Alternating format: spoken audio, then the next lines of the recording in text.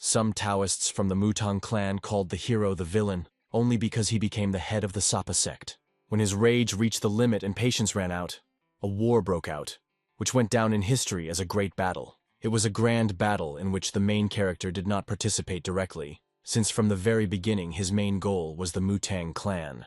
The Lord came and destroyed the 3 palaces of the clan, decapitating the elders and the leader. The head of Sapa asked the dying leaders why he was accused of sins, although they themselves were the first to declare war. However, even on the deathbed, enemies continued to repeat that he was an exceptionally innocent egoist. Such accusations seemed even funny to the warrior. Soon a truce was enclosed between the warring parties. However, the authority of the clan, which has been the sacred place of Taoism for thousands of years, has seriously shaken. The once powerful organization fell to the lower position among 9 kung fu clans. All the fault was their humiliation before the formidable enemy. Of course, the leader was far from the great masters, especially given his difficult disposition, and he himself perfectly understood it. However, when the health of the ruler gave way, he lay in his bed, and the memories of the past clearly popped up in his mind. It even seemed to him that he had gained a certain dying insight. Pupils, elders, and all faithful associates realized his critical state and sobbed at his bed. Among them there was only one person named Chonat Men. This man had his own shortcomings, but he remained extremely devoted to his mentor. He even decided to go on a trip in order to find eternal youth for the grass-dying grass. However, the Lord knew that this boy would not understand anything in medicinal herbs, and even if he finds something, most likely only weeds would collect.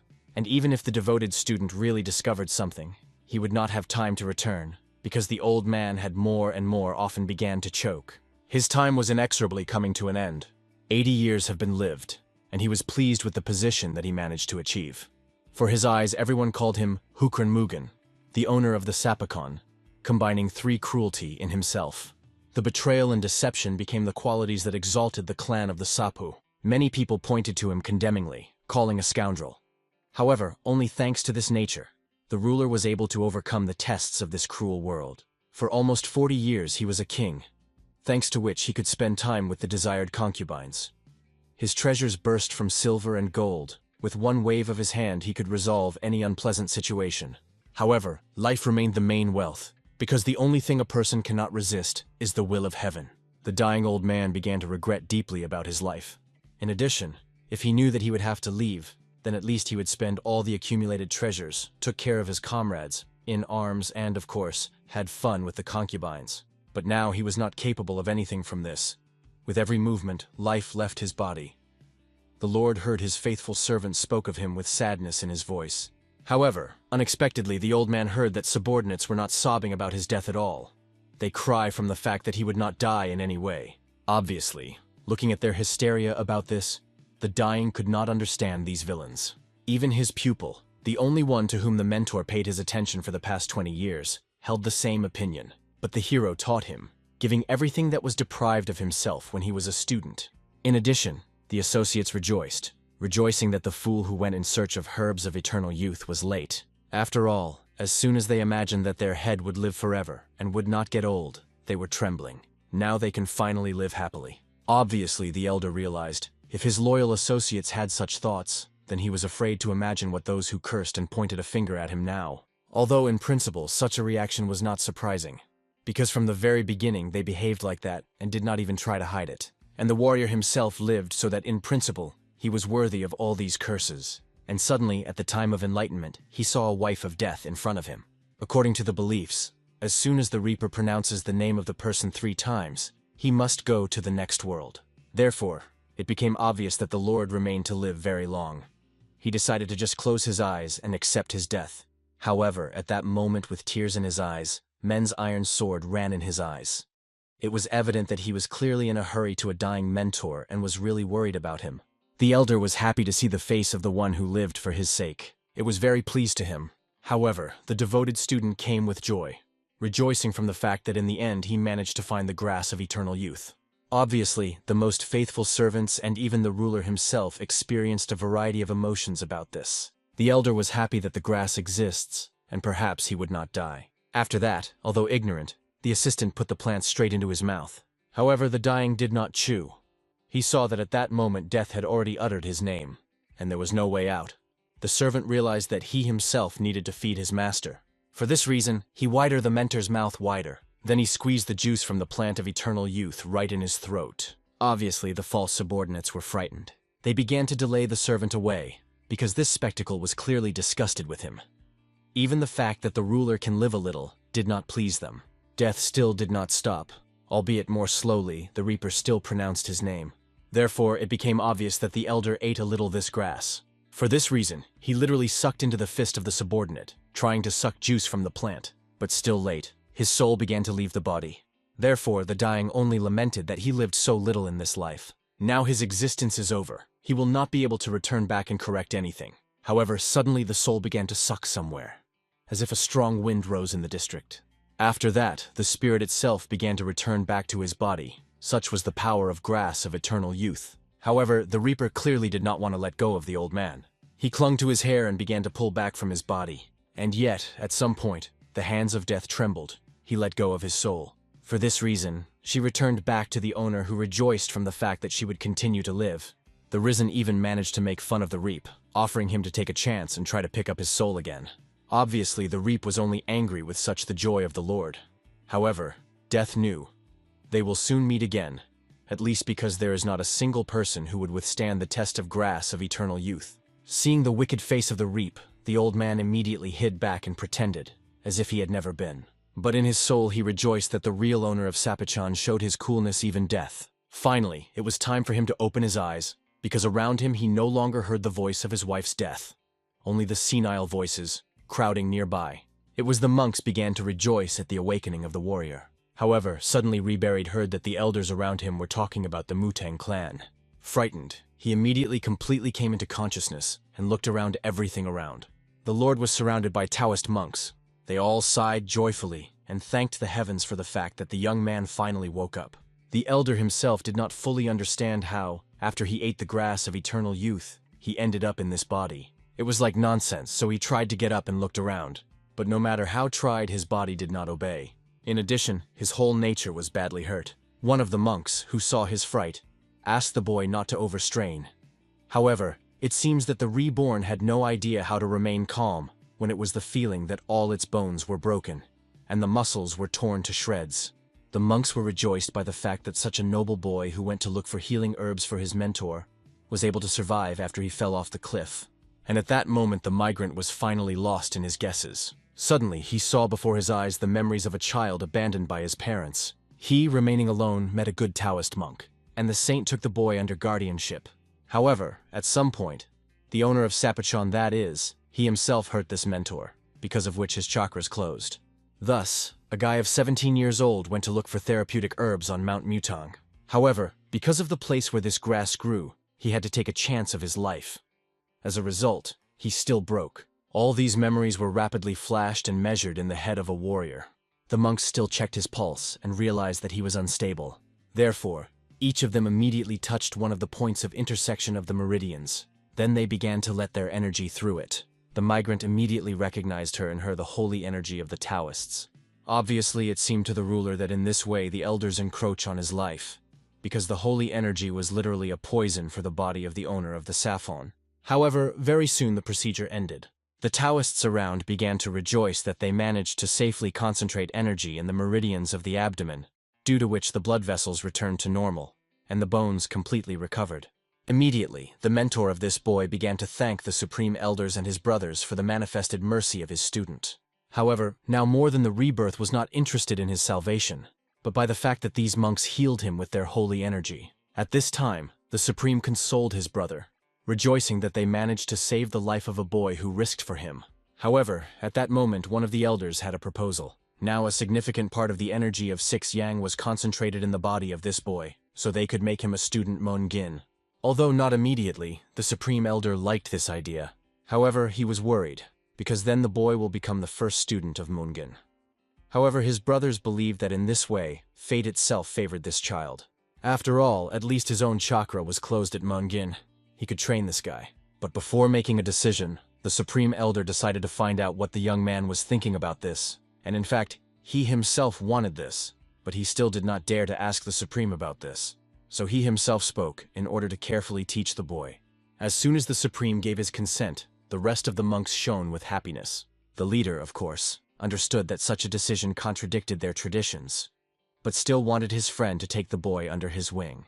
And obviously the man was insanely grateful. And then he bowed to the Supreme Elder. Then it's time to choose a name for the child that he will wear at the temple. The first particle of the name of the boy was to be the name of his teacher. As the end of the name, Monjin decided to add another syllable mu. Thus now the boy was to be called Jin Mu. Obviously the migrant did not like this name because it was literally truly Taoist.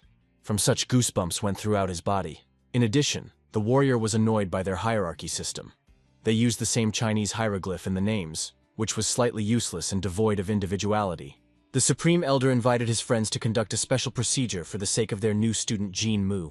They took hands, and then they began to read the healing and exile spell. They struggled for all demons and evil spirits to leave the student's body, so that the tormented body is restored faster. However, for the Lord, this procedure was especially painful, because he was used to the fact that when injuries, compresses, or tires are applied to him. So earlier, the most immoral and vile, sweeping everything in his path, the owner of the Sapa and the absolute lord of the separated sea, was reborn and became a student in a completely destroyed Mutan. Now he was forced to bear the name Jin Mu. Finally, the warrior realized what tests the Reaper spoke about, because it is really difficult to live a new life, preserving all the memories of the past in his head. But this was not the only test, because since the energy of 6 Yang was concentrated in his body, all his forces had previously turned into dust. Thus, earlier the great warrior could not even master the technique of a wooden dragon. But the most sad was his reflex. Now every time his teacher called him, he answered unconsciously politely, all because in his head there were the memories of that idiot breaking off the cliff. And the experiences remaining in his memory controlled his actions in relation to the people familiar to him. In addition, from his past life, the elder knew his new teacher very well. During his attack, this brave man, despite the fact that half of his hands burned, blocked his path, and guarded the palace until the last. Monjin was one of the great students of that time, having a special fighting spirit. The decision to leave him alive was a mistake for which the warrior has been reproached himself for a long time. But despite all his feelings, he still remained insanely polite and respectful to the teacher. All this happened involuntarily, and besides, now the absolute Lord Marima cut vegetables every day. He masterfully cooked soups and also invested his whole soul, preparing lunch for his teacher. Only when everything was ready did he finally understand what he had done. And he was insanely indignant at his new body. So much was ready to scream the whole world in order to get out of this body as soon as possible. Soon the next hour of training with the teacher came. While he was engaged in a sword, Monjin watched him, drinking Chinese tea. At some point, the Reborn decided to create one of the combat formations. He managed to fill the blade with internal energy. The teacher was insanely proud of his student, who developed so quickly in martial arts, especially considering that even after many years of training, filling the sword with energy is not an easy task.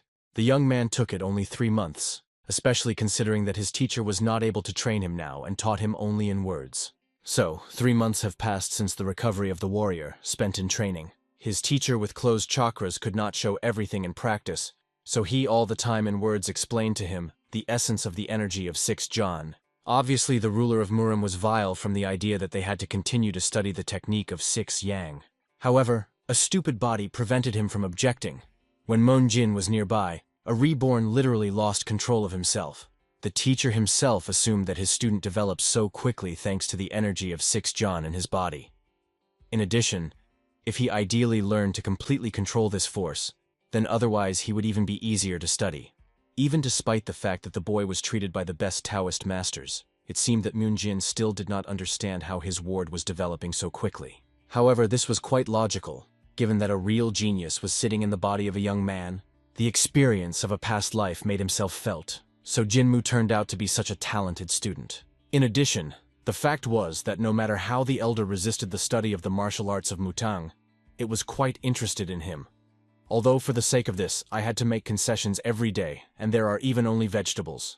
After all, this martial art was more systematic and safe in comparison with the rapidly progressive, but at the same time very dangerous martial art of Sapa. So, only having started to study the Taoist martial art, the Lord realized why it was so popular.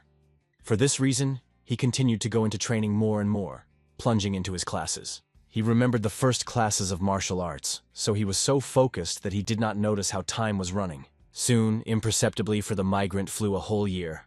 During this year, its basic weapons owners were completely honed. For this reason, he decided to note this event, and at least a little stuffed meat after such a difficult training. In addition, carefully looking at the tree on which he worked out the maneuvers, the warrior realized that although his martial art exceeded any other techniques studied earlier, he had one problem. The energy grew too slowly. Therefore, despite the fact that he trained diligently throughout the year and began to skillfully own a sword, there was too little energy. For this reason, obviously, the elder was unhappy. He even wanted to do the usual martial art. Thus, he could jump over several stages in one fell swoop. But this would be simply impossible due to the contradiction of internal energies. But he needed to reach the absolute level as soon as possible. True, in just 1 year he already managed to do a lot. Now he could only become the main student. Shortly before this, one of the guys passing by saw the hero and thought that he was so talented as if already becoming the main student. The coming boy was a student of the second link, whose name was the Reborn could not even remember. However, the boy was still a little rude. It was this young man who prompted Jinmu that the idea of becoming the main student, so that he was trained by the Supreme Elder himself. After that, he could even become his main associate. But the warrior, like no other, knew that everyone wanted to take the place of the chief student, and the competition was huge. Therefore, he was more angry with these meaningful conversations. As it turned out, the boy talked about this because he himself dreamed of becoming the main student for the sake of several privileges, as well as the legendary secret of double energy. Only when he heard about this, the Lord ran closer in order to ask again if he was heard. Obviously, the secret of double energy is exactly what he needed. It was a technique that allows you to concentrate 2 energies in one body. Secretly passed on in Mutong from generation to generation, this technique itself appeared long before the birth of the old man. However, in Mutang, there was still no master who would know the technique of double energy in practice, and the hero hopes to become the first. Only in this case, martial art from a past life and holy energy would be in harmony, and he could use the strong techniques of a dark dragon from a past life. Therefore, the warrior was convinced to become the main student is exactly what he needs. Of course, the migrant was surprised that the owner of such experience did not know such a common fact, but he decided to catch up. Suddenly, the boy warned Jinmu that he would not flatterly, because the development of this technique is something close to the impossible. Plus, besides, all students will compete for a place under the sun, and not only students from their palace will take part, but also from others too. The Lord considered this guy a real blank if he believes that there were rivals for him in this place. In addition, he believed that, according to tradition, the main student would become the strongest, so he planned to get rid of his rivals and take the place of the main student. In addition, if he solves this problem, he will finally be able to get away from such a good-hearted clan and heal his full life. But despite all his plans, the duties remained on schedule. For this reason, he continued to take care of the mentor and even thought about how to find a way to cure him. Of course, it was already a miracle that the teacher remained alive after the closing of the chakra. However, his current body was constantly worried about the teacher, so even when he tried to leave the mountains for a short time, his legs returned him back. To get rid of this state, he needed to take care of the health of the mentor. The warrior saw only one way: to feed his teacher with meat, so that his body is stronger. Before that, the Lord needed to spend a lot of time and effort in order to force the mentor to eat meat, because in the clan, even patients, it was customary to feed the same grass. But recently, he noticed that the meat clearly improved the condition of the teacher. Because of this, his body began to worry less, and he was able to even leave the mountain for a while.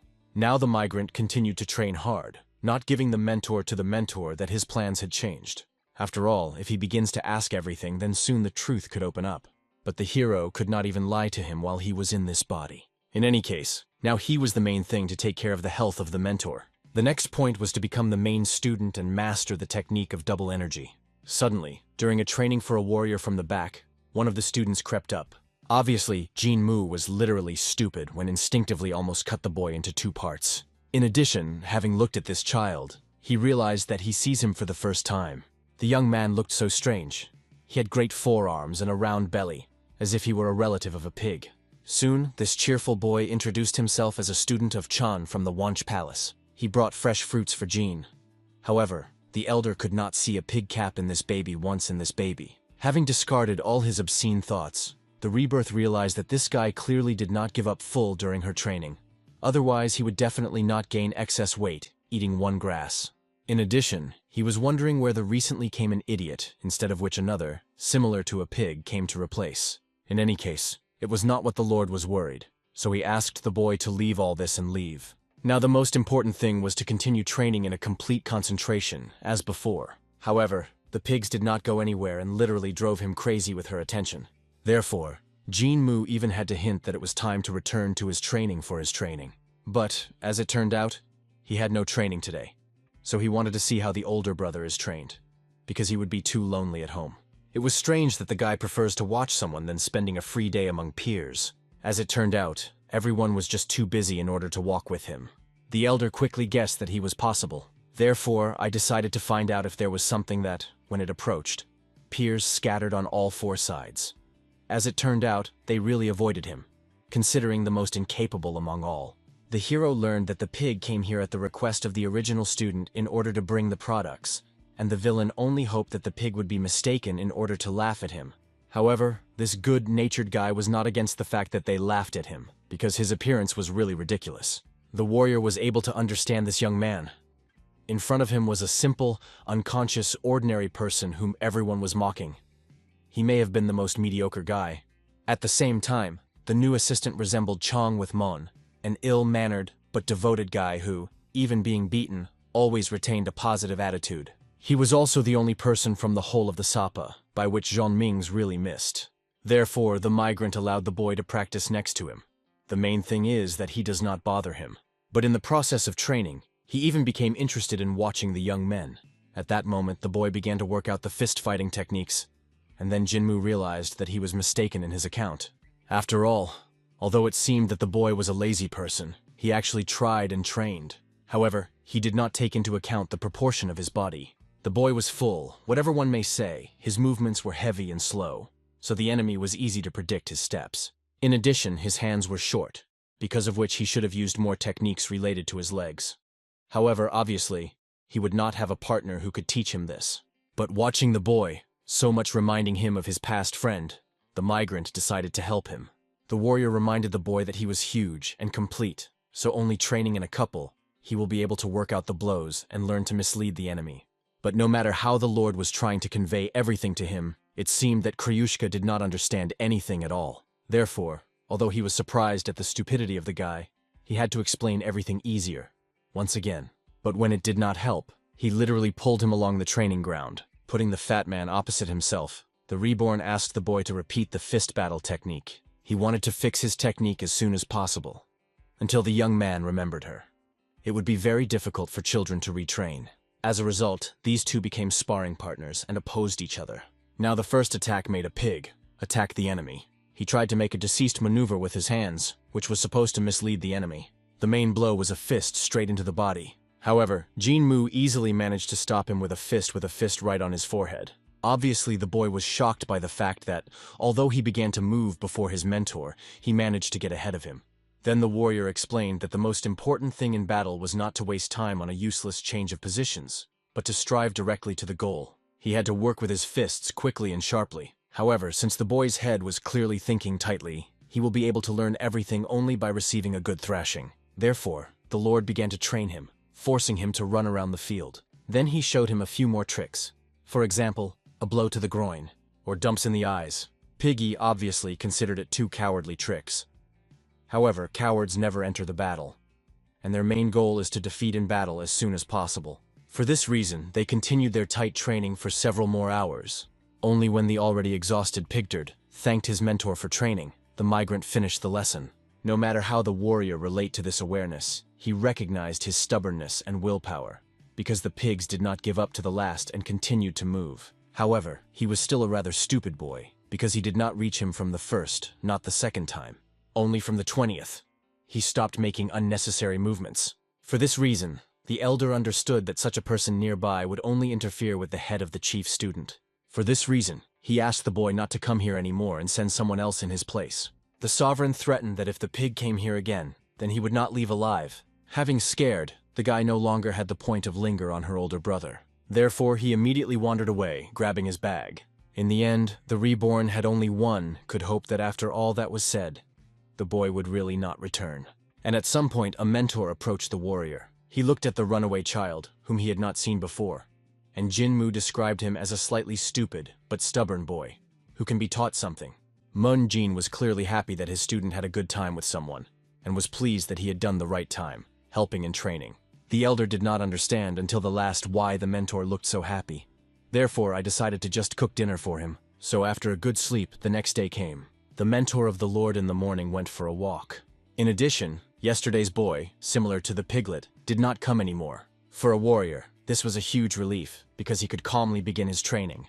But as soon as he was delighted, he immediately heard a loud voice behind his back. He also saw a boy who looked like a pig, and next to him was a student from Vonch named Jin Ho. He was a senior student. His status was higher than that of Jin Mu. In addition, his mentor was a man from the generation of Chaklol, which is one of the 7 of the best masters of all Mutang. Obviously, the hero until the last did not understand why this man came to him. But for starters, the migrant tried to be polite, so he greeted the senior student. However, he immediately attacked him with screams and discontent. Then he explained that he came here because of his younger student. He was unhappy that Jin had taught him with dirty tricks, because of which the pig damaged another child in a common training. Although the warrior tried to remain calm, he was glad that the boys still won. The senior student was still indignant from the fact that Jin dared to teach such methods of the child in such a sacred place. However, the rebirth believed that all means were good for a real victory, so he asked the senior student to get away if he did not want to say anything else. The Lord believed that if the hands and legs of the defeated students are intact, then there was no reason to come to him in the morning. Obviously, the senior student immediately realized that something was clearly wrong with this guy. He knew that Jin was studying with the Malays of Mungin. He was always a kind child who took care of the mentor. However, his ignorance and insolence made a real bully from him. Earlier, the boy had enough yang energy, but perhaps now a lot of yin energy has accumulated in him. In this state, he studied technology only in words, without applying them in practice. Thinking about it, now everything has become in its place. If he trained alone, he became arrogant, and his soul changed for the worse. But the senior student could not close his eyes to this. Although he was not a student of his palace and had no right to punish him, he wanted to teach the boy a lesson. He was still a senior student. However, the warrior was not afraid of anything, only rejoicing that such a chance turned up so quickly. After all, having defeated this shade, he will be able to become famous and get a step closer to becoming the main student. When Jin Mu took out his sword, the senior student immediately scanned. Therefore, the Lord realized that most likely in the battle, he would have to use only a cover from his sword. However, even when after that he did not look scared at all, the senior student was clearly angry. But the Reborn did not see any more point to wait and decided to start their fight. After which he made the first attack, and these two collided in close combat. The first thing, Jin Mu aimed at his acupuncture point. In Mutang, the fencing technique was called the spiritual gates of 13 swords. But instead of smooth transitions of the warrior was very sharp and fast. Therefore, the senior student decided to pay him the same coin using the same technique. However, since he could not harm the younger student, he had to use his wrist as a goal. But how was he surprised when the hero himself decided to use the same cowardly techniques, aiming at his groin. Therefore, his plans changed sharply to defend his dignity. And in the last second, he still managed to recapture this attack. After a failed blow to the groin, the Lord began to aim in his eyes. These were strange techniques, because the spiritual gates of 13 swords was the technique of depriving the enemy of weapons and thereby winning it. In addition, there was a rule in Mutang: the owner of the sword should not wish the enemy to death. So now, finally, the senior student was convinced that the constant desire to aim with a sword in the eyes and the groin is part of the technique of Sapa. However, he was madly infuriated by such a vile and low martial art. Therefore, he immediately attacked this scoundrel with a sword. However, the warrior still managed to get a guy on his wrist, after which he calmly knocked out the weapon out of his hands. Thus, in one instant, he became the winner in this battle. Obviously, the senior student could not believe it for some time. In addition, although he lost, he did not feel disorder. The winner was waiting for the right moment in order to conduct this technique, and reach such a level in just a year. This skill reminded him of their mentor in his youth. So you could consider Jinmu an excellent successor. The senior student did not even know how to express his admiration for this student. However, when he had already tried to praise him, he saw that the hero attacked him with his fists. The migrant tumbled him to the ground and continued to beat him, despite the fact that the fight was over. As it turned out, the warrior only rejoiced that the monk could finally beat. In addition, he was able to release all the anger which accumulated in him because of his teacher. After such a cruel beating, the senior student did not look very good. The pig himself watched this and finally realized how strong Jinmu was. And despite the fact that he used rather vile tricks, the fat man was delighted. However, the Lord, noticing the pig, immediately demanded that the boy should not stand a pillar, but to take his older brother to the hospital in the palace of Chandong. So the warrior finally took the first step towards becoming the main student. The rumor of Jin once scattered at the speed of light thanks to the chatty of Chan Yu from the hospital of the palace. And it doesn't matter whether the migrant retained the traditions of Taoism. The fists decide everything. But in this, he had no equal all over the world. Now he began to interest him the question: which of the students was considered the strongest in Mutang? He had to meet him in order to curb him. Soon, at the Council of Elders, the Supreme found out that Jin Mu managed to defeat Jin Ho. The Supreme did not even believe, so he asked to tell him a full story again. It became known that the Reborn managed to teach a child from the generation of Chan to the fist-fighting technique. However, the elders were not happy with these news, because Jin Ho was greatly beaten and has not yet come to his senses, so they could not find out the details from him.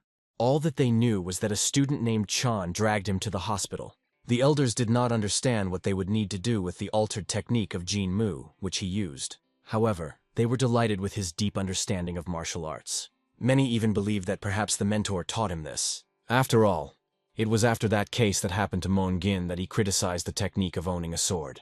He said that it was necessary to take care of not about the form, but about the benefits of martial art. The Supreme understood what case was being discussed. Then, when the godless Hukran Mugan invaded Mutang, destroyed 3 palaces and killed everyone who was there. For this reason, the Supreme felt his guilt. He was so busy that he had never visited Mongin recently. Therefore, he decided to go to him, and already on the spot to listen to the explanations of Jin Mu and talk to his teacher. So the events returned to the palace of the warrior. Chan joyfully ran there to tell that he had agreed with the elders. Now he would live with the hero. In addition, his elder brother told him to study a lot with the Lord. Jin Mu had already wanted to protest, however, as it turned out. Myun Jin gave his consent to this. He explained that Jin Ho came to him last night with a similar request, and he decided to satisfy her. Jin Mu understood that Chan had only to bother him. The migrant tried to explain to the teacher that he was not yet ready to train other students. However, Kryushka had already told the mentor about what happened. For this reason, the elder took his hands to Jin Mu in his own and almost cried with joy. However, at this moment, goosebumps passed all over the Lord's body. The mentor asked that the boy did not doubt himself, because his victory over Jin Ho is a big step forward. He also considered his appearance a great success for Mutang, and familiar from above. In addition, he, as a teacher, only rejoiced at the successes of the ward, because his excellent student went even beyond what he was trained. After that, Munjin also asked for a new younger student Chan to train hard. The mentor went to rest, finally asking his pupil to cook a simple dinner for him. It was lucky that Chan immediately volunteered to help and delivered the immigrant from cooking for a mentor. But before distributing instructions, the warrior decided to seriously discuss everything with him. He warned the boy that if he did not want problems in the future, he should do only what he was ordered. Also, on any training, any exclamations, even admiration, were strictly prohibited. The Lord promised the boy that if he fulfills these 3 simple conditions, nothing would happen to him. However, for each violation of it, a serious punishment awaits him. Chan agreed with all the conditions, so the hero sent him on business. Obviously, at first the boy did not even understand what was talking about. So Jin Mu decided to kindly demonstrate the duties of the fat man. Soon the pig was already in the chicken coop catching chickens. After he brought the bird, he had to separate it on his own. Then he lowered the carcass into hot water, and then began to remove feathers. And only after everything was ready, he began to cook it. Obviously, Jean Mu pleased that Chan was so obedient. In addition, it was very convenient to force someone to work in his place. In the process of cooking, Chan decided to ask the warrior about how he turned that battle yesterday. The victory over Jin Ho, who received the recognition of all mentors, was a literally legendary event. Obviously, the old man was pleased that the boy admired him so much. The fat man really was madly like his loyal servant. He was also not very smart and had a bunch of shortcomings. However, the devotion of this child was not equal. And besides, he was a very kind guy and suffered all the humiliation from his peers. The immigrant was pleased that he could dump all his concerns on this good man. At that moment, Chan was scared. Whether everything would be in order with them, because one of the commandments of Mutang forbade to eat meat. The sovereign enraged only one thought about these 10 commandments of Mutang. If you become a master, you must follow certain moral standards. One of them is an absolute ban on the food of animal origin. If there is meat, then after young energy is born in the chakra, it will not accumulate and will increase ki energy. Therefore, in Mutang, all students are strictly forbidden to eat meat. Herbs are the main thing in their diet. However, Jean Mu explained Chonu that everything would be in order with the teacher, since he has been eating meat for a long time. After that, the Reborn calmly went into the house in order to take everything to the mentor. Leaving, he saw how Chanyu licks, and was indignant at ignorant monks who prohibit meat and stop the hard growth. In any case, having come to the mentor, the warrior set a portion in front of him, asking to eat as much as possible in order to restore energy. Moonjin was clearly grateful to the hero. Thanks to his advice, there is meat. He began to feel an increase in his own forces. But 2 months ago, he could not even leave the house. Obviously, the Lord was happy. As soon as the mentor became easier, he could leave this stolen mutant. The main thing now is that his body stops worrying about Moonjina. Suddenly, Moonjin proposed joining the meal to his student, who refused, as he was going to eat with Chanyu. And Moonjin himself did not notice how the next time Jeanmu suggested to catch 3 chicken, because he understood that 1 chicken for 2 would not be enough to restore the strength of adult students. Jinmu saw how his previously holy mentor falls lower and lower, retreating from moral standards. But he did not show it, and went to eat. He was also insanely hungry, although he had not yet eaten anything in the morning. However, when the migrant came out, he saw that the filthy pig ate everything into one snout.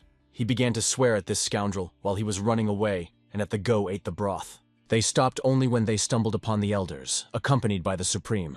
Obviously, the warrior excited. Why did they come so suddenly? The piglet was so frightened so much that he immediately dropped the plate from his hands. Then he knelt down low and began to bow. Jinmu wondered that he had already managed to do so that they would come. However, the elder immediately approached the hero and began to report to him for eating meat. This smell was felt even at the foot of the mountain. The elder was angry that because of a sick mentor who could not follow him, he decided to brazenly violating the commandments. He, as the head of this palace, could not close his eyes to this violation and had to report on the whole mentor of the boy. After which, they all rose at once in order to seriously talk to Mungin.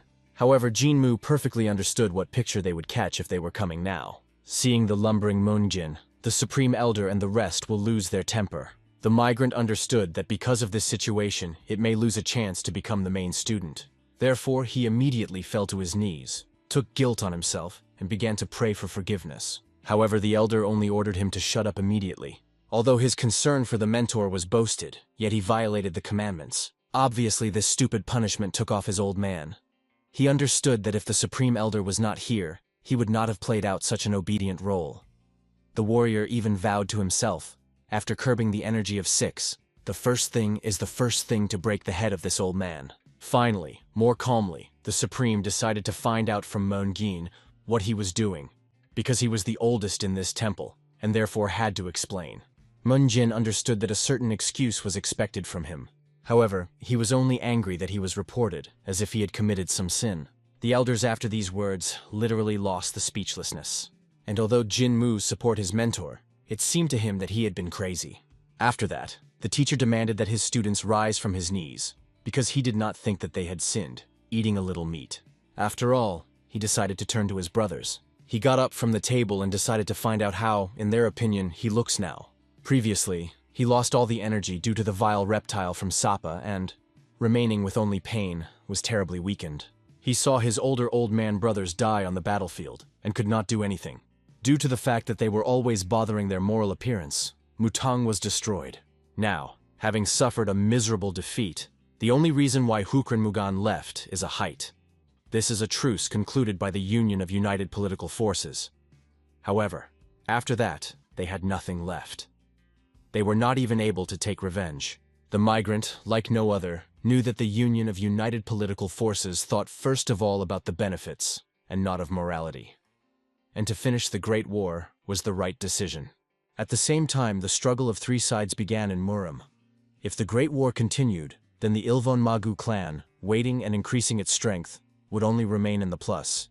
Therefore, the Union, wanting to prevent a similar outcome, saved the Mutan, concluding a truce. However, after that, everyone turned away from the Mutang. The clan was forgotten and fell into decay. When someone is strong, everyone is ready to help him. But as soon as you weaken, they will turn away from you. Such was the law of Muram. And although it was cruel, it was a reality. In the same way, the mention of the Taoist sect Quan Zhen, as well as many other clans, disappeared from the pages of history. Therefore, he praised the mentor for his words. He was interested in how the Supreme Elder would answer this. At this time, Moon Jin explained to the Supreme that he himself was surprised by the offer of his student to eat meat. But when he explained that this would help him gain strength, the student was right. After eating, he really felt a surge of strength. Recently, he even walked near the temple. Only after hearing this, the Supreme was stupefied, because like no other, he knew that Moon Jin was chained for 10 years to bed, and now he was walking. Moon Jin himself, although he apologized for violating the commandments, made it clear that this improved his condition. He perfectly understood that in order to accumulate yang energy, they did not eat meat. But in order to gain physical strength, meat is necessary. After all, before that he was exhausted so much that he could not teach his student martial arts. And due to the fact that they could not be killed, they could not repel sapes. The 3 palaces that were burned are still not restored. Therefore, now he did not understand what the benefit of all these commandments if Mutang could disappear. The rest of the elders were indignant, believing that Moon Jin went crazy, offering to get rid of the commandments. After all, the commandments are the essence and history of Mutang. Despite the fact that Moon Jin really got better, following the commandments were the basis of their discipline. In addition, he was accused of that he wants to equate them to sape. However, Moon Jin insisted that he proposes to change the traditions a little in order to survive. He did not see anything bad in the breaks, and suggested trying to find a compromise if the elders did not suit something. As a result, the entire booth stopped after the voice gave the Supreme. He promised to independently solve this issue and asked the elders to go, so that he would talk to Moon Jin alone. While the rest were hesitated, the Supreme raised his voice, thus forcing them to go away. So forced to leave, the elders left the estate, and Jinmu and Chan left alone. It was evident that the younger student was worried, not knowing what to do. The warrior himself did not understand why these monks were made from the fly of the elephant. After all, they just ate meat, but they brought the conversation to some changes in the commandments, greatly complicating everything. In addition, the resettler feared that after what happened, his opportunity to become the main student would simply disappear. But the very next day, the ruler was called to the Jiso Palace. There he had to appear before the elders and the Supreme. The elder tried to console himself that he would not receive a serious reprimand. After all, he just ate meat. In addition, he hoped that the punishment would not be too serious. However, the Supreme immediately declared 3 sins that were on the shoulders of the immigrant. Obviously, the warrior did not understand where the 3 misconduct came from, because his only sin was a violation of the rules for the use of meat. Therefore, it seemed to him that now his main dream would end on this. The first of the sins was that he pushed his mentor to violate one of the commandments. Secondly, he changed the technique of owning a sword and engaged in teaching the younger without permission. Thirdly, violating subordination, he injured the senior student. Obviously, the Lord was angry from the fact that everything that could be imagined to his sins was glued to his sins. In addition, everyone now stared, waiting for him to recognize these misconduct. Obviously, he had no choice, so he agreed, waiting for how severe punishment he would be issued. Finally, the Supreme said that he would put forward his punishment. As it turned out, for a whole month he will have to restore the Hamunjin pond. In addition, in the future, he was allowed to eat meat as necessary. The rest of the elders immediately began to shout that Jinmu should be in a dungeon, and that the Supreme was too kind to him. Therefore, everyone demanded that the leader revise his decision. However, the Supreme Elder has already got out that his decision was being discussed. He recalled that he did not allow anyone to express his opinion. Then he sent the boy away. The head of one of the palaces did not find a place from such a solution. So far, suddenly one of the elders did not ask for the opportunity to speak out. The elder suggested that the Supreme made such a decision because thanks to the meat, Moon Jin recovered. He rumors that Myong-gin could finally go even for walks, and he also felt his guilt. After all, it was he who needed to push Myong-gin to take meat, and not his student. As the main doctor, he had long observed the state of the mentor, and realized that he needed to eat meat food, but could not recommend it, because this would violate the commandment. However, he was well aware that there is nothing more important than human life, and the Supreme himself understood this, which was the reason for his decision. However, this was not the only reason he lifted the ban on meat.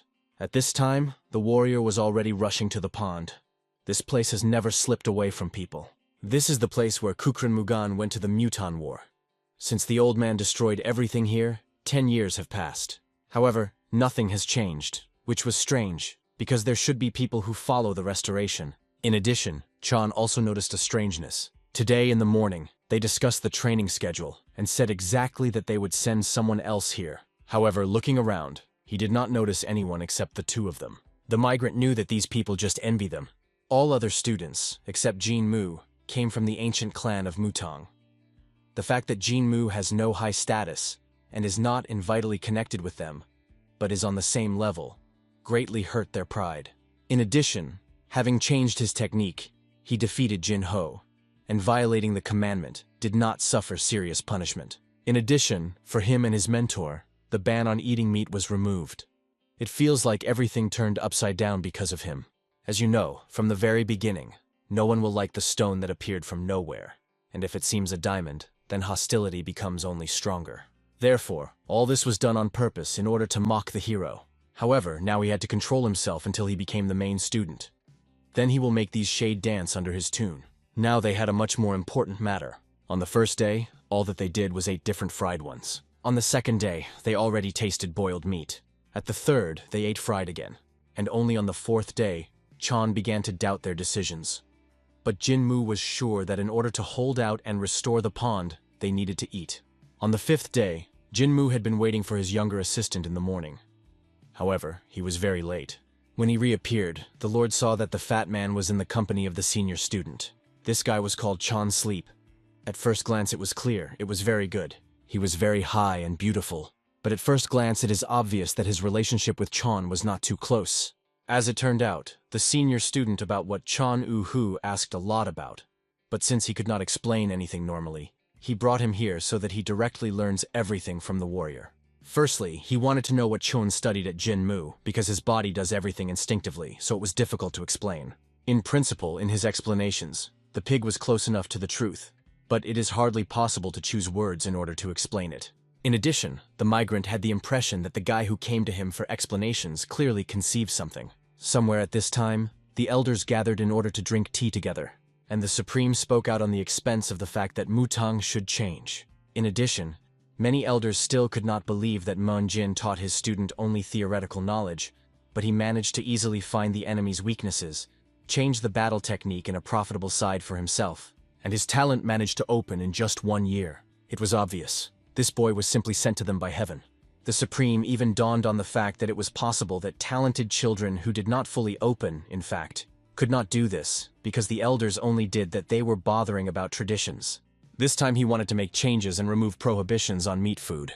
This was his first step in order to eventually see what this decision will lead to him.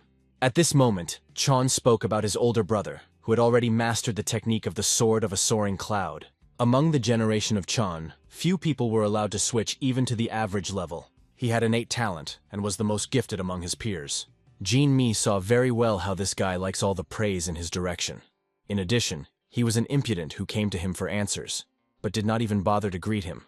However, suddenly Chan said that despite all his talent, his elder brother was engaged in households. Teachers did not deal with him much, and most likely it was because of his origin. Getting angry, the warrior only reminded Chan that there was no need to say something about his roots. Therefore the boy had to apologize, because he did not think that it would somehow be able to offend the older brother. At this moment, the Lord realized that let the guy be talented, but neglect of the masters makes itself felt. After all, the low position of the family and the lack of kinship with the clan are well despised. There are many similar situations in any clan. Nevertheless, it was the guys from the mutant from the ears to the heels that were disgusted by the hero. However, suddenly a wonderful idea came to the guy's head. Since these people were unpleasant to him, he could change them so as to become satisfied. After that, he gave the first task of Chan Yu to remove a large stone, because their main task was to restore the pond. Obviously, Chan resisted, because before that, Jin Mu put up this work as a formality, so that they could enjoy the caught game, waiting for the end of the punishment. And now, he tells him to move a real rock that cannot be removed. The elder brother perfectly understood that he could not move this stone, so that he even had to shook him sharply and quickly. The hero did not understand why the boy attributes ignorance, that it was unrealistic. Therefore, having received an order from his teacher, the fat man took up work. He began to grunt and sweat near the stone, but he did not move a millimeter. The warrior calmly watched him, and the senior student could not understand what Jin Mu had planned, and suggested that he simply decided to arrange a show. However, watching how he grins, The old man understood that very soon the student would understand that he had not come here in vain. Therefore, going up to the younger, he decided to demonstrate a little trick to him. He needed to bend his back and bring his toes together, press his knees to his chest. After all the points were made, the elder ordered the student to raise the stone.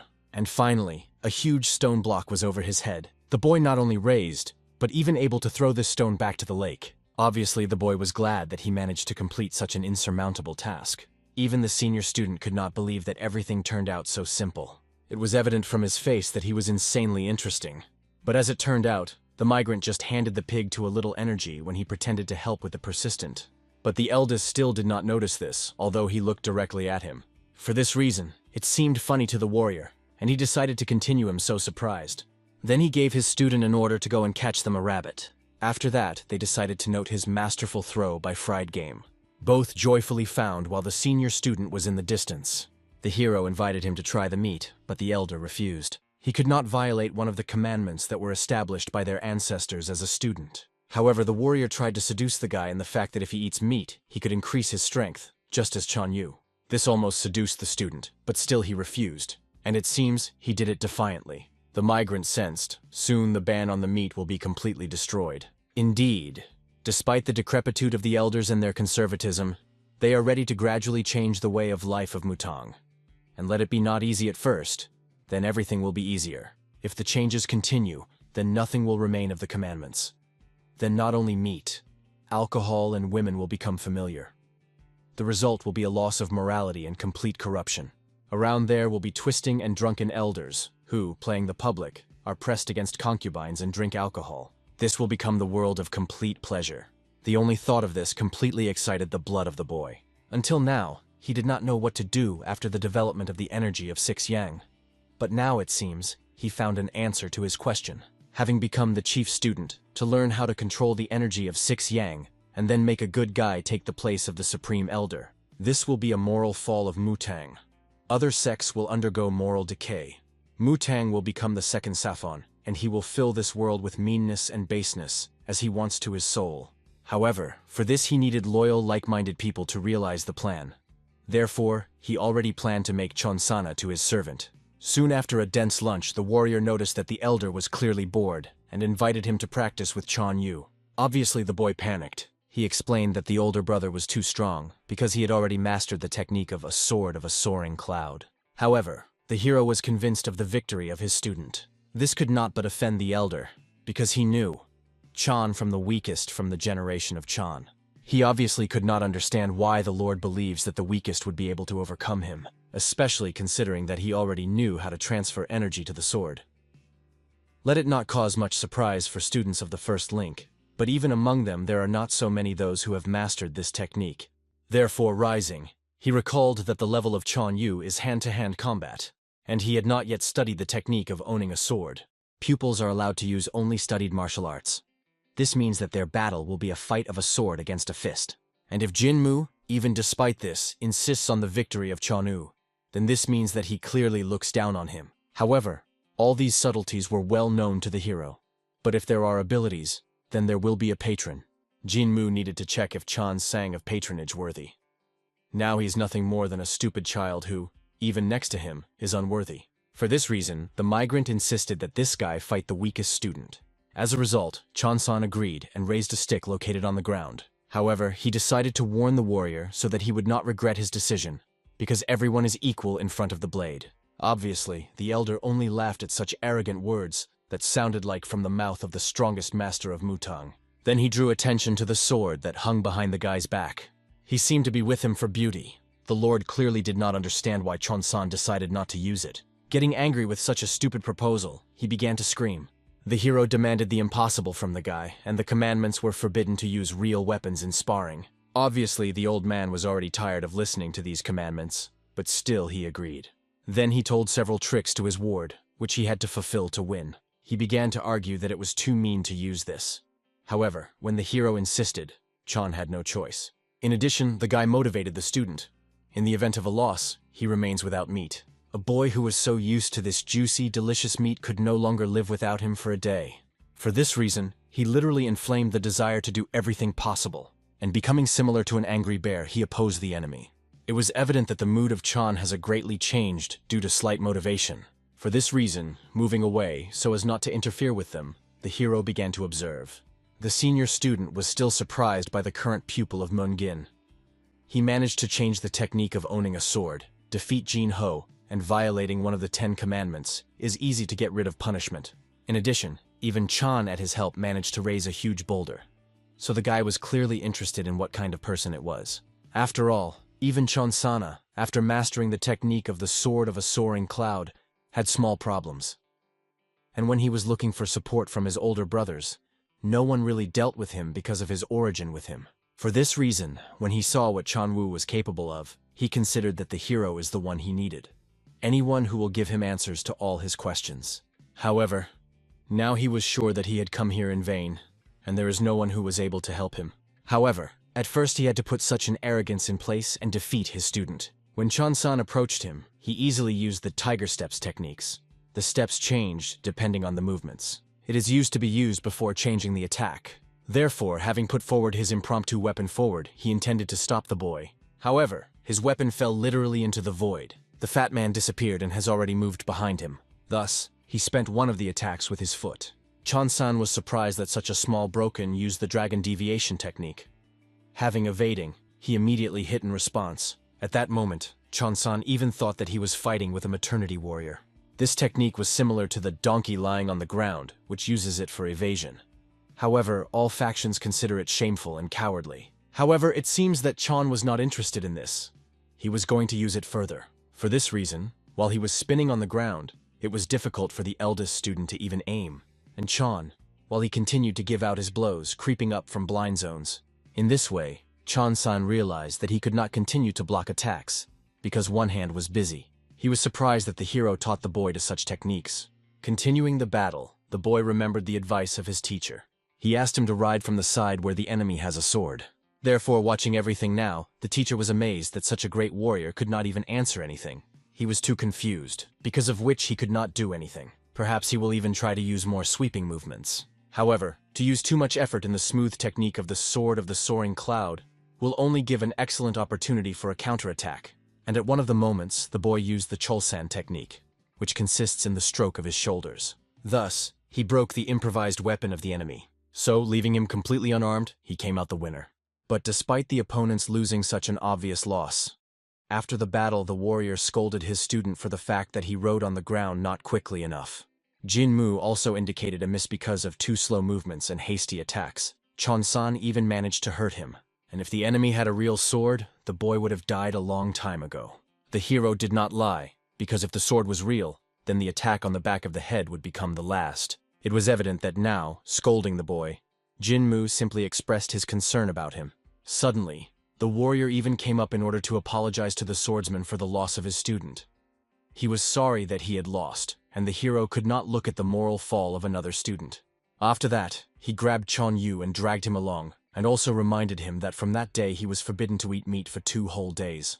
And although the boy tried to argue, he himself was to blame that he could not win beautifully in this battle.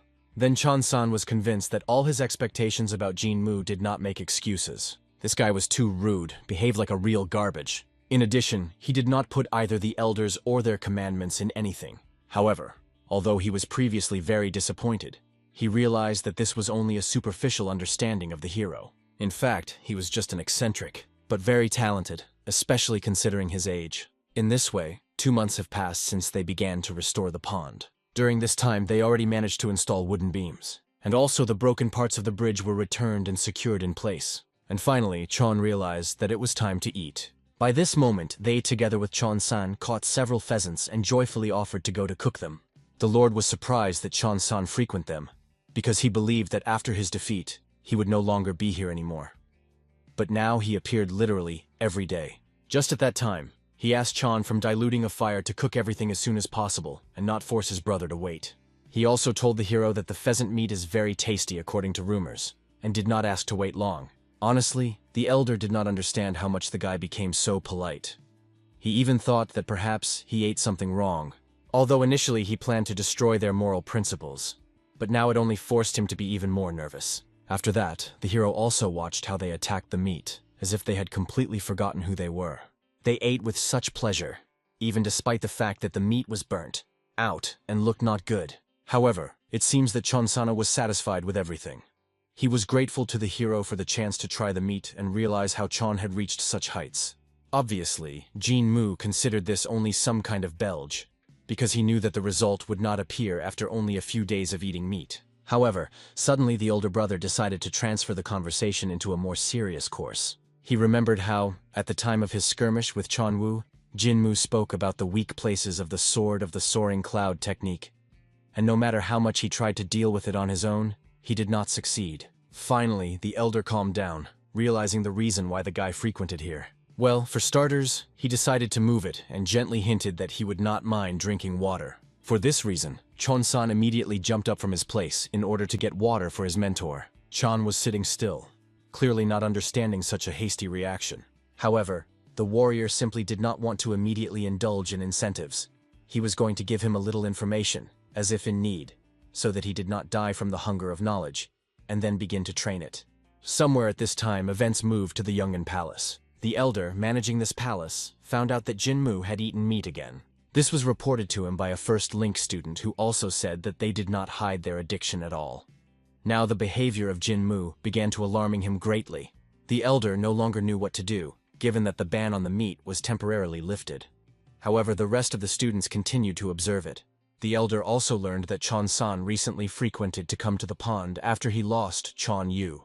In the end, he already realized that we were talking about the best student of the second generation.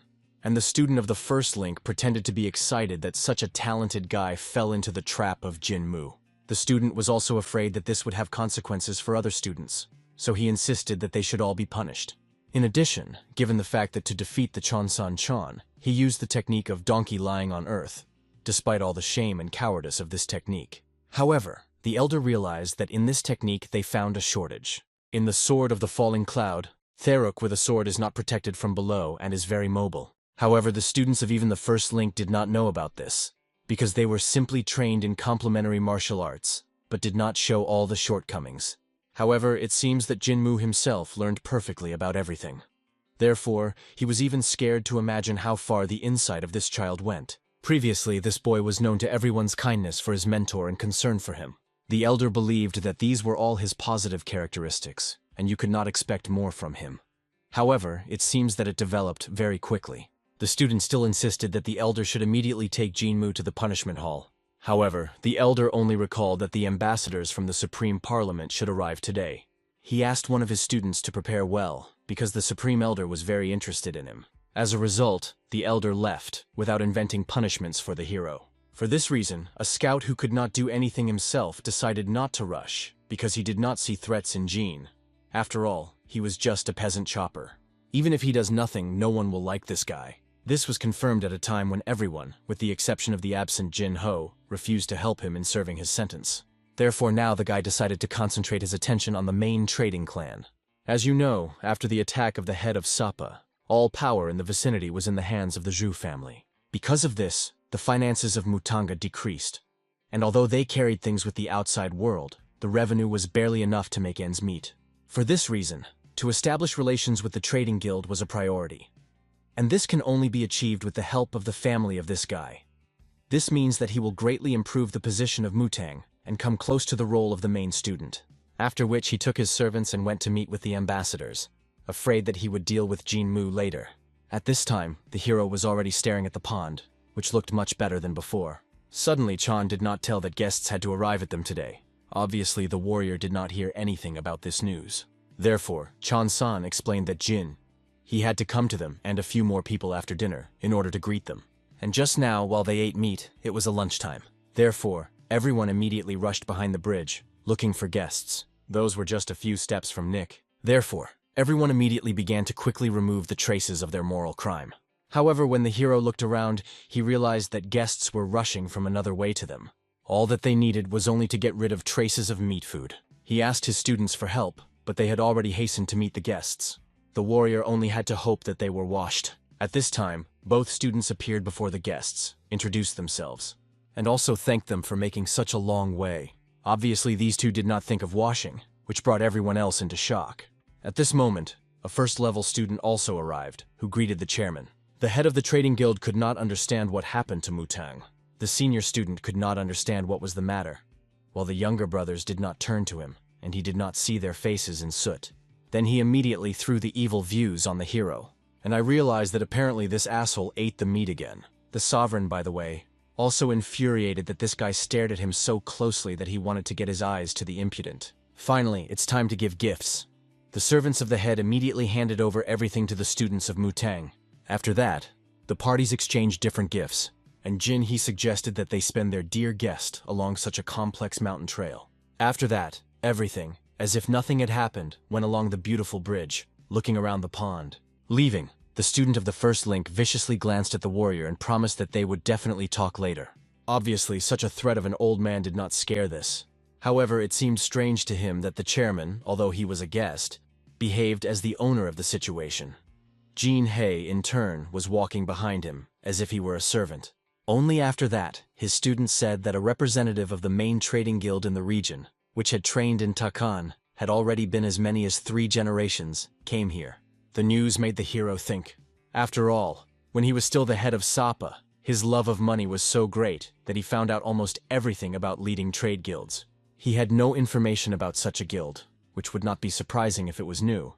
But this trading company was at least 60 years old. This means that she was underground. It was strange that in this case, students of the first link tried in every possible way to please their chairman. In addition, he saw that the chairman is a clearly suspicious person. His facial features indicated everything. He is the one who would look for the benefit in such a place. So the hero realized that he needed to conduct an investigation and decided to take his students with him. However, for starters, he asked them to wash. Both the smell and fat indicated that they ate meat. Only then did they finally realize how they looked before the chairman. At this time, the chairman had already distributed gifts to the Supreme Elder in gratitude for their invitation. It was not only silver, but also valuable metals along with good blades. The elders almost cried from such happiness, especially considering that over the past 10 years, the financial situation of Mutang has worsened. The elders could not even wear their students properly. They had to save on clothes and weapons all the time. Supreme, also understanding all the difficulties, did not even know how to thank the chairman. However, the chairman, on the contrary, was glad to help them, especially considering that their meeting became possible thanks to one of their talented students. Supreme nothing but good could say about this guy. He was the heir to a famous family in Takan, an outstanding student. This year he will turn 30, and he has already become the pride of Mutanga, who has high hopes, and the chairman praised that it was thanks to him that they had the opportunity to get acquainted with high-ranking people. Even the elders looked around the guy with particular gratitude. The Supreme apologized that he could not greet the chairman due to the fact that they are alien to worldly differences. But, as it turned out, the chairman would be glad to look even at their altar, because he wanted to pray for the health of his family. Then the Supreme realized that, although this man looks like a scoundrel with whom he does not want to get closer, it seems he was still a wonderful person. The man even reproached himself for appreciating a person so much and eventually mistaken. However, suddenly the chairman wanted to leave, feeling that it seems to interfere with the elders. Besides, he's not yet very accustomed to the local atmosphere, which, in principle, was obvious. Therefore, the Supreme had no choice but to wish the guest a good way, although finally he invited guests to at least observe their students' training, after which everyone said goodbye and parted. The rest of the elders, as soon as they waited for the guests to leave, literally burst into tears from the fact that now they began to improve. The Supreme was also thanked Jin He, who tried well for this task. However, the elder understood that merchants clearly needed combat support from them. After all, traders do nothing without visible benefit. The Supreme himself understood this. These people probably needed protection. As you know, robbers or pirates can attack merchants, and no one canceled conflicts with other guilds. Many used mercenaries, but they are not always enough for their strength. In other words, they asked for help from the clan that they supported financially. Therefore, trading guilds are looking for clans with great power and make alliances with them. In the past, everyone praised Mutang, so local guilds crowded in line, and they repeatedly helped many of their unwillingness to refuse. However, now the situation has changed a lot, with all the surroundings of the clan. The rules are an influential Zhu family, so Mutang cannot establish a relationship with anyone. For this reason, the rest of the elders believed that they should not miss a similar chance, and wanted to demonstrate that Mutang was still strong. In addition, merchants do not often have a chance to see professionalism in the use of weapons. All they needed was to tighten the level of their students a little, To the shock of those present, as it turned out, he has already begun this issue. Therefore, the Supreme decided to question with interest what they came up with. The mentor Hai a month ago began to deal with first-order students, and they began to master the technique of 9 palace swords. This technique was literally pride in Mutang. And if you take into account that the training will be watched by Hai himself, then you could not worry about the kids. Even the Supreme thanked the guy for such an excellent idea. And the boy took a part, realizing that he needed to reunite with their guests again. At this moment, the assistants ran to the leader. His right hand believed that they had too overdone. They presented the clan of different goods and a full chest of silver. For such a price, they could establish relations with the Zhu family. However, the chairman himself understood this, but he knew that they would not have received any benefit from the Jiu family for that kind of money. After all, they are known for their entrepreneurial vein. Most likely, someone from their family heard about their trading guild. Therefore, the chairman was more than sure that they would not want to deal with them if they find out that they are engaged in smuggling. All this conversation from his shelter was eavesdropping at the hero. He realized that he was still right about this person. As it turned out, he was not only arrogant, but also a smuggler's. And he obviously very much hoped for the help of Mutang. Soon the time has come for the promised demonstration for dear guests. They, sitting, carefully watched the second-generation pupils masterfully turn the tricks. Each student movement was the same. Even the chairman was amazed at synchronism. In addition to the holiday, a demonstration of training First Link students was also prepared for him. At this time, Hai realized that after the arranged demonstration, he should show his 9 palace swords technique, so that this would bring him additional points. However, noticing the hero's gaze, he did not understand what the hell he forgot here. As it turned out, the elder of the palace met him along the road, and the hero expressed a desire to see the technique of 9 palace swords. He would like to object, but he could not argue with the decision of his mentor. Just at this moment, the elder invited the student to begin a demonstration of his technique. For this reason, he calmly sighed in order to concentrate. The Lord also decided to wish his older brother success. He was looking forward to a demonstration of his skill. Obviously, in his smile, He caught a note of mockery, so he realized that now he certainly had no right to make even the slightest mistake. Therefore, standing in front of the students, he ordered to stand in positions for the performance of the 9 palace swords. Everyone immediately responded to his words and built. They were ready to show the technique, the pride of Mutanga, one of the highest techniques for owning a sword. The bottom line is that 9 people occupy one combat position and at the same time strike at the enemy. At first glance, it seems that everyone moves in their own direction, but thanks to accurate movements, then closing, then clinging around, they drive the enemy into a corner. Only masterfully, the leader who owns martial arts is able to sharpen the skill of each student so that everyone acts as a whole. Seeing a fighting position, even the former head of Sapa, she seemed interesting. However, the soul of the Lord was tormented by doubts about their concentration. It was difficult to explain, given the scarcity of his own knowledge in this area. Nevertheless, it seemed to him that the blades that closed for the attack should on the spot on the opponent in one fell swoop. But now the picture presented completely different, which is why the resettler felt a deep dissatisfaction. He accurately pointed to those whose concentration was limping. If he himself acted as their opponent, he would certainly have a student from the left flank and dissolved in the air. It seemed to him that this can be corrected by forcing the blades to move more slowly, skillfully luring the enemy into the deadly trap. However, he assumed that perhaps he lacks deep knowledge to comprehend all the intricacies of technology. The elder himself, although he did not show this openly, was shocked to the core. The warrior managed to recognize a weak place of equipment and, moreover, invented a method of correction. The elder could not even believe that the guy first contemplated this construction. After all, in this case, he truly possessed an outstanding gift. The Lord believed that it was possible to carry all kinds of nonsense, so he was ashamed of his hasty judgment. Even the representative of the merchant clan intervened in their conversation. Having stated that the technique looks flawless, he decided to ask them more detailed, driven by curiosity. Then the elder was introduced to the head of their student Mu, who began to comprehend martial arts recently, but was extremely gifted. Even the supreme elder drew attention to his abilities. Then the chairman instantly realized that this guy could become another contender for the role of the main student.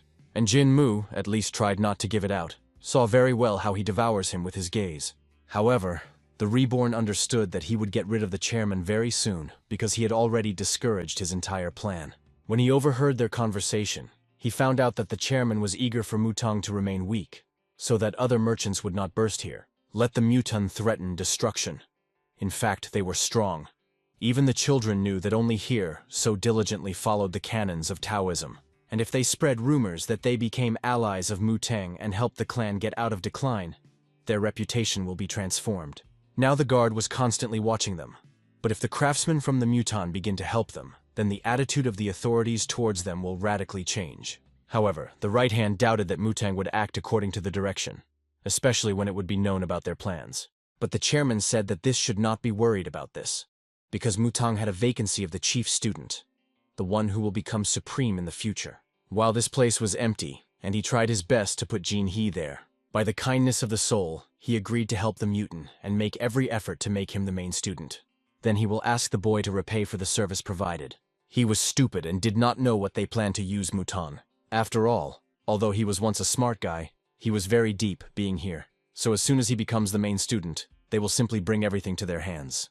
The warrior understood, now this freak for sure that he had committed a brilliant move. And he was only glad to disrupt the plans of the dogs who tried to mark his territory. In addition, he was also enraged by the bastard Jin Hyu, who longed to take the legitimate place of the hero, the main student. But it was he who needed double energy to use his dark techniques from a past life without harm. Having gained strength, he will be able to control the essence of his body. But for this he needed the strength and knowledge of Mutang, and he will not allow some kind of cockroach to block his path. So, now he was to stop these two villains. To do this, you need to get all the information about the main trading guild. But, unfortunately, because of his body, he could not so easily leave Mutan. Soon, already at dinner, his mentor noticed that the student looked extremely worried. The hero tried to lie, but the memories of this body did not allow him to hide anything. Then Chon already explained that the behavior of his mentor changed after the arrival of a member of the trading guild. For some reason, Meng Jin, it seemed that this was due to curiosity for worldly temptations. This was not surprising for a 20-year-old guy, given that he did not leave the mountain like the rest of the senior students. Obviously, Meng Jin felt a share of his guilt in this. For this reason, he had a certain plan. However, such an enthusiasm of the mentor clearly strained the hero. Finally, 2 days later, the mentor called his student to him. However, going to his chambers, he was almost stunned. He saw a mentor who put on official clothes. As it turned out, he was going to go to the palace. He was not even worried about cold, windy weather. Obviously, the warrior did not understand what changed in this old man, since yesterday he looked so satisfied. However, they soon went to the monthly meeting, which took place under the leadership of the Supreme Elder.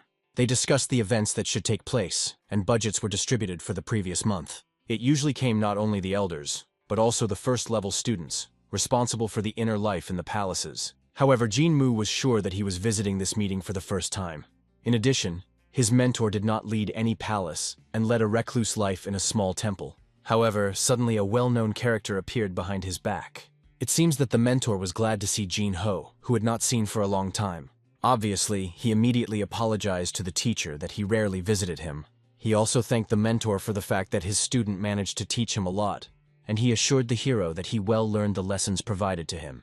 After that, Jin of One suggested leading them inside, straight to the meeting. While they were walking, many people bowed in front of the teacher, welcoming Moon Gin. Jin Mu clearly saw that their eyes were filled with sincere reverence for this person. Even the Supreme Elder came running when he heard rumors about the appearance of Moon Gin. He was very worried about his friend, not understanding why he had done such a long way. However, the mentor only thanked his student, believing that thanks to his efforts he could get here this time. It became obvious. Meat dishes really helped him, and the Supreme lamented that he had a ban so late. For this reason, Jinmu thanked for all his efforts. Then he led his good friend into the room. Obviously, the elder was taken aback by such a warm reaction. Seeing his amazement, Jinwo explained that teacher Myunjin was the most respected master of the whole clan. Before his chakras closed, he and the Supreme Elder were students of the same generation and gave great hopes. When the owner of Sapa suddenly attacked, he fought until the very end, trying to protect his students. For this reason, in all the Mutan, he was a symbol of the true power of the spirit and perseverance. Absolutely everyone who sees him admires his feat. The hero did not reflect on this in such a channel, because in a past life, Moonjin was just a master who attacked him. Finally, when the elders and students gathered, it was time to discuss all the details. However, not even an hour had passed, how wild boredom seized the hero. Due to the fact that the needy Mutang had funds, each palace began to put forward his requests. In addition, even Moonjin decided to speak out the last. He was eager that the contract with the main trading guild is the wrong decision. Although he was organized by Jinhai, they certainly did not know about the plans of this guild, and where did they come from. Therefore, he considered the use of their money to be an incorrect act. Even He was scared, not understanding that this walking corpse was planning and how he dares to spoil his plans. Jin himself suggested sending several students to observe the clan. Under the pretext of assisting, they will carefully monitor everything. After all, they even had a tradition by which the students were sent after the conclusion of the contract, in order to show all their talents. In addition, since they would live at the expense of the guild, this would save them from personal expenses. The first thing, as a student suitable for this role, Jin proposed his student Mu. The hero realized that probably this was the goal of Jin to come here. Fortunately, even I wanted with the teacher, realizing that Mu is the only one who was not busy because of duties in the palaces. After these words, the hero even regretted that he had beaten such a good guy so mercilessly. However, to surprise, even a mentor Jinhei supported this idea, considering Mu a very smart and useful guy. As a result, not wanting to argue, the Supreme also agreed with such an excellent idea. The rest immediately after his statement also supported this plan.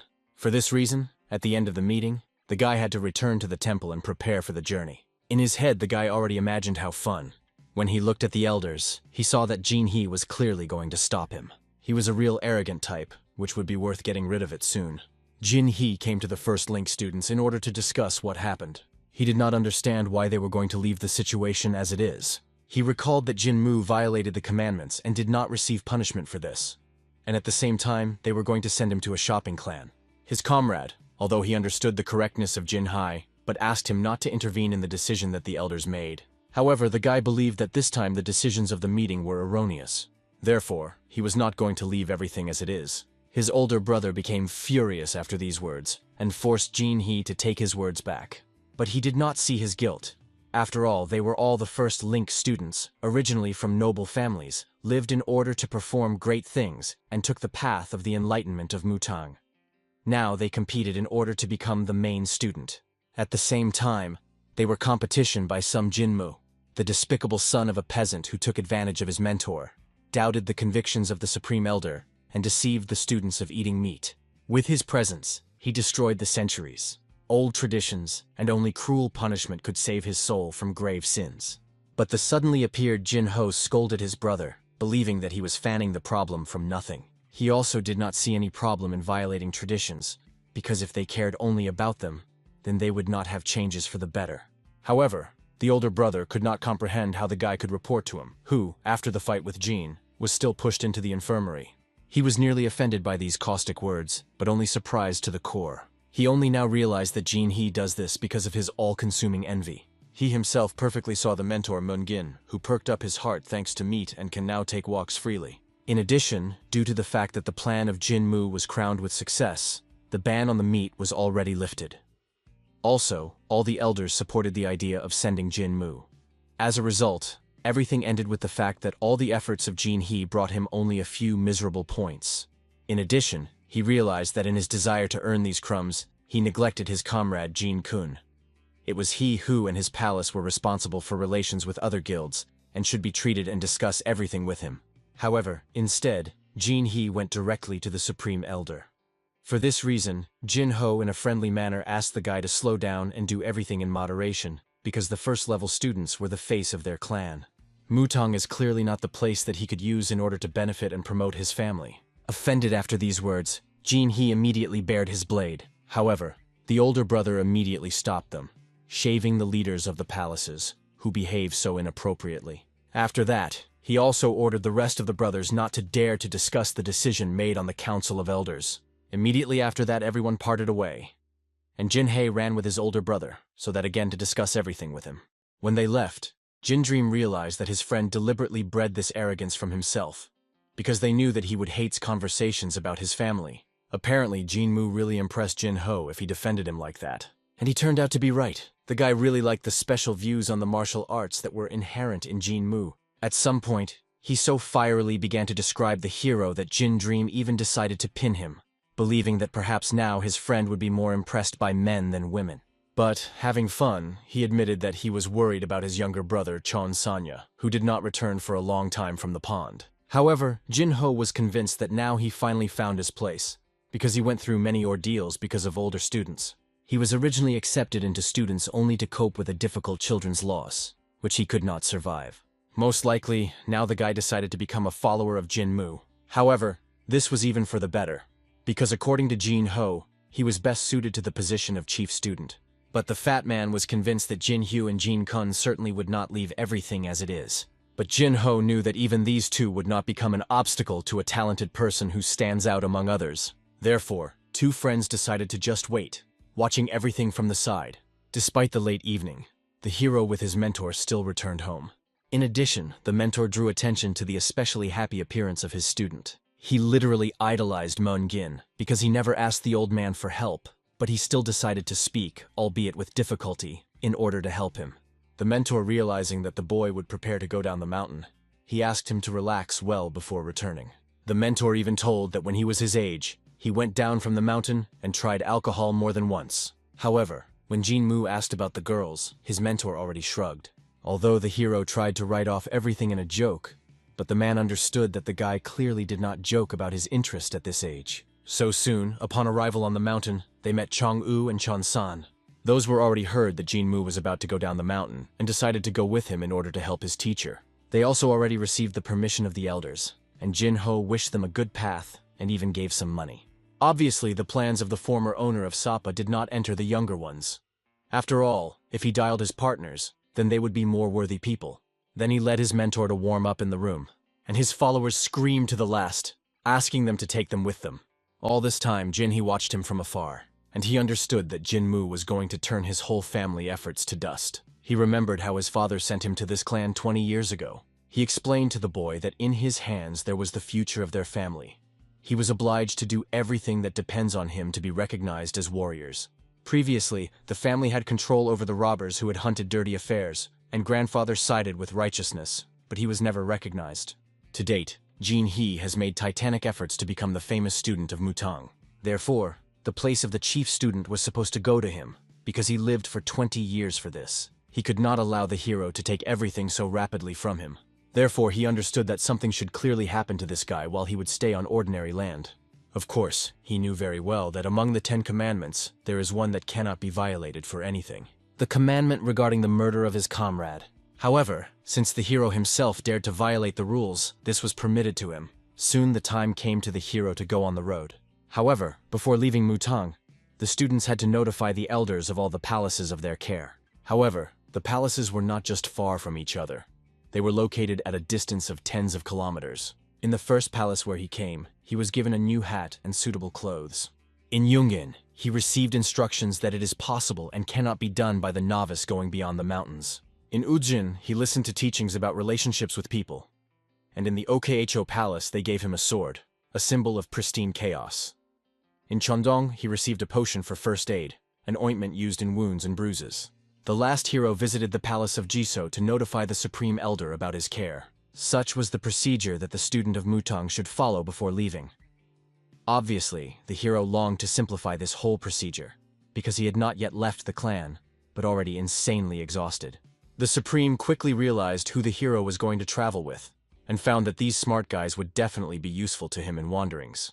After which, the Supreme gave the hero a few more instructions. However, the former owner of Sapa knew that he knew much more about the world than some kind of recluse of Mutang. Lastly, the Supreme reminded the boy that he might have a very important mission. He should not have disclosed that he arrived from Mutang.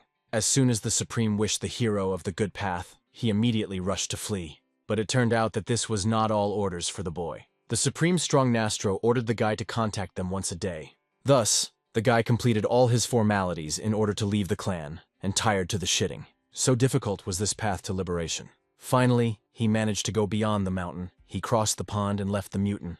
Even the air seemed to become much freer. First of all, the hero realized that it was necessary to distribute the responsibilities between his followers. He threw his sword to the eldest of them, but the youngest threw off the rest of the things. Chon-san tried to warn the teacher that the owner of the sword should carry him himself, because the sword is the most important weapon. But the hero threatened the guy with a return home, and he immediately fell silent, forgetting about traditions. They also explained to the guy that in order to reach the main trading guild, you need to go 50 kilometers. This will take about a quarter of the day. So he invited the guys to hurry and breathe in fresh air. And so they enthusiastically began their first journey. However, they soon met the first barrier in their path. These were robbers who longed to rob them. Obviously, the hero was indignant that in this world there were still people who selected money from the novices, as if they had lost his conscience at all. However, Chon-san immediately blocked the way to his comrades. He scolded the bandits who dared to block the path to the people of Mutang. He promised that they would pay for their act, because he could not let them go. The bandits clearly liked such an offer to play. In addition, the rest also explained that they were not worried about the fate of the students of the destroyed Mutang. They could give them everything in a good way or could die in battle. It was even sickening to look at these disgusting robbers. So the hero was glad that Chon-san spoke for protection. Therefore, having decided not to intervene, he asked the student to deal with these people as soon as possible, so that they could arrive at the goal before sunset. Before the battle, the guy made the last warning to make the enemies lay down the weapon and go away. However, they did not want to listen and immediately attacked the student. He escaped the first attack, and after which he brought down on one of the bandits a flurry of blows with a cover of his blade. After that, he took over 2 opponents at once. Not much time has passed, but most of the enemies have already exhaled. However, Jinmu noted 2 bandits whose movements were really good. They seemed to be the main ones here. They sent a forward subordinates and hid behind them, waiting for a convenient occasion in order to attack. However, they ran into a too strong guy, because Chon-san not only mastered the technique of concluding energy in the sword, he was even able to advance several steps higher, and became much stronger after learning the hero. So obviously one bandits were far from its level. Even when the sword was knocked out of the guy's hands, the hero was still sure that the robbers would not overcome him. Only after the guy was wounded, confidence clearly diminished. The hero realized that he completely forgot about one important fact this guy first published. Unlike training, where everything is calculated, in reality, there is never a certain tactics of battle. It all depends only on the confidence and desire to survive. Therefore, someone like Chon-sana, who was here for the first time, will be confused in such a fight. And without proper concentration, any person will begin to make a bunch of mistakes. It follows that even a weak opponent can overcome you. As for example now, when one of the bandits has already swung in order to cut off his neck. Even the fighter himself knew that he would not have had time to evade if the teacher had not stood up for defense. He immediately realized that his student needed more experience. Therefore, he himself decided to join the battle. The first thing he hit the bandit in the stomach, causing a break in several internal organs. After that, I decided to finish it off with a fist with a above. Unable to withstand this, he immediately fell straight into the dirt and lost consciousness. Now the last leader remains. He immediately realized that this man was the strongest, and his level was high. Already, because of their sudden attack, he could not conclude that they were mercenaries. As soon as the guy guessed about this, the head decided to immediately kill him, considering it too dangerous. Such attacks like shurikens did not have any effect. Therefore, the head, leaving his subordinates, immediately ran away. He understood that flight is the best option, since the hero immediately realized that the leader of the mercenaries was the strongest. He clearly did not expect someone to catch up with him. However, our hero not only overtook the fugitive, but also instantly fell to the ground. Twisting his hand, he offered to talk peacefully. Jinmu longed to find out what these people usually do and who directed them here. The leader only grinned, realizing that he was not so easy to talk.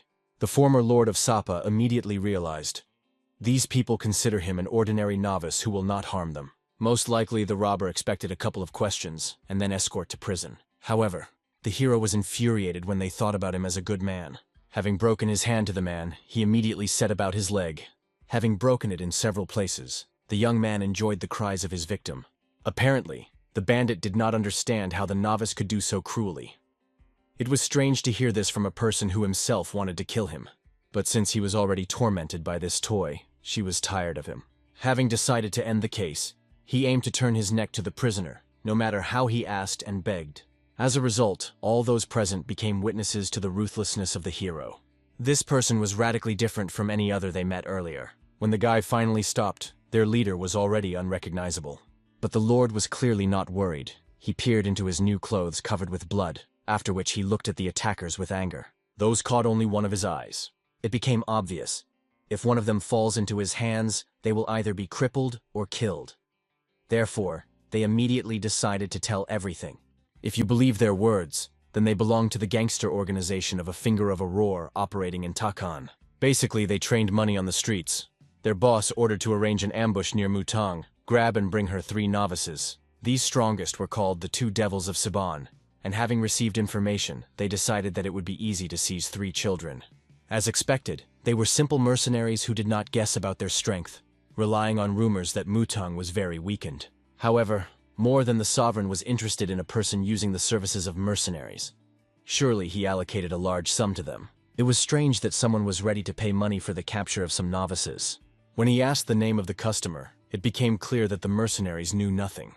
So, apparently, the hero himself would have to look for their leader. He also learned that these 2 devils were very famous in the nooks of Takans and were considered masters of their craft. They even once killed some famous warrior and hid on the run. Then Jinmu decided to find out about the monetary reward for their capture. However, the amount amounted to only 10 silver coins for each. It was really not enough, but at least something. After that, the young man decided to find out what kind of guys fell for the task. Soon they laid out all the money that they had left. Having accepted these funds, the hero generously released the robbers. Obviously, even his students did not expect him to take such dirty money. In the end, he warned the survivors that their leader should not find out about what had happened. If this happens, then Jinmoose will find them all, and then they already know what can be with them. He even decided to demonstrate an approximate course of events on one of the coins. Seeing how easily the hero bent her in his hands, the surviving mercenary and his comrades fell to his knees. They vowed to leave the dirty path and heal humanly. However, this was not a prerequisite for the hero. They could continue to live in their back streets.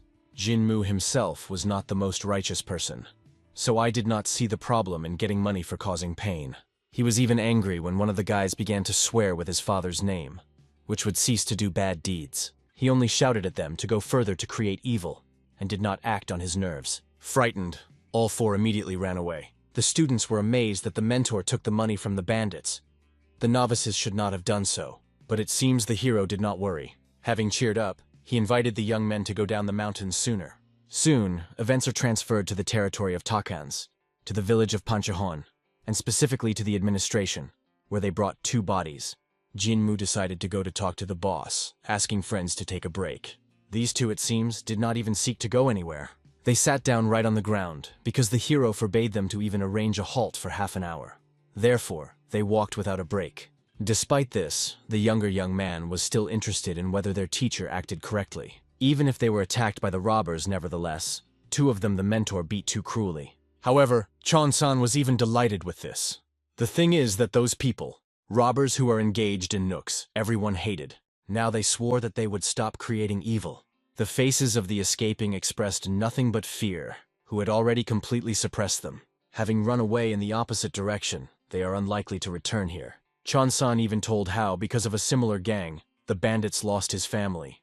They killed not only his relatives, but also the decent inhabitants of the village. If it weren't for his teacher who was nearby, these bandits would also have killed the guy. But the mentor defeated all the robbers and escorted him to prison. However, then these villains gave a bribe to the head of the prison, and again found themselves at large, leading a brazen life. Chon-san will never forgive these bastards and wanted to personally destroy them.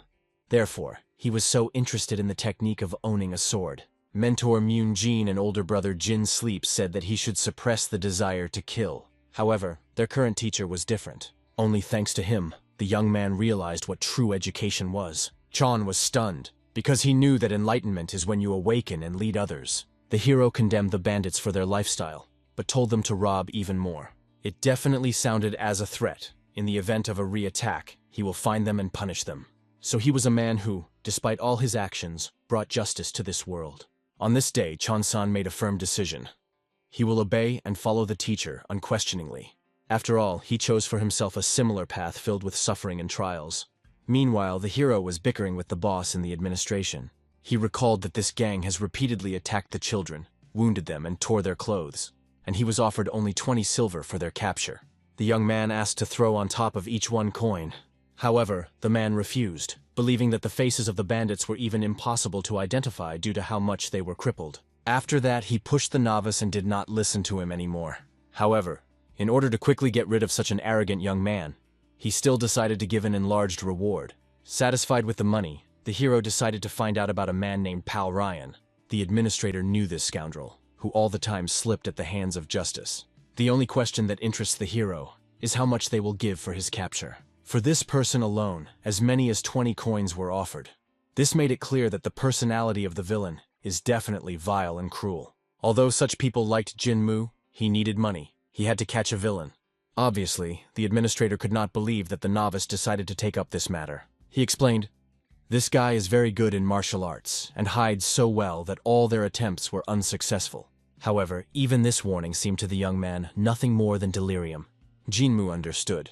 Since this guy was traded in Takan, who did not enter the battle with the owner of the sales, then the fighter was unlikely to be hardened in battles and surpassed street bandits. Therefore, first of all, he decided to find this villain. Most likely, he could hide in mountain houses, in the night market, or in the quarter of entertainment institutions. The hero intended to talk with this person as soon as possible and get a reward for his capture. Soon after he went out, the students ran up to him. They swore in tears and snot that they would follow the teacher for the rest of their lives. Jinmu considered that the guys were exhausted and hungry, so they were slightly obsessed with his mind. He invited them to dinner, because today was the first day of the trip. The young man offered to celebrate and taste delicious meat. And of course, this caused the delight of young students. Soon they stopped at the Sun and Moon Hotel. Since it was built in a place surrounded by mountains, as if the moon was drowned in greenery, where such a beautiful name came from. Soon, a chic table was already set there, where the hero treated the guests. Obviously, it was a delicious meat that they ate in life. The remaining visitors to the establishment condemned the novices who ate meat and drank alcohol, believing that Mutong was finally fell. However, some observers quickly understood. These were the very novices that the master told them about. So the last group sent to the capture failed. Now they decided to immediately find the leader and find out what happened. Another visitors drew attention to the two output subordinates of the Zhu family. One of them even wanted to check why they appeared in Puncheon. However, the warrior understood. The plans of the Zhu family should not bother him. He wrote off their appearance to verify influence in the village. So he asked his subordinate not to even think about surveillance. After that, the first master of the Zhu family drew attention to the monks, whom he had not seen for a long time. It was a disaster. They were pushed. The heads began to lead a recluse lifestyle. However, now the young chapter was surprised that the mutans began to eat meat, and alcohol was no longer banned. The family of this young man owned the estate on Mount Yongdan, joining the Takan, Yanjian, Ichkan, and Mukan. She took the roots in 5 provinces, famous for keeping the customs of several dozen generations. And although only part of the family lived in Takan, the main and lateral branches, nevertheless, their surname was known to the local for more than 100 years. Their family included warriors, scientists, parasites, and blood relatives of the main branch.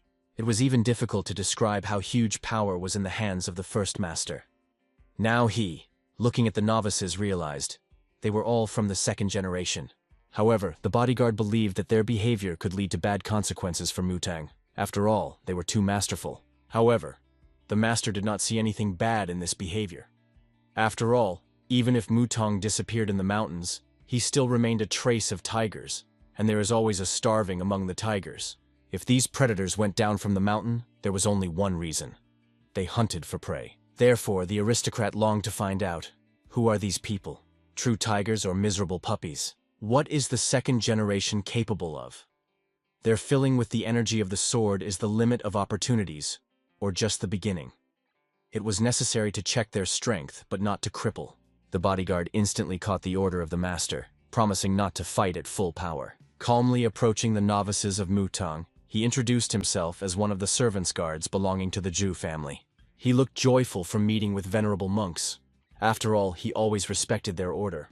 He even invited the young men to treat a drink. The hero clearly became furious from such a proposal. He considered a man in front of him a real madman, and he asked to stop replaying. The falsehood was catched too easily. After these words, the bodyguard already bit his tongue. The manner of communication and the voice of Jinmu resembled an experienced leader of the robbers.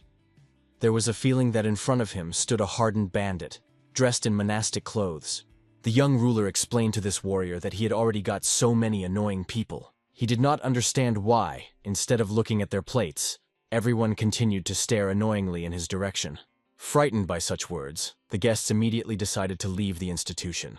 Left alone, the hero looked at the young master, admitting that he acts on his nerves the most. They were too cunning to madness. The former Vladika did not understand why they did not directly fit and did not offer to arrange an audit. Then he raised his senior student, explaining that these people wanted to see their true abilities. He asked the guy to fight the way he fought before, and bake this warrior so that he would no longer get up. Obviously, the situation did not work out at all as the bodyguard planned. He even became worried. Will everything be in order? The alignment has changed dramatically. The heir never saw such a daring boy dare to humiliate the person who served him. However, now it was impossible to retreat. Yes, and checking these people has become much more interesting. In addition, it also seemed to the first master that the speeches and behavior of Jinmu resembled a seasoned bandit. He was clearly a completely unusual novice, radically different from all the students of Mutang whom the young man knew before. At first glance, one could say something in it resembled a young wolf.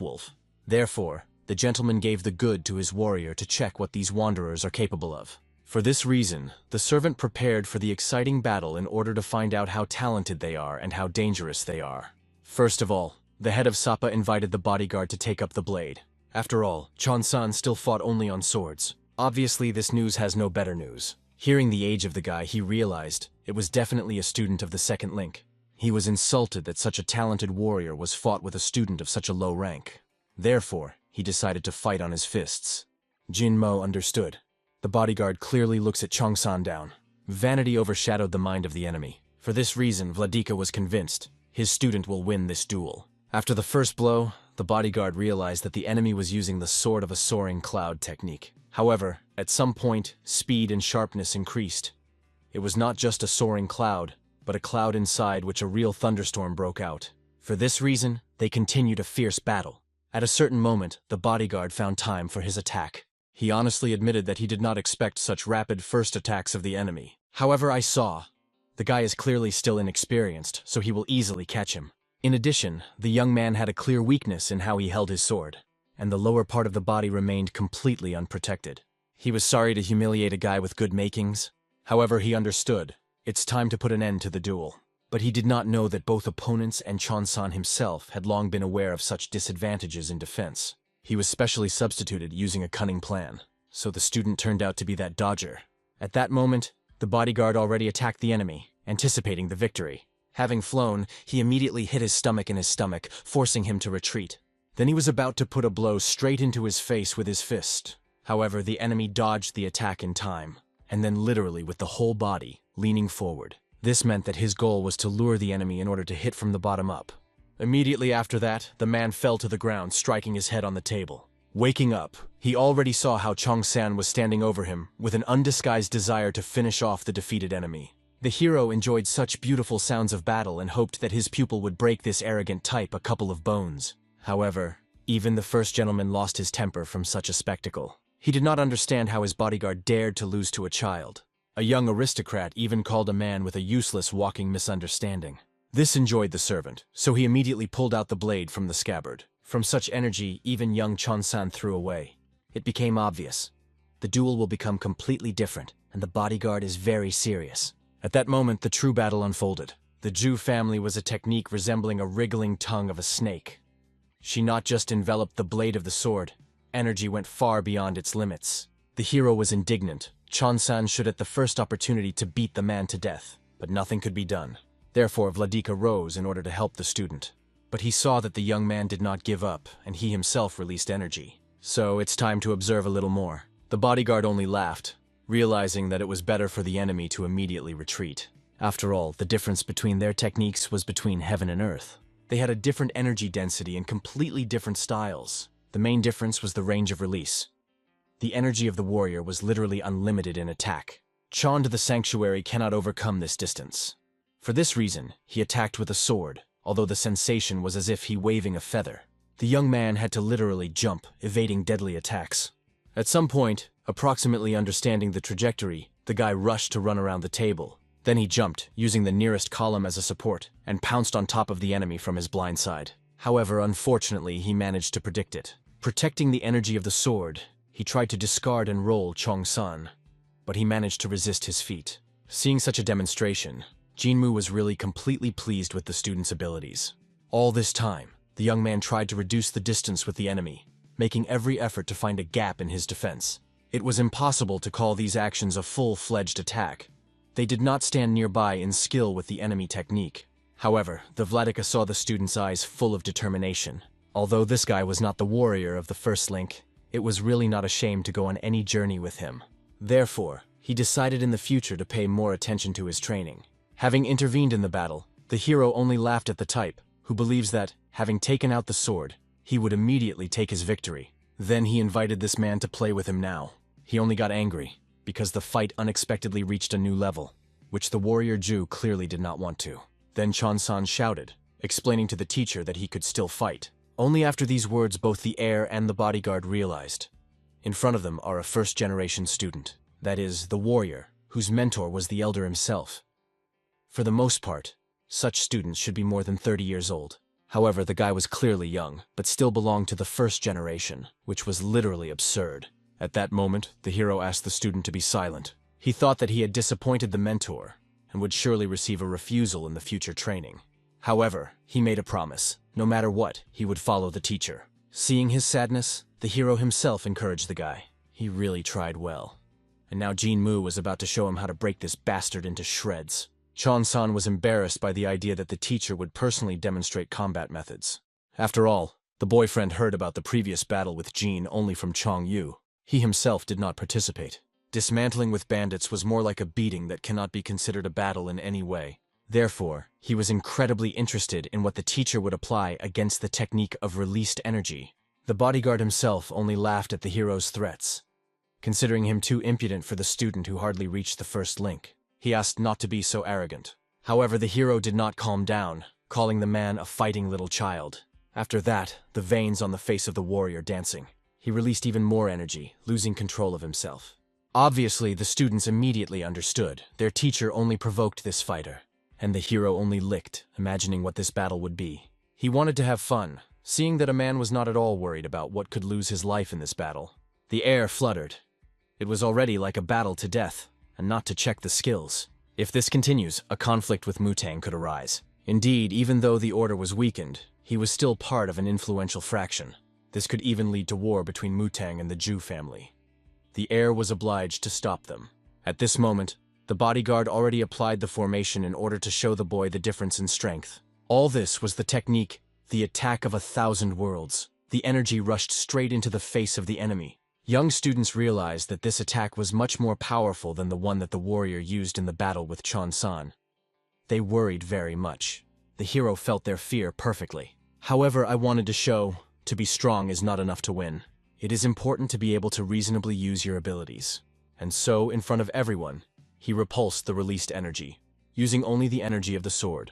A humiliated bodyguard, unable to withstand this, continued the battle to death. However, each attack was easily rejected. All the hero's movements were truly magnificent. Thus the Lord did not attack and did not defend.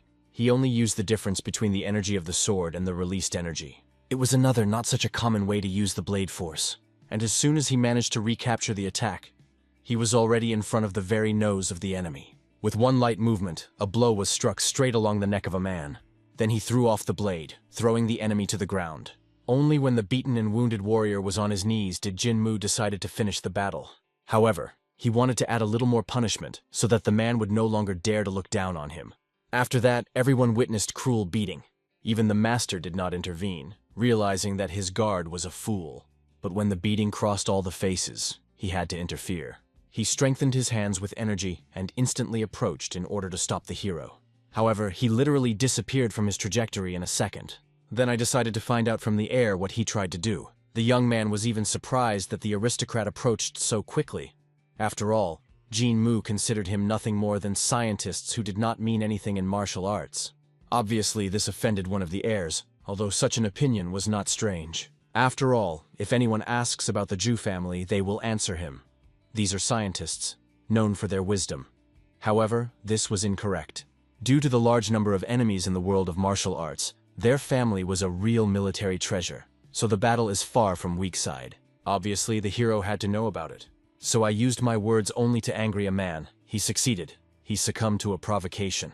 Therefore, he asked the Lord would no longer wait for the indulgences from him. The heir will make the guy regret arrogant behavior. Looking at his attempts, Jin-Moo decided to evaluate the skills of this man. The situation was so that the bodyguard lost in shame. The assistant stood and watched everything in shock. A more humiliating picture could not even be invented. Therefore, the young aristocrat decided to defeat the hero in order to wash himself from this shame. At least he was going to grab the enemy by the wrist. However, the hero was not going to give up easily. Instead, he used the technique of guiding elements. Thus, he managed to evade any attack in his direction. even when it seemed that the enemy managed to grab him. Soon it turned out, it was nothing more than a misconception. Then the Vladika decided to add a couple of his moves. After several missed strikes, the heir panicked. He used the attack of the suffering god, the legacy of his family, based on the concentration of force inside 5 fingers. But for some reason, this attack did not work against the hero. He could not touch even his wrist. But initially he wanted to at least once hit the arrogant face of the enemy. There was no way out. He decided to use the divine attack 1,000 Worlds, increasing his strength. He concentrated all the energy from this technique in his right hand. Then he made a rapid attack, trying to reach the face of the hero. However, the blow was instantly intercepted by Jinmu himself. A powerful explosion occurred from the collision of 2 energies. Soon, the students could not even see their teacher in smoke. However, when the haze dispelled, it became obvious. Their mentor won this time. He left the air covered by a huge shame. Even using all his strength, he could not move the hero from his place. Even the sovereign decided to joke over him. He knew. The man laid out to the full, wanting to see his blood, but in the end he was defeated. No longer led to these provocations, the heir wished to find out the name of this warrior. He perfectly understood. Like any first-level student, the name began on Jin. Jinmo was not going to hide, but on the contrary, he wanted his name to be engraved in the memory of enemies. After all, this name belonged to the future head of the Union of United Political Forces. The heir, as soon as he recognized the name of the enemy, decided to leave. However, he promised that they would certainly meet again. However, the hero made them stop, pointing to the ruins formed after the battle. He did not understand how the representatives of the Zhu family, having destroyed someone's house, could take and leave. The heir promised to personally compensate for all losses. However, the lord recalled that they also needed compensation. After all, they calmly had dinner, and the showdown did not enter their plans. But still, they stuck to them. Therefore, the hero asked to solve all the problems if they pay compensation. Obviously, this was not included in the plans of the heir. However, since he no longer had the strength to deal with this strange monk, he threw him a wallet with money and went away. However, he was furious when the hero remained unhappy with silver coins, waiting for gold. But this was not the last thing he was going to tell the departing prince. Jinmu pointed to a beaten bodyguard still lying unconscious. It seems that the heir did not plan to pick him up. He did not need a loser. For this reason, he and his assistants majestically retired. Of course, after he heard, the hero wanted to cut this guy again. After all, not only was he rude, but also through his subordinates. But as it turned out, he retired so quickly not at all because of a hurry. Outside of his corner, he began to tear his own blood, and when the servants tried to help him, he only drove them away. The heir knew very well. During the battle, he was inflicted an internal injury. He was pleased with the fact that he did not show slack in front of the hero. After all, initially he believed that in front of him was some kind of wild wolf cub, but he turned out to be a real cub tiger. Such could go down from Mount Mutang only in order to seize the rights to trade. In this case, his family will definitely suffer very much. Therefore, he ordered the servants to follow these people, find out where they stop and with whom they meet. Now it was important for him to know whether Mutang really gained strength in order to get what he wanted. After all, he could not allow them to realize plans. The next day, events moved to the center of Takana. Chon ran around the market and looked like a village manor who first appeared in the city. But this was not even the main inconvenience. Everyone carefully looked at them because of clothes. Initially, she was relatively new, but due to constant clashes, she lost her appearance. The hero was ashamed to walk in this form, so he decided to spend money on his clothes. And he was glad that he managed to shake at least a little money from that arrogance. Just by the way, they came across a clothing store along the way. When they looked after their fabrics, a sweet grandfather Traddle greeted them. But as soon as he realized that he was in front of him, he immediately threw himself. He shouted at the students, ordering to remove his hands away from his goods. He also explained that these clothes are not affordable to the monks. Jinmu did not get angry with the old man, instead demonstrated a handful of his coins. He immediately realized silver was in the bag because small coins did not sound like that. For this reason, he apologized for rudeness and was completely ready for the service of the master. He showed them a silk, which was considered the best in all Takan, and promised to fulfill the magnificent sewing on the figure for the client. Having believed such a praise, the hero decided to trust the man and make an order from him. However, Vladika immediately explained, he needs 3 clothes. Moreover, each of the students needs to make a couple of sets. Hearing this news, the merchant was delighted. Realizing that the fortune teller did not lie, promising the appearance of the rich man, thanks to which he could feed his family. The hero himself looked at the devoted eyes of his comrades, overwhelmed with gratitude. he understood, made a correct impression on them. This meant that they finally became devoted to him. Finally, it's time to take measurements. The hero calmly drank tea and at the same time decided to ask the merchant, does he know a man named Pal Ryan? The boy explained, this bandit did a lot of things. He wanted to meet this person. They had personal scores after he dared to make an ambush near Mutanga before lifting up the mountain. The merchant knew how many people were looking for this villain. Yesterday, people from the Jew family even asked about him. The hero was interested in why suddenly this family needed a similar bastard. The merchant did not know, but the warrior's Jew visited the trading market more than once, but no one had a concept where this gang was hiding. Jin Mo was vaguing. Perhaps some other family laid his eyes on his award. However, he was the first to get 20 coins. Soon, when everything was ready, the hero said goodbye to the merchant, asking to send ready-made clothes to the main trading guild. They themselves went further about their business. At this moment, events returned to the residence of the Zhu family in Takan. There, the heir talked about the student of the first link and 2 wards of the second link. It seems that his father first heard the name of this guy. He wanted to know how he so interested his son and what he was. The guy could say one thing. Even though the young man was young, he can be called a true cub tiger. Father clearly did not like these words. He immediately realized his son lost to the student of the first link from Mutang. He apologized for the mistake because he sent the bodyguard in order to check their strength. He wanted to find out why the students of Mutang appeared here after 10 years later.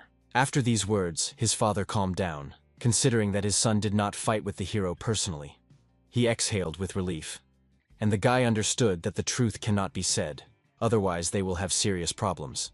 Therefore, he translated the topic, saying that the mentor with the students went to the main trading guild, with which Mutang, apparently, made a deal. But this news caused a man of laughter. He considered it. Mutang completely lost his mind if he concluded a deal with the discharges engaged in smuggling, which even a guild was hard to name. However, I realized, most likely in the order, even have no idea about it. After all, monks with their recluse life could hardly know something.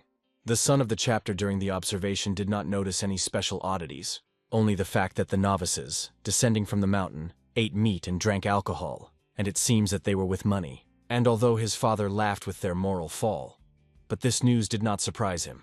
Therefore, the son translated the topic to the soldiers of the family, whom he saw in Punchan. It seems that they also watched the novices. Hearing this news, the chapter remembered. One of the offspring of the family was studied in Mutang. Having twisted this thought in the head a little, soon the head realized what was happening. Therefore, he already imagined how soon Mutang would fall due to the fact that such a little midge would destroy him. Obviously, the son did not understand to the last what his father was talking metaphorically. But he did not intend to explain himself, only promised to give a detachment of 20 warriors in order to follow the actions of the novices. It would be nice if they were lucky to kill someone in a random skirmish. In addition, if they do something illegal, they need to be immediately grabbed and brought to the palace. The heir was delighted with such a great opportunity to take revenge. The warriors provided by the father were the strongest. Until now, none of his brothers used their services directly. Surely the chapter decided on this step so as not to allow the Mutan to get into the Takan. In addition, he was happy that his father had such hopes on him, and hoped, when he copes with the task, he could become the main heir, thanks to whom the family would gain well-being. After all, if the Mutan is disgraced, they are thrown out of Takana. Having done all this, he will be able to clear his way and become the head of the clan. The only obstacle for him was Jin Mu. The guy wanted to take revenge on humiliation. Therefore, bowing, he vowed to unconditionally follow the instructions of his father, which also relied a lot on the success of his son. So events are transferred to the main trading guild. Despite the very loaded schedule, the hero made the students train, threatening that otherwise they would be left without dinner. The reason was that after arriving at the guild, the chairman was led to work. Therefore, Jinmu had nothing to do, and he passed time training the young man. In addition, they had very good housing. A whole mansion with the backyard, garden, and arbor. For 3, it was clearly a bit too much. The hero was even surprised. It means that these people clearly earned more than it seemed at first glance. Soon, during the training, everyone heard a well-known voice. It was a chairman who finally decided to greet them personally. Obviously, the man had no idea that the Lord already knew about all his vile plans, that he intended to put Jin He in the place of the Supreme and subjugating the Mutan. However, voicing his thoughts, he would show the main weakness.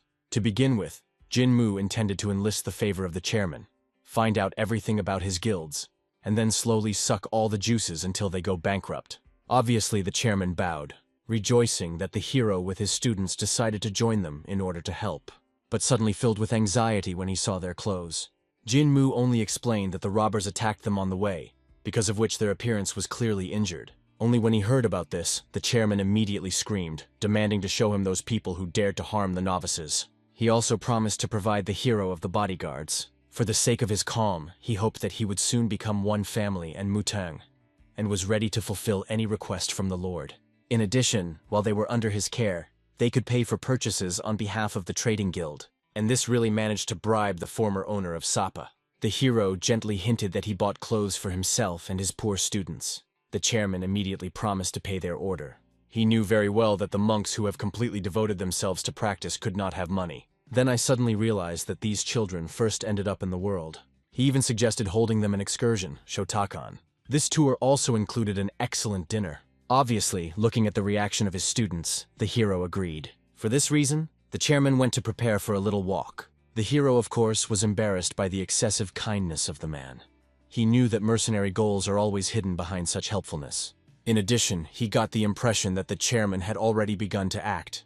At this moment, moving away, he ordered his right hand to contact his family and report that the novices arrived in the guild. It seemed too risky with his right hand. The clothes of these monks showed that they had already encountered a family of Yu, but their plan was unsuccessful. In the event of another failure, they could suffer themselves. The assistant even suggested abandoning the idea of enlisting the help of Mutang. However, the chairman recalled that the responsibility for the failure of the mission lay on the shoulders of the Uta family, and they need to pretend that they do not know anything. After all, they could not refuse Mutang. In addition, although he was surprised by the proposal to get rid of Jin-moo, he needed to do this, so that in the future he would not become an obstacle in the way. Indeed, for his plan, it was most profitable to use Jin-hai in the place of the main student. It was easier for this guy to manage, because they had a compromise on him. In addition, they could blackmail him with an attempt to kill a fellow in the clan. Thus, the boy will become a puppet in their hands. Therefore, the man was forced to cooperate with his family, who, understanding his position, is now definitely striving to settle the whole situation. Now he was more worried about how things were with smuggling, and the assistant reported that everything was normal, and after 5 days, she had to be delivered. They only needed to get around the administration. Although it was prohibited, the case turned out to be very profitable. In addition, it was much more important than dealing with young novices. Therefore, he asked his right hand to be especially careful with the administration, which constantly led behind them. Somewhere at this time, the ambassador had already arrived at Ju's family. The man said that he had already booked special places and prepared mercenaries capable of keeping secrets. The chapter only hoped that these mercenaries were better than the devils of Sabona. The assistant explained that he had prepared more experienced and famous mercenaries, and if they screw up, then for this business will be taken personally. This name made the chapter hold his breath. He was the leader of the gangster group, known in all areas of Takana, as well as a master among all the robbers of nooks, owning the snow darkness technique. He had a huge state of subordinates. It was rumored that he was associated with the enormous group Black Death of the former Sapa. He agreed to take this matter, since he became aware that they were looking for a finger of Ryan, who was his cousin. However, the subordinate could not even imagine how much his help would cost him personally, but the chapter was ready to pay as much as needed. After all, he planned to destroy Jin-moo, and then the entire group of bandits to dump all the crimes on them. Everything will be built as if the scum of the Sapa destroyed the student of Mutang, and their family became a good side, which longed to avenge his death. Thus, Jin-hee will be able to approach the top of Mutang. After all their future depended on this boy, and anyone who got in his way had to die with a painful death. Now in the first list of their enemies was precisely Jin-moo, interfering with the future of the family. Events moved to the embankment of Takans. Ordinary visitors, walking at night, paid attention to a loud scream. It was a Shan Yu, who ran away from female attention, barely restraining himself in his hands. Women so brazenly invited him to spend the night with them. It was exactly the same situation that handsome Chon-san, who could not even resist the girls, also had the same situation. Obviously, the behavior of his students angered a mentor. Therefore, he immediately scolded these two. The chairman, in turn, apologized for led the monks through the quarter of red lamps because of his old habit of reducing the path here. Then he invited them to go to the place where the excellent rice wine was served. However, the hero knew, this is a lie. They have already passed all decent institutions. This man clearly lured them into some hidden corner. After led through the quarter of the red lanterns, He wanted to shake the sobriety of their spirit. So they clearly wanted to get rid of him. But the Lord decided to play along with them.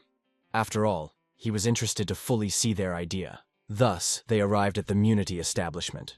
As soon as they stopped, the head of the guild immediately missed the novices ahead. However, the hero looked at the sign with the name. She was literally deciphered as, a place where even the moon does not shine. This meant even if someone kills him here, no one would know about his death. It was a literally perfect place for dirty work. Soon they met the owner of this restaurant. He recognized guests from the trading guild and immediately decided to spend it in a reserved room. Obviously, the hero was surprised by the old man who was about to fall apart and hunts the murders in his restaurant. In addition, surprisingly, there were no more visitors besides them. A layer of dust was lying everywhere, so they hardly arranged meetings with important people. But his students did not know anything about anything. After all, they knew nothing about this world. Soon, the elder introduced them to the waiter, who was supposed to escort into the room. The hero immediately understood.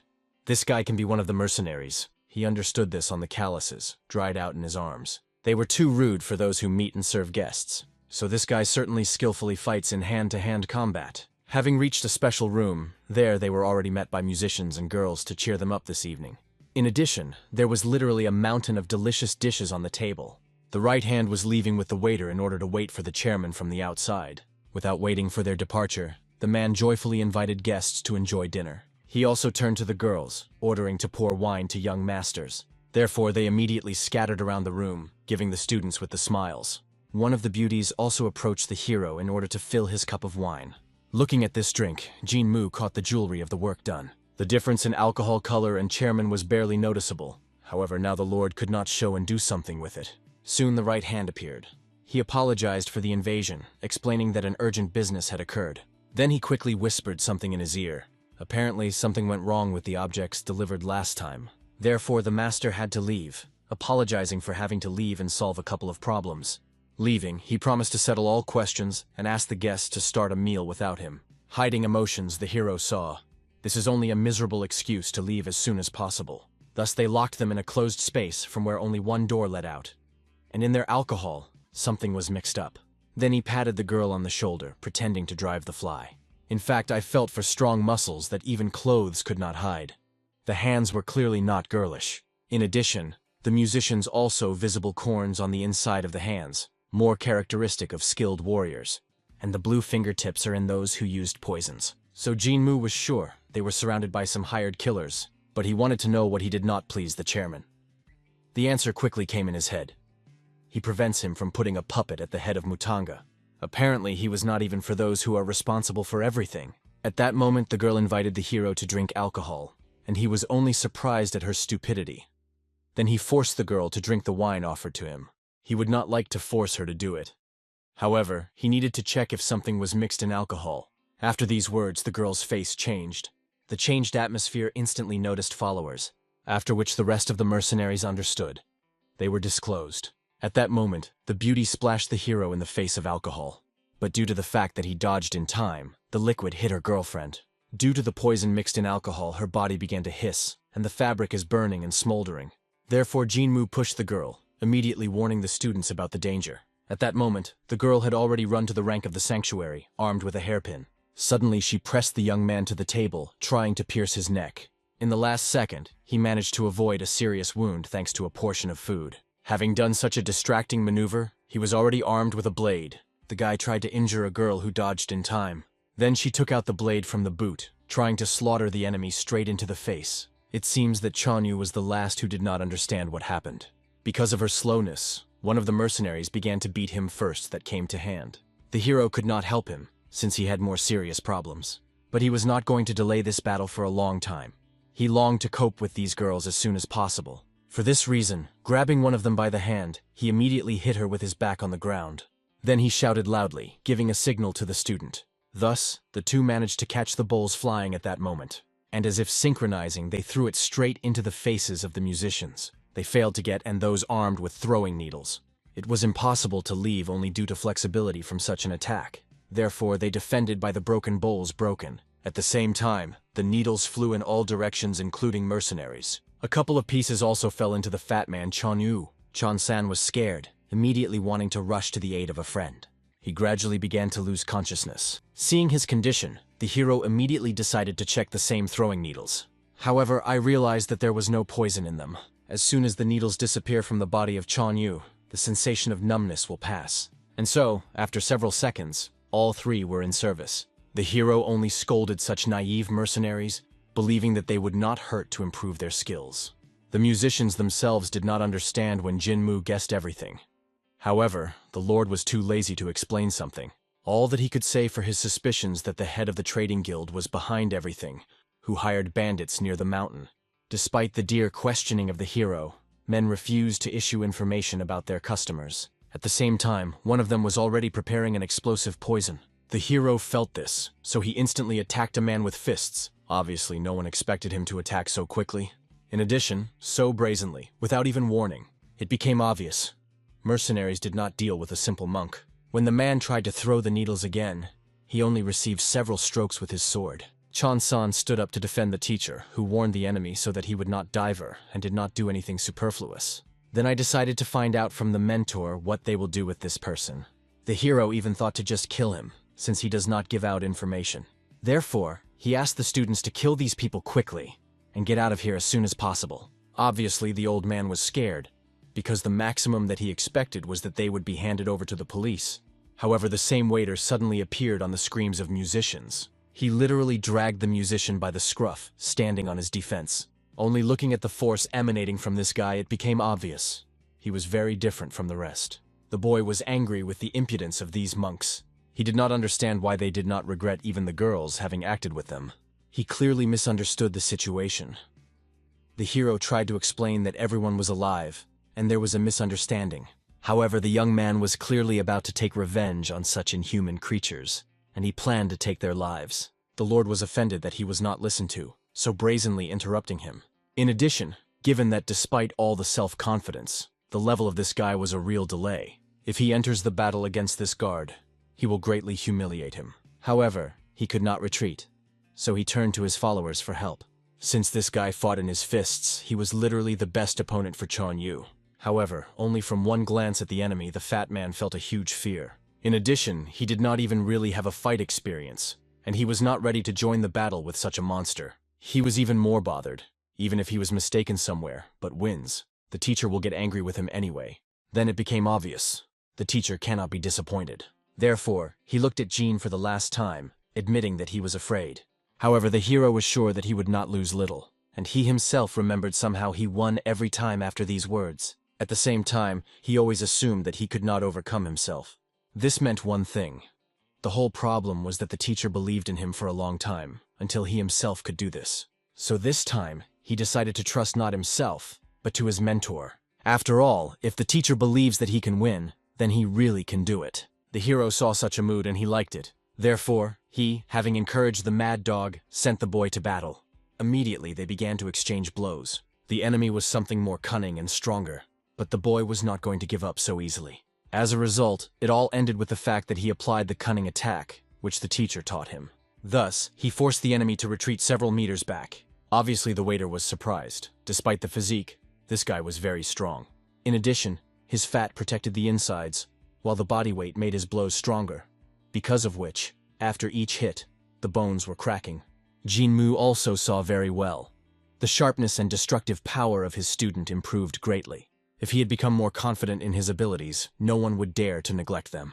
At this moment, the musician's mercenary understood that their task was almost failed, and I decided to take the last chance until no one is following him. He forgot that behind him is an attentive Chong of San, who would not let him take an extra step. A waiter who screamed loudly to the cries of pain of the old man. In that moment, Chanyu, he hit the guy so much that it seems that the jaw had broken. Then he flew away a few meters ago, and Chan decided to finish it off using the fist battle, the blue dragon blow. He finally finished off the guy in one blow. Looking at his impotent body proudly, he realized how much his strength grew. The hero, looking at him, was proud of his little student, at least until the moment, until in the distance I saw a strange light. Therefore, he immediately ordered the boy to run away. Already in a second after his warning, the floor where the boy was sitting was burned like a laser. Looking at the crater, which remained after that, it became obvious. It was the power of martial art. This attack was clearly made by the master at least the level of the first elder. However, Jinmu did not feel and a hint of the presence of a master of this level here. Looking into the darkness, he obviously did not expect to see the same old man, the owner of the institution. As you know, there were 3 stages of energy release. The first is the release of energy on a subject. At this stage, there was a majority. The next stage, energy was produced like a pool. Those who have already reached this level were considered outstanding masters, most of whom were elders. Now the hero also reached this level, although in a past life he was greater. But even looking at this old man, his whole being was filled with strong fear. Blood became in the veins. After all, what he did can only be created by a person who is at the highest level of Khan. They could only pray that the old man could not achieve higher art. In addition, the hero was interested in how much it cost the chairman to hire such a master. The old man himself giggled, praising children as real professionals in their field. He did not even hear earlier that someone was so strong in Mutang. However, the hero was clearly not interested in cheap praise. He only despised the old man who, having such a high level, concluded a contract for his murder. With all his abilities could become an elder, but chose the path of a miserable mercenary. However, the old man did not seem at all understanding what was the matter. Of course, he knew people whom he led into his institution. However, they were not at the same time, he only used them for his own purposes. Realizing that with such foggy answers the old man was only mocking him, the Lord even considered that the man demonstrates senile insanity. However, at this time, the old man himself wondered who dared to go against him. And in the end, I guessed who was the primary source of all these problems. Only thinking, the old man laughed, after which he carefully saw the monk. He wanted to find out what he had done, since he had so many enemies. In addition, he called the hero not by his name, but the guy was chasing evil energy, but still decided to put forward a proposal to him. He asked to give him a boy, his personal waiter. In return, he will pretend that he had never seen them, and he believed that this was the best deal for all of them. Of course, agreeing with the failed killer was not according to the rules of the hero. However, he decided to take this chance. In ordinary life, he would take a chance, but now he was with his students. Therefore, he asked Chan at the lowering of the prisoner's body to the floor. After that, he asked the old man to leave their way. The exit from the institution was behind him, and they wanted to go first. No one was against it. Gently walking around the room, they changed places, after which Jinmu politely said goodbye and already wanted to turn around and leave. But the old man turned out to be a deceiver who was clearly about to bring the matter to the end. He prepared for a shot, and Jinmu understood that he would not come out to get away from him. There was no choice but to use the air matter technique and try to reject the attack. Thus, a similar ray of energy, instead of impressing them, deviated and crashed into the wall. Obviously, the old man was surprised that someone managed to use the equipment technique in this way. After all, if the attack fell into Jinmu, he could not resist her. Therefore, he took advantage of such a unique feature of tornado technology. Thus, he was able to change the flows of air around, and even energy changed the course. For this reason, the old man was convinced. This young man was better than all the elders of Mutang combined. After all, only a person who has reached an impeccable level of understanding of martial arts could use this technique. After such an attack, the hero had many questions. Where did such a mighty old man come from? The Lord has already crossed many of his memories, but in none of them could find information about this person. But despite the hero's polite questions, he did not receive an answer. The elder did not consider it necessary to answer the one who was supposed to die. After that, he attacked with energy, like a bullet. However, the hero defended his comrades, although they did not even have time to understand anything. The thing was that the enemy used an abstract attack. After all, the old man had the ability to transform energy as he pleases. Once again, the elder was surprised that the guy could feel this attack.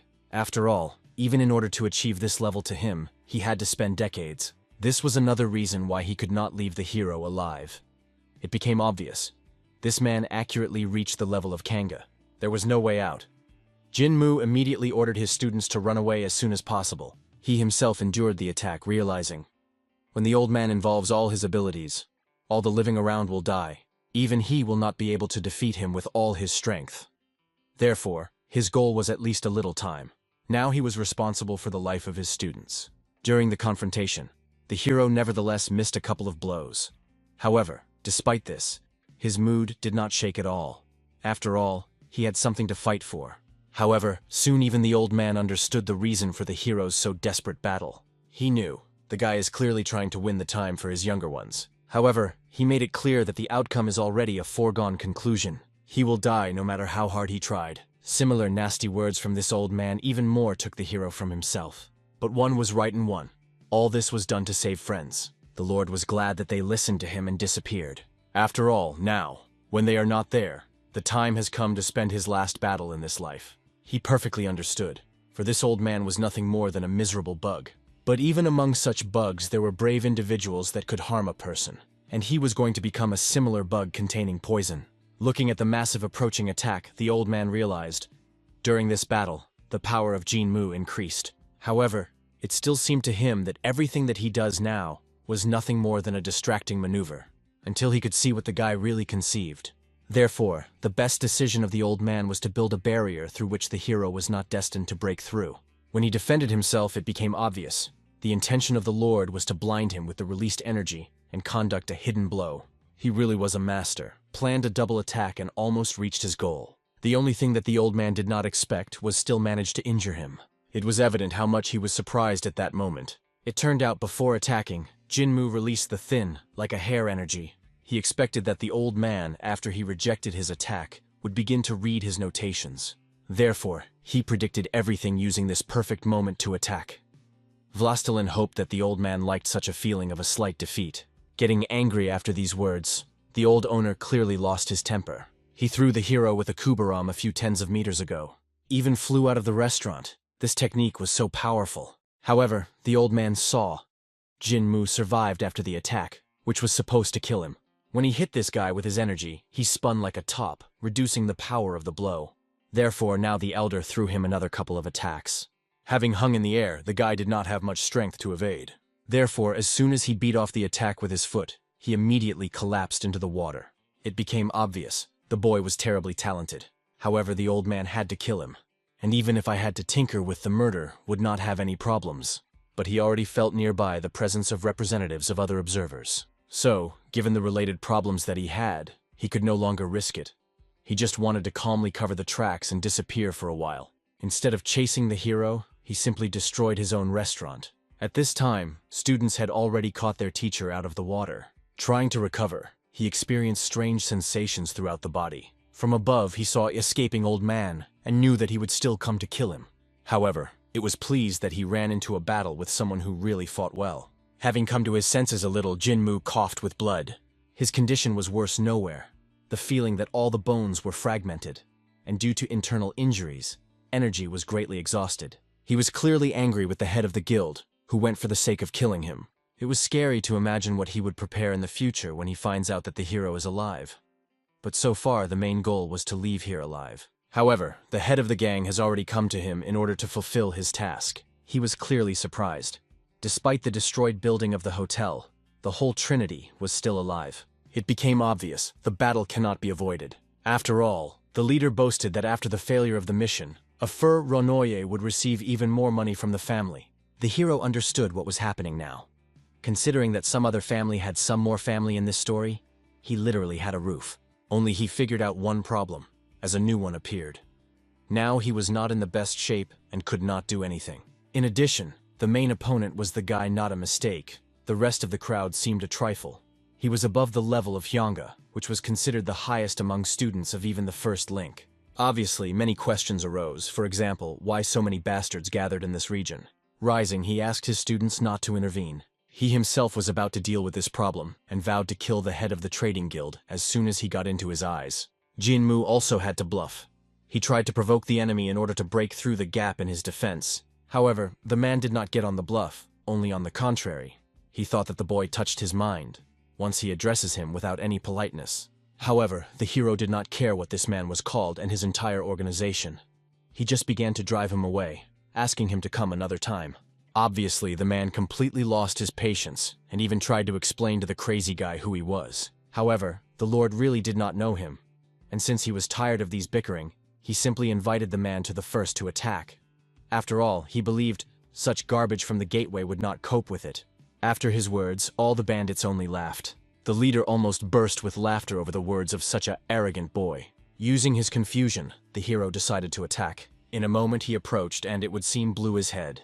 But it turned out, he was intact and unharmed, only dissatisfied with such an attack without warning. The ruler at the same time was dissatisfied with his weak attack. after which he already had to fight a really serious fighter. After the first attack of the enemy, Jin-Moo had a hard time. He was literally twisted from the inside, consciousness was blurred, his head was spinning. Of course, if he had not been injured before, then to defeat this moron would be too easy. But now his enemy was a bandit, clearly angry with his behavior, and he did not have the strength at all. The man just rushed at the hero in order to teach him a lesson in the right manners. And although Jin-Moo knew that the battle would not be simple, he did not expect that there would be so much power in the attack of the enemy. New wounds began to literally shower his body. Soon the leader already pressed him to the tree. He was glad that he had finally clamped this puppy, and intended to kill him. It became obvious. If it goes on and further, Jin-Moo will not hold out for a long time. He urgently needed to figure out how to get out of this situation. And suddenly the words of that old man came into his head. He understood, speaking about him and about evil energy. He had just in mind this bandit with his gang. In addition, the old man somehow recalled the family of Ju, because of which he left the hero alive. Although he knew that this was a big respected family, they probably would not have contacted bandits. Therefore, the hero began to search in the district of members of this family. Soon he saw how the heir was going with his retinue. Seeing him, he realized that he had found a great way out of a difficult situation. For this reason, when the enemy once again attacked him, he ran away and laughed. The bandit immediately warned that the hero ceases to behave so recklessly and continue to be angry. However, the Lord hid the sword, asking the bandit to look back and look beyond his nose. Seeing such a relaxation of the guy, the robbers were wary. However, the hero calmly indicated in the direction of family members of Zhu. They walked here with the soldiers, and this company was clearly not the one whom the leader of the gang expected to see here. And the Lord pretended that he only expected them, and greeted the heir. Obviously, the leader was scared when he realized that these two were on friendly terms. He considered that the novices probably turned to them for help. Of course, it was strange, given that Mutang and the Zhu family were conflicting. However, the matter may be different.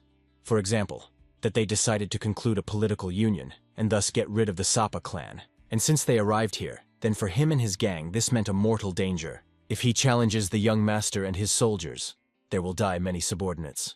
And if he leaves the novices of the living, then he will have to hide from Mutang all his life when the elders reaches the news of this attack. Therefore, now he needed to choose the best of the worst solutions. The Lord saw. The bandits are clearly not uneasy from what was happening. He also knew that the Zhu family would never help him. After all, their first meeting greatly offended their dignity. They were vindictive. That case did not forget. Most likely they came for the sake of revenge. However, such a bandit is clearly not known about the relationship. Therefore, taking advantage of his hitch, the hero ordered the students to leave. Finally, he asked the young Mr. Zhu to deal with these bandits. However, the guy only laughed. After all, nevertheless, they came here to simply observe. This was the order of the father. They had to intervene only if Jin-Moo or his students were noticed in something illegal. In addition, he came because he heard they are going to have dinner with the head of the trading guild. But instead, he noticed the leader of the bandits here. He was a worthy master about whom many were heard, because he possessed a high level of ability, known as the Black Death of the former Sapa. Their presence here hinted that Jin-Moo conceived something illegal with their participation. Therefore, he was going to see what these bastards would do, detain them, and become the main heir. However, the assistant neatly reported to the master. The monks and bandits clashed with each other. The heir considered that the probable reason was in disagreements when performing some kind of illegal assignment. However, the assistant was sure that the bandits pursued the monks. Perhaps the monks lost in battle, and therefore pretended to be in close relations with them. In addition, during this time they managed to escape far enough because they were convinced the Zhu family with the bandits is not at the same time. Now they needed to decide what to do. But the gentleman was in a stupor for a long time after he was deceived like this. By this moment, events moved to the city center, to the hotel. Jin-Moo was fallen, just like his disciples. Chan-san, who could still stand on his feet, brought the water teacher. After making sure that the mentor was drunk, he decided to find out why they came to hide in the city center. It seemed that in theory, it was better to hide in the mountains. However, the Lord knew that they would try to look for them in the most secluded corners. It is unlikely that they will come to the idea that the fugitives fled to the very center of the city. So the enemies will be silly near all secluded towns and roads leading to Mutang. Obviously, the hero was boiling with anger at the morons who tried to encroach on his life. He vowed not to forgive these boobs and scum, which he even heard for the first time. For this reason, he ordered his students to immediately get their reserves of Yosandan. These were pills that restore the body, one of those drugs that was given to them when they left Mutan. In total, they had 10 pieces. For this reason, the hero immediately swallowed everything to one. Its main goal was to recover as soon as possible. Most likely, the heir was already sent by home, and the robber began to look for that moment. And the robber began to look for them. The search will last only day, because the Lord knew very well the thoughts of those who belonged to Sape. So he had to make every effort to recover if they find them. In order to recover in such a short time, he used the method of crazy energy circulation. Everything inside him will explode, and after the processes of strengthening the body will begin. Now the hero did not care what energy he would receive after this whole process passes. He literally did not have the opportunity to choose. He had to take revenge at all costs to those who dared to encroach on his life, and make sure that they would no longer see this world. Events are returning to the residence of the Jew family.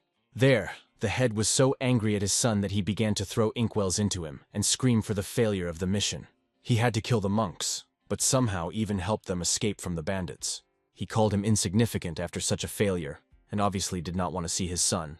While he, crawling on his knees, begged another chance, vowed to find these bastards, or find and wait until the COC has dealt with them. But such a stupid idea even more angry with the chapter. He was outraged by the only thought that his son hoped so for these bandits. In addition, he did not understand how his offspring could generally help the robbers in the destruction of Mutang's students. Only after these words did the boy realize that he made a huge mistake. He tried to justify himself that this was not at all in mind. But his father only angered. He hit the guy, ordering to shut up. Then he shouted hard, calling his assistant, and he gave him an order to take his son to his room. While he was forcibly brought out, he screamed and cried, begging his father to merge over him. However, the head believed that the boy needs to think about his actions, and he warned that he would break his legs if he would take at least step beyond his chambers. It became obvious, worse than this father, it is hardly possible to find. However, the boy Vanille only for the fact that he turned so on the twice. The first time everything ended in the fact that he was humiliated in front of the servants. The second time it was used. Because of this, he completely lost the trust of his father, whom he had so difficult. All because of a meeting with Jean Mu, so I could not forgive him. At that moment the youngest was noticed by the older brother. He only laughed at his father again. He even assumed, perhaps the problem in the boy himself, who was too stupid, since he could not make his father's ideas. He did not even greet his brother properly. He only explained that he would go to his father now, and easily perform the work that he had already failed twice. He even offered the failed younger brother to leave their family and go to the monks. The eldest was more than sure. The youngest would be accepted with open arms after the salvation of their students. Finally, having splashed all his poison, the man went to his father, and the youngest was wondering, are the impatient brothers always in such a relationship when they want to kill each other? He gladly wanted to lower his brother from heaven to earth, so that he ceases to build an important person out of himself. I wanted to become the first heir and shift him from his path. Somewhere at this time, events are transferred to the night bazaar to the bandit of the bandits. There, the leader was not his own. There was still no news about the missing monks. The subordinates apologized that they could not find any hooks. However, this was even more angry as the leader. He recalled, they are obliged to catch everyone in a row, regardless of their level in martial arts, and among them to find 3 beaten children. The frightened assistant explained, everyone was already raised on the ears. Pockets, tramps, and bandits followed their orders. Despite this, the fugitives hid too well. It is literally impossible to understand how these bastards circled him around the finger. After the students of Mutang fled, he believed that they would have to fight with the warriors of the Jew family. However, they immediately turned around and left. Then he realized, Jinmu simply played him, so he wanted to find them as soon as possible.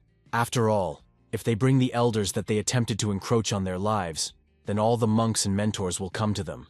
They will never remain indifferent to this situation. Therefore, they will stubbornly pursue those who attacked the lives of their children. And even if the bandit was associated with the Black Death, even they will not help him. It will be more profitable for them to give his mutan than to conflict with them. Therefore, he understood how critical his situation was, and ordered the assistant to immediately go to Ju's family, saying that the novices had fled and asked for help with the search. After all, they had no choice. They had to catch them at all costs. After all, these novices will become a threat to everyone. Then he sent all his assistants to complete the assignment, but did not have time to run out of the gate, as a huge explosion came from the gate. Then, without forcing himself to wait, the hero himself appeared. He only greeted the leader who so wanted to see him, after which he invited him to dance and have fun. However, when the CA was not moved, the ruler only laughed with their frightened faces, as if they had seen a ghost. It became obvious. They obviously did not expect his daring perish. Surely they expected the fugitives, holding their tails, they would run back to the Mount of Mutanga. Or they were surprised that they were now right here. He only laughed at the fearlessness of these monks, and was immensely grateful to them that they themselves came to him. Then he ordered all his puppets to kill these guys as soon as possible. First of all, the ruler asked his students to observe, but not to intervene. He himself wanted to win, despite the fact that in the lower abdomen there was a terrible mess with energy. Of course, he was not able to completely heal, only at the top of the body. But now he used the method of crazy energy circulation, so his strength was higher than usual. His first attack was like a tornado, who spun and began to grind the enemies around. It was an attacking technique of Mutang's sword, a tornado that absorbs souls. Seeing this technique, even the coquelet trembled with fear. It seems that he first saw such a long wave of released energy. It became obvious, Jinmu, despite all his injuries, was definitely not lower than his level, and if it were without injuries, it would be much more powerful. The old man has nothing left but to think about his escape. He decided to escape in order to combine forces with the customer, with the family of Yu. However, understanding and catching his desire, the hero immediately attacked. Obviously, Gochok did not expect the boy to reach the level of Tanga. For this reason, when a lump of energy was released into it, he was not ready to reflect it. So he crashed into the nearest wall with a bang, which stopped his free fall. Looking at the approaching death, I could not understand what sins fate punished him so for. Moreover, given that he was a master of such a high stage, it was impossible to defeat him with direct attacks. It was impossible to escape from him. However, if the enemy continues to approach, then the Choka had a spare trick. In his hands was the King of the Needles, a weapon for murder in the form of a tube, inside which gunpowder was poured, and needles are laid on top. If you pull the wick, then 100 needles immediately fly out. Therefore, knowing that not to dodge such an attack, he decided to lure the hero closer to himself. For this reason, having fallen to his knees, he began to apologize for committed sins because of his blindness with money. The man understood that the monk from Mutang would definitely buy to his cries, given that they all believe in the opportunity to direct vicious people to the true path. He decided to use this in order to lure the guy closer. And finally, when he came up, the leader grabbed the enemy in order to make a shot. He was already laughing, expecting to see a guy torn with needles in front of him. However, 1 second the hero was behind him, having knocked out the weapon out of his hands, after which he threw the old man to the ground. It became obvious. He definitely cannot change such a vicious person. In addition, he explained that he always perfectly captured the tricks of the people like him. He was still trying to somehow get out of his behavior, apologizing for his behavior. But without listening to him, the boy only advised him to grit his teeth tightly. After all, he planned to teach him the mind. And once again, the hero's followers became witnesses of cruel beating. Since the man turned off before the retribution happened, Jinmu ordered him to sobering him with a bucket of water. The old man, beaten beyond recognition, immediately screamed. However, the hero only came closer, explaining that he wanted to ask him a few questions. He had to answer honestly, otherwise he would die immediately. The first question is, who was his employer? After short thoughts, he realized, if this was not the head of the trading guild, then the family of Yu. Everything that the guy knew about them was in their family. They were pretty good warriors. In addition, with them, he was really unfamiliar. Of course, he would like to deal with everything here and now. However, his energy gradually began to end. For this reason, until it ended completely, the hero set himself the goal of visiting the main trading guild. Chon-san immediately warned the teacher in fright. They had a lot of warriors. Do not take this risk. However, it seems that the former owner of Sapa did not plan to strike on his own. He will do this with the help of his new toy, Choka. Then he asked the man to chat with him face. Soon, troubles reached the ears of the trading guild. The right hand ran to the servant when he heard his frightened cries. Obviously, the screams were due to the fact that they were attacked by the gang of antiquity of Choka on the way to the guild. They intended to punish the villains, who are engaged in smuggling. The stroke grabbed his right hand when he heard about it. At this point, the bandits had already turned everything upside down and pulled out and tied everyone up to whom they had reached. When they reported on the work done, the hero praised them. He also praised his new subordinate Kummer Chok for raising his people well. Obviously, the right hand was angry that he dared to unite with Mutang. In addition, with the guy who was ordered to be killed. Seeing such unkind views of the manager, Jinmu decided to ask the man about where his master was. In addition, where all the other warriors went, because their number could not decrease like that in one day. He laughed, not intending to tell the hero, and asked not to interfere in worldly affairs. However, Sachoku did not endure such an appeal to his master. He immediately hit his subordinate with all his strength. He forbade him to even think of daring his master. After all, compared to the hero, he was just an insignificant dog. It was evident the man beat the manager seriously. With all his might, he intended to prove his devotion to the monk. The manager did not understand what happened to this bastard who was about to kill the novice, since he had changed in just a day. The old man himself had only one thought in his head. Shortly, the hero asked him to help him only once. Then he would not tell in Mutang that he had encroached on the life of their students. Therefore, he was going to fulfill this work to live efficiently and continue to live among the bandits in nooks. More recently, he already believed that he would become an outcast, forever pursued by Mutang. However, he was very lucky to meet the hero who showed such kindness to him. Having enjoyed the beating of the manager, Jinmu asked the man to stop. Then I decided to find out again where the head was now and where the soldiers had gone. He warned the manager that he could kill him at any time if he did not want to answer. In addition, he was sure, among so many people behind the manager would definitely turn out to be the one who will tell him where his master was. Obviously, the manager understood. Even if he died, there will be no sense in this. Therefore, he told, the chairman was engaged in smuggling. Since it was a dangerous business, he took all the soldiers with him. There is little security in the guild. Realizing what deal is now turning on, the hero has already presented how he would take all the money and smuggling himself. In this case, he could have been Ozali. But there were still questions. Why did the chairman go personally without sending any of the subordinates to the mission? The manager stumbled, still afraid to give out the truth. Without thinking once again, the former head of Sapa immediately asked the old man to help. Frightened by him to death, the man had to tell. The goods of today's transaction were gunpowder. This was the information that no one expected, obviously. It would seem that the trading guild was completely crazy, hunting like that.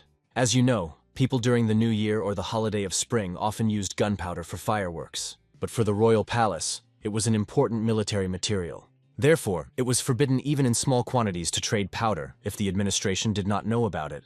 Especially the ban concerned the representatives of Murim. The king's decree read, Murim does not participate in the affairs of the administration. The administration does not climb to them in response.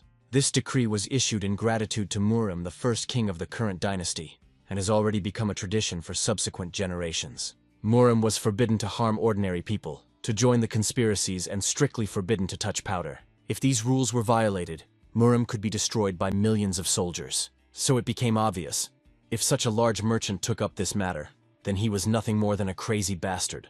Initially, the hero was thinking not only to grab the smuggling with money, but also to take revenge. But in this position, it was too dangerous to pick up everything. Therefore, the main thing now is to disrupt the deal and just take revenge. Upon learning that the deal took place in the reed field, the hero immediately advanced there and asked his students to run to the administration and report on the smuggling of gunpowder. He himself will go to the reservoir. They had no time to go to the administration together. After all, then they would not be able to get the smugglers. However, Chon-san stopped his teacher, preventing him from going. He knew the mentor was badly injured, protecting them, and did not understand how dangerous it was to send him alone. Therefore, he asked that the hero allow him to go with him. Obviously, such a concern was really able to please the guy. However, the former head of Sapa asked the young man to trust his teacher. He explained, he will just go ahead and try to detain those people. Chon-san already had to hurry and bring soldiers from the administration. Of course, the young student was delighted. The teacher fulfilled his duty, not sparing even his own life. He really adhered to the true path of Taos. Therefore, they fled. Chon-san promised to bring soldiers as soon as possible. He was in a hurry for more than ever, so as not to allow the teacher to fight for a long time. Jinmu himself was going to arrive at all costs before the administration. He could not take his gunpowder, but he could grab a fee for moral damage. Soon he was already on the reed field of the northern reservoir. They drove heavy bales of smuggling. At some point, by order of the head, everyone stopped. He warned that from now on they would not perform any suspicious actions. While they had to wait, because the buyers have not yet arrived. The appointed time remained only an hour. This deal was insanely important for the chapter. He had as many as 5 boxes of gunpowder behind him. It took him 3 months to get so many goods, and even had to abandon all other purchases, because of which, gunpowder cost 4 times more than usual. However, it is only important that this purchase will pay off. After all, it will sell it 11 times more. The profit will go to the purchase of trading shops in the center of Takana, so that the man stops smuggling and creates a real guild. Finally, the assistants noticed the light of lanterns on the river. This buyers sent them a secret signal. So, Making sure that they finally arrived, the head asked everyone to be on the alert. For this reason, waiting for everyone to get out of the water, the guards armed themselves in order to avoid robbery. After that, the head himself gave his assistants a signal to get and demonstrate the goods. So they were convinced, as agreed. In front of them were 5 barrels. Then they came to show the prepared fee. In one box there were as many as 40 kilograms of gold, so the satisfied head decided to quickly close this deal. But, preventing them from leaving, a hero suddenly appeared. He was accompanied by his junior student and Kochoka. The Lord also laughed at the head, who spent a fortune, but could not kill some novice. Obviously, he did not expect to see a literally living dead man here. And noticing the head of the bandits next to him, I realized, for sure they united. However, he tried to remain calm. Next to him there were as many as 20 warriors of the guild.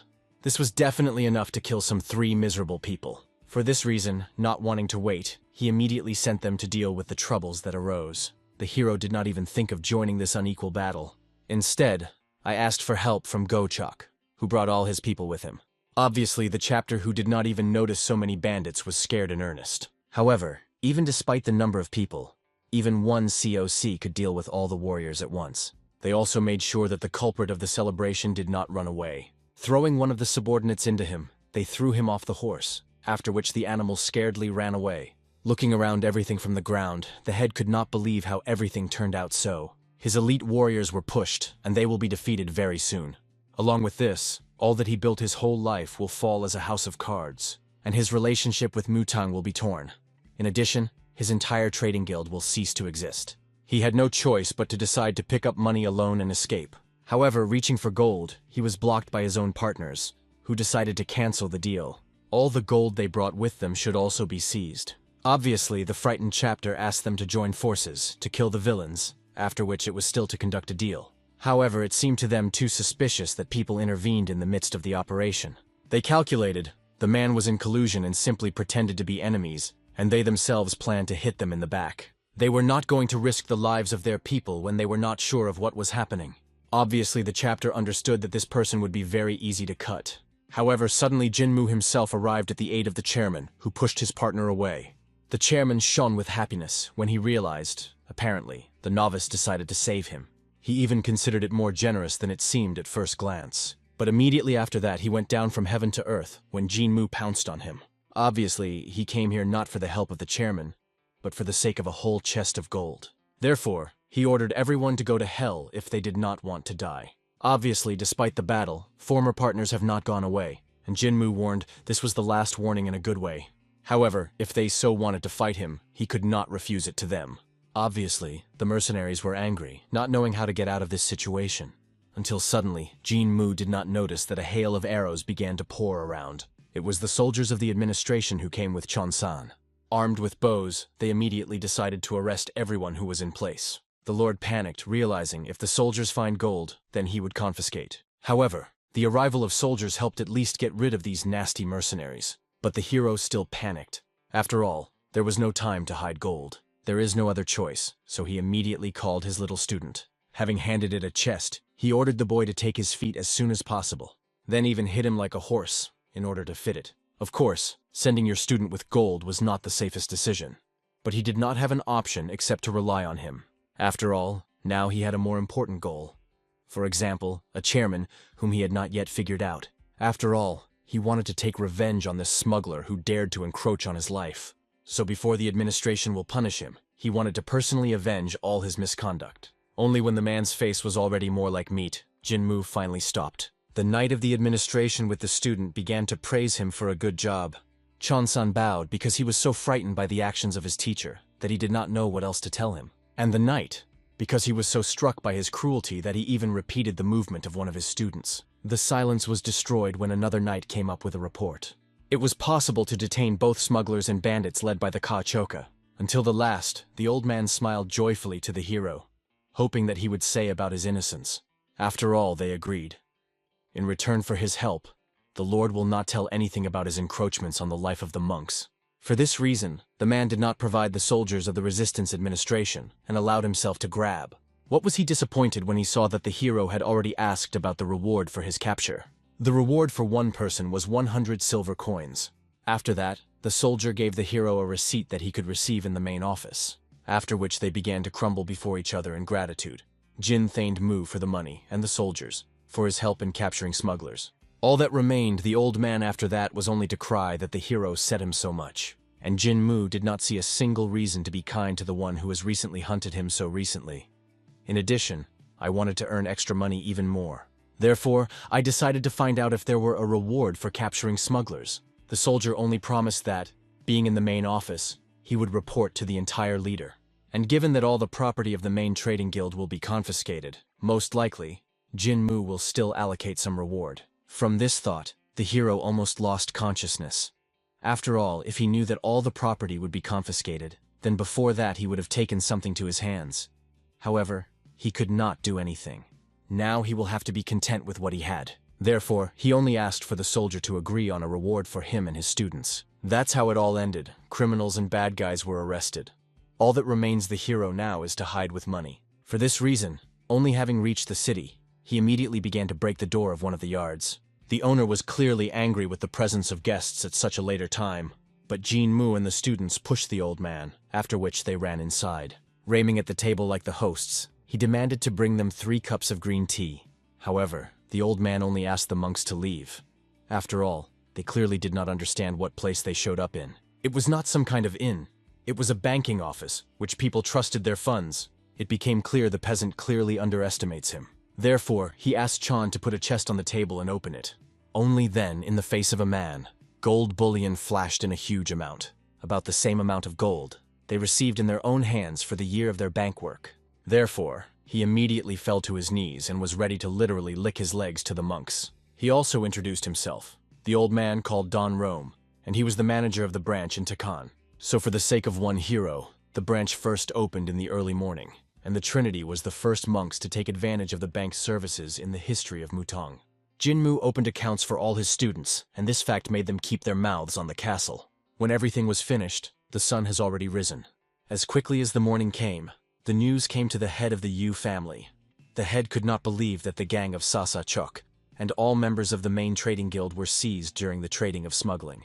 Although the assistant did not know all the details, I realized that during the transaction something went wrong, so all the participants and bandits were seized in place. Obviously, it remained a mystery why they got into the affairs of the guild with his gang. In addition, he realized the mission of capture Jin Mu was also not fulfilled. After all, he walked in anyway at large, and it was the biggest problem now. Surely Jin Mu and the rest of the novices aware that they were involved in an attempt to kill them.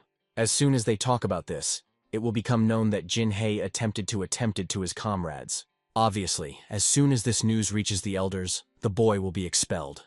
And also from it, they will make a cripple, cutting all the tendons in the body. Father could not allow this, so he wanted to meet with the head of the prefecture. He also asked the assistant to contact his son, so that he watched the changes in the Muton and destroyed everything that associated them with the bandits. The father himself already planned to take all the blame on himself, as if their family secretly from Jin He planned it all. Only in this case they will be able to save him from shame. And about the head of the trading guild and bandit, Guchoka. The head planned to kill them earlier than those of those gathering. Thus, he went to the main office of the prefecture. The heroes arrived the first to get there in order to get a reward for people captured in the last night. In total, the reward was equal to almost 200 coins, and the administrator decided to add several coins from himself in order to round the amount and personally thank the hero for his efforts. It was also necessary to personally meet with the leader in order to get it about the fee for the capture of the smugglers. He decided to conduct them so that they could personally discuss everything. Obviously, Jin Mu was happy that he could get at least some kind of fee for all his efforts. In addition, before going to the administration, they were dressed up in order to look more important persons, all in order to get your well-deserved reward for a righteous life. However, they did not have time to reach as the head of the family of Yu. The Lord could not look at this man in any way, except at the bastard who ordered his murder. The head looked around the 3 novices of Mutang.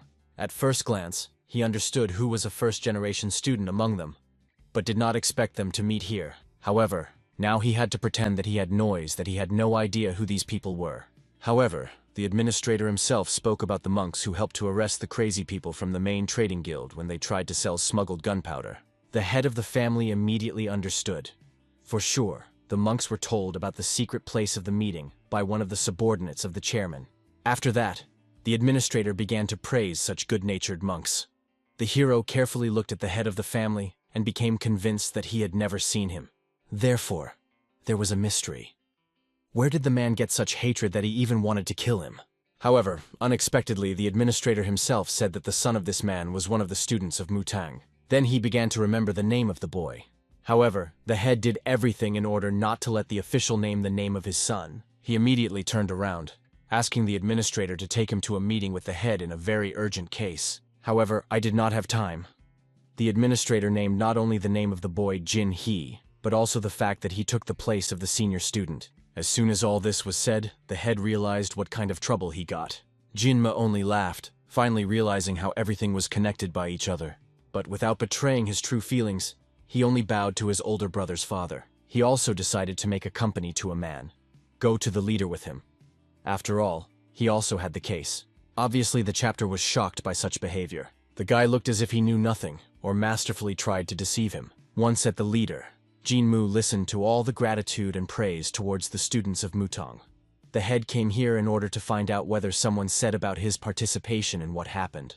So far, the leader suddenly did not say that according to Guchoka, he received an order to kill the novice from the head of Yu, and obviously he was frightened, because he did not have time to cover the traces. As an evil, the hero admitted that he also heard about it perfectly. Therefore, the head has already begun to dig a grave. But to surprise, the Lord claimed that it was a continuous lie. After all, his comrade was a member of the family and could not wish his death. He considered it. The guilt of everything was villains who are ready to use any means in order to save their skin. So even the leader thought. Indeed, according to Guchoka, the head of the novice wanted to take the money from the novices and kill them. It is unlikely that an aristocrat would have ordered to do this with monks, a bright example of selflessness. Therefore, the leader even apologized for the fact that right with the novices he accused of an unable to guilty person. In addition, the head of the prefecture wanted to express personal gratitude to Mutanga. After all, the sale of gunpowder in large quantities was strictly prohibited. In gratitude, the head suggested that he settle in the main office. Obviously, Jinmu did not want to cause the administration's inconvenience, considering his help literally duty for public well-being. In addition, since he met his comrade's father, he believed that he would decide to invite them to live with his kindness. The head immediately realized, this guy clearly conceived something. In fact, now the former lord finally realized that Jin Hee was to blame for everything. He, in order to become the main student, decided to knock out his family on the murder. But he even did it almost.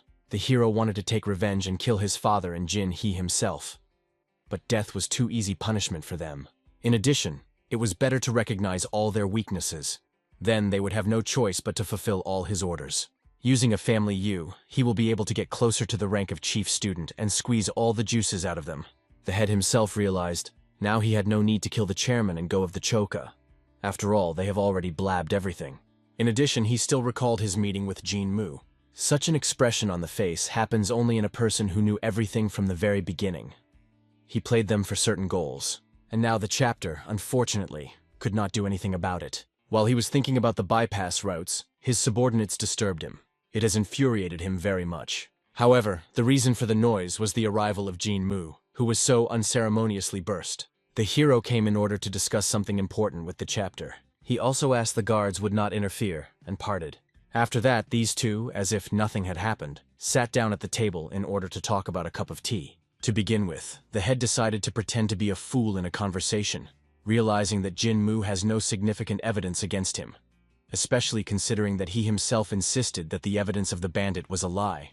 But as it turned out, the hero had more significant evidence. For example, the calculated book of Gu Choka.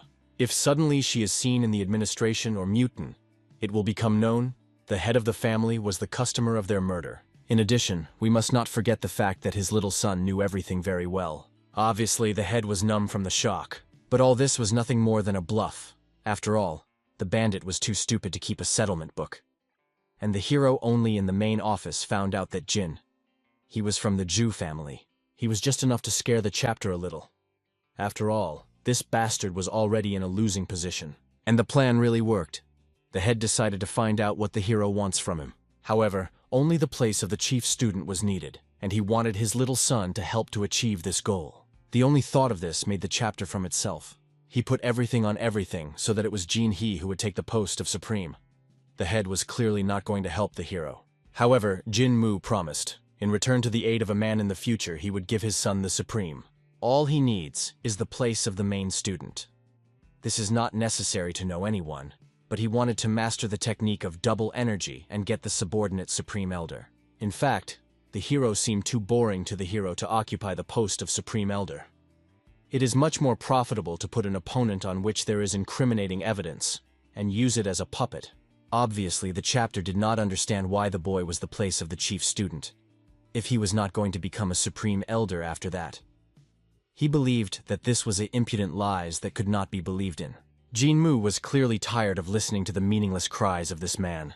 He explained, to achieve his goal, he does not need their help. They just had no choice. The man had to submit. After all, if he refuses, then the ruler will immediately wipe his whole family powder. The chapter only got angry, considering the hero nothing more than a miserable empty back. However, when he felt the anger with which Jinmu looked at him, he was enveloped in wild horror. He had such a murderous aura that she made it to the bones, and his breath stopped. It became obvious. This guy was higher than him in level, as if at the steps of Tanga. Jinmu also decided to tell what prevented all the mercenaries sent to kill him. They really wanted to do it. They just didn't succeed. And he was ready to show the man why nothing came of them. The sovereign easily patted him on the shoulder. However, it seemed, at that moment the shoulder crumbled into small parts. Frightenedly raising his eyes to the guy, the chapter had no idea who he was. His gaze was indifferent, but as if he were talking about the past and a huge number of battles through which he passed. It remained incomprehensible how this could be with a young monk. The former owner of Sapa asked the man about anything except the help of his own son. After that, as if he were not there, he left, saying goodbye to the man. Only after his departure, the head finally could breathe deeply. He understood. Before him was clearly not a simple monk. In addition, he obviously could not be his opponent. For this reason, as soon as the guards ran to the master, he asked him to bring written supplies in order to send a letter to his son. So the next day, Jinmu was again in the Mutang clan. The road flew back unnoticed, and now they met with the senior student, Jinho. He only saw them. He enclosed in a strong embrace. Obviously, Jinho was proud of his younger brother, who showed everyone the real spirit of Mutang. He also praised the younger students who worked well. Then he decided to escort them to the Supreme Elder, and the rest of the elders who were already waiting for their arrival. Just being in the palace, they immediately kneeled down and greeted all the audience. The Supreme praised the students, about whose exploits the head of the main office of Takana reported. He also thanked for protecting them from the unknown true essence of the main trading guild. They were also grateful for destroying the bandits from the back streets that prevented local residents from living, and thereby drew attention to their clan. But instead of listening to the gratitude of the Supreme, the hero was looking for Jin-hee, who literally studied his gaze. Although his father had to warn that he had to take their side. Also, the Supreme did not know what to do with the money received from the guild, and thought about sending them to the administration. In addition, I heard perfectly that Jinmu received a reward. The hero's mentor also regretted that they could not deal with the guild. However, he was grateful to his student, who tried so much for his clan. Obviously, the guy immediately realized what the old man was driving at. He shook from fear of the mere thought that they planned to pick up his money. And he was right. The mentor really asked him to give all the awards to the elders. Despite all her sadness and unwillingness, the guy still had to agree. Somewhere soon, the hero was not far from the temple in the sanctuary of Moonshine. Almost no one came here, because of which it was very quiet here. For this reason, Jinmu decided to make his own cave here. Although it was tiny, it was his personal room for meditation. He had to become even stronger, so he had to work hard in order to become the main student. In addition, that strong old man still did not leave his head. He was a very mysterious master, about which Jinmu still did not know anything. The memories of an enchanting loss were constantly spinning in his head. He scrolled the energy management techniques he used over and over again. After all, this was the first time he saw a technique that completely ignores the foundations of martial arts. He really owned literally amazing movements. Therefore, being in solitude, the guy spent time in order to master similar techniques. However, despite all his attempts, there was simply not enough strength to put such power into their blows. For this reason, the hero was angry. After all, no matter how hard he tried, it still came out. In the past, when he was the master of Sapa, he managed to become an absolute lord with the help of martial art. But now, he could not use the same techniques. In addition, now he was very lacking in energy. He needed to go through enlightenment. And in order to achieve it, it was necessary to go through the crying wall. Then the volume of all the energy of ki that managed to accumulate will increase sharply in order to maintain enlightenment. However, if enlightenment cannot be achieved, then the increase in energy is insignificant. Even with zealous training in the past, the owner of Sapa managed to reach the level of Kan, so he is unlikely to once again have to meet with the wall of enlightenment.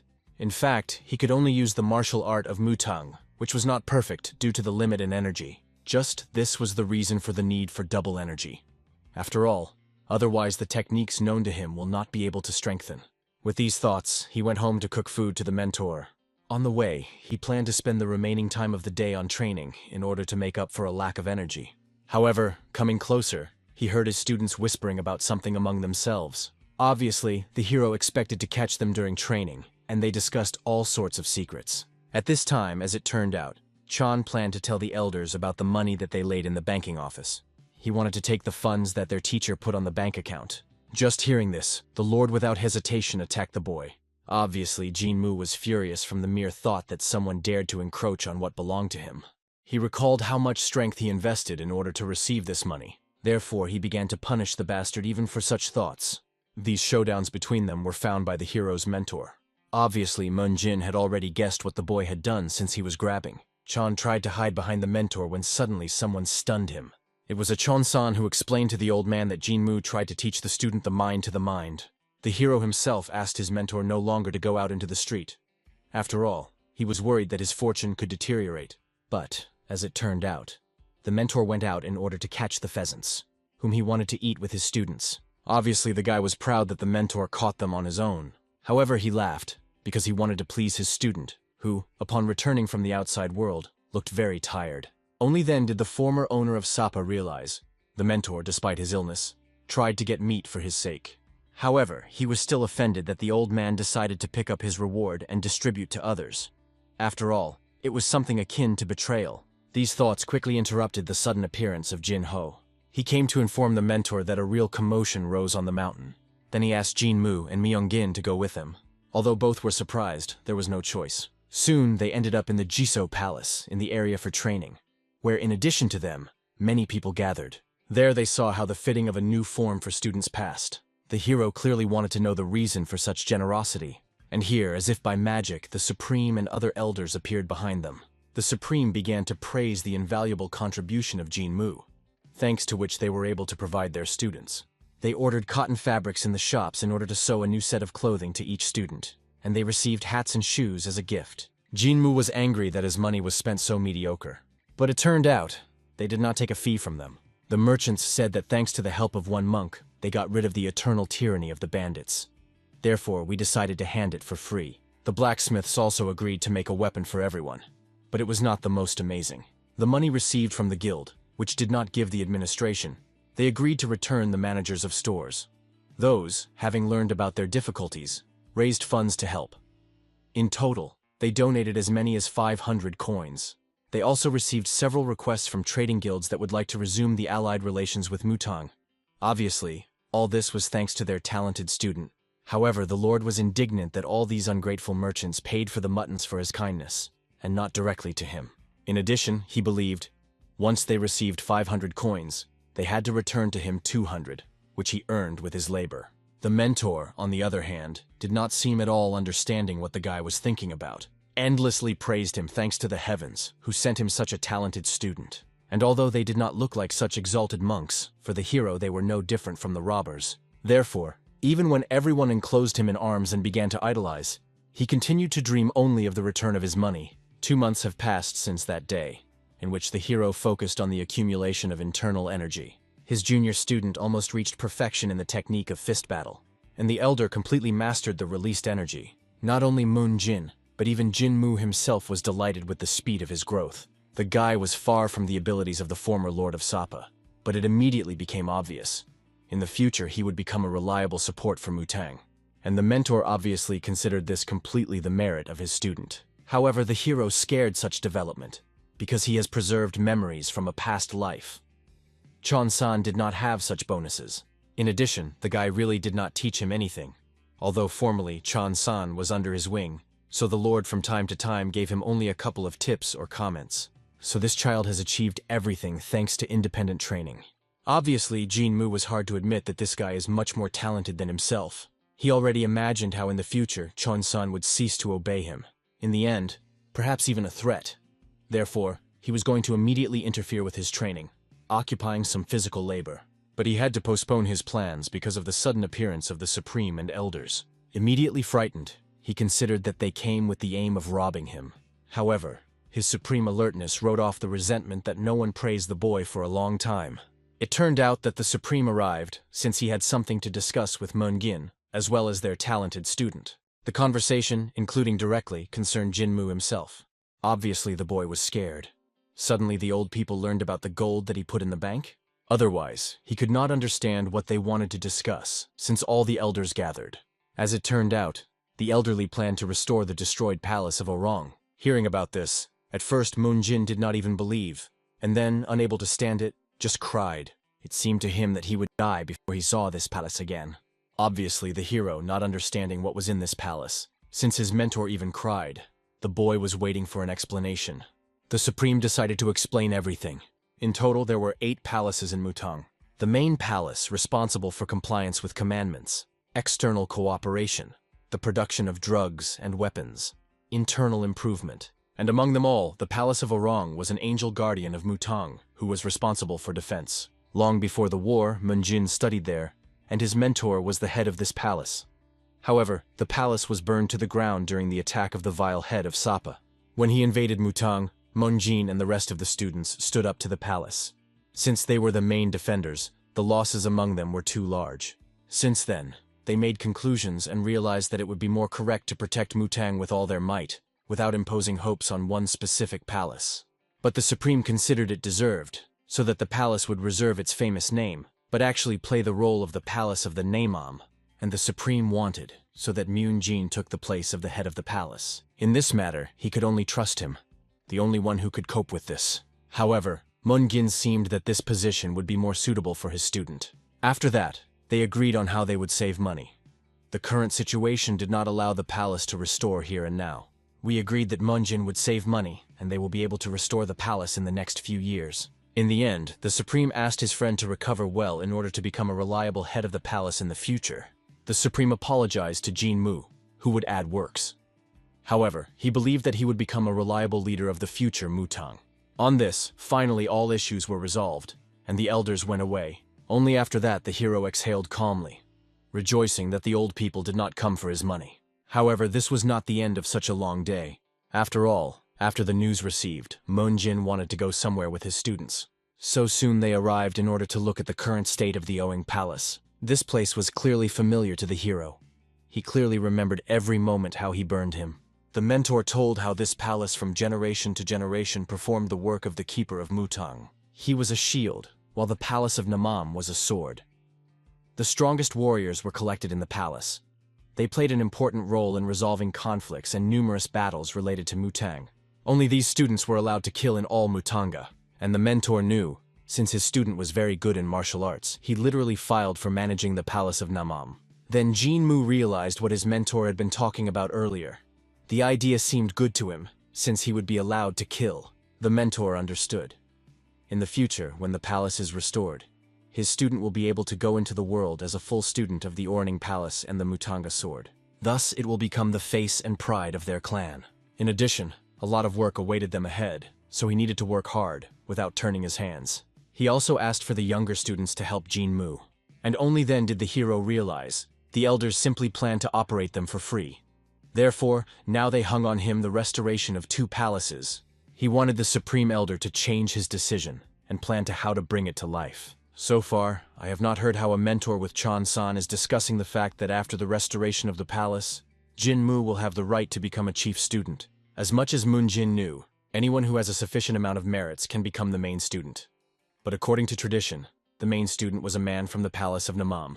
Then Jinmu decided to find out if he has some right to claim the place of the chief student, and everything was possible, given that Jinmu had enough talents. But if he wanted to become the main student, then his skills in martial arts will not be enough. In each palace there are responsible ones who should perfectly fulfill their duties and save merits. Also, a person should have a good reputation among all brothers. And only after that, when he receives the recognition of all the elders, the Supreme will be able to make a decision. Obviously, the hero was amazed. After all, he hoped that the most powerful are becoming the main students. Before that, he thought. Once he defeated the strongest Jin Hyu and Jin Ho, than the place of the main student in his pocket. However, he, it turns out, needs to be a responsible person of his palace and carry out the appropriate work. This meant that he did not take a single step to get closer to his goal. Obviously, the hero grieved. In addition, he believed it would be worth informing the mentor about such important conditions. And his younger comrades were no better, because they knew about the conditions. But all this time they were silent. Anger simply overwhelmed him. Soon he literally burst into tears from powerlessness, realizing that he was surrounded by just fucking deceivers. Somewhere at that time on Mount Jinhaye received a message from his father that Jinmu had reached a minimum of the level of Tanga. Therefore, he concluded an agreement with him, according to which the hero will become the main student, and in return, he will make Jinhe of the Supreme Elder. And although the boy Rem read the message several times, he still could not believe. The one who did not even wore even the human name a year ago has already mastered this level. In addition, the guy was an enlightened person, ate meat, spoke like a street bandit. With his existence, he struck the dignity of the novice. Therefore, he did not believe that this person could make him supreme. He did not give a damn about the secret agreement. He was just about to kill this garbage, so that no one else would interfere in his way. Therefore, he hoped that Jinmu would not count on his victory. This battle has not yet been finished. At this time, the hero found out. Only 5 students of the first generation, whose shoulders were assigned responsibilities that ensure the coordinated work of Mutang. There were also 2 who were sent to wander. It would take at least a few years to restore the Owing Palace. Over such a time, someone else could become the main student. Therefore, the hero needed to restore the palace as soon as possible, accumulate achievements, and get the opportunity to become the main student. But everything was not so simple. Even if the elders talked about a couple of years to restore the palace, at least a decade will be needed in order to pick up money for this. The guy was also not going to spend his money on this, even if the fate of the whole world depended on this.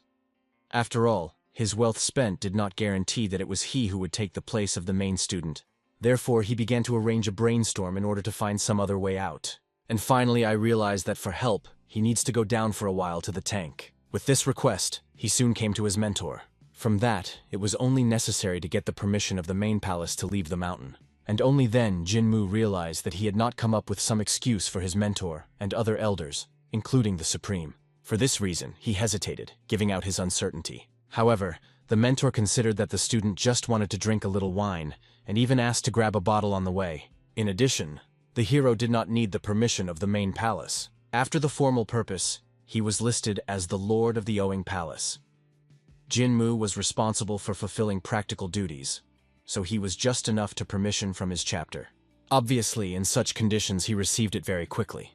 Of all the things that the guy took with him, there was only a sword. He did not plan to walk for a long time, because he went out strictly on business. Somewhere at this time, the head of the family felt something was amiss. He felt someone clearly recalls him, and his foreboding was not the best. However, despite the bad omen, he went with his subordinate on business. Soon they ended up in the gambling house, which remained unattended after the whole gang that owned him was arrested. The cash fund also remained untouched. It was amazing, of course, that no one came to confiscate such a huge amount. After all, the total cost of the total was equal to several chests of silver coins. The assistant also found the secret monetary fund of the main trading guild, which was equivalent to 1 small silver chest, as well as the precious pearl Yominju. This is a rare expensive item that is difficult to see even in the imperial palace. The head of the family understood. When his son became the supreme elder, this pearl will come in handy to raise the status of the clan. Therefore, he immediately wanted to look at her. The pearl was waiting for him in the chairman's office, having paid with his accomplice and offering him to go well to rest. This is how the head of the family complained about someone else's misfortune. And the fall of the gang of the Q brought him only positive consequences. The only thing that worried his soul was to fulfill his promise to make Jean with a he of the Supreme Elder. It was also interesting how he planned to crank it. However, when the head came home, an uninvited guest was already waiting for him. As if nothing had happened, Jinmu greeted the old man, noticing how pretty he looked today. The Lord also drew attention. The man has earned a lot of money since their last meeting. In this case, he had a request that should not have much burden the chapter. The hero only needed some money to restore the palace. He was not going to ask for some fabulous amount, just a little money for full recovery. Starting to think about it, the chapter understood how much the construction of the palace on a mountainous area would cost. However, Jinmu did not even want to listen to his surprise. After all, nevertheless, he was a respected person, and would not drag him here from the mountain for a couple of coins. Therefore, he wanted, so that the head would pay for all expenses. In addition, he invited the man to think carefully. He invested money into the future of his son. One could only imagine what the restoration of this palace means for the whole Mutang. Surely everyone will warmly react to the fact that the Jinhai family covered all expenses. He also promised, the name of the family will be engraved outside the building, on pedestals, and even on internal poles. Also, the name of their family will be in front of many next generations. Obviously, this will have a very positive effect. One could only imagine with what awe would look at the elders after that at Jinhee. His reputation will increase many times in comparison with what he has now. And indeed, in the words of Jinmu was the share of truth. However, the man was worried. Does the target justify the target? Therefore, the hero had to call many more facts justifying such expenses. For example, that even if Jinmu becomes the main student, in any case, Jin he will transplant in his place. But the man still doubted. After all, there was never a case in history when not the main student became the supreme elder. Tired of his doubts, Jinmu suggested writing down everything on paper and even put signatures. This was exactly what the chapter needed. It was clear that Jinmu knew about all their sins and would blackmail, forcing him to do whatever he said. Since he was in such a difficult situation, he wanted to at least get evidence of the transaction. Although it was a minimal guarantee, it would never have prevented. Using this moment, the hero decided to pocket himself a little gold ingots. This chapter was not at all embarrassed. After all, he most wanted to get the hero's signature on the contract. Jinmu also asked the man during the donation to put in a couple of words for him. After all, he needed a good reputation in order to become the main student. He also recalled that he had previously helped him clear the name when he had problems with the main trading guild. So his whole family kept afloat only thanks to his help. Jin also wanted Mu, so that the man looked into the temple of Chonso, promising to reward him for his labors and treat him with a delicious soup. Only after these words, the man finally finished writing the whole contract. He joyfully turned to the hero, so that he finally signed him. However, turning around, I realized that the trace was already caught up. He took a little gold with him, placed all the conditions, and instantly washed away. So, with the help of family money, for a month, the construction of the palace was in full swing. The foundation was laid, where the palace will be built again. Watching how the construction goes, Moon-jin every time could barely restrain her tears. He was grateful to such kindness shown by the family of Yu. Of course, the hero could not tell the mentor about all the backgrounds of the contract with his family. He only promised that the building would be engraved. This is a completely merit of Yu. As it turned out, the mentor was still worried about the problem with food. After all, the food taken in the temple was very different from the one to which the workers were used to. Moon-jin calmed down greatly, learning that his student had already taken care of everything. But when he insisted, so that Myun-jin went to relax home. After all, it was dangerous to stay on the street for a long time. He refused. After all, now he wanted to observe his own eyes, as the columns of his palace rise again from the ground. Then, in order to take his student, he handed him a letter. Since when the palace is erected, new students will appear. Moon-jin tried to make a list of several unique techniques who should train them, and also asked his student to go to the storage and find all books on martial arts in accordance with this list. The hero did not have time to comment on, as a mentor suddenly froze. At first glance, it seemed that something hurts him and he was about to fall back again. But it turned out, the elder simply forgot about the most important. He did not add to the list the technique of breathing control and a couple of techniques of owning a sword, which is why he scolded himself for inattention. For this reason, he broke out, promising that he would immediately prepare an additional list, sending his student to the storage. Looking at the fussing old man, it was hard to believe that he was sick. His energy whipped over the edge. Surely the construction of the palace was very encouraging the old man. And the hero was pleased to see how the mentor perked up. Perhaps because of the memories of his body, the attitude towards the mentor became somehow fraternal. And perhaps the man has changed as a person himself. In any case, now it was necessary to hurry and engage in the order of the master. For this reason, he immediately went to the Yungan Palace. The elder, the head of the palace, seeing the list, almost lost consciousness. Jinmu was delighted. Perhaps the elder would oppose, and he will not have to bring so many books. However, to surprise, he calmly perceived the information that so many textbooks on martial arts needed to be given. Then he decided to call his outstanding student to the rescue. Therefore, in the doorway, none other than Jin Hei appeared immediately. The elder handed over the list and asked the guy to go with Jin Mu in the storage and help to deal with books. For this reason, sparkling with anger, The Hitch asked Jinmu to follow him. One look was obvious. He was hostile. He did not expect the greater lord from the bastard who planned to kill his brother for the sake of the place of the main student. However, of course, Jinmu would be better if the boy understood. They are not enemies, while he is trying to do everything in a good way. Soon, these two were already getting to the top of the mountain, where Mutanga storage was located. Only the one who was connected with the Yungan Palace could find the way to the storage. And because of its location on a high path, it was not even the need to protect this place. Even if someone died here, it is unlikely that the news about this would have reached ordinary people. For this reason, Jinmu clearly felt murderous energy from his older brother, who looked at him so much, as if he were already ready to kill. The reason was that he tried to understand how his father saw in the boy the strength at the Tangi level. Among the first-generation students, only 2 reached this. It was the oldest brother Jin Sleep and brother Jin Meng, who was now wandering.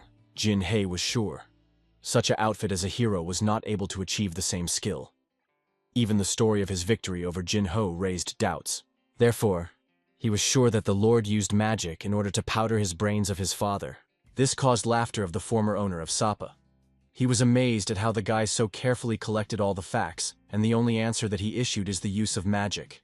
It would seem that he should have been ashamed of such a stupid explanation.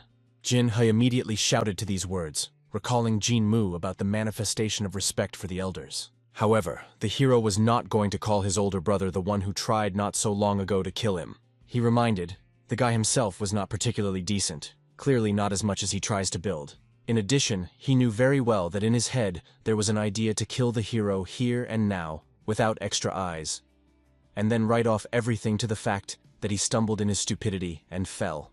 Surely he would even add some tearful story to the elders about how he tried to save him. The reason why he was inactive is fear. Jin He subconsciously understood. As soon as he went on the attack, he himself will break off the cliff. And the hero was ready to kill him, even despite the secret deal with his father. Obviously, for the head of the Jew family, this would be a huge loss, given how he tried every day for his son. But probably he wanted to die before the day to take the place of the Supreme Elder. After these words, Jin He really trembled. There was a feeling that even his heart ceased to beat and covered with ice. The explanation was one thing. He became terrified. He did not understand how he could be frightened by a person who spat on a hierarchy, ate meat, was a literally despicable guy who humiliates the dignity of the monks with his existence. However, nevertheless was frightened of his one look and voice. I was sure it was clearly some tricks or magic, and since he was convinced that Jin Mu was actually a weakness, he could no longer restrain himself and attacked him. He justified this by the fact that such a wicked person cannot live in such a righteous Mutang. Obviously, choosing such a way when your opponent, the former master of Sapa, was a very stupid decision. In battle, the senior student decided to use the energy of the sword. However, he put it not into his weapons, but in his own hands. He created energy in a fist. This was many times strengthened by the blow of anyone who uses such power, and rushed into battle without thinking about the consequences. But even despite this, the hero was quite agile in order to prevent himself from hurting. Thus, he simply avoided enemy attacks, thereby exhausting him. During the battle, Jin Hei was so plunged into the fight that he did not notice. He literally began to destroy the bridge, cutting off the path to retreat. But still, he was not satisfied. He only laughed, counting Jinmu weak, who could only evade blows. He demanded to show true skill, and because he dared to deceive his father, had to accept his fate. For this reason, he used one of the higher techniques of Mutang. The key aspect of this technique was the speed. After all, the attacking movements are so fast that even the shadow from his hands did not have time to fall. Jin Hei wanted to push the hero, knowing he could not constantly turn on such a narrow bridge. All that he needed was to grab the enemy and throw him into the abyss. As it seemed, the perfect plan has already come to its end, but the hero disappeared literally from his hands. At this time, he calmly stood on the rock, amazed at the slowness of one of his older brothers. It seemed to him he probably recently mastered this technique since he was so slow. Jin Hai was surprised not only that the hero survived, but also that he relied on a steep rock, as if he had stood on a horizontal surface. Obviously, it was easiest for him to not recognize the reality and strength of the opponent, but to write off everything on witchcraft. The sovereign only laughed, and he made it clear. The enemy's nobility about techniques clearly does not turn the hero's skills into some kind of witchcraft. The student one should be very ashamed, since he still does not know one of the base techniques of Mutang. Then I decided to satisfy his curiosity and converge in close combat. The first thing, being on the ground, the guy hit several points of the opponent. Thus, he instantly blocked the bloodstreams, and the senior student could not move properly. Therefore, the hero, having complete control over his body, immediately grabbed his head. When he was hung over the abyss, it became obvious. This is its end. Therefore, he had no choice but to demand, so that the Lord released him. But instead, Jinmu threw him a couple of slaps. He was infuriated with a similar moron who, even after the chance, still tried to kill him. But such a mediocrity had to bow to his feet for the decision to make him a supreme elder. But he really turned out to be just insignificant garbage, and the Lord decided to pay him the same coin. Today, he will come and tell the elders a sad story about how a first-generation student slipped and fell. Of course, it was a very miserable end for a guy who claimed the Supreme's place. Then he understood. In front of him is a real monster. This is not the boy whom Myung-gin took to him by a student. That boy was innocent. But this person had a completely different look. His eyes literally said that for him, nothing was worth killing a person. For this reason, when the hero began to lower his head, he realized this is not a joke, and began to pray for forgiveness. He vowed to the hero infidelity, if only he would give him another chance. He was also ready to fulfill any demand by Jinmu, and vowed that he would not disappoint him anymore. He was even ready to abandon the place of not only the main student, but also the supreme elder. And when it seemed to him that this condition would not satisfy the hero, he simply began to sob. As it turned out, Jinmu was quite satisfied. Therefore, I decided to raise the boy to the ground. He also unlocked his bloodstreams so he could move again. And it remains only to crumble in gratitude for the fact that today he will still live. However, the former owner of Sapa warned, this was the last chance. If he tries to throw out something like that, then the Lord will kill not only him, but his whole family. Of course, this was a fairly intelligible explanation, the explanations of which was no longer necessary, after which they stepped back to the repository. Obviously, it was a pity this guy, who became part of Mutang 15 years ago.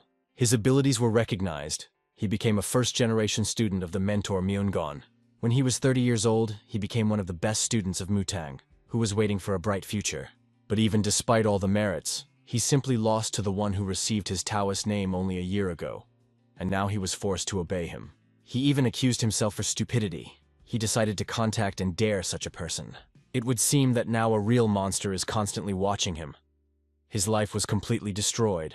Finally, a long way led to the most storage of Mutang. Responsible for the storage, looking at the list, I realized that copying all books will take exactly at least a month. Then he drew attention to the students who came. He was embarrassed by the appearance of Jin-hee, who today looked very battered. He hesitated, not knowing how to make excuses, while Jin did not explain. The elder brother almost fell into the abyss, but fortunately, he managed to save him. However, the old man only laughed from these words. He noticed. The boy says that he was one of the vile bastards of Sapa. Then he carefully looked at him, as if letting the wave through his whole body, and the hero perfectly noticed the sparkle in his eyes. The feeling was as if his body pierced through. But after that, the old man calmed down a little, realizing that the strength in the body of the boy was the energy of Mutang. However, there was something strange in the guy. Wanting to think about it alone, he simply asked the students to leave and wait until he contacts them. Already on the way back, the former master of Sapa recognized the name of the old man, Ungon. He did not use hieroglyphs in the generations of Mutang, but he was called the Elder. So, this man is not a student who received the temple name.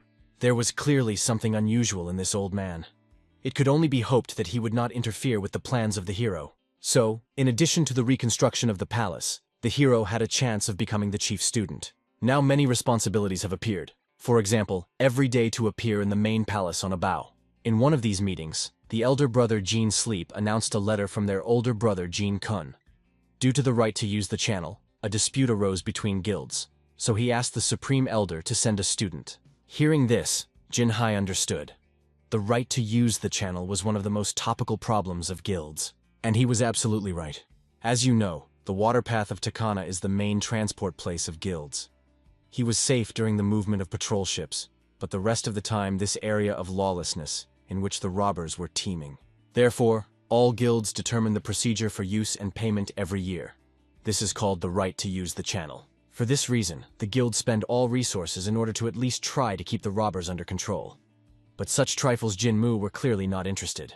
Now it was discussed that trade guilds want to conclude an alliance in order to get rid of the robbers. However, Jinho feared. their intervention could only hit the reputation. After all, they will fit between the parties to the conflict. Especially the problem was that the conflict occurred with the guild or he, with whom Mutang was in good relations. However, it seems that they will fully resist the unification with other guilds, especially against the unification with the Isen Guild, despite the fact that she entered the top 3 of the largest guilds of Takana. Everything that occurred to the eldest was to ask Jin He to share his thoughts as a person who knows best about events in Takan. Jin Mu also asked the guy for help with the hope that his statement would force such a boring meeting to end quickly. Soon, stuttering, the guy reported that the Isen Guild herself would never go to negotiations. As it turned out, no one knew, but the Ju family stands behind them. As you know, thanks to the efforts of Jin Mu, 3 guilds restored relations with Mu Tang. For this reason, although they received less donations, there were no choice for small companies, except how to seek help from Mu Tang. Because of this, over time, the Ju family felt that their influence was shaken. Therefore, the influential giant, the guild Isen, took the initiative, which leads to bankruptcy of small companies like Il Hei. The main task was to show what consequences are waiting for those who turned away from the Ju family. This conflict between the guilds was only the tip of the iceberg, and a fairly effective way to avoid moving the Mutang in the foreground. After all, if this goes on, then the guild or he expects either the destruction by pirates, or it will not cope with competition. If this happens, the guilds will turn away from the Mutang again and join the Ju family. To avoid this situation, they had only one option. Mutang will accompany the guild in accordance with its schedule, and then defeat the pirates with the overwhelming majority. One of the elders should not have intervened. It should have been students in small numbers. If their plan is crowned with success, then there will be a great opportunity to show the great power of Mutang and his fearlessness. And then the hearts of guilds will turn to them. Obviously, there was only one person who could be entrusted with such an important matter. This is the famous Mutang's sword and the Uping Palace responsible for the palace. Of course, Jin Mu. Obviously, the hero was angry that some work was shoved on him again. He already considered that in this way, Jin Hei tried to squeeze him from the light. But there is no choice left. Therefore, the Lord, along with his students, arrived in the guild or he. There, the elder brother Jin Kun did not find a place for himself. Trying to explain the urgency of this case, which had to be allocated as many people as possible, and he could not understand why Jin Mu came here, bringing with him only 7 second-generation students. Obviously, this was not the decision of the hero. After all, he did not want to take up this business at all. However, the second-generation students themselves got into him, although there was not even any use from them. He was just like a teacher for small kids. All this was because of Jin He, who believed that only the hero could overcome pirates with a minimum number of people. Jin Ho happily supported his younger brother, nominating him in front of the elders as the best candidate. For this reason, the ruler himself already planned how, returning to the mountain, he would shake out of these two his whole soul. At this time, the head of the guild continued to pour tears. After all, when they again decided to trust the Mutan, he threw them to the mercy of fate. And of course, the head of the guild understood and heard that Jin Mi is highly appreciated in Mutang. However, given the current situation, even if he announced the hiring of warriors, no one would agree to support him, including Mutan. Obviously, such unbelief in his person was madly angry with the owner of Sapa. The senior student still tried to console the unfortunate man, even suggested sending a message again with a request for great forces. But Jin Mu knew the schedule would not change. They will go with the goods tomorrow, as was planned. With them will be the second generation that accompanies in the person and 7 students. His duty as a responsible sword of Mutang is to intervene and solve this situation. However, if his older brother wants to intervene in his assignment, he will be obliged to report this. He asked Jin Kun not to intervene. After all, the guard was his task. In addition, he was a mutton sword and must fulfill his duties and justify his name. The elder brother was infuriated that the hero was so proud of his title, but he could not argue, at least not under the head of the guild, whom he hastily asked to leave. Then he calmly explained to his younger brother that he was responsible for the palace of Orong. And Jin Kun, in turn, studied the external cooperation of Mutang with trade guilds. When it comes to requests for the help of the Guild of Takana, only a first-generation student can provide it, who knows the best trading circles. As you know, pirates are a huge threat. All of them are experienced warriors who passed heavy battles and experienced all kinds of hardships. They are much stronger than these robbers and bandits that the hero met before. Even with the support of Jin Kun, they could not cope with this task, and the boy decided to call himself a sword, warming his pride.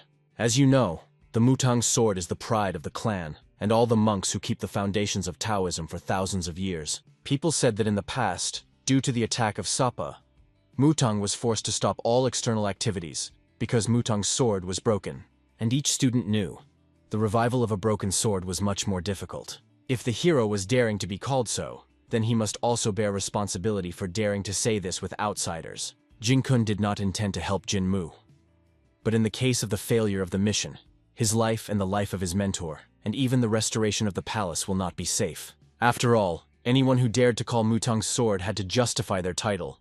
Obviously, the hero even infuriated the idea that this clearance was so carelessly attributed to the life of the mentor because of some kind of stupid task.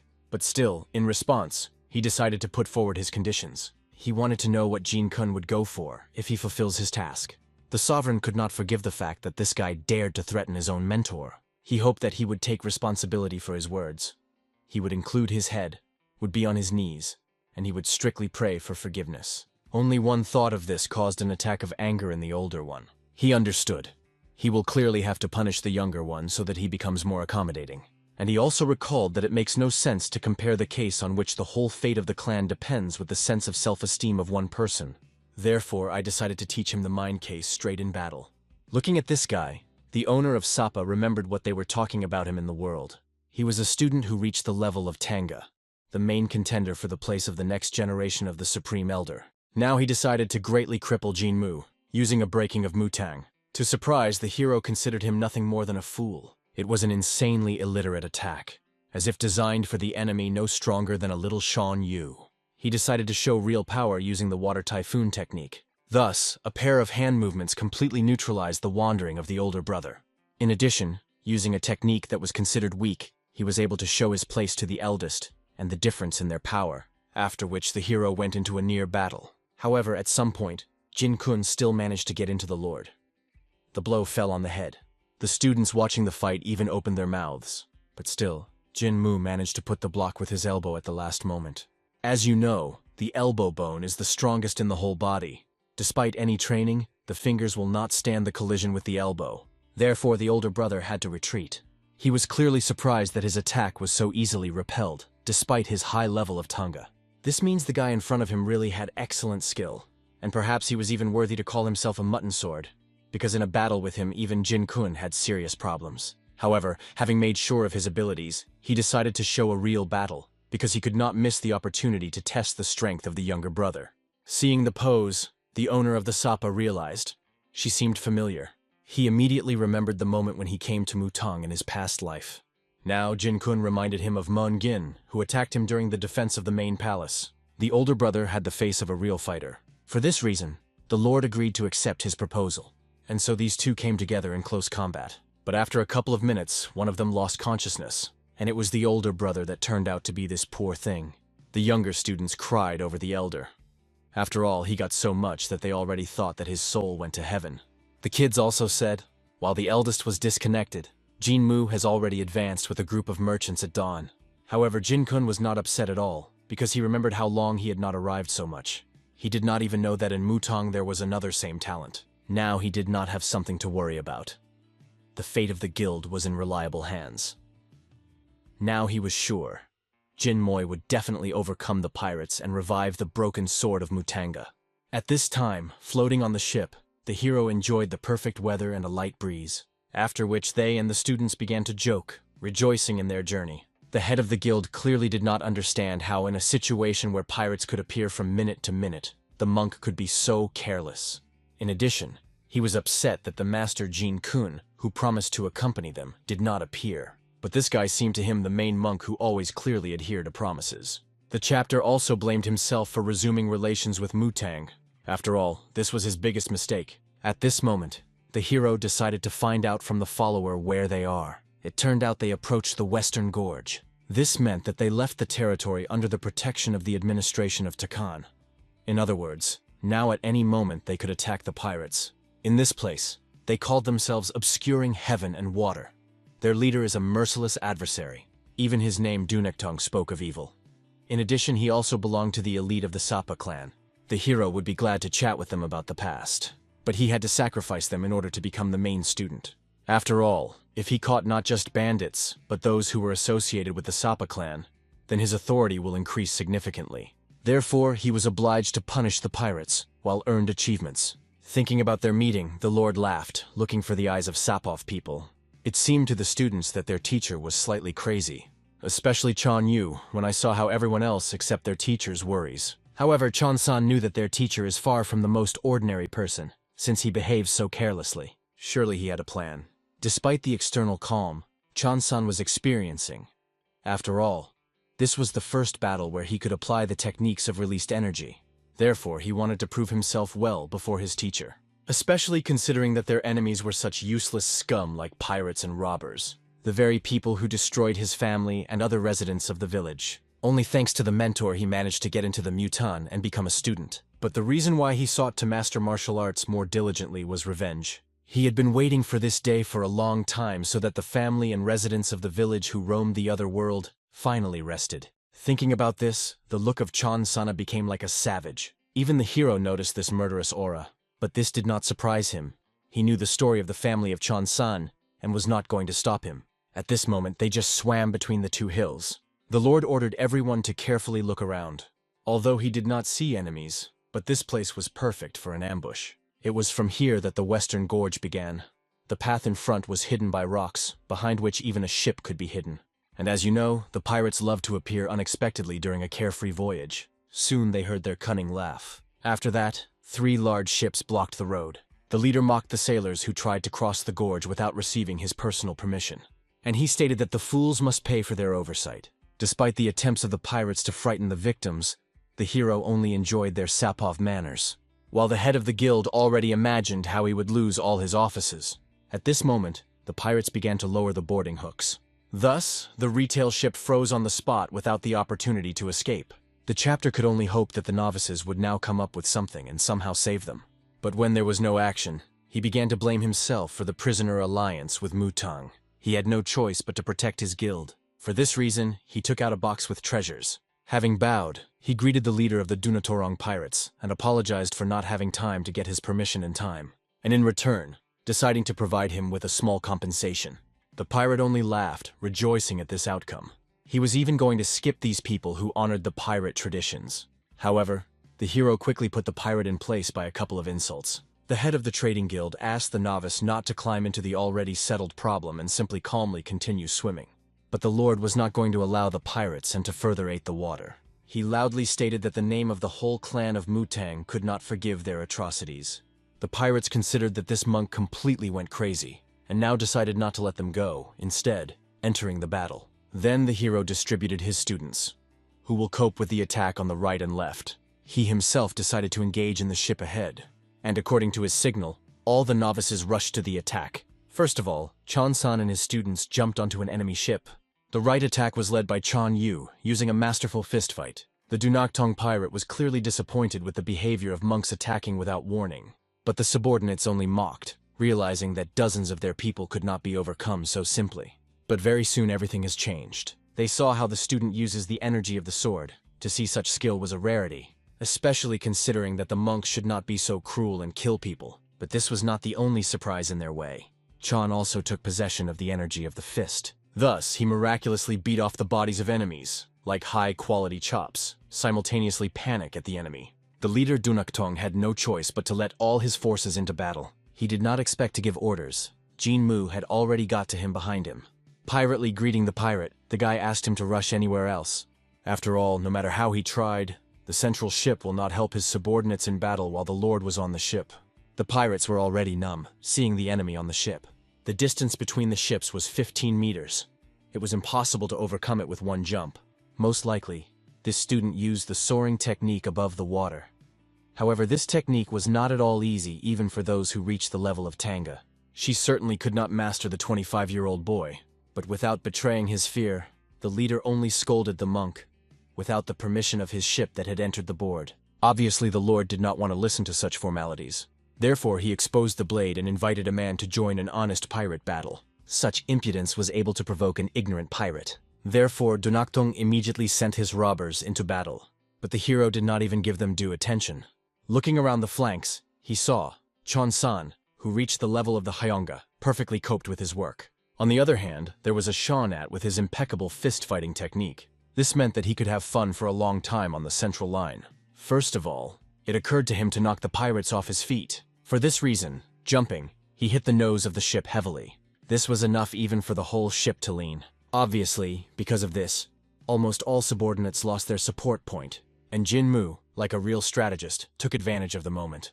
When the ship returned to its original position, he was clearly about to end the case quickly, and not wanting to spend strength on small bipods, he went to the leader himself.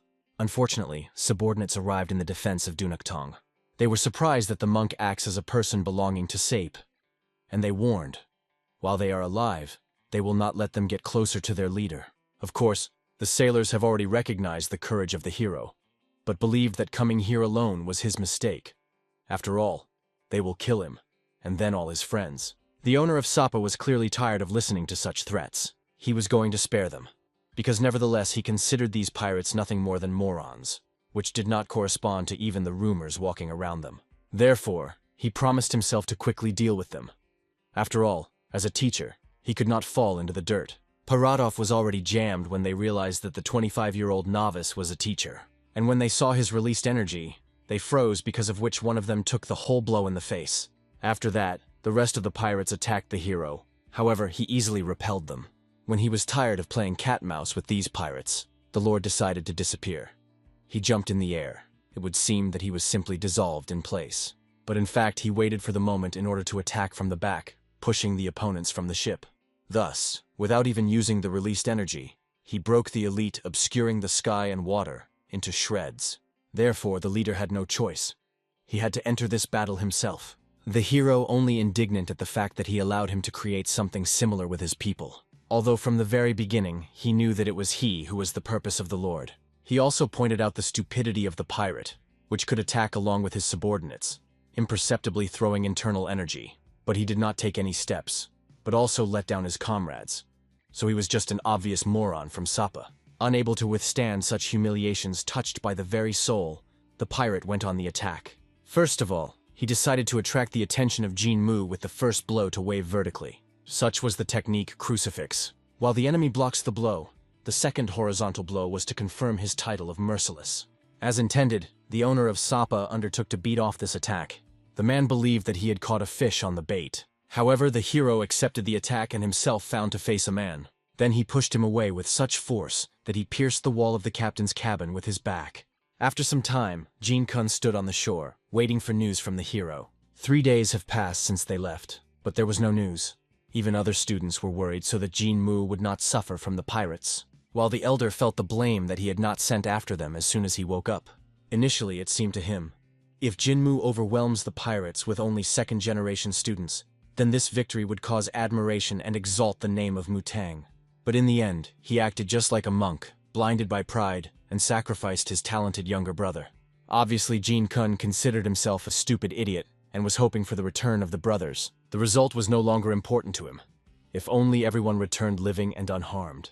These thoughts finally drove the elder into a dead end. He could no longer wait, so he asked to send the mail pigeon to the Muton in order to organize a rescue detachment as soon as possible. But unexpectedly, uninvited guests arrived in time for students. It was the senior gentleman of the Jew family, who came to greet the Heavenly Sword and Blue Dragon. He heard very well that they went down from the temple, apologized for being late with greetings. He also drew attention to the fact that the guild ship Ilahai still has not returned, and, of course, pretended to be very concerned about it. The eldest son also recalled a recent dispute about the use of waterway. He knew that the deputy even agreed to go to small guilds to concessions. But despite his generosity, the guild or she still rejected his proposal. They were clearly surprised that such a profitable deal was rejected, if only to cooperate with Mutang.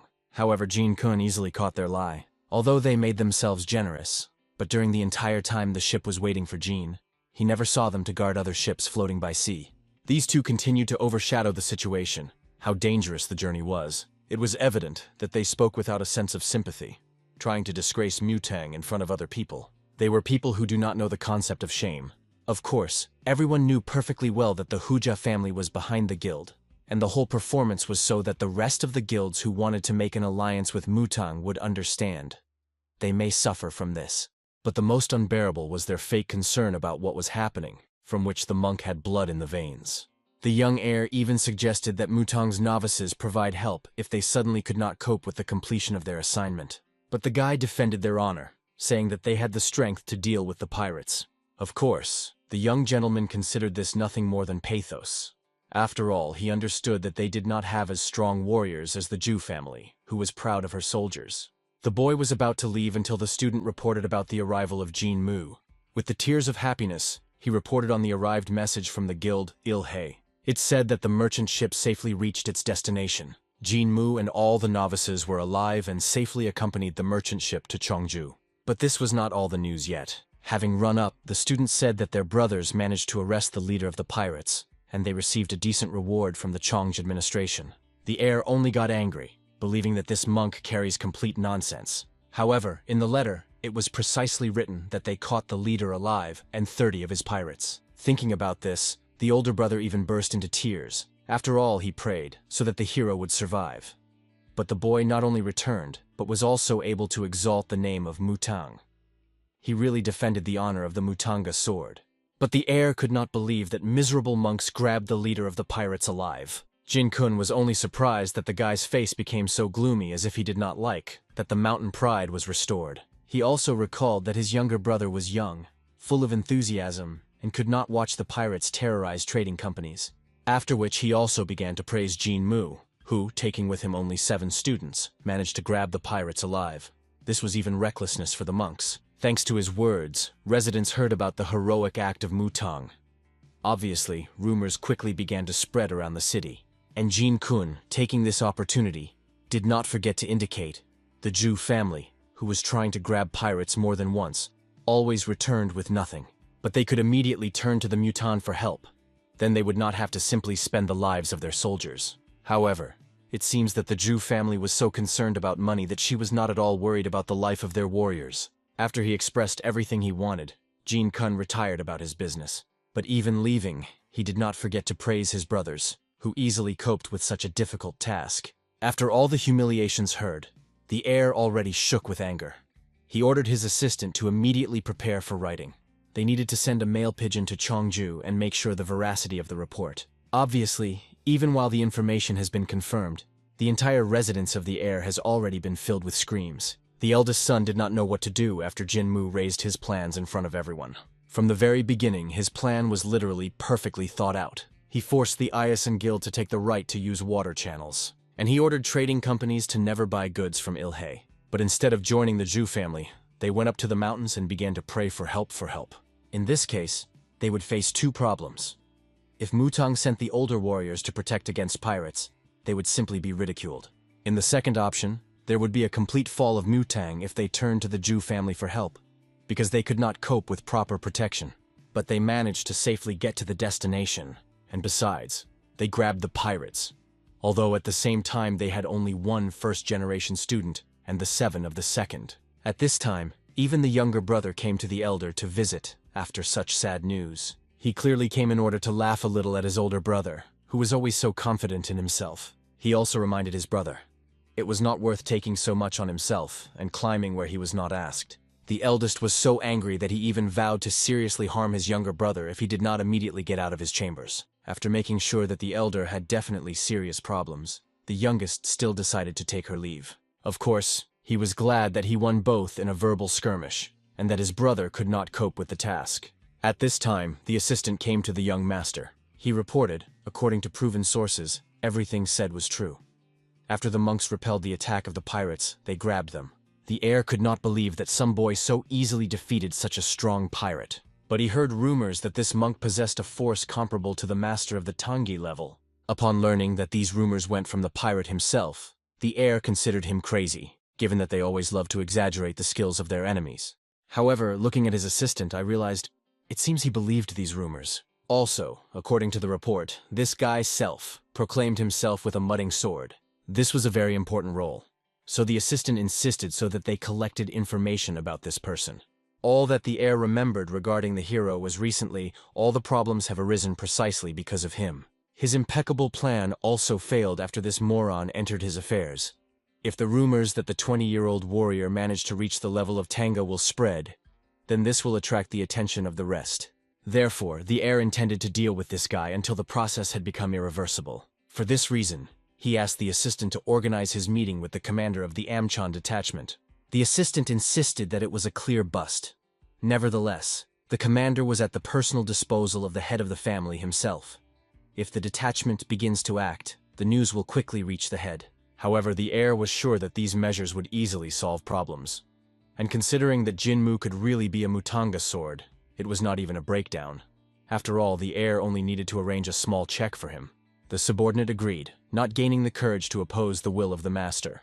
Events moved the next day to the guild or he. There, the monks walked up with the task in the trading square, enjoying delicacies. Some of them gathered around Chong-san, who talked about the exploits of their master. Obviously, both of his students in details talked about his superiority. Noticing how the rest are increasingly looking at him with admiration, the hero was grateful to the praise of his students. Then he drew attention to the older brother. He seems to have completely forgotten about their persuasion and his promise to stand up and apologize to him on his knees. This was especially brazenly after Jinmu himself completed all the dirty work. Seeing such an attentive gaze of the hero, the eldest only considered that the youngest was upset, that he was not praised aloud. Of course, Jinkun would like to do this, but did not want to directly instill in his younger brother arrogance, because he could not allow him to come down from the true path. All that remained, the eldest was to think that he was proud of his younger brother, and with all his might to try not to give out this. Unable to stand it, Jinmu went for a walk in the suburb of Taikans. After all, he no longer had the strength to sit at a banquet, where it was impossible to even get enough. Therefore, taking a little alcohol with him, he decided to enjoy it in silence. In addition, surprisingly, there were beautiful views with which he could enjoy, but even so, anxiety did not leave his head. The sovereign still recalled the fighting methods of the old man who attacked him in the Mern. In the future, he wanted to try this technique on some strong enemy, and he hoped that such a chance he would definitely turn up. The boy also recalled the moment of his death, when he was saved by the grass of eternal life, giving him a new body. Of course, he was still curious what mistake was made by the Reaper of Death, but this did not matter. His life was not so bad, with the exception of the impossibility of using some martial arts. And when he takes care of the place of the chief student, earned achievements, then in principle all his problems will be resolved. But suddenly, thinking about a huge number of things that were waiting for him, the guy got angry.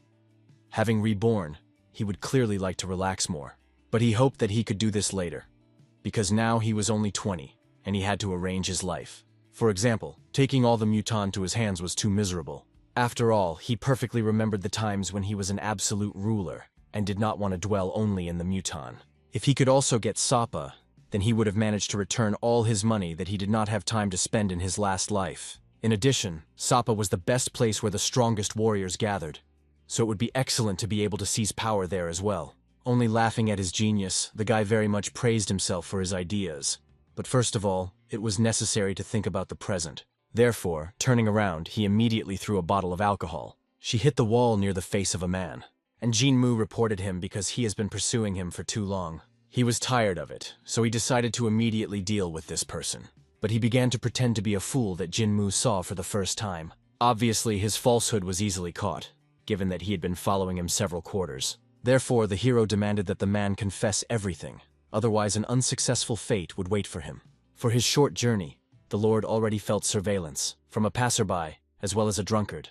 Now a tramp came up to him, who watched him from the very walls Il-Hey. Surely changing your appearance and pretending to be either these most passers-by or drunkards. And he was right. However, the spy was ready for anything so as not to disclose the identity of his customer. He clearly panicked that his goal was so strong. Not only noticed the best camouflage warrior, but also spread energy everywhere. It was obvious. He would not allow him to be so easy to escape. It became obvious, as expected, he still had the level of Tanga. Realizing that this person appeared to check his level, Jinmu became even more interesting to find out the name of his customer. Therefore, he asked the spy to come closer, because he wanted to do his educational work and ask a couple of questions. However, realizing that a man is unlikely to tell everything the first time, the lord decided to beat him strongly, so that he understood all his cruelty. And so, after these words, an unequal battle ensued between these two. The old man in the outskirts, passing by, heard the noise very far.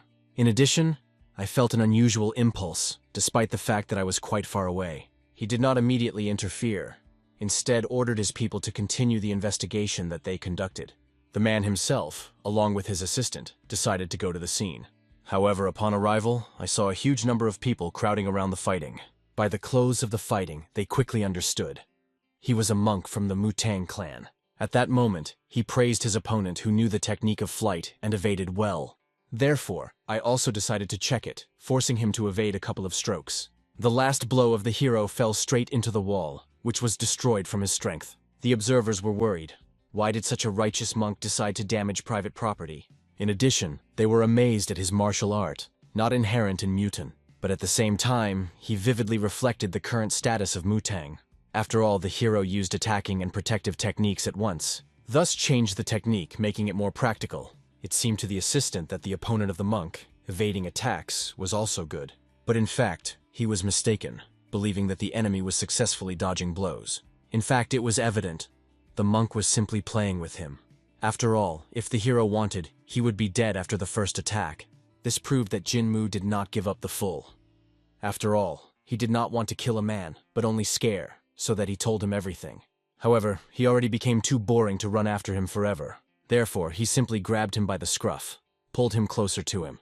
And, having prepared for the final attack, I decided to finish this performance. Then the man understood. The boy used equipment without preparatory movement. In addition, the pose that he used was familiar to him.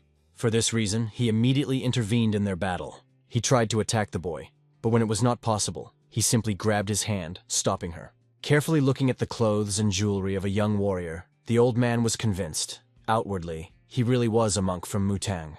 However, he was tormented by curiosity. How did the young man know such martial arts? Taking a closer look at the stranger, Jinmu felt something familiar. Once he had already met people with a similar aura. They emanated a specific smell inherent in the poor, but at the same time they had swift movements, like ghosts. Undoubtedly, in front of him stood a man who was called the Absolute in the Union of United Political Forces. It was the most mysterious character, the calm Bi-hyun, the leader of the intelligence detachment of the Union consisting of tramps. In the past, when the Lord held the post of a powerful ruler, it was with this person that he had many problems. Bi-hyun disclosed the secrets of Sapa. He loved to delve into someone else's dirty linen, and the hero tried to avoid such personalities in his new life. For this reason, the young monk was not going to answer the old man's questions. The Lord only pretended to consider the interlocutor a fool, since he says something about his martial arts. Having asked the stranger to leave, Jinmu himself decided to leave as soon as possible, not wanting to contact a person from his past life. However, the assistant Bi-hin blocked the path to him, who put the blade to the hero's neck. Obviously, the young man is already tired of these people. The Lord even considered that they acted at the same time with the spy that pursued him. In addition, he asked them to leave if they were not connected with the boy who followed him all this time. The leader of the beggars noted that after the loud cries of the young warrior, Zavaka around was becoming more and more, and he could not afford to glow until his mission was completed. However, the technique of Jinmu was interested in the intelligence officer too much. He needed to learn more about the personality of this mysterious young man. Suddenly, one of the trusted people, who asked to retreat with Bi-hyun, was telepathically. For this reason the old man laughed, understanding how lucky the hero was. And he ordered the assistant to leave Jinmu alone. In the end, he decided to find out at least the name of a young warrior. However, the guy was not going to disclose cards in front of a man about whom he knew nothing. After a small verbal skirmish, the old man quickly realized that he would not recognize anything from this stubborn. Therefore, he only promised that in the future they would meet again. After which the battlefield was empty. He and his assistant disappeared away. Only then, Jinmu breathed out with relief, because obviously did not want to deal with this old man again. It was only a matter of time when the tramps began to dig in the information on his account. While the Lord had a free minute, he decided to deal with the spy that led to him, and continue the punishment until he decides to tell everything on his own. Soon, the news that the spy from Amchon had failed during surveillance reached the air. Obviously, he was angry that the moron could not cope with a slight mission to clarify the level of the student's strength from a miserable Mutang. In addition, the Zhu family was plotting against the strengthening of Mutang's positions, for which she received a strict warning. The heir's father received a sharp reprimand in the inner circle of relatives, and now family members rushed back and forth for days, trying to stop the further spread of rumors. In such a situation, if it becomes known that at his own discretion, he followed the student of Mutang, for the young heir, he will not be limited to a simple reprimand. He could not allow someone to know about this. The spy had to be saved before his involvement was clarified. Warriors insisted on confirming the order from the chapter himself, but the heir only broke up. They could not get approval in a similar situation. He ordered to gather people and go on a mission, by all means rescuing their person. Somewhere at this time, the hero just got back to the guild. Chon-san did not sleep, waiting for the teacher, and was clearly surprised to see a man on his hands. Looking at the batter's battered appearance, the student wondered what he sinned. Instead of an answer, the former lord only asked the location of the rest of the guys. Upon learning that they were all sleeping, Jin-moo experienced great relief. And then he delighted the student. He had a very important work for him. Somewhere at the same time, a secret detachment was already sneaking up to the walls of the guild. The commander was the last time warned his people about the goal, to free the spy. But suddenly he felt someone's presence nearby, so he gave the guys a signal not to move. According to the energy of the person whom he felt, it was a minimum of a master. Perhaps there were whole 11 people here. Mutang's novices could have learned about everything. Although it still seemed suspicious that they decided to hide, there was no choice left. The detachment was supposed to act quickly, to penetrate, save a comrade, and preferably unnoticed. If you have to join the battle, you need to quickly deal with the problem. The leader stepped forward, attacking the unknown in the shade with throwing knives. However, the knives did not please the target, instead fell into a tree. The tramp following the tramp standing behind was clearly surprised that besides them, there were still people watching Jin-moo. This alerted the scouts because their plans changed a bit. Initially, their master, as well as the idol of all the poor, gave an order to find out everything about the student of the first generation of Mutang. Because of this, about 100 tramps in the district tried to get information about him. However, they were definitely not the only group observing the guild. Since those who came were hidden in dark clothes, it was impossible to understand their personalities in the dark. The beggars even considered them the students of Mutang, who appeared to protect their mentor. However, when they were once again attacked, it became obvious they were mistaken. People who are not afraid to use weapons were not like the henchmen of Mutang, and if so, then those who prevented their missions had to pay their lives. Although they began to fight at night, the sun soon rose. The hero wanted to sleep, but because of the loud blows of swords he could not rest. Therefore, he left the room to find out who decided to work out with fencing under his windows. Obviously, the Lord was ready to teach anyone who disturbed his dream, given the complete lack of sleep. However, the sounds did not come from the site where students could train, and not from the yard. Suspicions fell on the territory behind the wall. The secret troops of the Zhu family with vagabonds still continued to fight there. The second quickly became clear that they would not be able to win in battle.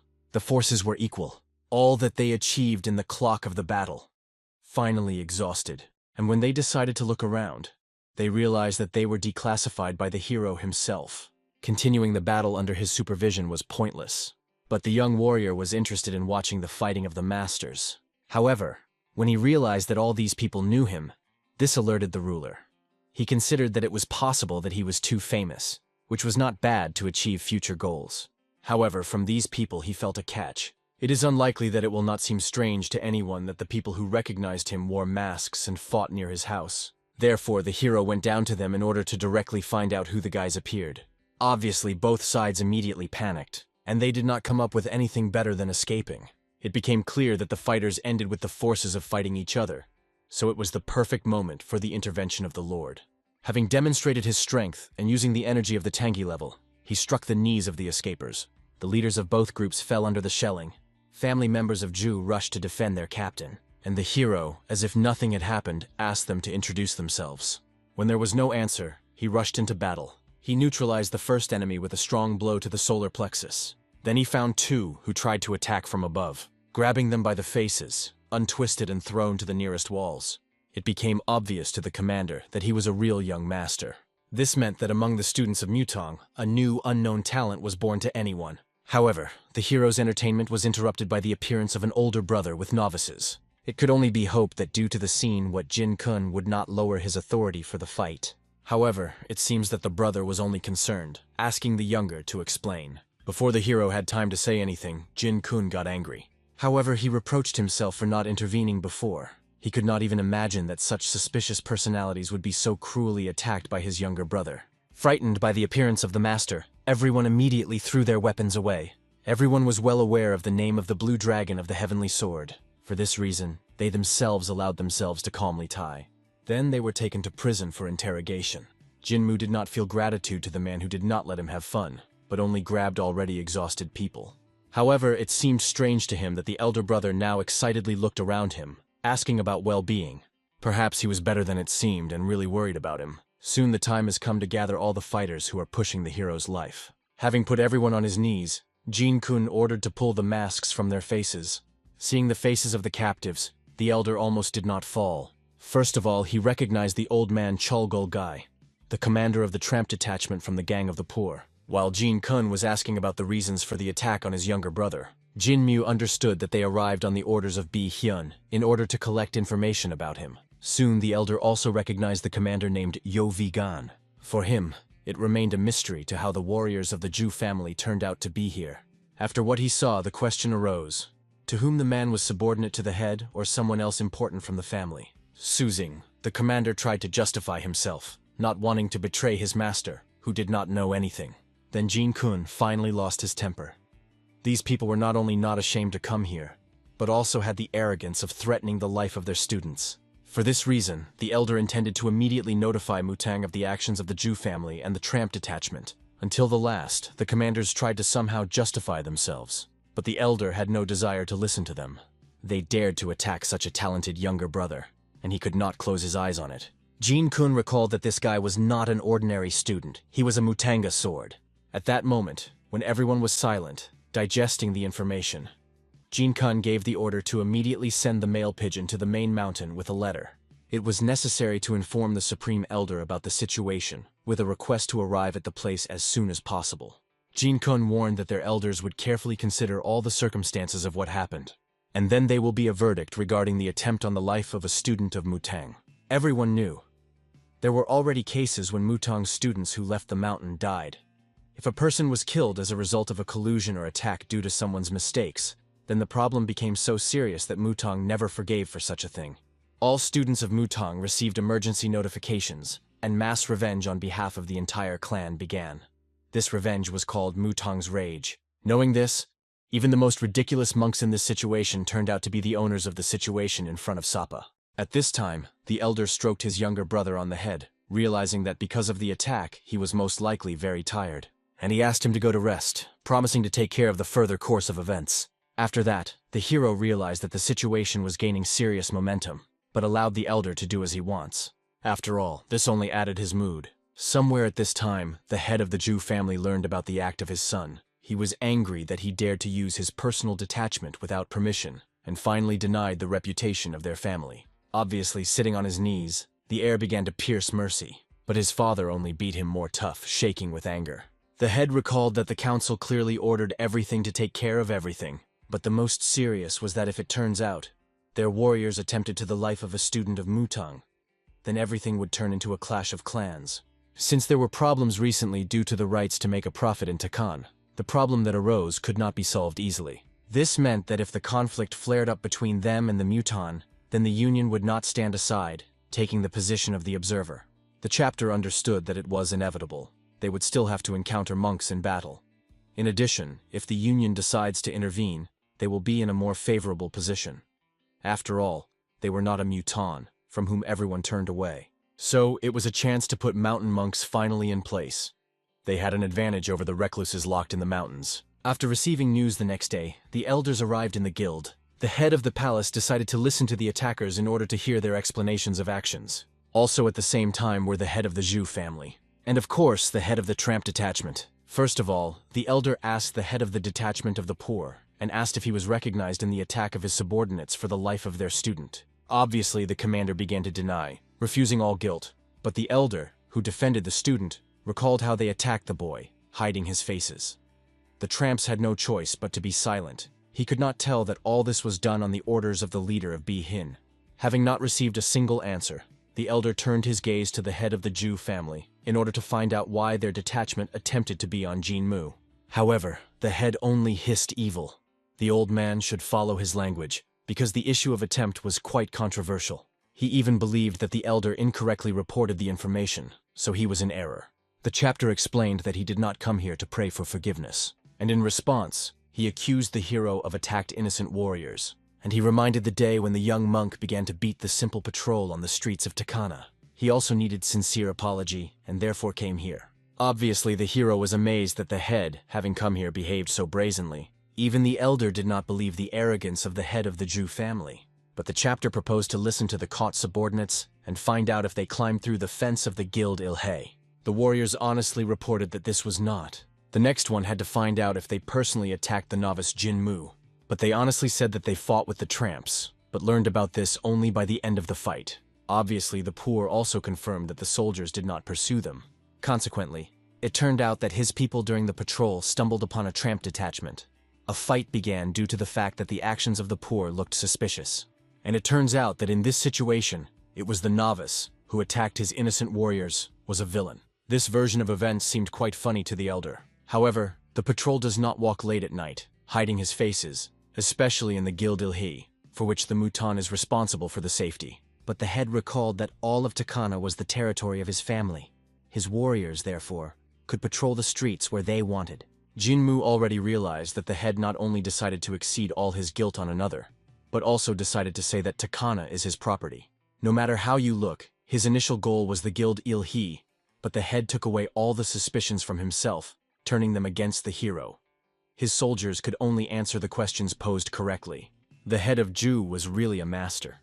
It was almost impossible to complain about the answers. However, the elder was only angry that the head of the family Ju looked down at Mutang. He recalled that they gave them a generous opportunity to speak out, even forgetting about the fact that they led the actions of the Ison Guild, which were aimed at depriving their union guild of the right to use waterway. And I did not forget to recall that all these actions were planned in advance in order to undermine the strengthening of the position of Mutang. However, the head, having made the most arrogant appearance, recalled that he did not intend to listen to such unreasonable accusations. He also wrote off everything said on empty rumors, and he considered it stupid to trust the tales who tried to harm the family. In order to prove his case, he even invited them to check the Isan Guild.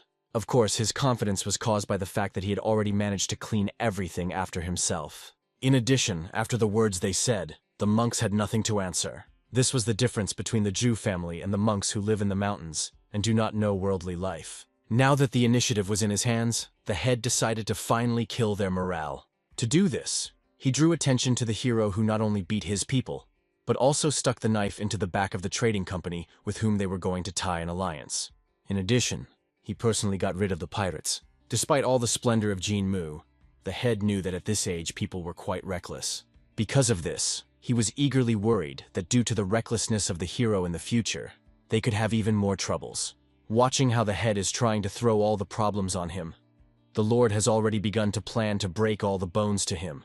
If he had the past, he would not leave a single place from a man. But in order to cut a little guy, the older brother intervened. He saw his tension and asked the youngest to keep himself in his hands. Then, with a cold look, having appreciated everything, the young man understood. The head really negotiated. However, a person who calls himself the master of Takans, he was nothing, except for vipers with a long tongue. All that the hero needed was to find a gap in his defense in order to take him to clean water. Suddenly, a voice appeared in his head, belonging to his senior student. At that moment, he was in a cave, all in someone else's blood. After long torture, he found out that the spy belonged to the Juj family of the Amchon detachment. And this was literally the information necessary for the hero. The sovereign was glad that it was Chan to the sanctuary, and he was able to find out the personality of this person, albeit under torture. Thanks to this, the hero found a way to bring the chapter to clean water. He already imagined how a man would dance when a monk from a mountain plugs him by the belt. For this reason, he turned to the elder, explaining that he would like to say something to the head of the Zhu family. Then he asked for the head to take responsibility for his words that he did not follow the Mutang. Obviously, the head, who tried to whiten himself, did not argue. And then the cunning talked about what happened recently during his walk. As soon as he announced the attack, the elder and the older brother opened his mouths. The hero told a touching story how he wanted to admire the landscape, and at that moment he noticed the man who followed him. He used very good masking technique. Hearing about this, the faces of the soldiers turned pale. They completely forgot about their comrade, and Jinmu explained that he found out the name of the spy, Juhak, who was from the squad of Amchon, who was considered elite in the Zhu family. The elder and his older brother opened their mouths while the soldiers shook with horror. The chapter was also furious, demanding that the hero shut up and did not carry such nonsense. Of course, no one reported to the chapter that one of their spies followed Jinmu. He did not know about it. Therefore, all that he had left was to demand, so that the first-generation student provides evidence. The hero had a suitable witness, and he turned his attention to one of the leaders of the tramps. He immediately stumbled, not even knowing what to say under the gaze of the elder.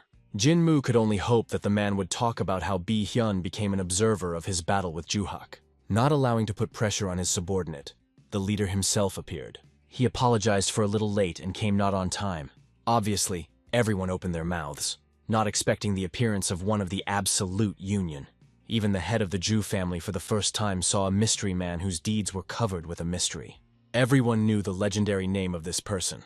Therefore, everyone had to bow as a sign of respect. The hero was clearly indignant that the old man appeared just at that moment. He was enough for a henchman old man. It was hoped that he would leave quickly. The head also looked at the subordinate organization of tramps, apologizing that he set them up in this situation. Then he also respectfully greeted the elder of Mutang. Finally, the time has come to bestow with attention, and the boy who turned all Takan upside down. All that remained, the hero was only respectfully inclined, apologizing that he had not guessed earlier about the personality of the old man. Despite all the kindness and courtesy shown, Bi-hyun immediately felt falsity in the air. After which he honestly told the elder that he had ordered the tramp detachment to follow this monk, because not so long ago someone attacked him. It was still incomprehensible whether they really attacked him, or was it something big. Of course, the old man had other reasons for observation. However, he came to deal with the misunderstanding. The hero, looking at the exchange of courtesies between Bi-hyun and the elder, only hoped that this useless booth would end as soon as possible. However, Bi-kin decided to discuss the fact that a small conflict occurred between Mutang and the Ju family. The leader of the tramps noticed how many mistakes made the Ju family in relation to Mutan. Since now they met personally, the head of the poor asked the chapter to stop this booth. But the chapter knew very well that in Takan all their disputes were known to everyone. If he now stops defending his position, he simply recognizes his defeat. For this reason, he planned to insist on his own.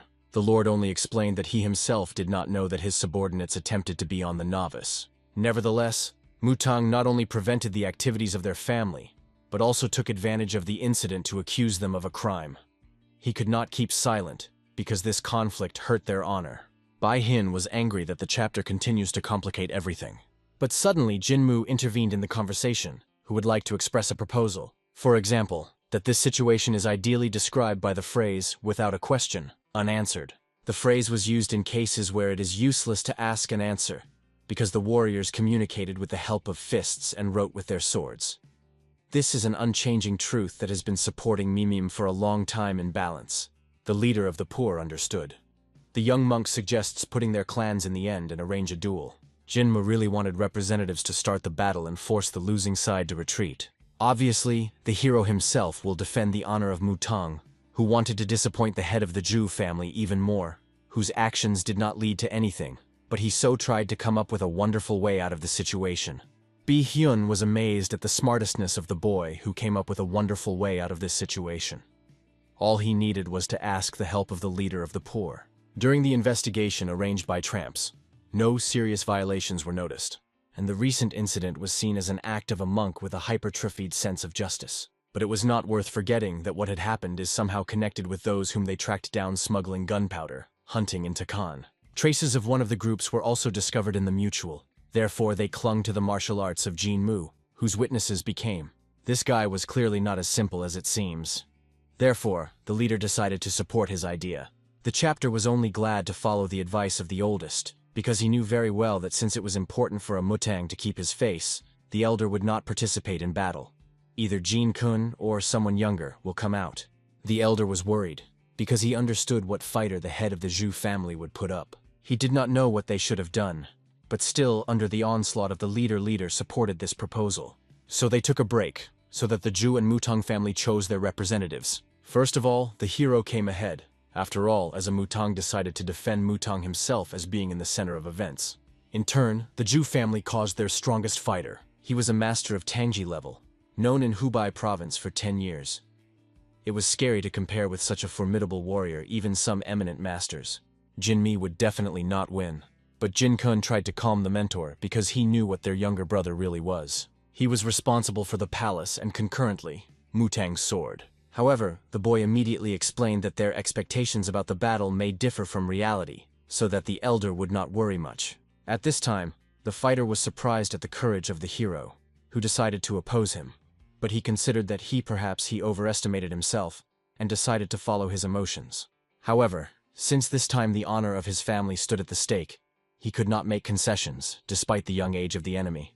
Obviously, the hero was clearly surprised that his enemy had a tongue without bones. He only hoped that he would also show himself well in battle, as just in empty conversations.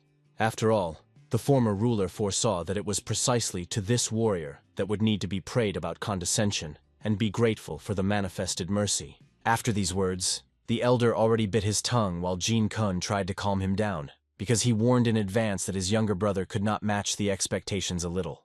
But still, his technique worked as an enemy. The provoked warrior was even more angry, stating that in Mutang was not taught respect for the elders. But before the start of the battle, the hero reminded, etiquette must be observed only before worthy people.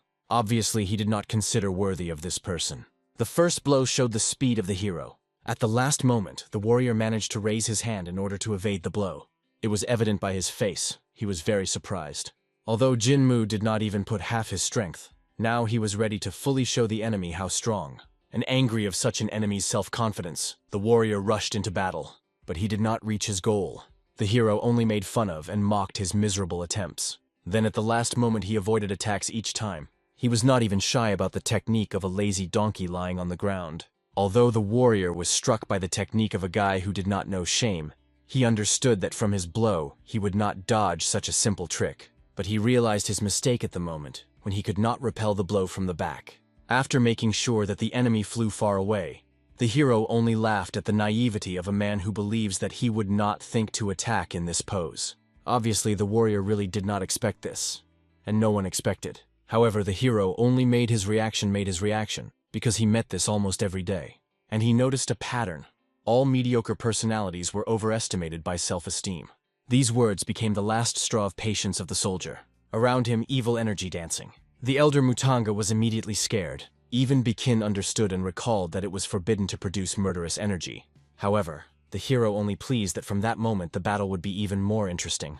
Without controlling himself and forgetting about the rules of an honest battle, the warrior rushed straight at the young man, and he carried on the oncoming attack as if crazy. The leader of the poor was already at the start in order to intervene, because rushing at the enemy filled with murderous energy was almost suicide.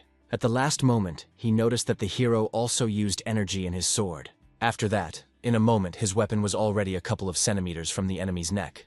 His technique managed to cut the released enemy energy released into pieces. This meant that he was at a higher level of skill. Thus, there was no doubt, the novice had a minimum of tanga. The Lord invited the enemy to finish this useless battle. It seemed to him that the manifested skill was enough in order to count his victory. In addition, he decided to regret the warrior so as not to finally trample his honor. After what the soldiers he heard, he was even more angry. Clutching his stick in his hands, he broke it into small chips, and strengthening with energy, they became like small bullets rushing towards the enemy. Even his direct chapter considered the act of a warrior a real madness. However, Jin Mu, although he did not expect this, successfully fought off the attacks. However, the range of blows was too large. The attack was dangerous even for observing students. Therefore, the elder in a hurry began to create a barrier for their protection. But the mentor instantly arrived at the mentor Chan Yu and Chan San. With their bare hands, they beat the chips flying to them with released energy. Of course, this caused great damage to their body, but still they remained alive. After cope with the attack of a warrior who reached Tanga, for students who were just a second level, this turned out to be simply an unrealistic achievement. And when Jin Mu saw the condition of his students, his patience burst. Recently, he asked the man to disperse in a good way, and he dared to touch his younger brothers. Even Bi Hin was amazed at the energy that enveloped the hero like a raincoat. It was amazing that the 20-year-old novice reached such a high level. Even if you dig the entire archive of Mutang, it is unlikely that it will be possible to find a similar case. But as if not realizing his insignificance, the enemy still resisted. Obviously, no one could withstand such a force of Jinmu. He was only finally disappointed in the moron, which always climbs into the wolf, and to which it is impossible to reach. After which, he began to slowly break the bones of his enemy slowly, with a light movement of his hand.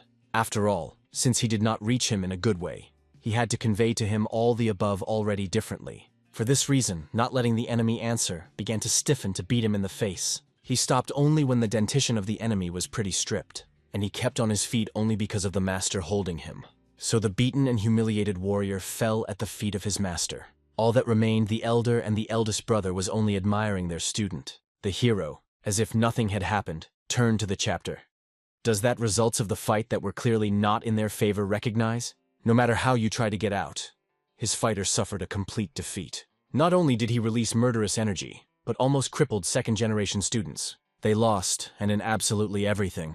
Therefore, the old man was forced to recognize all claims from Mutang. Hearing about this, the students triumphed, enjoying justice. After that, everyone took up the health of Chonyu and Chonsan in order to heal their wounds.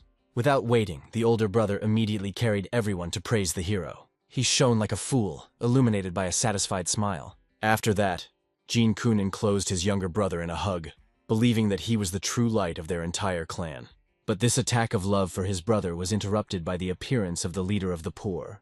He asked the hero to leave for the sake of a small conversation alone, from extra ears. Bai-hin decided to find out from the boy where he studied martial arts. The question for the monk turned out to be stupid, because he could only study in the temple in the mountains. To begin with, the Lord decided to find out what kind of techniques we are talking about, after which he pretended that he completely did not understand the suspicion. Although in fact, in his soul he began to be more and more angry with the suspicion of this old man. But he did not even use the combat arts of Sapa. But Bi-hun insisted that the techniques used by Jin-mu belonged to their enemies. Then he also identified one of the techniques. It was exactly the same technique that the strong old man used with whom the hero fought in the Munli. Seeing the hero's surprise, Bi-kin only became convinced that he was somehow connected with this. However, Jin-mu was not clear why the leader of the poor was so furious. In addition, he could not understand where he knew the reception applied by that old man. Therefore, he clearly needed to come up with an excuse, as he recognized this technique. And nothing better than that, he simply repeated the technique could not come up with. However, the leader of the beggars could not believe that the boy tried to repeat the lightning punch. This technique, which differs from the martial arts of the central regions, is used by those who are called demons. It took even Bai-hin took 3 whole years to at least somehow simulate it. This is not what you can repeat when you see only once. Although it was hard to believe the boy, his gaze showed that he was not lying. But still, the scout decided to personally make sure of the veracity of his words. Therefore, he demonstrated one martial art in order to see how the hero copies him. Even the elder of Mutang, it seemed stupidity. So he asked the leader of the beggars to stop. But still, he brought his attack to the very end. The Lord recognized the technique of a wave that develops the heart. A murderous art similar to shapeless water, directed straight to the heart. The stronger the pressure, the deeper it penetrated. However, judging by the aura of Bai-hin, he did not want to kill the hero. It was a check. If a young monk laid out all his strength, then he will easily stop his attack. But if at least a moment is distracted, then the ribs will be immediately broken. All he needed was to completely relax and plunge into the stream of this so-called wave. Then the flow of energy will reach its limit and stop. Only in this case it can be turned in the opposite direction. So, Bi-hyun witnessed how his technique was fragmented due to the stop. Thus, the hero proved the veracity of his words. The old man still could not believe in what he saw. After all, although he did not put all his forces in the attack, Jin-mu not only stopped the equipment, but also completely spray it. Obviously, now the main question was, who is this boy at all? After that, the old man with anger hit the hero into the wall. He seemed to obviously did not expect the boy to fly so far. However, with this blow, he greatly provoked the elder of Mutang. Having defended the boy, he immediately demanded explanations from Bi-hin. The scout himself did not understand what happened. After all, he only touched the boy slightly. But this turned out to be only part of the sovereign's cunning plan. The elder brother immediately hastened to raise the hero from the floor and examine him for injuries. Bi-kin himself looked fearfully at his hands. After all, he had no harm to the novice in his thoughts. He only wanted to show him one of the secret techniques of organizing tramps, in order to find out if Jin can repeat it. Soon the hero himself already rose and shook himself off. He did not understand how the experienced warrior Murim could take this and suddenly attack. The leader of the poor himself understood that in this situation, he would have to recognize the innocence of the boy. But still, I decided to ask him to repeat the shown technique. Of course, the hero was amazed that this suspicious poverty did not believe him until the very end.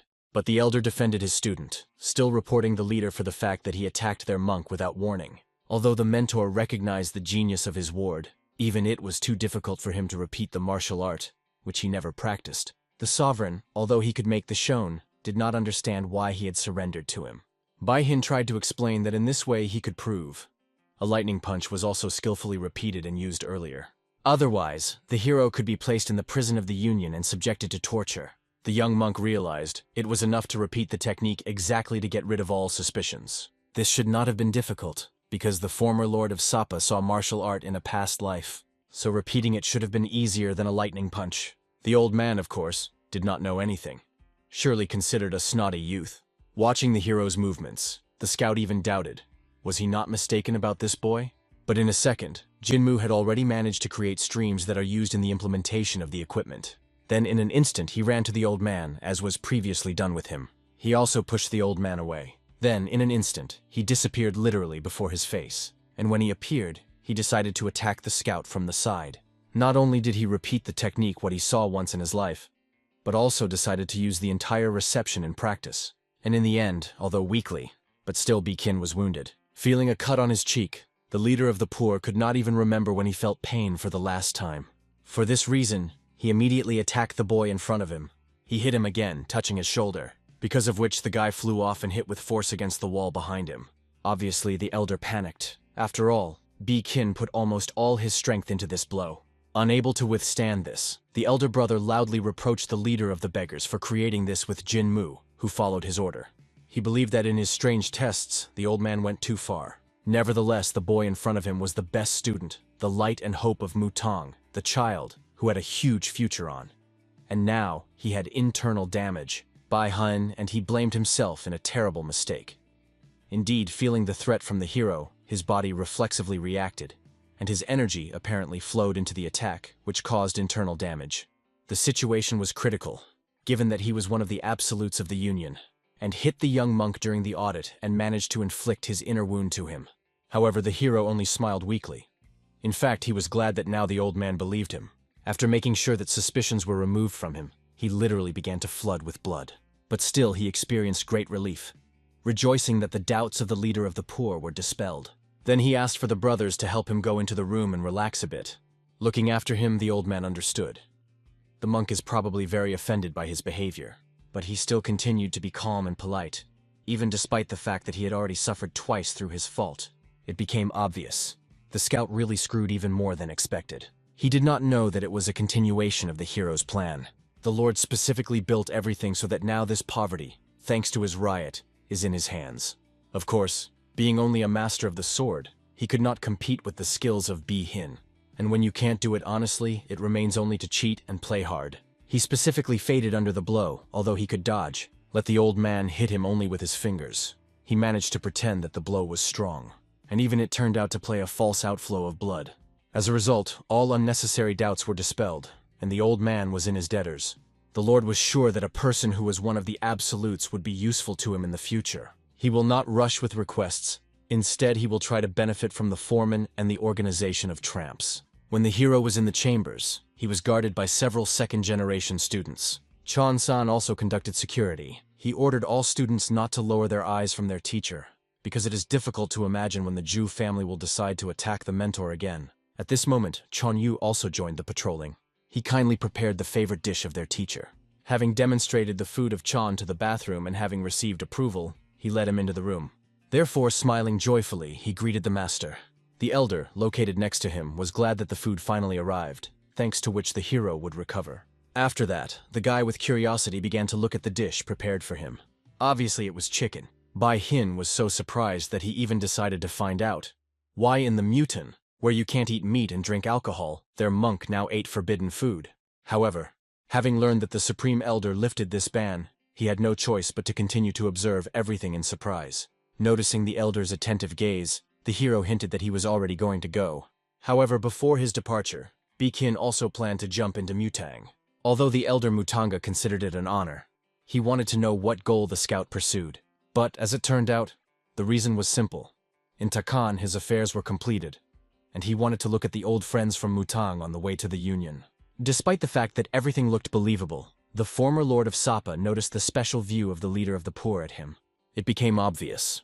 The old man not just decided to go to Mount Mutanga. Somewhere at that time, having heard about the arrival of the Mutanga sword and the rest, the students were already waiting for them near the gate. Soon they saw their mentor along with his accompaniment.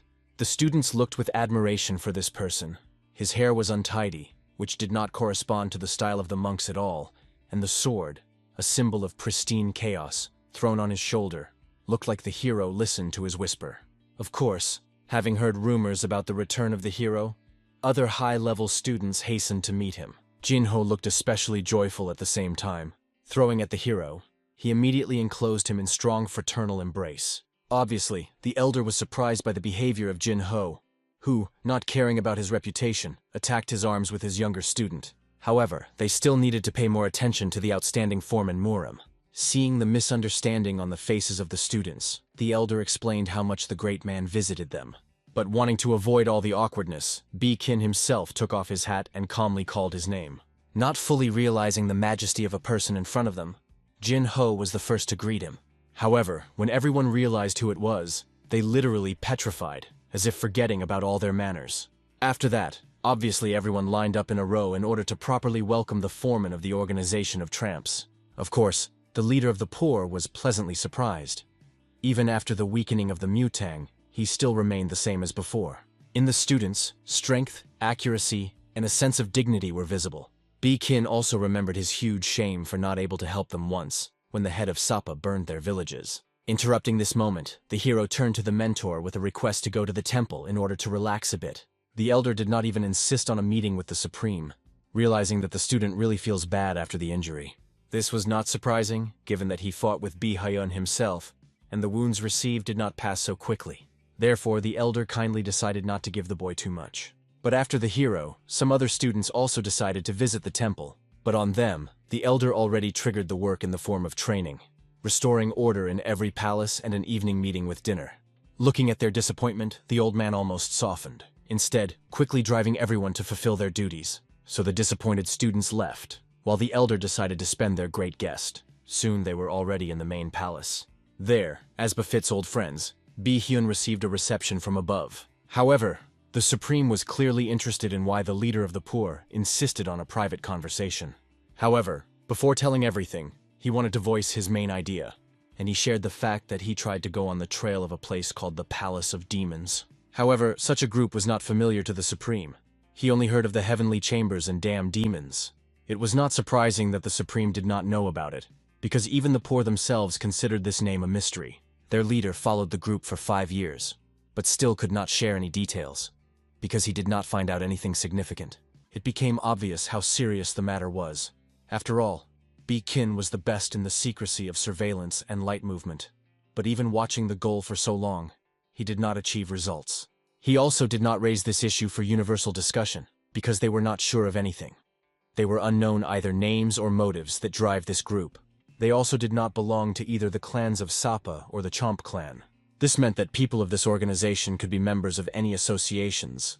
Also, as it turned out, they were very strong and invented new martial arts that could turn over the established framework. Also, as far as B-Kin was known, Ilvan Magu tried to go out their trace. This group was not much different from Sapa, because during the time of Muram, divided into parts, they also sought to conquer the central regions. If another side intervenes in the struggle now, then the violation of the balance was only a matter of time. And when this happens, Muram will be rapidly absorbed in the all-encompassing chaos. Also, the head of the Union was worried that because of this, a certain palace would not be violated by the current calm. Therefore, he planned to open a meeting of flying dragons, because they had to be ready in case these people became their enemies. Also, the purpose of the meeting was to develop the potential among talented young men. The Great Master has already been looking for places for training and teachers for those who will be elected at a meeting of flying dragons. Soon all the information about this will be transferred to 9 great clans under the strict leadership of the Union. The Supreme Elder understood that this was not the only news that the leader of the poor wanted to inform. And he was right. To be honest, he arrived here for a specific person, a novice named Jin Mu. Bai-Hin explained that, tracking the palace, he ran into their monk in Takan, and simultaneously supplemented the affairs of smuggling gunpowder, which the monk revealed them. They also assumed that those illegal immigrants were somehow connected with that palace, and Jin Mu was under suspicion because his actions intersected with them. Of course, seeing the shock of the Supreme, the leader of the poor immediately apologized. After all doubts were already dispelled. But still, following a little of their student, he saw something. This guy had genius and wisdom, helping to rationally overcome difficulties. He was the one who could become a hero. Due to distrust, he also found himself in this young man in debt. He had a kind of proposal to the Supreme. He decided to clear the boy's path forward, thus paying for his debt. At this time, the hero was already full of strength to training his students. Although the mentor warned that the training would be difficult, they are really tired of standing with a load for more than an hour. They never found that the teacher was so cruel in his instructions. However, as it turned out, the hero only wanted to save their lives because he knew that most of the force was enclosed precisely in the lower part of the body. Watching the training, the guy also thought, would something happen that could bring him fame? It would be nice if another loud business turned up. In addition, he was glad that he rightfully earned the status of the Sword of Mutang because a lot of things changed with his acquisition. For example, the same views of the younger students. At the time of training, the leader of the poor appeared, whose appearance to madness frightened the hero. Looking at the training, B-Kin remembered how, as a child, he conducted the same training. But now many have abandoned this practice due to the fact that the back muscles were very overstrained. As far as he knew, instead of stones, weighty iron bracelets were now used. However, the hero was not rich enough in order to acquire something similar for students. The leader of the poor agreed. They also had a financial situation far from the perfect. What almost made a hero's laugh. After all, in one operation they received tens of thousands of coins per year. But he decided not to give out his knowledge, instead to find out the goal of the old man. Then he began to rummage in his clothes, and still brought the hero an object. After that, it is not clear what place I got a coin for the guy. It was not just a coin, but a coin of cooperation, and even the former Lord of Sapa opened his mouth with surprise. The coin of cooperation is a sign of a society that only the oldest heads of clans can use.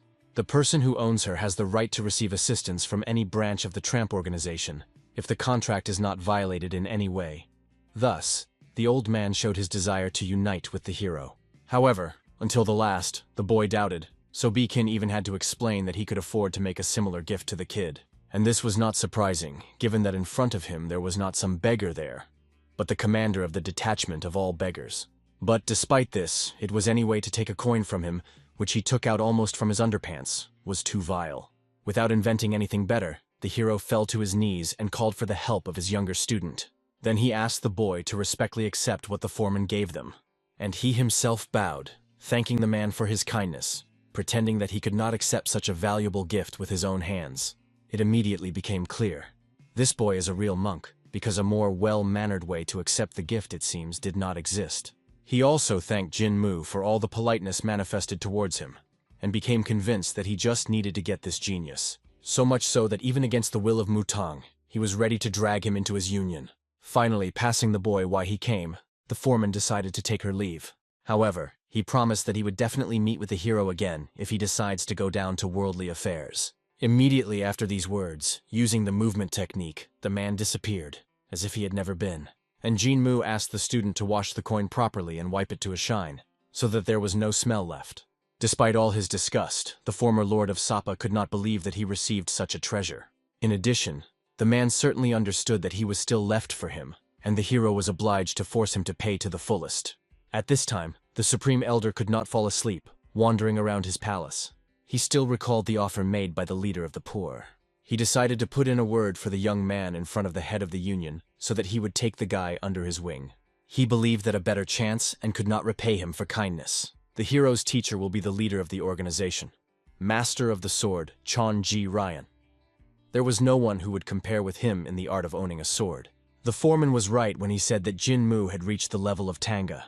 The Supreme could not meet such a genius developing without any help in the entire history. And if their novice will study with the Master of the Sword, then perhaps the successes will achieve that no one has managed to achieve. And then the glory of the Master of the Sword and Mutang will be glorified in the central regions. Then the hero will become not just the Mutanga sword, but a student of the Master of the Sword. However, it was too early to plan something, because it was necessary to find out what Jin Mu himself thought on this score. After all, Mutang only directs the true path. They indicate the road, and the hero himself must make decisions. The Supreme thought for so long that I almost forgot.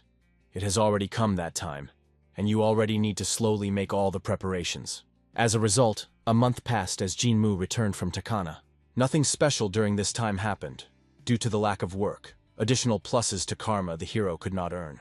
So all this month he was engaged in training students, in which he did not spare at all, until suddenly one of the younger students came running to him.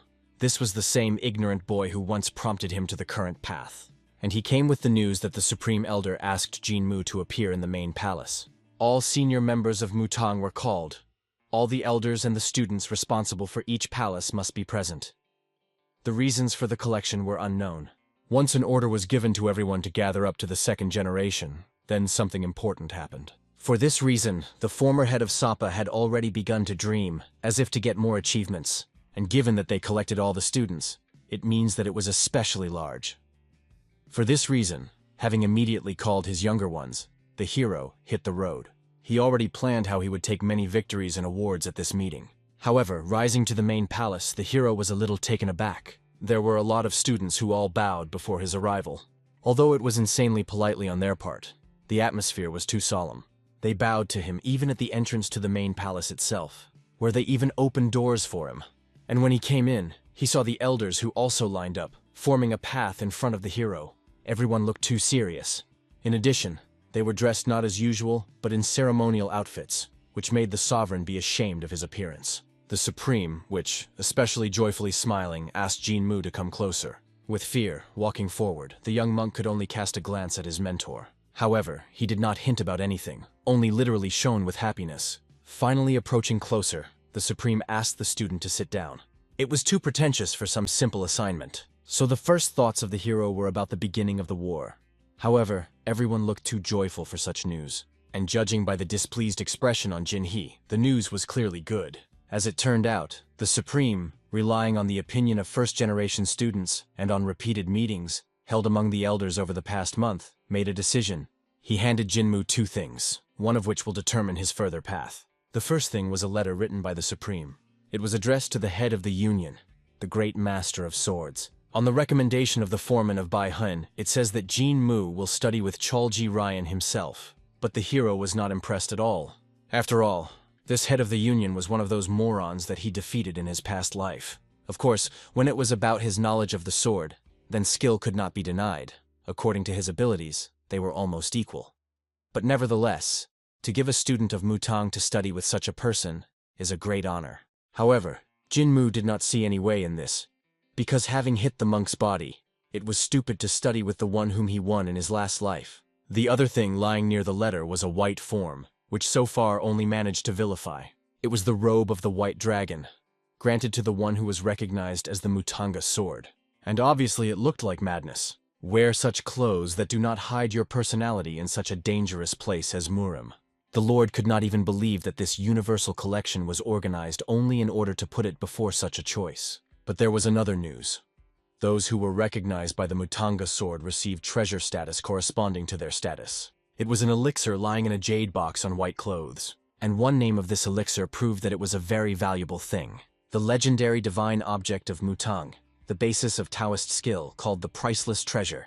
Nothing has never been valued more. With a similar treasure, the hero had huge chances to rise. If he absorbed this elixir, he would have reached the highest level of skill in one sitting. He would be able to switch to the next level and absorb the divine energy of the elixir. In addition, if he could, in addition to master the technique of double energy, then he will be able to arouse the martial art of the Dark Dragon. Then the strongest warrior of Murim among the clans of Sapa and Chomp will be born. So now the former head of Sapa was already very grateful to the Death of Death. He even apologized for blaming him for all this time in his troubles and cursed him. The Supreme made it clear to the boy that no one would condemn him despite his choice. And even if he decides to abandon everything, then everyone will take his path. But despite this, the Supreme was very worried, waiting for the boy's answer. However, the hero, grabbing the elixir, loudly announced that he would move forward already like a Mutanga sword. Obviously, this caused indescribable joy both among the elders and the younger brothers of the boy. The Supreme now looked at Jinmu as someone who does not want to be in the shadow of the master of the sword, who refused to take a place that many would have dreamed of. He was a true student of Mutang, who was going to become famous in Murim on his own. Obviously, the Supreme was grateful literally to tears. Nothing was a big reason for pride than this event. After all, now the boy proved that he was a huge success for Mutang. So, after receiving such a valuable gift, the hero finally retired in his cave. He looked with excitement at the box, afraid of what was inside. When he opened it at least a little, then a bright light began to flow from a small click. Soon he saw the very valuable elixir. He was very pleasantly grown. It seemed that it was literally a paradise of thousands of fragrant flowers. But next to the elixir, the ruler noticed a small piece of paper. These were precautions when taking an elixir. Everything was written in small print, so the hero began to carefully read everything. He wanted to do everything without a single mistake. After all, it was impossible to miss a single stream of a spiritual aura. Having familiarized himself with everything, he placed a pill in his mouth. It was a herbal potion, which instantly dissolved in the mouth, leaving behind a sweetish taste. The young monk felt a hot aura rising from the bottom of the abdomen. As stated in the instructions, he did not rush, slowly accepting this force. At this time, a mentor with his students stood next to his cave. They were worried whether the boy copes well with the absorption of energy. Soon, the Supreme Elder also decided to visit the cave. However, seeing his friend, he was stunned. It became obvious. Both the students and the mentor himself spent the whole night here, without closing their eyes for sleeping. He went to a friend, asking him not to worry so much, because he was sure that everything would be all right with Jinmu. And although the mentor himself believed that his student would cope, he was still very worried. Indeed, for him, this boy was more expensive than anyone, especially considering that they spent so much time together that the mentor felt like his father. The Supreme himself perfectly understood the feelings of the mentor. However, the elder was excited, seeing that this process took so much time. The Supreme did not know how much this should be occupied, because they were too young when their deceased master received his elixir. Therefore, he decided not to distract the boy and just wait a little while everything happens. However, when 4 days have passed, Chan began to raise a real panic. It seemed to everyone that the process of assimilation took too much time. Even Moon Jin already wanted to go inside. However, in this way, he could violate the absorption process. Therefore, I wanted to look at least briefly, but only after thinking about it, they felt energy from the inside. Then the hero himself appeared. He did not understand that the mentor with the students was forgotten here. Immediately, having come to his senses, Moon Jin rushed to hug his boy. Of course, the hero was very surprised by his reaction. After all, he was not in some hell enduring himself. Most likely, the mentor was glad only because everything happened without any incidents. His students were exactly the same joy. They noticed that their mentor became a little higher. Even the condition of his skin improved. However, Moon Jin was more concerned about the fact that his student in his mouth did not even have a baby. Therefore, he invited all students to gather, go to the gorge, light a fire and eat normally. Then the hero suggested catching at least a boar so that they could eat up. But the mentor only screamed, reminding Jinmu that too little time has passed since he took the elixir. After such an impact, you need to relax properly a month or two. And Jinmu had already rushed into the head of strain immediately after interaction with such a strong subject. Judging by how the boy changed in 4 days, his skeleton clearly changed. So he was clearly out of order. The mentor himself decided to go hunting today, and Jinmu asked him to return to his room so that he did not freeze from the cold wind. The Lord was obviously surprised that Moon Jin looked so energetic. He even decided to cut the meat. Although he did not feel energy from him, the mentor was clearly restored, slowly returning to the previous state of the warrior. After some time, when the younger student prepared a healthy food to the teacher, the guy immediately noticed how the skills of cooking the younger improved markedly. He was happy that after the absorption of energy, he could enjoy delicious food. He really had a mood. In addition, the mentor was proud of his student, who officially became the Mutanga sword. But the mentor was surprised. Why did the guy, going to become the main student, abruptly changed his mind? Obviously, the hero asked, did the mentor confuse what? And only at that moment, Moon Jin realized that the boy did not know much. Those who officially become a Mutanga sword cannot take the place of the chief student. In the appearance of the hero, it became obvious that he did not even know about something like this. However, nothing could be changed. After all, now on him were the duties of the Mutanga sword. The sovereign literally, with the last forces, restrained the approaching tears of rage. He literally wanted to scream loudly, not understanding why he was not warned about this before. Soon the hero also came to visit the hero. He came to inform how glad the boy was. However, he looked clearly not the best. He did not know what to do, since no one told him that now he would not be able to become a chief student if he goes along the path of Sword Mutang. Now the hero has lost the opportunity to master the technique of double energy and dreams to become a master among the clans of Sappa and Chomp. Even the older brothers did not calm down. Why does Jinmu look so powerless? After all, if the elixir power is correctly absorbed, the eyes should be filled with wisdom, and the lights coming from the inside will be visible. Jinho suggested that this could happen due to poor absorption of spiritual energy. After all, the hero's whole process took 4 days. For this reason, Jinho tried to explain that the reason was not in the hero, but that the power of the elixir was too huge for such a young guy. Hearing their worried conversation, the mentor came to visit the student. Arriving, he immediately asked how the boy feels. And he also tried to please the student with the fact that Chon-san managed to catch very fat pheasants. However, he was not happy. The boy did not have the same appetite, and the mentor began to worry that he really could not completely absorb spiritual power. Perhaps he hoped that he could reach the level of the Khan as soon as the elixir absorbs, having received the status of the Mutanga sword. He probably strove to become much more powerful. If so, then in this situation the guy was most affected. For this reason, the mentor grabbed the boy by the hands and began to convince that he was already enough. Even the achievement of the Tonga level was already incredible at his age. So the mentor wanted to convey, it does not matter how much spiritual energy he could absorb. After all, the Khan level was now the first stage, which is unattainable for almost any of Murim. Even 10 people with a similar level will not be typed in the union. However, instead of any explanation, the hero was silent and left the room. After which he decided to demonstrate his strength to the mentor. Thus, he created in his hands a small clot of energy. And after, as if nothing had happened, he pulled him into the distance. Thus, he was able to destroy the top of the cliff, which was nearby. It was the level of Khan. He explained to the mentor that he managed to absorb something from the spiritual power of the elixir. Then I decided to return to myself in order to relax a bit. The mentor did not know how to react to the power manifested. He did not understand. In this case, why, even having reached such a level, he sat all day with a dumb face, as if he had lost everything in the world. The Lord himself did not understand what was so special in achieving the Khan level.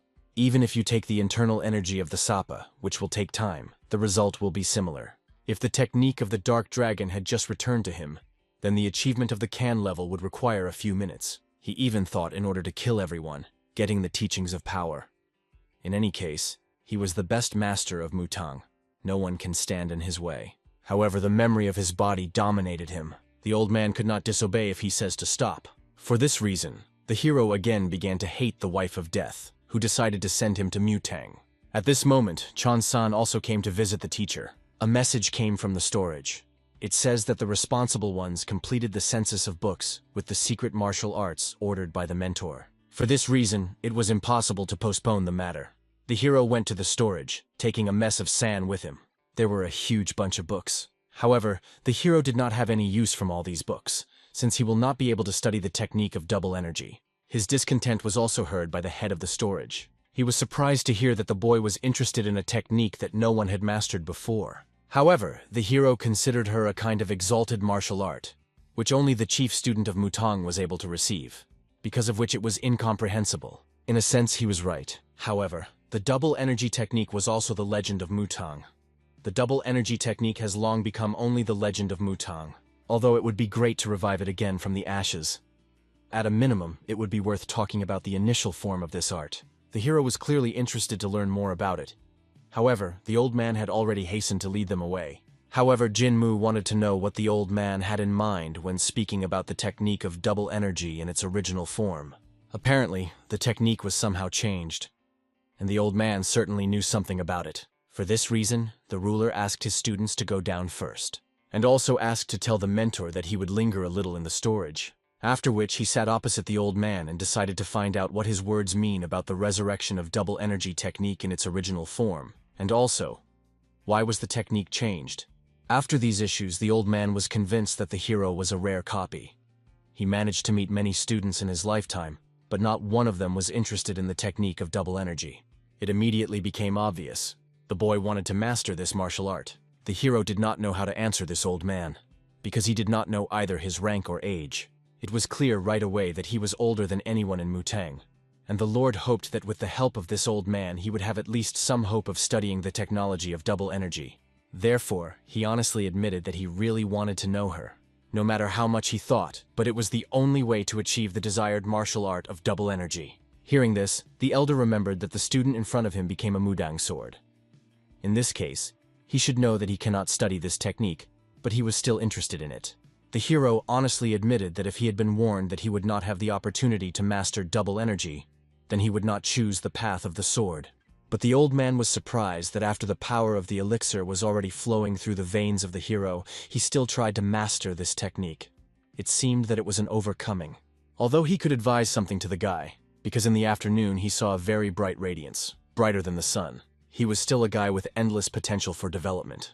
but double technique could absorb this light of Mutang, as happened before. However, Jinmu was not going to give up, believing that an elixir is just a pill in which a clot of energy was enclosed in comparison with double energy. The old man laughed briefly when he heard the boy responding to the legendary elixir like crazy. He asked, "Does the hero understand the meaning of the word double?" The pristine chaos included both yin and yang, light and darkness, good and evil.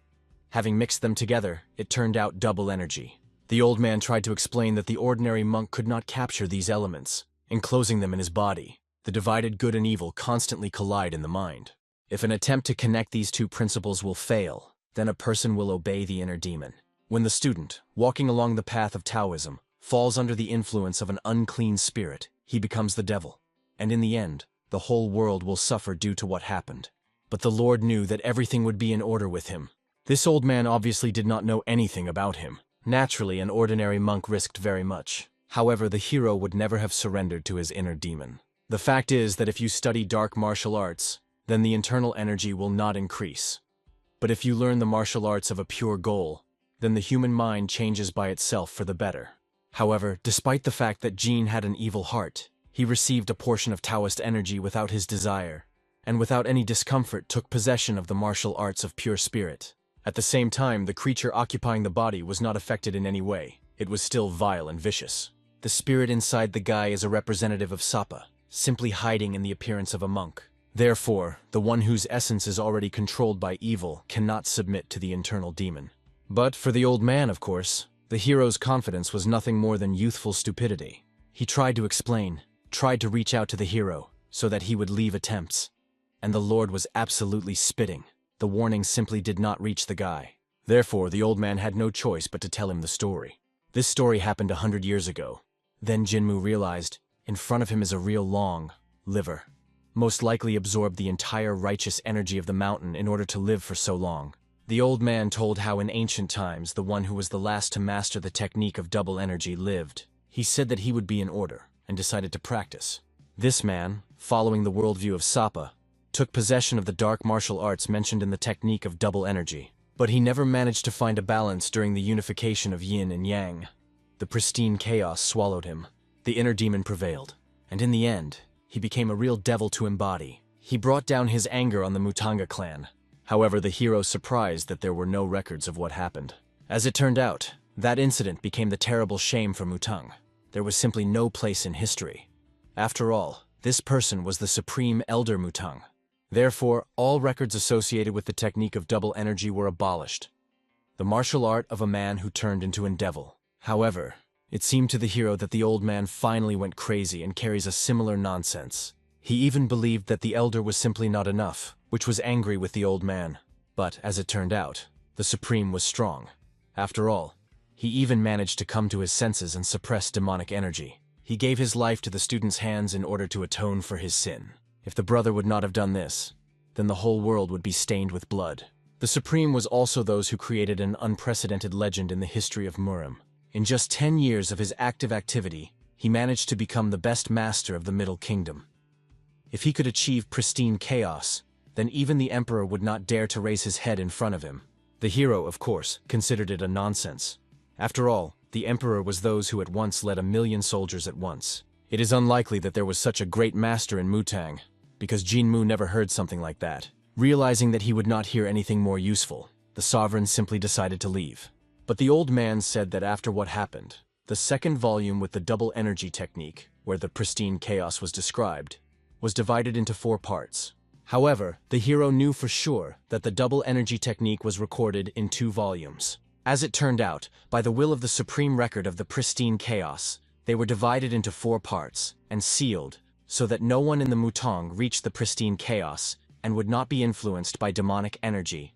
In this case, the double energy technique that the chief student studied was only the first volume. Then the hero realized, in this case, this first volume was completely useless to him. It also became clear that the first volume contained simply basic information. The second contained additions and comments on the first. This meant that the hero could have known the technique of double energy, having only a second book in his hands. Of course, the guy still doubted. Is it possible to trust this old man? Therefore, he decided to find out if he could trust this person. From this question it became obvious. The hero did not know anything about the keeper. It was true. All that could be said about him was that he is an elder and a mutan. However, the old man considered himself the same sinner who deserves amputation of the limbs and excommunication from the clan. He reminded the story of the Supreme Elder, which became the devil to embody. But he was precisely the student who had a share to kill him. Soon after this conversation, the hero returned home. It seemed to him that he wasted time in vain, listening to the old man's grease. He did not believe that he was able to decapitate the Supreme Elder, even if he managed to resist the inner demon. If this were true, then the monks would cut all the tendons to him, the bones would be crushed. But certainly they would not limit themselves to a simple blocking of internal energy and the placement in isolation. Therefore, the hero was completely sure that almost his entire story was complete nonsense. However, he was interested in whether someone heard this story outside of Mutang. After all, as the old man said, all the notes were destroyed. This knowledge was prohibited from transmitting to future generations. It became obvious that this story, which had no written confirmation, was known only to this old man who crossed the after 100 years. He directly belonged to the last Supreme, which was an outstanding master. However, rumors in Murim did not even go about him. Obviously, Jinmu understood that perhaps the old man simply invented a story. So I decided not to get hung up on it. However, he was still worried. What if it could be really true? In this case, he will still be able to get a chance to master the technique of double energy. But I decided to forget about it for now, because the hero just wanted to rest. For this reason, I asked the guys to independently sort and cope with books. He himself went outside in order to breathe fresh air. Initially, Jinmu planned to master the technique of double energy and leave the Mutan. Since the plan went awry, then he had no more reason to stay in this place. He needed to get the permission of the mentor, and he wanted to come up with an excuse for himself. Because now he was the true sword of Mutang. Although this title now seemed to him more disgusting than before. The actions of the true sword of Mutang are the actions of the clan. Therefore, a person should be careful in everything that does, and this restriction became his nightmare. He was not even happy to just leave for a short while. He wanted to be from the clan as far as possible. Hearing about this, the senior student realized that the teacher was going to go on wanderings. This meant wanderings around the huge world. It is important for a warrior not only to be strong, but also to know how this world works. Only having gained experience and glory, wandering around the world, you can become a real fighter. This was the purpose of wanderings. However, the hero warned that not everyone could go to them. However, since the teacher was the Mutanga sword, the representative of the clan and the person engaged in the external affairs of the sect, he could well wander around the world and gain experience. In addition, the hero was lucky. When it comes to wanderings, it will be enough for him to get only the resolution of the mentor. For such an excellent advice, the hero thanked his student. He also explained that he would go to visit his mentor and ask the students to continue to deal with secret teachings. Obviously, Chan also wanted to receive personal instructions from the teacher. However, he only rudely sent the boy to a bunch of books not put in order and ordered not to be lazy, but to continue to work all day. Since now the hero did not need a reputation or achievement, he completely decided to give a damn about this place. The time has come to leave the Mutin. All that was left to do is to get a mentor's permission. Soon he saw Mungin nearby. Since he was not in the room, the hero went in search of it, and it turned out he wanted to see how the work to restore the palace was moving. Since he became the master of the palace, he could not afford to sit still, doing nothing. However, the hero was worried about such a mentor's desire to walk everywhere. After all, he could still get sick, completely forgetting about his health problems. The mentor also first asked how the boy was advancing to restore order, and also recommended the kid more often to visit the old guardian. After all, let him be deprived of the right to use martial arts because of the sin of fratricide. But he was one of the oldest people in Murim. It seemed to Monginu that talking with this person would definitely benefit the boy. Hearing these words from Mongin, the hero realized that we are talking about the sin of fratricide in the story told by the old man. For this reason, Jinmu decided to find out, was there any of the previous Supreme named Chongmu? The mentor was surprised. After all, the student was never interested in the story of Mutang. However, he told such a person really lived. He marked the dawn of Mutang. It turned out that the old man's tales were not a lie. However, the hero never heard about this man. This is not surprising. After all, the only records concerned only 10 years of his active activity. They were true only at the request of the administration. But even considering this, only a couple of lines are written in them that it was he who stopped the principle of non-interference of officials in each other's affairs. The hero was surprised to find that he really heard about it. It was said that the principle of non-interference was fixed by the decree that was issued by the founding king of the current country, with the assistance of the warrior Murim. However, the mentor was interested in how the student recognized the name of that person. The hero said that the elder mentioned him in their conversation, and it was quite strange. Usually he never mentioned the masters of the past. However, the Lord wanted to know the mentor something else. He wanted to know about the last days of the master's life. Was it that he became the devil and was killed by the student of the sect? However, the mentor only got angry with such words from his student. It was a real nonsense because at least there were no records of the Supreme and there were definitely not only some novice there. From this story, the hero understood. The mentor knows only what he is allowed to know. One way or another, at least partly what was said by the old man turned out to be true. So, the second volume of double energy technology was divided into several parts, which means that the path to pristine chaos really exists. Therefore, Jinmu had hope. He had to move again to his original goal. It is impossible to put it in a distant box anymore. Therefore, he told the mentor that he had a request for him. He wanted to go on wanderings in Mutan, so he wanted to go to Murim to gain experience and improve his skills. And he asked the mentor to give his permission to this. Events moved to the main palace. The Supreme there was viewed some important documents. Suddenly, Moonjin, politely worshipped the Supreme, showed up to him. He just smiled at such a formality of his brother, after which he asked him to sit down. And on his face, Moonjin immediately noticed that the man clearly worries something. Then his brother gave him a paper that made him get worried. It was a letter sent personally by the head of the Union. Basically, it was about a collection of flying dragons. But, without a doubt, the head of the Union wrote it because he wanted to see Jinmu. Moonjin did not see the point of worrying. After all, one could just send their student. But the Supreme was worried that the chapter would persuade Jinmu to join him as a student or even a subordinate. And Jinmu has already become a true Mutang sword, so he could not join the meeting or the political union. Therefore, he thought what to say in order to politely refuse. However, Moonjin said that literally a couple of minutes ago, Jinmu approached him and asked for permission to go as a journey. After all, let him really have good with martial arts, but the experience in them was not enough. In addition, according to tradition, the Mutanga sword receives seals of the 5 great Taoist sections of the central regions. In this situation, it would be nice to let go of the hero so that there was an opportunity to get out of experience in Marima. Due to the fact that the place of the sword was empty for so long, the Supreme himself already forgot about this tradition. He also decided, together with Jinmu, to send his 2 students to a meeting of flying dragons. After all, the purpose of the meeting is just to find valuable specimens among second-generation students from each fraction. Since these children are pretty good for their age, they will be able to demonstrate their outstanding skills. So they will not only glorify Mutang, but will also be able to show themselves. And at the same time, the request of the chapter will remain executed. After all, the head so wanted to see a true sword. In this case, their novice will come to greet him, and then he will be able to leave due to wanderings in Murim. Of course, the Supreme thanked his younger brother for such an excellent idea, and asked Jin to hurry up with preparations.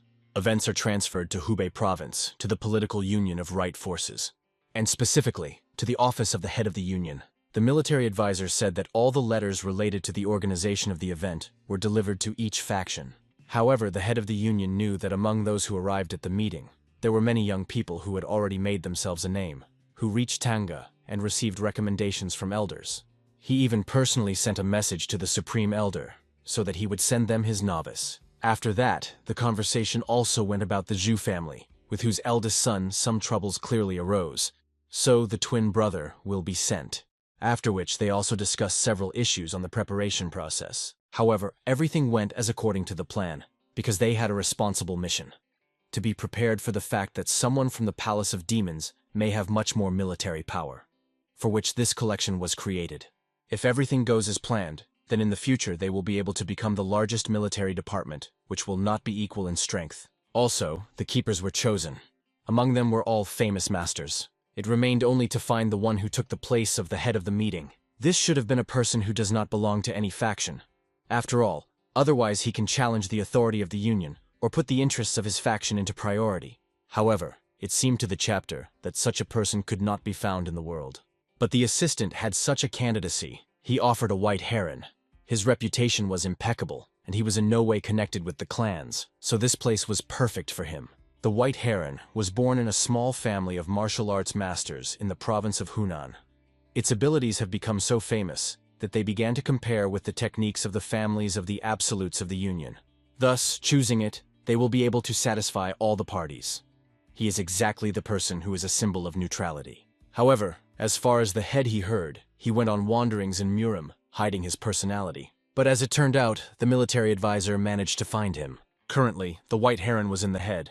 At this time, the hero was somewhere in that very city. He stopped in the inn. There were many people there, and all because of the collection of flying dragons. For this reason, Jin Mu explained to the students how they needed to get to the Union itself. The reason for these explanations was in the request from his mentor to spend the boys. The hero decided to satisfy her, because very soon he will master the technique of double energy, and such a delay did not play a role for him. However, suddenly some old man disturbed young people. Smiling sweetly, he asked him to make a company at the table. At the same time, the old man alone was evident that in front of him were the students of Mutang, who went to the meeting of the dragons. However, he was surprised that the novices began to order meat and drink. Therefore, the heron found them with interesting guys and decided to sit next to him to watch them. However, the hero seems to have been clearly against his company. Then he explained that he would not want to let the strangers to his table. Obviously, the old man was surprised that the monk did not allow him to sit down, but he was still an elderly person. After that, the old man shouted that there was not a single free space around, and their table was designed for 4. However, despite this, the hero was still against it. He also pointed to people who were sitting at the table for 4. However, the old man clung to them. Of course, the students tried to explain that they did not mind moving at all. However, the hero clearly had reasons to refuse. He knew a white heron.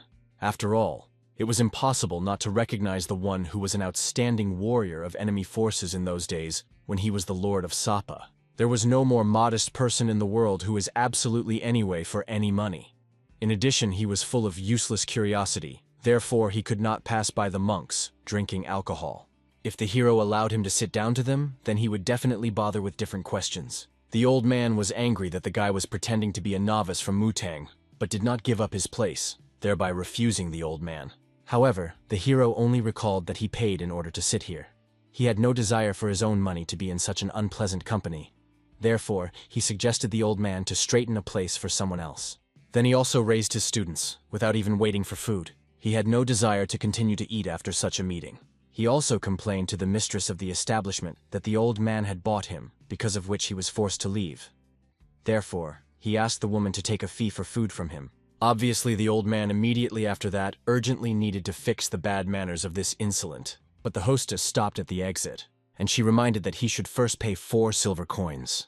Obviously, the old man was in shock. How much? He does not even have a coin left. Chong had angry that this strange old man, even after the refusal, continued to insist on his own. Because of him, they could not even eat. As a result, these two guys completely adopted the position of their teacher, although the hero's malice was caused not by a request, but by the identity of the insolent. However, the hero quickly forgot about it, remembering that now in this province, there should be many students from different fractions.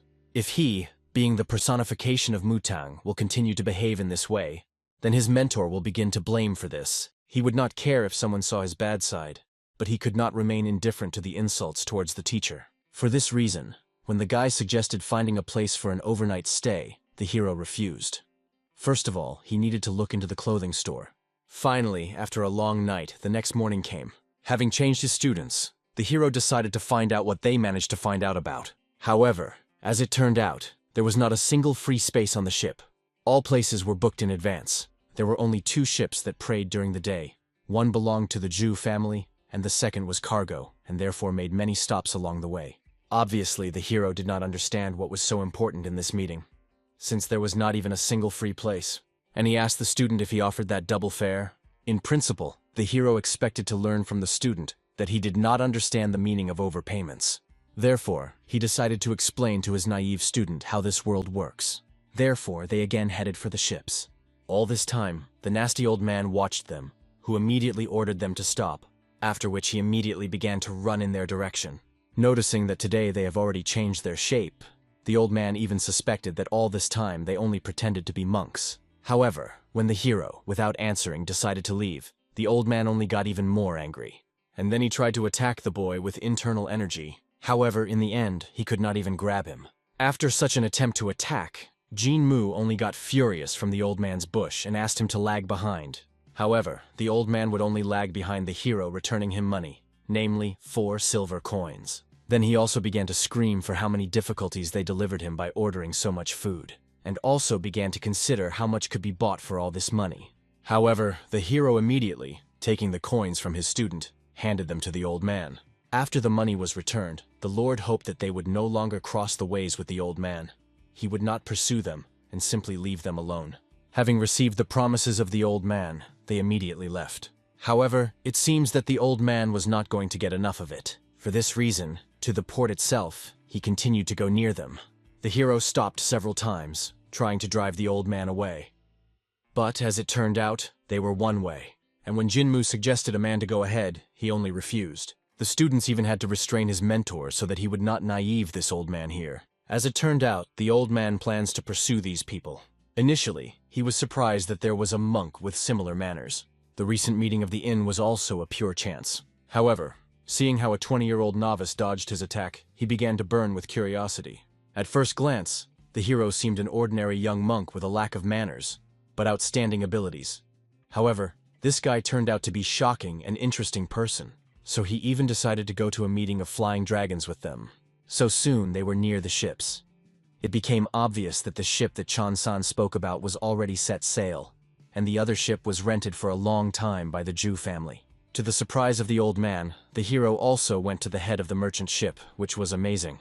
After all, it was much easier to ask about the service of the Jew family. However, having agreed on everything, the hero with the students decided to swim on a trading ship.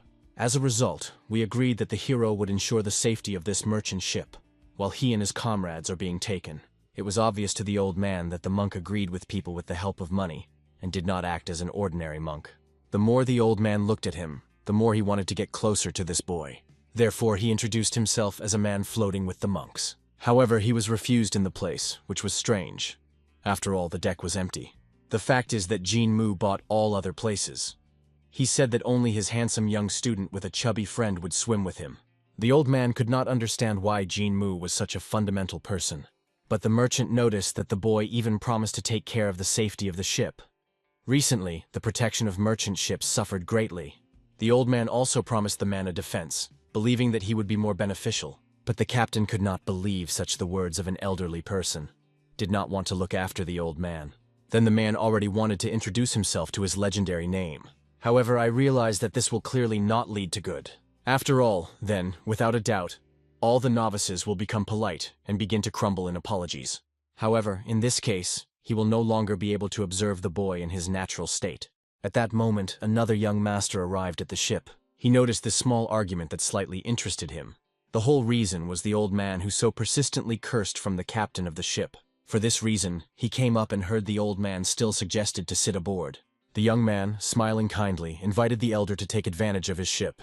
After which everyone bowed, greeting the white heron, wandering around Murim. Obviously, the elder immediately asked the boy not to reveal his personality here. And with a lightweight exhalation, I realized that the company Jinmu did not guess anything. The boy realized why the old man hid his personality, and again invited him to go on a trip with them on the ship's ship. But the old man did not want to cause inconvenience. After all, he had already chosen the ship on which he would go. It was interesting why the elder was eager for a ship where he was refused. Surely the reason was in the people to whom he wanted to join. Although they were dressed in ordinary clothes, but judging by the pattern on the handle of swords, it was obvious that they were from Mutang. It was strange that the white heron was so interested in these students. So the boy even offered to sit on their ship at the same time as the students of Mutang. The old man was amazed that the boy so easily recognized the students who did not even wear special clothes. He was clearly delighted that all the rumors about the genius of this child were pure truth. At that moment, the boy greeted the captain of the ship, introducing himself as the name of his noble family Jew. The captain, seeing such a high-ranking person, broke into a smile. After that, the boy introduced his dear friend and asked to pick up 3 young people who were on the side. He also offered for this double payment, which they could receive on the family estate of the Jew family. Obviously, for the merchant, it was the feeling that today gold rained at him from heaven.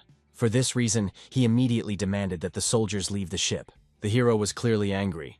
Recently, they completely made a deal. After that, the captain began to push the hero, considering the entire transaction invalid without any contract. Then finally, Jinmu saw the reason for such a change in behavior. However, he was only angry with the intervention of some noble wimp.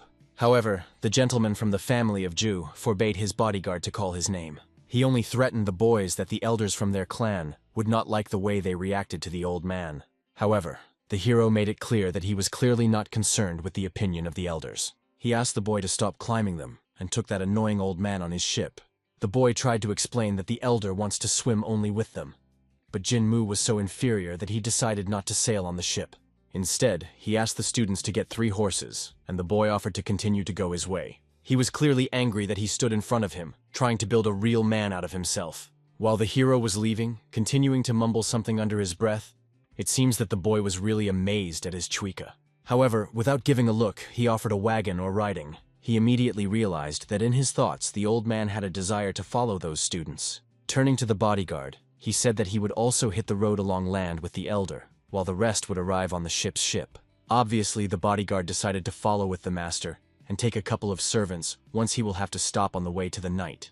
And of course, the boy agreed, not wanting to disturb his subordinates. So soon the rain began in their way. The hero was clearly unlucky, because in their way, like leeches, ignoramuses clung.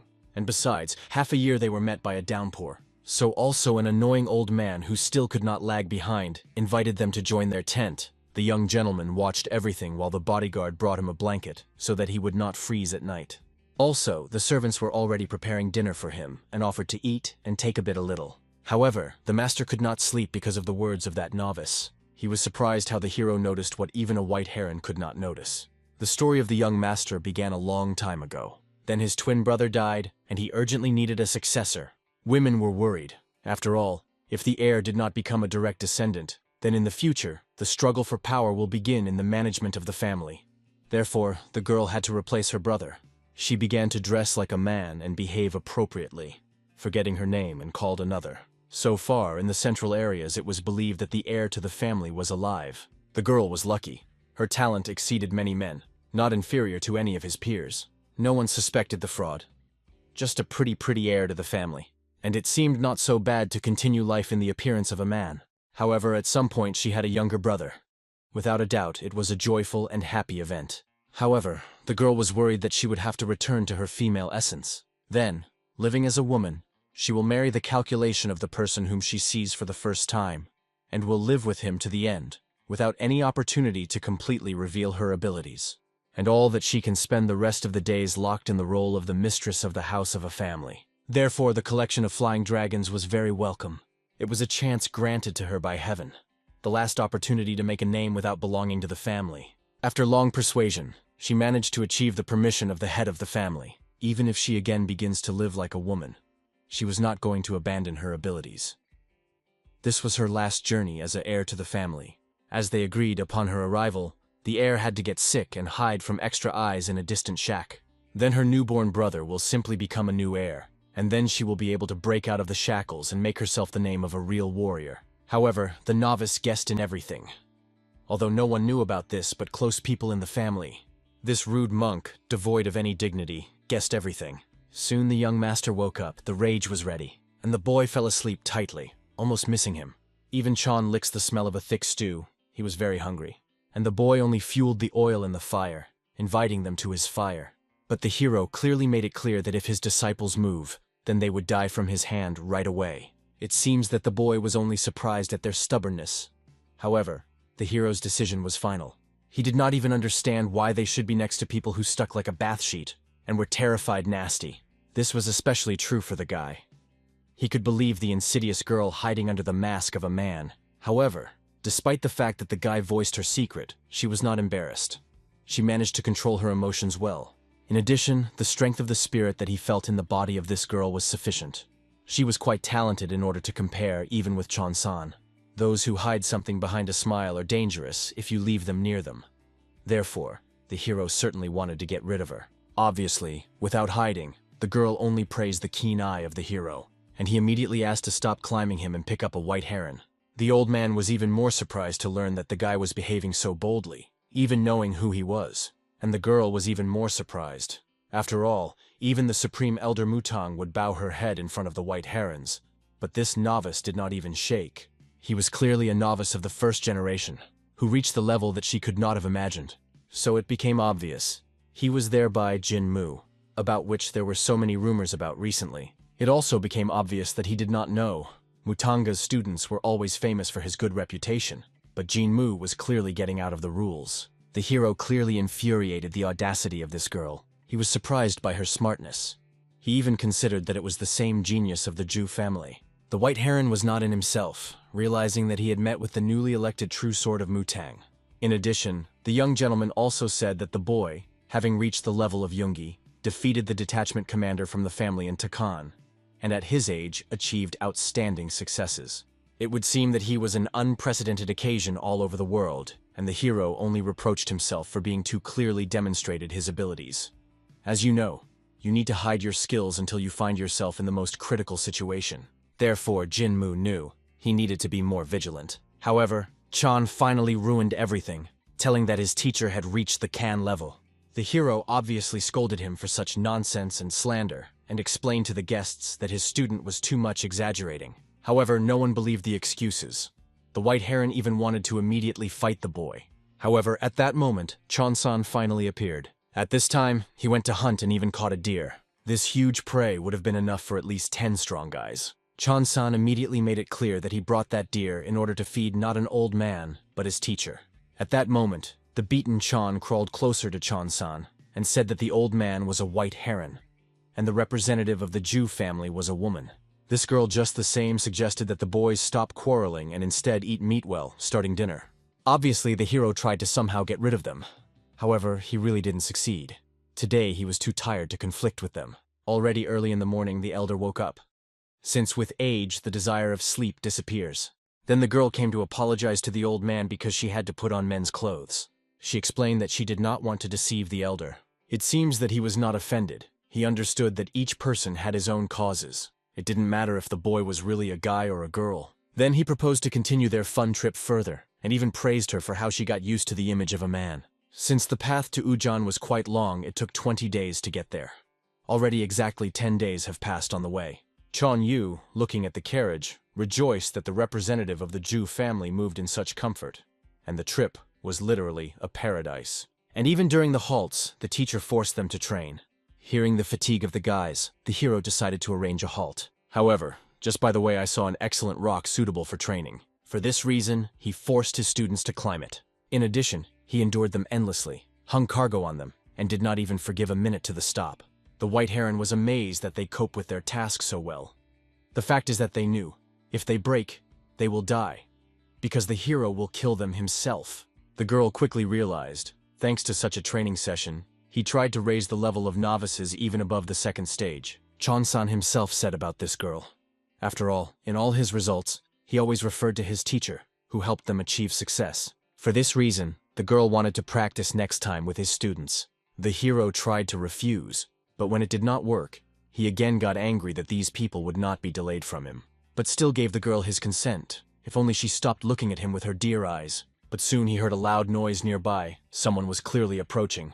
Therefore, he warned his students to be on the alert. Soon they saw how Unknown with the child in his arms jumped straight from the cliff. Then I dropped the girl who flew down with loud screams. The first thing John to the sanctuary came to the head was to ask his younger brother to push him.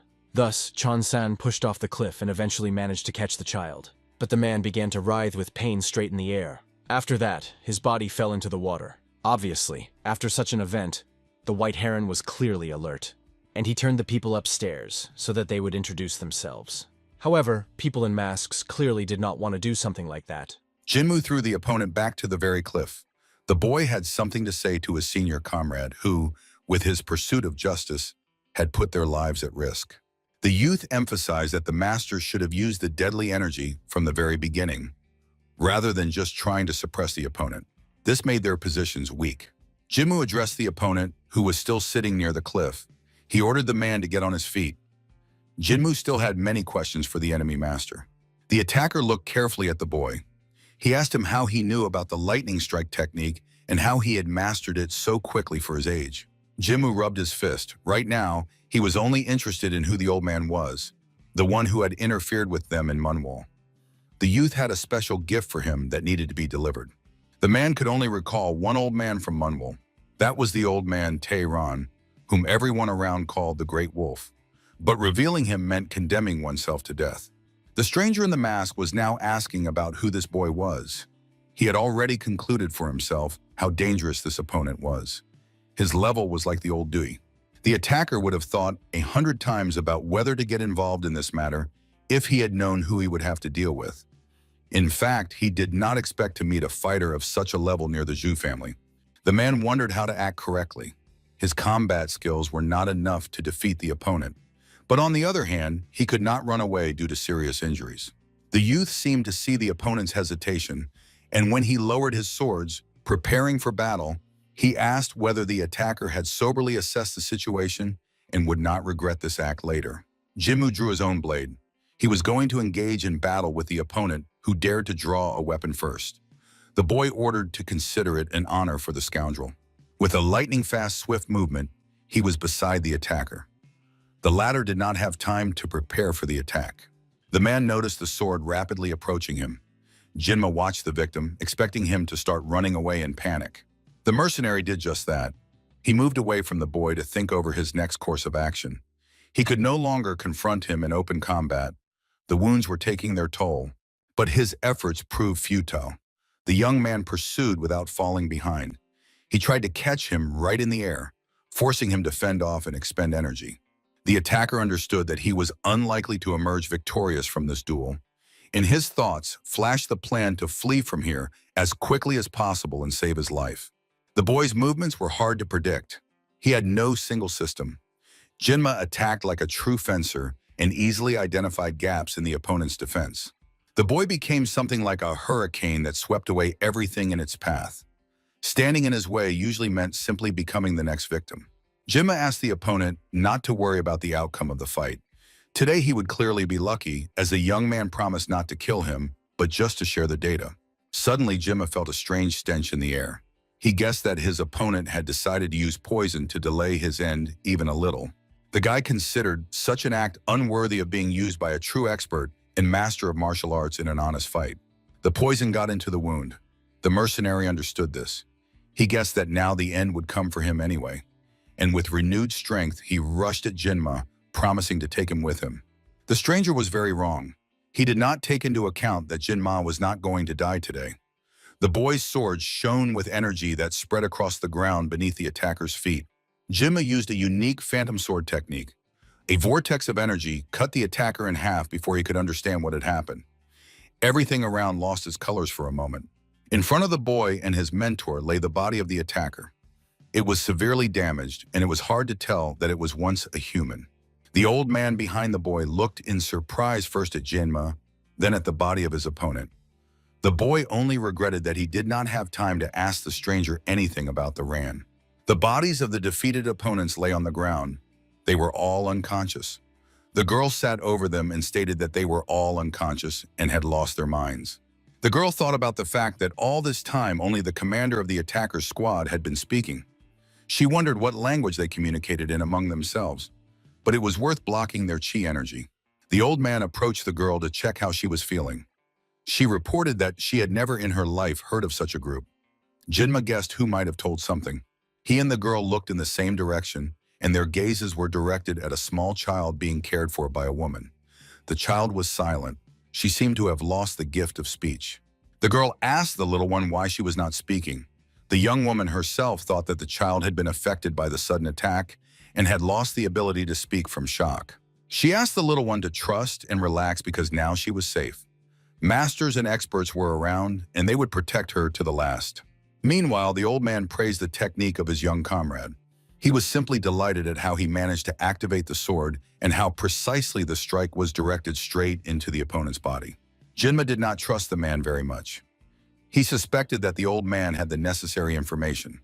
And most of all, Bi-hin was involved in this. The young man had no desire to talk to him. The man enthusiastically reported that the boy had already had a chance to meet Bi-hin. Jinma did not consider him his comrade or friend. He was glad not to meet him. Meanwhile, the old man paid no attention to Jinma and his thoughts about friends and enemies. He suspected that Bi-hin would not chase after simple slave traders. It was necessary to report this case not just to the administration, but directly to the main headquarters of the Union. There was also a problem with the prisoners of war. There was nothing to transport them on. The girl reported that there were about 10 days of travel left to Uchon. It was not worth taking prisoners with them. They could ask the local clan to take care of and guard them. She also advised finding a local tracker from the Poor People's Organization and asking him to find, based on the available traces, the answer to the question of what exactly happened here. Knowing the scale of the event, it was already necessary to inform the administration and the head of the Poor People's Organization about the investigation, as many people would be needed for this. The girl glanced slyly at Jinma. He asked why he should be the one to do it. The girl explained that he was acquainted with the elder of the Poor People's Organization, Brother Bi-hin. The monk who was babysitting the little girl asked his mentor if he should take out the coin that Bi-hin gave them. Jinma wanted to kill his younger brother for eavesdropping. Jinma mentally wished something not very pleasant for his younger brother. He clearly interfered and ruined his plans, but he simply could not act otherwise. He would have to talk to Bi-hin. Chanwoo could not keep silent. In such moments, Jinma simply hated him. And the boy continued to tell about the strange coin that Bi-hin had shared and which the older brother was looking after. The old man and the girl could not believe that Jinma had had the cooperation coin with him all this time. The man was impressed and a little offended by the elder of the Poor People's Organization. The master was pleasantly surprised that Jinma received the coin, as even old Dewey, despite his friendship with Bi-hin, did not receive such an honor from the elder himself. Chanwoo again came to help his master. He told that Bi-hyun personally gave the coin to the young man because he considered him the pride of the clan and the faithful sword of Muteng. The girl asked Jinmu if he was really ready to help. Since having a coin with them, they could turn to any branch of the Poor People's Organization for assistance. Jinmu did not want to share this coin, but his reputation did not allow him to refuse or deny the request. In his mind, he promised to punish the fat Chanyu harshly. The young man looked at his little ward and promised to expel him from the academy at the first opportunity. Chanyu guessed his mentor's intentions. OK Tongke was the head of the Poor People's Organization branch. He was glad to personally welcome the best master and loyal sword of Marum. It was an honor for the organization to have such a warrior's appeal. The man said he was returning the coin to the boy, and he could use it one more time. It was a special coin, personally gifted by Bi-hin, the great master. Jinmu was distracted from the conversation. He was watching his young student carefully. The boy was climbing the mountain by the rock. The young man urged him on and called him a fat and clumsy shorty. The girl asked Oketan if the master's temper would not interfere with Jinmu getting help from the organization. The man assured that much is forgiven for a great master. The old man assured that although the boy was actually quite angry, he still helped them deal with the attackers and overcome the whole path in relative safety. The man convinced the branch head that the young man did not bear the title of Loyal Sword of Muteng for nothing. His abilities were simply phenomenal. They themselves were convinced of this. The girl got down to business. She expressed a suspicion that the people who were chasing them and with whom there was a recent clash were also pursuing Bi-hin's brother. The old man and the girl promised not to tell anyone about this. Keeping it secret was more appropriate. In this case, the Poor People's Organization itself must solve the problem. Meanwhile, people in the city were discussing important issues. Mainly, the topics were the elections of the leader of the Flying Dragons organization. There were 3 candidates in total. Jinma did not like that the girl took command as soon as they arrived in the city. She promised to help him find a place to stay for the night. The young man was angry. Yet he agreed that there were about 1,000 warriors currently in the city, and together with his escort, they made up many times more people who needed shelter. The girl asked why, even in this case, the boy expressed such a desire to separate and act alone, although he understood that he would do it alone for a long time and with difficulty. The partner also emphasized that Jinma could not spend the night on the street like some homeless person. In that case, he risked his reputation and could fall in the eyes of many warriors and newcomers. Jin agreed after a short reflection. He relied on the Zhu family in this matter, but in this case, she had not only to help him, but also his disciples. The old man simply radiated enthusiasm and positivity. He talked about how their company, despite the long stay and various hardships on the life path, remained fully assembled. Jinma did not share his positive view. He considered himself free from the moment he left Muteng, with all the restrictions imposed on him by the mentor. And now he had to hang around this place with representatives of the Zhu family and the Primarchs from Chongpa. He generally did not like it and did not want to combine further travel with them. The younger brothers asked Jinma's mentor whether they should now go in search of a hotel or some shelter on the spot. After all, they were not allowed to spend the night directly with him. Jinma seemed reluctant, but assured them that in this place they would be guests and would have shelter and enough food and drinks. Moreover, the disciples looked quite tired. The head of the Zhu family from Wuhan came out to meet them. His name was Zhu Chun-on. The man was glad to welcome dear guests to his house and promised them a royal reception. The girl and the old man greeted him. They were glad to see their relative. The man asked how things were in Shanshan. The girl assured that everything was fine with her. She was just tired and fell asleep. Zhu Chun bowed to the old master. He immediately recognized him as an expert. The old man asked not to make such greetings, as he was a simple warrior named Tingyo Pen. Jinma did not like how the warriors of the Zhu clan greeted the old Tingyo. Even in a simple greeting, they could insert a bunch of unnecessary words and make a circus out of it. Chun greeted the disciples from Muting. He was glad to see such outstanding warriors under the roof of his house. Yet it was time to feast, and everyone was invited to a cup of wine. The old man went with the host of the house. Jinma overheard Chun asking if it was true that Tingyo's candidacy was put forward as a contender for the head of the Flying Dragon. The boy's attention was drawn to one of the members of the procession moving past the newly arrived guests. The young man decided to make a joke. Meanwhile, Jinma greeted one of the male disciples walking through the courtyard of the estate. The disciple's reaction was very dynamic. He could not hold back a loud exclamation of surprise.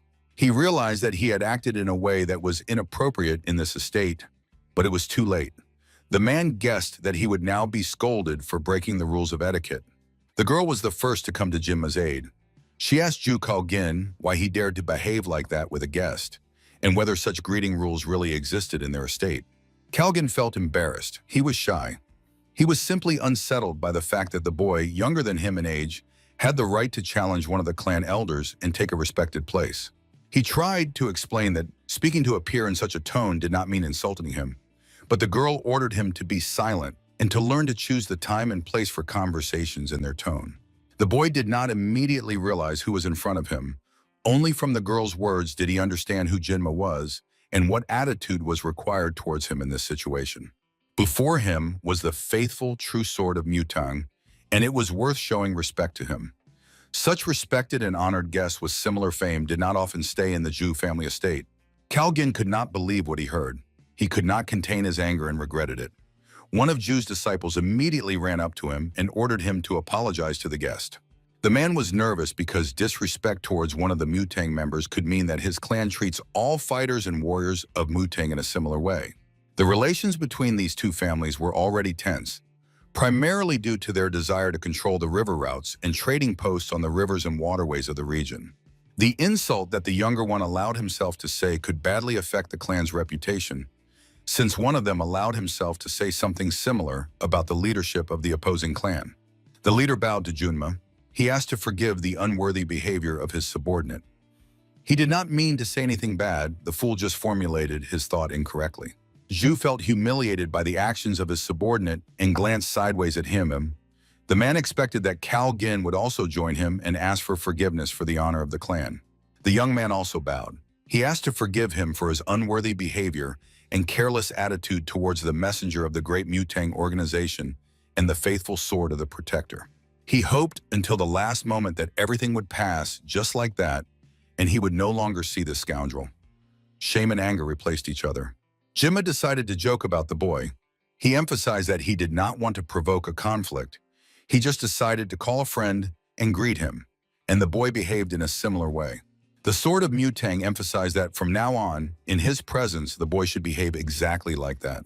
A lowered head and eyes to the ground should become his main feature that will distinguish him.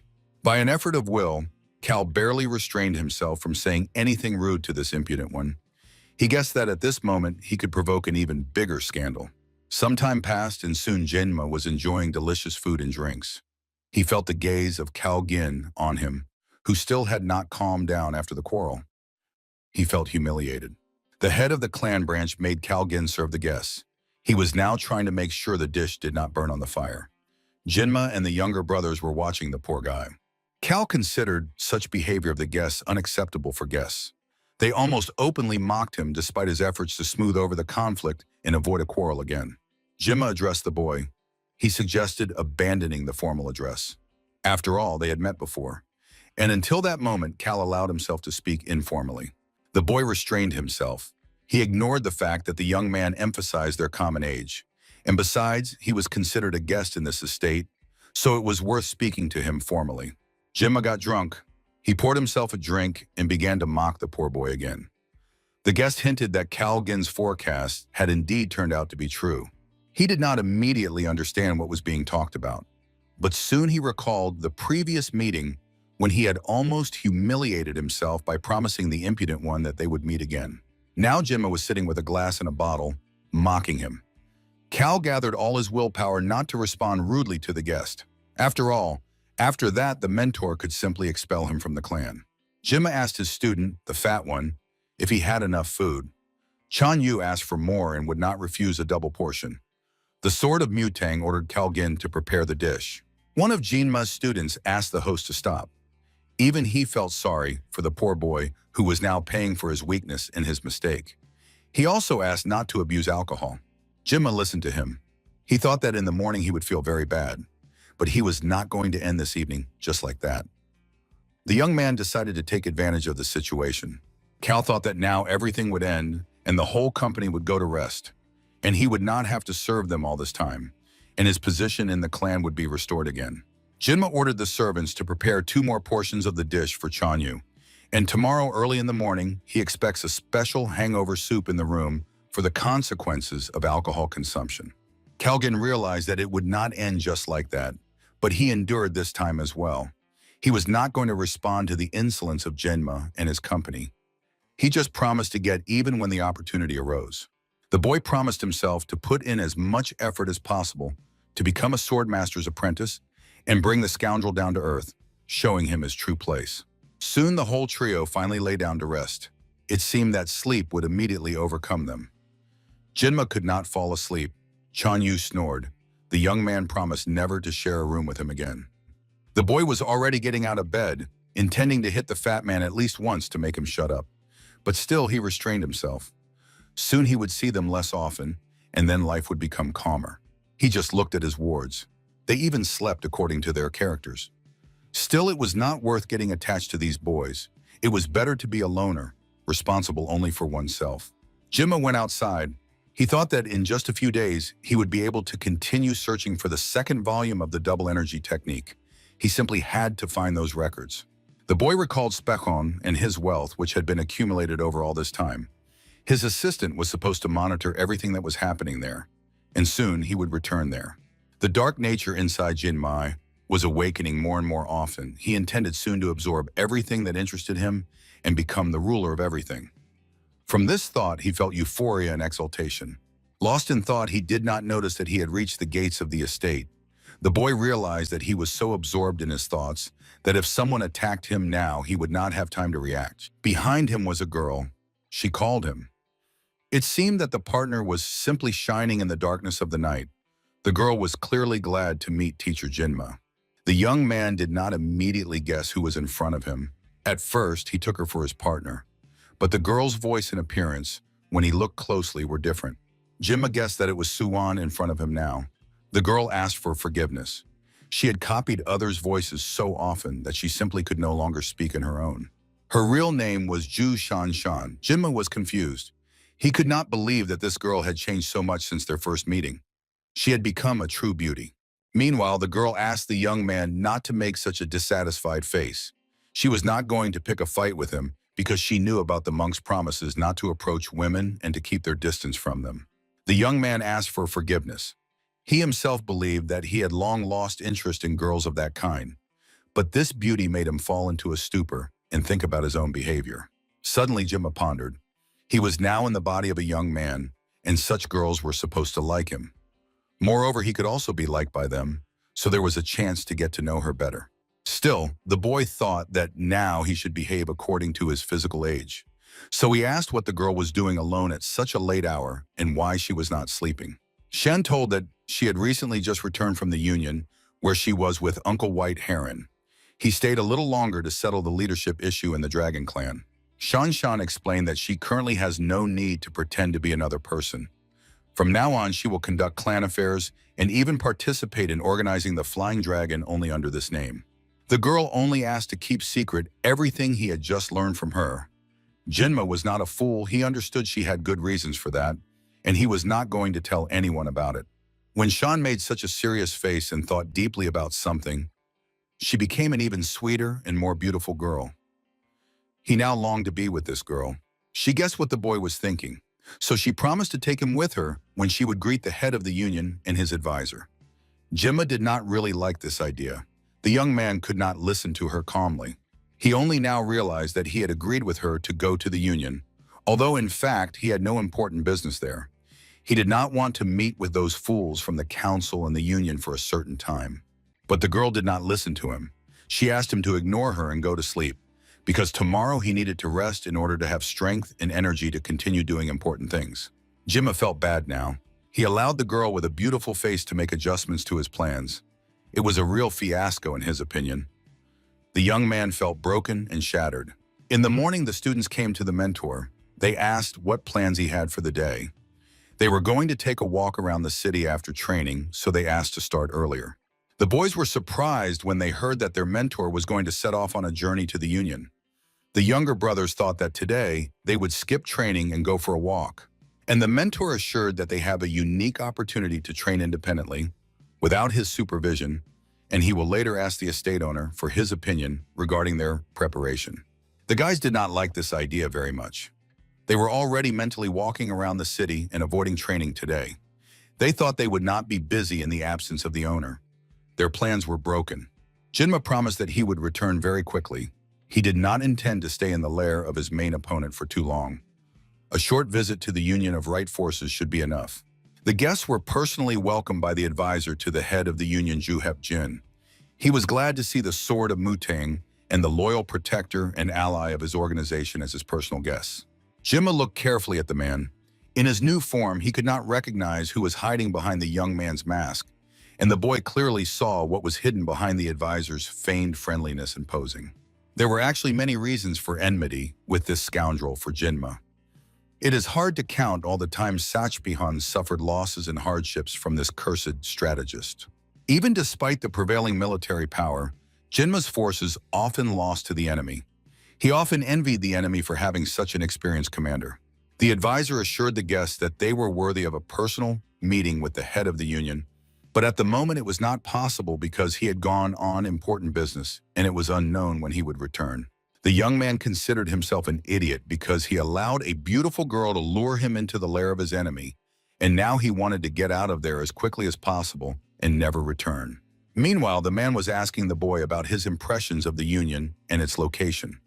Jinma overcame the urge to say what he really thought and simply praised the hall and the estate. The advisor was impressed by the answer, but he pretended to like the guest's words. He praised his answer and reproached himself for the bad question that put the guest in an awkward position. Jinma truly considered this place spacious. It was much larger than his own estate, and there were many neat, tall buildings here that impressed with their beauty and grandeur. The boy thought about how much money was needed to build something like that. The advisor assured that the union's possessions were very large, but there was not much benefit from that. The man compared the union to flowers that are very beautiful on the outside but bear no fruit. Although in history, the current union is considered one of the most powerful in the last centuries of the organization's existence. The current leader of the union was a wise leader. He knew how to properly direct forces and intellect for future development and prosperity, and the advisor was always ready to support and help him. Jinma knew perfectly well that 9 clans of Taoists and 5 great families were absorbed by the union. At the same time, many sects and schools of smaller scale were also under the union's control. The young man praised the alliance and said that they were actually underestimating their importance and own capabilities. The guest's words pleased the advisor. He thanked him for such words of courtesy. The young man was outraged when the advisor began talking about the union's attempts to help people and guide them on the true path. He knew perfectly well about the union's attempts to conquer the Central Plains. The advisor did not fail to notice that the boy was smiling. He became curious about what exactly was the cause of the amusement. Jinma assured that despite everything, the alliance was very ambitious and sought expansion. The advisor understood what the boy meant. He really caught everything on the fly. Shanshan warned about that this young man is very smart and easily recognizes the hidden meaning of the message. Jinma inquired why his presence was required in this hall today, as there were still 4 days until the election of the Flying Dragon's leader. The young man did not want to listen to jokes and the like. He wanted to get down to business. He was eager to return to the Zhu family house as soon as possible and leave this place. The advisor was confused. He did not know what to answer. The boy needed to be held until the arrival of the Union chief. He arrived very soon and completely unexpectedly. The man was glad that the master had indeed come to him. He emphasized that few managed to speak to his advisor like that and corner him. Jokingly, the man asked Jinma not to pressure the advisor too much. Chiol Jirang, despite his friendly appearance, did not evoke very good emotions in the angry Jinma. The spiritual power and strength of the Union mentor was impressive. He had just entered the room when she began to pressure him. Ji Ryan had changed a lot and become stronger since their last meeting. The young man understood that the Union mentor was now much stronger than him both physically and spiritually, so Jinma would have to go through a rather difficult and dangerous path of training, willpower, and spirit. Meanwhile, the head of the Union tried to understand why the young man, who met such a self-important person for the first time, behaved so strangely. It seemed he was not impressed at all by the legend before him. Most, after meeting the leader, almost fell at his feet, considering this meeting one of the most important in their lives. And this one looked with provocation, and at the same time as if at an old enemy. The old man decided to ease the situation. He praised the young man for his respectful behavior. He was exactly as people said about him around. The mentor shared his observations with a comrade. The mentor of the Union finally decided to get down to business and take his place at the table. For Jinma, it was a great joy. He hoped to leave the estate soon. Moreover, sitting at the same table with Jiran was not a pleasure. It seemed that he was sitting on needles. On top of everything, he had to play the role of a cheerful boy, the true sword of Mutang, for whom the invitation was a great honor and success. The elder began the conversation by saying that he had sent an official message to Mutang requesting Jinmu to send the boy to his residence. The leader planned, on Bihin's recommendation, to take the boy as his apprentice. Now the boy understood why the elder had put him before a choice. It was already known then that the great head of the Union intended to make Jinma his apprentice and become his mentor. It was these eccentrics from Champa who caused the boy to face the need to choose one thing. Either he would become the true sword and protector of Mutang, or the first chief disciple of the master. At that moment, he could have become the owner of a unique volume that described the amazing technique Jinma could ideally master. But through the efforts of the Union leader, his attempts remained in vain. The old man himself considered it a tragedy for the young warrior that he would not be lucky enough to become a disciple of the great leader of the Union and learn martial arts skills from him. Jinma promised to somehow endure it. The mentor and the Union leader were talking about something between themselves. The old man Tai was talking about the young man's level of training. The Union leader was happy about this but did not know what to do. After all, he could not make the boy a military advisor. The head of the Union reported that he found a compromise that would resolve the issue without harming the boy. He can be chosen as an independent representative of the Flying Dragon. Everyone around liked the idea. The old master agreed with the Union leader. They unanimously voted together with the advisor and Shan for the master's decision. Jinu was against this. He did not want to become a subordinate of the Union in this way and train all the children who wished to study with him, and they would be from the Plains lands. And then suddenly what no one was ready for happened. The young man stood up from his seat and declared that he was personally against being appointed as the Union representative. He reported that he actually has many more important matters and is forced to leave this strange meeting with its even stranger decisions and frivolous voting. The old master asked the boy to stop. Although Jinma was a stranger to all worldly matters, this time he was simply forced to stay and listen to everything the leader wanted to tell him. And Jinma himself said that the Supreme Elder sent him here only to greet the leader. He had not heard of any appointments and there was simply no talk about it. The leader still tried to use his authority. He emphasized that appointing the young man as the representative of the Flying Dragon would bring glory to Mutangu itself. But the guy was not going to give up. He had already raised his voice and repeated that he had no more business here. He greeted the chief and did what he was sent here for. The elder tried to object to him about something, but Jinma emphasized that they had almost tricked him into coming here, and now they were trying to appoint him to a position against his will. The head of the union suddenly stood up. He agreed to let the boy go and not try to make him into what he had originally planned to appoint him as. Jinma was surprised that the man agreed so easily. The young man pretended that he was absolutely indifferent to the elder's threats and intentions. He had nothing more to add. The conversation was considered over. But the old head of the union smiled slyly. He asked with a cunning smile whether Jinma knew what the word greeting meant in the language of the Murim warriors. It was clear that the head had something in mind. The men in Jinma stood in a spacious training yard. It was the personal training hall of the head. It was hard to imagine how much effort it took to build this structure. Jinma looked around carefully. He could hardly believe that such a facility could be built underground. The head of the union again appeared in his role as a practical man faithful to his principles. The head explained that the hall was not as he had imagined it from the very beginning. Half of everything here was made of marble. The rest was made of ordinary stone. The old man told that here in training, they used not simple wooden swords. The students learned to fight with swords made of genuine Damascus steel of the highest grade. The head of the union looked carefully at his audacious guest. He warned that the training hall was very large. About 100 fighters could train here simultaneously. Meanwhile, the boy thought that there was no such training hall in his residence. Building one would be completely impractical from an economic point of view. Still, it was worth being wary of such thoughts. The point was that people from wealthy, rich families could afford such things, regardless of other ordinary people. Despite the decor of the training hall, many in Mutangi could not boast of good food. Even the monks were grateful every day for a ball of various herbs that stilled their hunger. When the warriors of Sapachkon came with war to the lands of Murimu, many defenders had poor rusty weapons, which were insufficient for all who wanted them. Therefore, the leader cannot be called a loyal leader. Jinma decided that it was worth making it so that all the inhabitants of the surrounding lands would learn the truth about the head of the union and his true way of life. Now he was about to just leave. The head of the union stood in the way. He emphasized that the young man himself chose his option for the further development of events. The elder stressed that many warriors received serious injuries during the greeting. The chief drew his sword. He asked if the boy really wanted this. He still had the option to avoid such a turn of events. Jinma did not understand what was happening, but did not intend to give up. The boy did not want to fight such a powerful opponent now. He was interested in, since when Murim warriors act in such a way. The advisor assured that there was nothing to worry about. The man emphasized that the doctor would help get Jinma back on his feet, but it should not be done because otherwise it could provoke a scandal between the regions.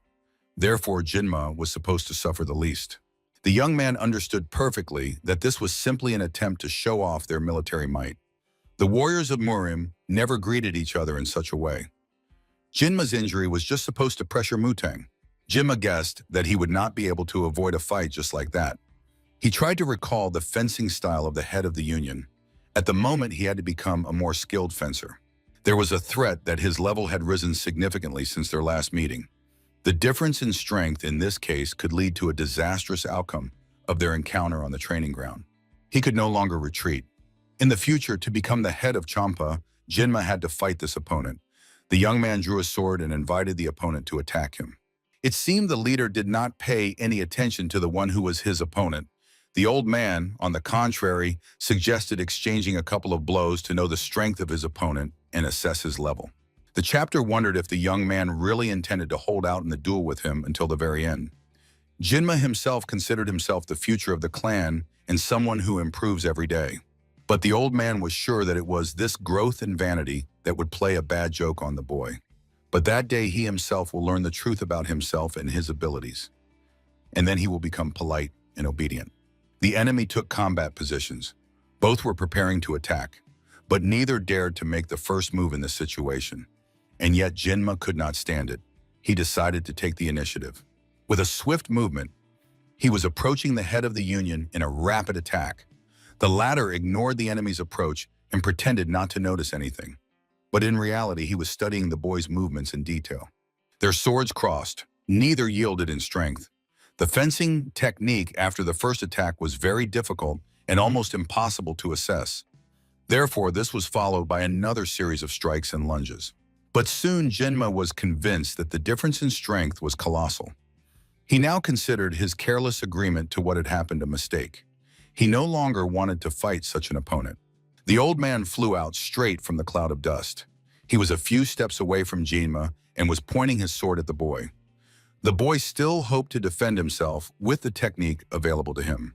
And the next moment, the young man realized that the best option in this situation was to flee. He had to retreat to increase the distance from the enemy and at the same time think over a plan for further actions. The head of the Union was not going to let the enemy rest. He pursued the boy at every step. Jinmu realized that this strategy was also doomed in a clash with such an opponent. The girl and the elder watched the fight anxiously.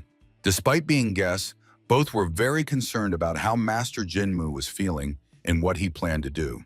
And the head of the Union was approaching in the meantime. He was not even a little tired. The old man asked his opponent if he was still alive and what he intended to do next, so proud and defiant in words.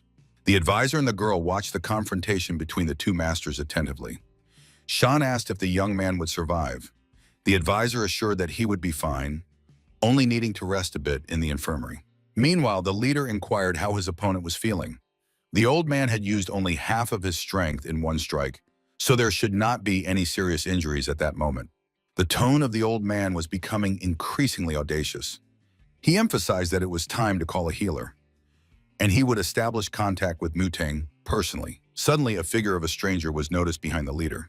An unknown boy attacked the head of the Union. It was hard to believe. The leader stepped aside, and the audacious one's sword only flew past him, not touching the one it was actually aimed at. The boy's movements were very fast. The old man did not always manage to counterattack the opponent. The man realized that he was in a rather difficult position with a new opponent, so fast.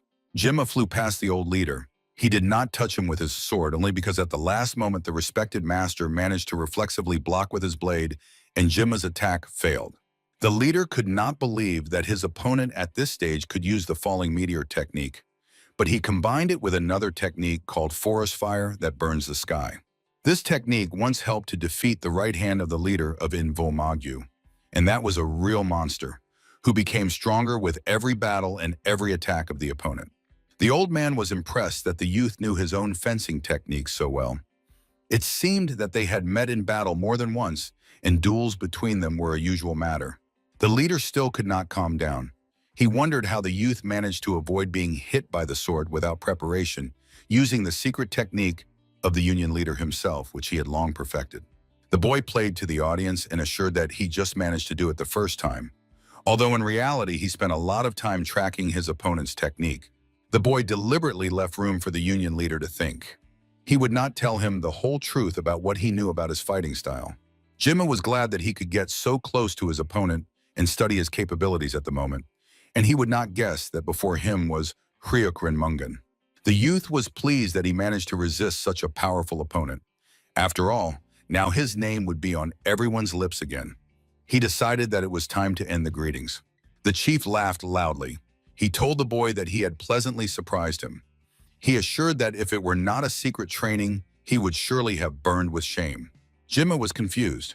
His hopes for glory began to fade. Meanwhile, the old man assured that although the training was secret, he had no right to lose to Mutang's sword.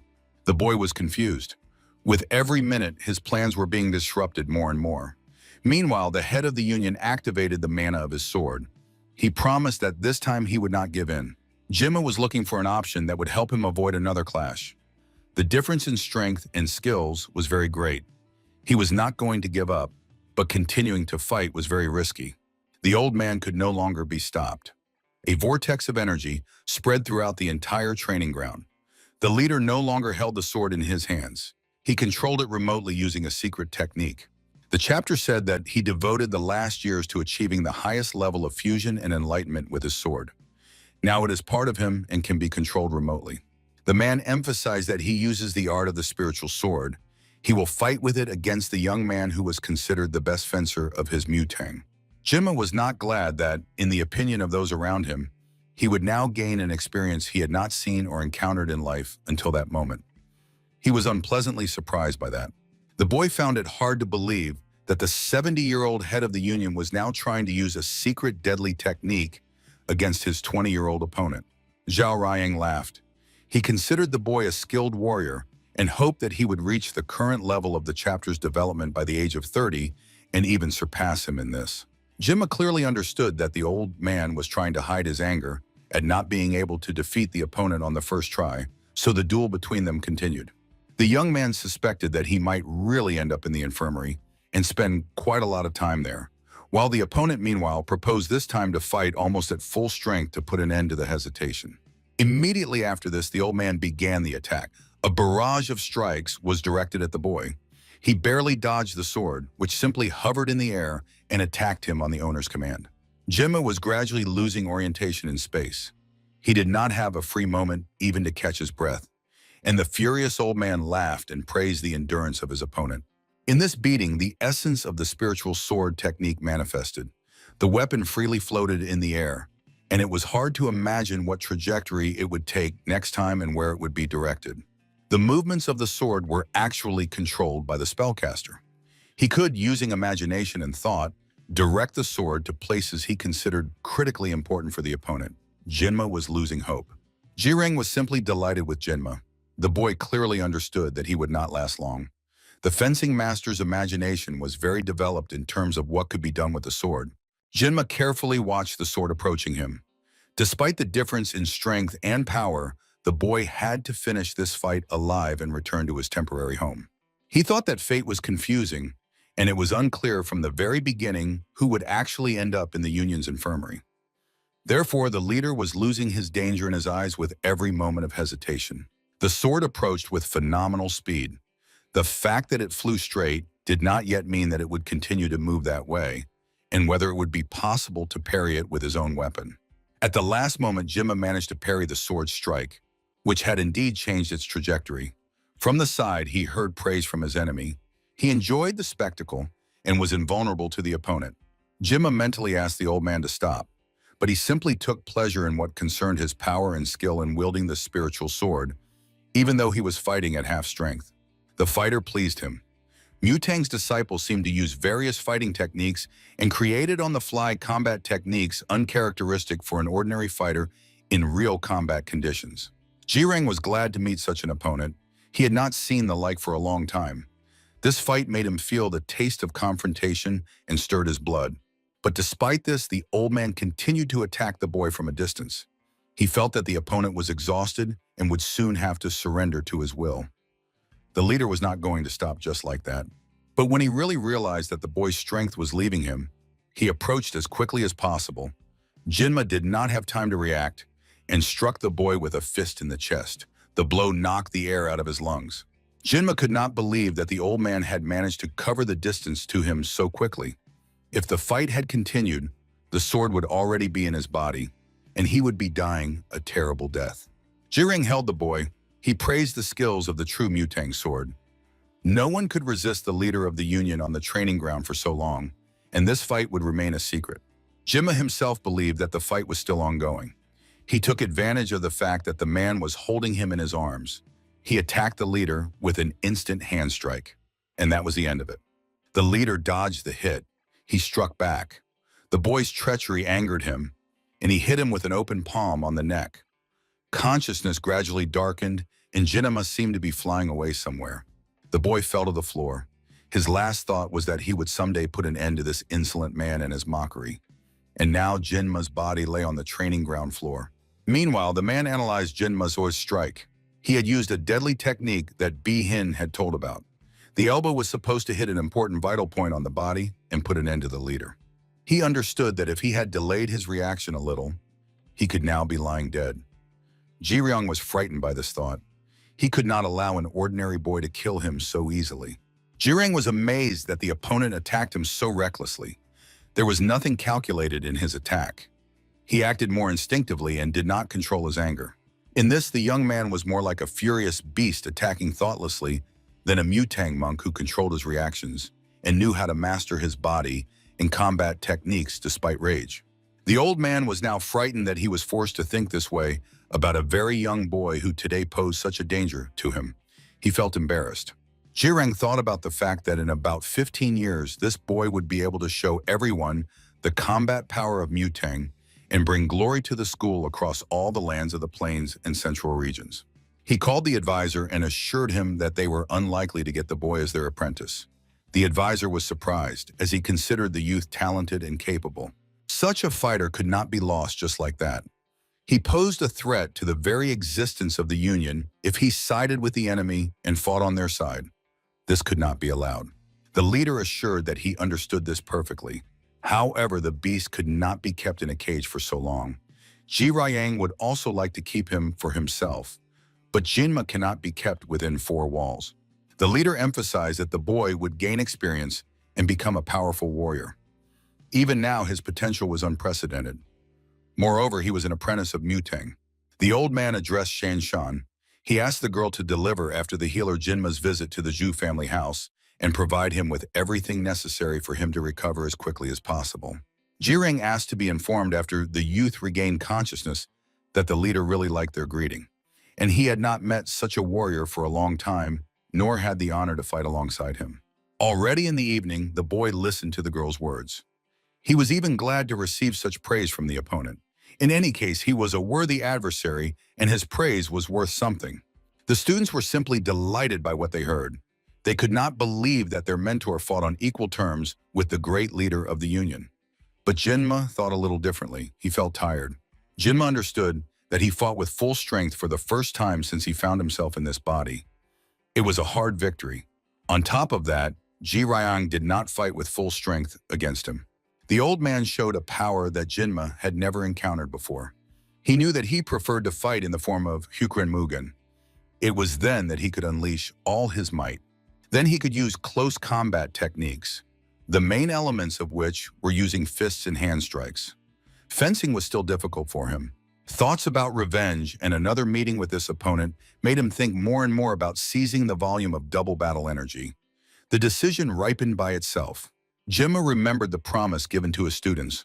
They were supposed to take a walk under his supervision through the city streets, but neither today nor tomorrow would he have the opportunity to do this. The boys reacted to his words that he would be forced to go on a long journey already tomorrow at sunrise.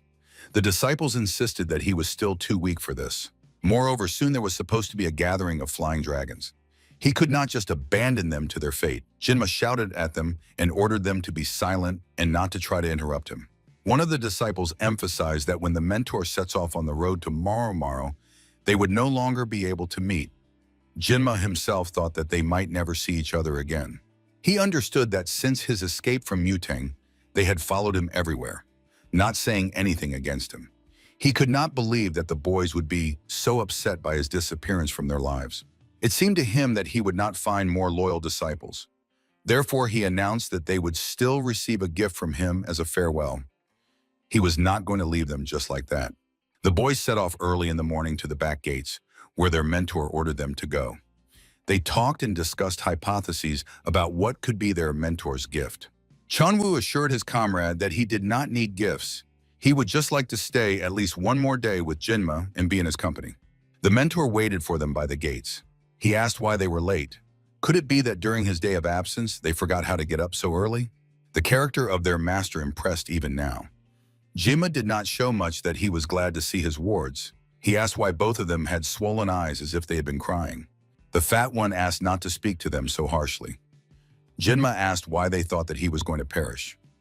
The mentor ordered silence and to resolve the matter. Jinma spoke with Chan Sam. The mentor praised his talent for fencing, which none of the younger brothers had. The mentor told him that the range of released energy always increases with the support of fencing. There is no need to worry that the energy might suddenly run out. Jinma taught the boy that the energy in the sword is just another tool. What really matters is the warrior's inner concentration on the form and content of this energy. Only this should be paid attention to. Shashan guessed that the mentor's gift would be his teachings. She suspected that his words would be ignored now, but over time the students would remember them. Meanwhile, Jinma ordered to engrave these words in memory. And when the need arises, Sam can train until the moment of enlightenment, understanding the meaning of the words. The girl observed all this. She understood that such relationships never existed and never would in the Zhu family. Jinma communicated with his comrades as equals. He was an authority for them. In the Zhu clan, there is a special attitude toward knowledge. Often mentors who have reached a high level of enlightenment do not share knowledge and techniques with students. Often even in the presence of an outsider who does not belong to the Jew clan, teachers may remain silent for a long time and hide information. Jinma's example pointed to the traditions of Mutang. The girl decided to listen to all of Jinma's explanations. With the help of the experience gained, she could calmly become a master at a level no worse than the novices themselves. The message to the fat man was more moral in nature. He had to follow his own path and not pay attention to what was happening. It is not worth passively following others. One day Chanwu will definitely become a master of fistfighting. These were important words of support for the boy. Once, a similar boy heard such words. In the future, he became the leader of the Iron Sword Group, the strongest military organization in Sapachan. This boy also had every chance to become a great warrior in the future. The time has come to say goodbye. The mentor ordered Chan Samu to watch over his comrade and always stay together. Thus, they will become faithful comrades in the future. The senior novice did not know how to act. He had to stop the mentor, but he simply had no options left on how to do it. Words definitely would not help here. Chan Sam knelt before the mentor. He begged him to return safe and sound. Jinma became uncomfortable. He did not expect the circumstances to turn out this way. The mentor found the boy's attitude towards him strange. As in his life, he had close friendly relations with only one man, who was his military comrade. That is why the boy did not like how his students were saying goodbye to him now. He ordered them to stand on their feet and not make such a spectacle. It seemed as if they were seeing him off to death. He ordered them to get out and continue training. His anger will definitely have no limits when he returns and finds them in poor physical and moral condition. This was supposed to be the end of the farewell. Jinma warned them that anyone who dared to step out the gate after him would regret it. The girl dared to call the master. She thanked him for the instructive words and said she would be very grateful for what he told her at the end. She will use his advice. She asked where the mentor was heading now, but Jinma did not consider it necessary to talk to her about this. It would not change much, and unnecessary testimony was not needed. Shanshan finally wished that every step of the boy on the hero's path would lead him in the right direction. For Jinma himself, these words seemed quite strange, as he had never tried to become a hero. For him, it was much more interesting to move along winding paths, where every turn was a turn of fate and had consequences. All life's vicissitudes were a test for him. The young man himself understood that his temperament and character harmonized more with the dark side of existence, and his goal was Cheonsun. That was exactly where his path lay. The old man on the outskirts of the city was watching the garden. He again came across a withered sprout. The old man guessed that other plants had drained its strength. The maid ran to the old master and tried not to burst out crying. She had asked him many times not to do anything like that. Besides, someone could notice him. The man asked what bad could happen even if he was noticed in such a state. The woman assured him that no one would dare to say anything to his face. But his subordinates will be pointed at and mocked. They will spread gossip and rumors about their incompetent master. The old man asked who really cares. After all, he was now on his own territory and could do whatever he wanted in his estate. He cared little about the opinions of others, as they were mostly negative. Two men were just discussing the old master of the estate. He was a good man and cared for his subordinates. In the past, he was a scholar known throughout all the lands. Now he settled in the settlement. Even the manager himself came to the man asking to take him as an apprentice, to which he received a categorical refusal. The man devotes all his free time to growing rice. Therefore, within a radius of 150 kilometers, no one suffers from hunger. He helps and gives everything to the poor and needy. At the same time, he gave his land allotment to the poor to use so they could survive. The man never quarreled with his wife. Overall, he only commanded respect. Meanwhile, the woman listened to the man's complaints about the stronger plants taking all the moisture from the weaker ones. At this stage, the old man tried to show humanity even towards the plants. The maid told that the same thing happens in people's lives. The stronger by right takes from the weaker what belongs to him and survives much more often than his weaker opponent. Finally, the woman ordered to take off her dirty clothes and give them for washing. Besides taking care of the master, she also had many important matters that could not be delayed. The man himself decided that he would tear out the stronger plants from the side and leave the bad little plant alone, so that it would also have a chance to survive in this cruel world. A voice sounded in the man's head. The voice called him the Lord of the Three Kingdoms. The old man received a message that they had suffered a failure in the Henshu matter. He was now interested in the situation with the child. The voice assured that their pursuer had been shaken off the tail, but the child had not entered their domain. The man asked who prevented the child from being delivered to him. Probably it was Master Bihin, but the voice assured that the identity of the one who interfered could not be fully established. The child is currently in the alliance of the righteous forces. The way out of the situation was the only one. The child had to die. The attackers must act decisively and not think about failure. Such generosity will not be given to them. The next issue was the search for the double energy technique. It is worth making the maximum effort to find the secret of Cheonsen and unlock his techniques. The Lord of the Three Palaces gives the order to seek help from Mr. Tarang. It is worth involving the Cholon warrior squad who will do the dirty work. The voice insists that troop movements can easily be tracked by the enemy clans. The Lord of the Three Palaces explains that in this situation, the result is more important. The advent of a new world is worth drowning the past in blood. Therefore, in the future era, it is necessary to completely get rid of weeds and thickets of rebellious grasses and all the unnecessary. The scene shifts to Lake Detinu. It was noted for its tranquility in the settlement that stretched along the shores of the lake and had its own specialization. The settlement was called Cow Market and specialized in cows and cattle in any of its forms. In such a settlement, there had to be one who had earned a reputation as a famous butcher and procurer in his life. And now this man was working, processing the carcass of an animal. One of the local men witnessed the butcher's work. He was impressed by how precise and efficient the specialist worked. His movements were lightning fast. They asked the butcher how he managed to separate meat from bones so quickly and precisely and use this gift. The man was not inclined to talk. He handed over the meat and ordered them to get out. After that, he drank from the bottle for a long time. There was clearly alcohol in it, which the butcher had been abusing lately. The nephew approached the butcher, who was his uncle. The boy asked why the man drank so heavily and was bringing himself to the grave much earlier than his allotted time. The butcher advised his nephew to take the meat and go away from him. This time the boy did not dare to argue. The man's gaze became terrible and heavy.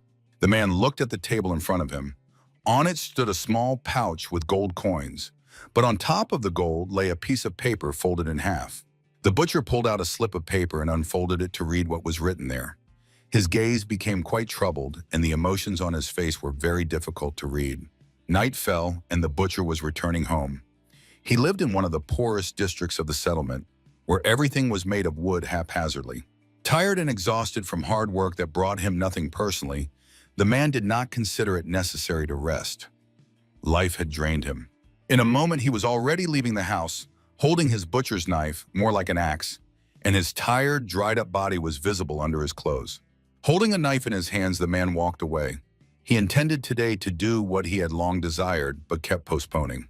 His path led to the animal squad. The man was slowly approaching, like a creature from the beyond. Soon the butcher came to the farm where the cows were kept. The man stood opposite the pen with the animal. He looked at it carefully. There was obvious fear in the cow's eyes. In her large eye, one could see the reflection of the butcher, who now resembled more a demon who had left hell. A moment later, the man held the animal by the throat with one hand. It tried to resist, but the butcher's strength was impressive. He enjoyed the animal's torment and horror. When the butcher released the animal, it looked like a mummy. The body of this previously completely healthy cow was dried out and consisted only of skin and bones that stretched it. After this, the man changed. There was no trace left of that unfortunate and exhausted man burdened by hard work. In front of the enclosure stood a man in the full bloom of strength. He enjoyed vital energy. He felt completely healthy and full of strength. The man regretted that he had not managed to feed on the vital energy of a human, but he could not leave any traces behind. Lake Detinhu was a large body of water on the edge of Hunan province. Trade associations and firms that provided them with convoys avoided this place. It had a bad reputation. Numerous travelers gathered in this place, and the main sect of Al Murim was based there. The lake was the main water artery of the Yangtze River. Many factions wished to capture this place. Jimma arrived in the town with the purpose of finding all possible sects that existed there and discovering the information he needed. The first would be the Qingchen Sichuan sect. To begin with, it was worth getting some money because later the young man planned to visit several more sects. And it was precisely for this that he needed to take care of supplies. The boy noticed a crowd. Jimma heard a conversation of several men nearby. He heard that someone unknown had committed a terrible crime, namely a brutal murder. It was not the only one. This time, the body of a man who practiced martial arts was cut almost in half. Recently, this master had arrived in the city and earned a good reputation as an expert. The boy was not surprised. The town was famous for its hotels and inns. There were plenty of different martial arts masters here, and the authority was more formal. Therefore, the young man decided not to get involved in the locals' disputes. He kept a steady course to the cattle market and intended to refresh himself there and make some money. Besides, it smelled unpleasant here. When Jinma arrived at the cattle market, he was also met by an unpleasant smell. This time it was the stench of a dead cow. The owner was complaining and did not know what to do. The boy heard how the men attributed the cow's death to a demon. Just yesterday evening, the cow was healthy and strong. Now it seemed as if it had been drained and dried out by someone. Jinma came closer to look at the cow's corpse. He saw before him the skeleton of the animal covered with skin. The owner attacked the stranger, accusing him. The young man did not think for long. He was not going to listen to gossip and dirty slanders about himself. He lifted the man high into the air with one hand. The man begged to be released and not to be killed. Instead, the boy demanded that the host tell him everything known about the secret killer, or what specific rumors about him were circulating in the city. When the man assured that he knew nothing, the boy threw him out without a word. He hit the ground hard. But even that did not produce the desired effect. The farmer said that just yesterday his cow was a healthy and strong animal. Tonight it seems all the juice was squeezed out of it. And this is not the first time this has happened to his cattle. The young man was convinced that a master was involved here, one who uses the technique of energy absorption. Someone unknown drinks all the blood and leaves just a bloodless corpse. But after examining the animal's body, Jinma was no longer so certain in his judgment. He believed that the followers of the demonic cult were to blame, but the marks on the animal's body did not match. In Merim itself, there could not be a master with such skills. After all, the last one who could use this technique was Jinma himself in the past. The old man who taught him this technique paid much attention to prohibitions and various kinds of laws that prevented using power to pursue personal interests. The greatest prohibition was the one that called not to kill the creature whose energy the expert was supposed to feed on. If a person destroys the creature they fed on, then something will settle inside. It will be dark energy that over time will begin to take over the body of the killer. And the more it accumulates, the more the dark beginning inside will start to control the person. Slowly, the bearer of the dark entity will begin to lose their mind. Madness will become more and more apparent, leaving less and less of the original person. The only way to save oneself from this is constant alcohol consumption. Getting drunk to the point of losing consciousness was an option when the dark entity could not interfere with the functioning of consciousness. Over time, the bearer's body becomes exhausted. He becomes like a living corpse, dissipating his energy and leaving no chance to return to a normal life, becoming a killer.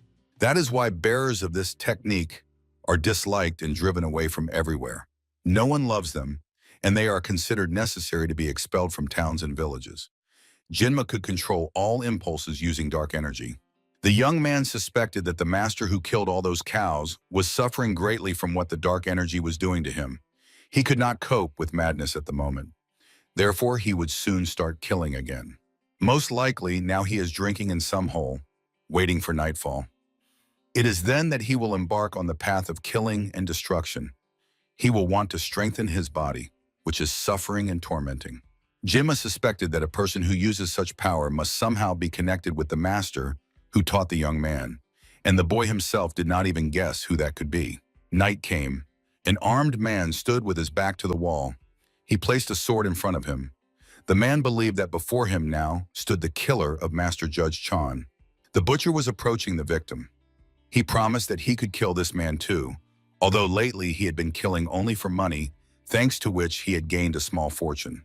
With a lightning-fast move, the man found himself behind his armed opponent. The latter did not immediately understand what had happened or why he had done such a thing. The act was reckless. When the butcher said that he simply did not care about money and that he truly enjoyed killing, blood gushed from the victim's neck. He looked back and saw that his new victim was already lying on the ground. The scoundrel seemed even angry, because no one stands on their feet until the end. His pleasure was interrupted by a stranger. He stood on the roof of the nearest building and called out to the butcher. The man tried to make him out, but to no avail. The boy was silent, but the answer to the question was invented by the killer himself. He was convinced that before him was a witness to his crime, and he must be killed, gotten rid of. The killer very quickly found himself in front of his new potential victim, but the young man surprisingly did not run away from him. He stood calmly in front of him and looked at the man. The butcher did not waste time for nothing. He attacked the boy even though the latter again showed no signs of his concern at the scoundrel's attack. Like a whirlwind, the butcher attacked Jinma, but he did not draw his sword. He simply deflected the enemy's attack with his bare hands. The man himself was surprised by his opponent's skills. He did not pay any attention to the attacker at all. It was time to talk because sometimes it was worth retreating in the face of a threat. The butcher asked the boy who he was and what he had forgotten in this place, since Muram already had many different masters who preferred this region where lawlessness prevailed. Jinma carefully studied the stranger. He was curious where he had mastered the technique and what exactly he was doing with it and for what purpose. Could madness have taken hold of this unfortunate expert? The man directed a switchblade at his opponent. He emphasized that it has nothing to do with energy absorption techniques. He extracts energy simply by placing his hands. The butcher warned that he would get rid of the competitor under any circumstances. Jinma thought that the man had completely lost touch with reality. He does not see the obvious. The difference in strength is very great, so it can be concluded that madness has already completely consumed him, and there is not the slightest chance to resolve the situation peacefully. The young man suspected that the one before him was defiled. The man was losing control over himself more and more. Madness was consuming his personality. The desire to kill did not leave him day or night.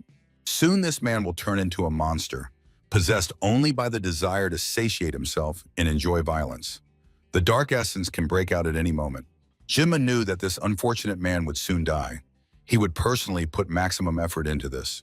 But the man was not really such a simple opponent. He used the knife like a pro. The attacker took advantage of the weather conditions helping him. Gusts of wind and moonlight became his allies. Jinma felt sorry for such skill thrown to the wind. Such skills could only be acquired through years of training. The opponent was strong enough. He surpassed even Cheon-san in some ways. It's a pity that madness consumed this man. The butcher asked Jinma why he did not attack but constantly only defended or avoided the fight. He seemed quite strange to the man. He did not suspect that he was simply playing with him. The attacker went on the offensive. He promised that this night would be the last for the boy. A barrage of strikes and lunges towards Jinma was quite powerful and made one think. For a moment, the man thought that he had finally achieved his goal, but disappointment awaited him. Jinma caught the butcher's axe with his bare hand. The boy's gaze was directed at the butcher. Before the confused attacker's eyes, he broke the blade of the butcher's knife with his hand. The young man explained that he was not avoiding the fight. He was simply studying the opponent in detail. Jinma smiled. He promised not to kill the attacker yet. He wanted to see what else he was capable of and what skills he still possessed. The moment Jinma had been waiting for arrived. He attacked the butcher with his bare hands. The butcher did not expect the powerful strike that hit him right in the torso. Next was a punch right in the scoundrel's face. The man had already lost all hope of resistance. He was not going to defend himself against the attacker. Eventually, the butcher ended up lying on the floor of the house. His strength was leaving him, and there was no hope of escaping from this crazy boy. Jinnu carefully examined his recent opponent. The boy was thinking about where he should start studying his opponent's body. The butcher woke up in the room. Everything around was well lit, and he could look around carefully. Someone was sitting on the chair next to the bed, silently watching him. Jinma sat in the chair nearby. He was simply looking at the man, as if trying to penetrate into the depths of his thoughts and feelings. A smile did not leave his face. This angered the butcher. He tried to attack the boy, but he failed. The man felt that he had lost most of his strength. The attacker stopped halfway. The butcher was sleeping right at Jinma's feet. He was slowly sliding off the chair, trying to grab the boy by the legs and hold on. Jinma threw him straight into the wall. He did not want to see this scoundrel next to him. The boy approached the butcher. He ordered him to get up, but the man was not able to do even that. The young man suspected that all the strength the man had drawn from the cows had dissipated. Jinma looked at his opponent. He threatened the boy with punishment and cruel torture, but his threats now seemed more ridiculous and inappropriate. The boy sat down next to his opponent. He held him by the shoulders and wanted to bring him to his senses. The latter looked at his executioner with anger. He was waiting for it all to end. He looks at Jinma with suspicion and wonders about the further plans that the guy has come up with. Anything could be expected from him, but there was no reason to hope for anything good. Jinma sat above him and cleared his opponent's energy, flows using bright energy. After that, the man would soon return to his normal state. At one time, this was taught to him by the Taoists, who once tried to cleanse his channels and meridians with bright energy. When it was all over, Jinma stood over the man. He was barely holding on, kneeling before the young man. The young man asked how his opponent was feeling at the moment. Sweat ran down the butcher's face. The energy of Qi was supposed to drive away the dark demonic entity and cleanse the man's energy flows. However, it was difficult to verify this now. The man found it difficult and painful to speak. He asked Jinma who he was and what this place was. The man had lost part of his memory and could not recall the recent past. When the young man was convinced that the man could speak freely, he asked where he had acquired the technique of devouring the energy of another's life. The butcher did not immediately understand what was being talked about. The young man was angered by this. He asked where the man had learned to suck energy from living beings, in this case cows. The man asked the boy with fear in his voice where he knew about his secret from. Jinma assured that the butcher kills for money at night and feels very bad during the day. The young man explained that this phenomenon is called the dispersal of life energy. The cow's energy lasts for about 4 hours, after which fatigue and apathy set in again. Later, the man begins to drown his pain and sorrow, as well as physical suffering, in alcohol. Although Jinma concluded that now alcohol also does not help. The boy continued the interrogation. He asked if from the very beginning the man felt that such a state was very good, and he wanted it to happen more often. He confirmed the young man's words, and he asked if after that a real thirst for blood and increasing violence began not only against animals, but also against people. The butcher felt ashamed. He said that after all that he had turned into a real monster, but he could do nothing about it. The suffering was hellish. The young man explained that these are exactly the side effects of using absorption energy, and if the man behaves well, then Jinma will help him fight it. These words gave the man hope for change. He turned to many healers on this matter, but none of them could help him. The young man became his hope. The butcher believed. This boy had never seen him, never heard of him, but he accurately described what had been happening to the man recently. The man looked at the boy and asked if he was a shaman or someone like that. Jinma was disappointed in his interlocutor's mental abilities. Still, the man was against immediately trusting this boy. The young man himself emphasized that he could either agree and be healed or just die slowly. So the moment came to decide the issue. He asked again where the butcher had learned that it was possible to do so.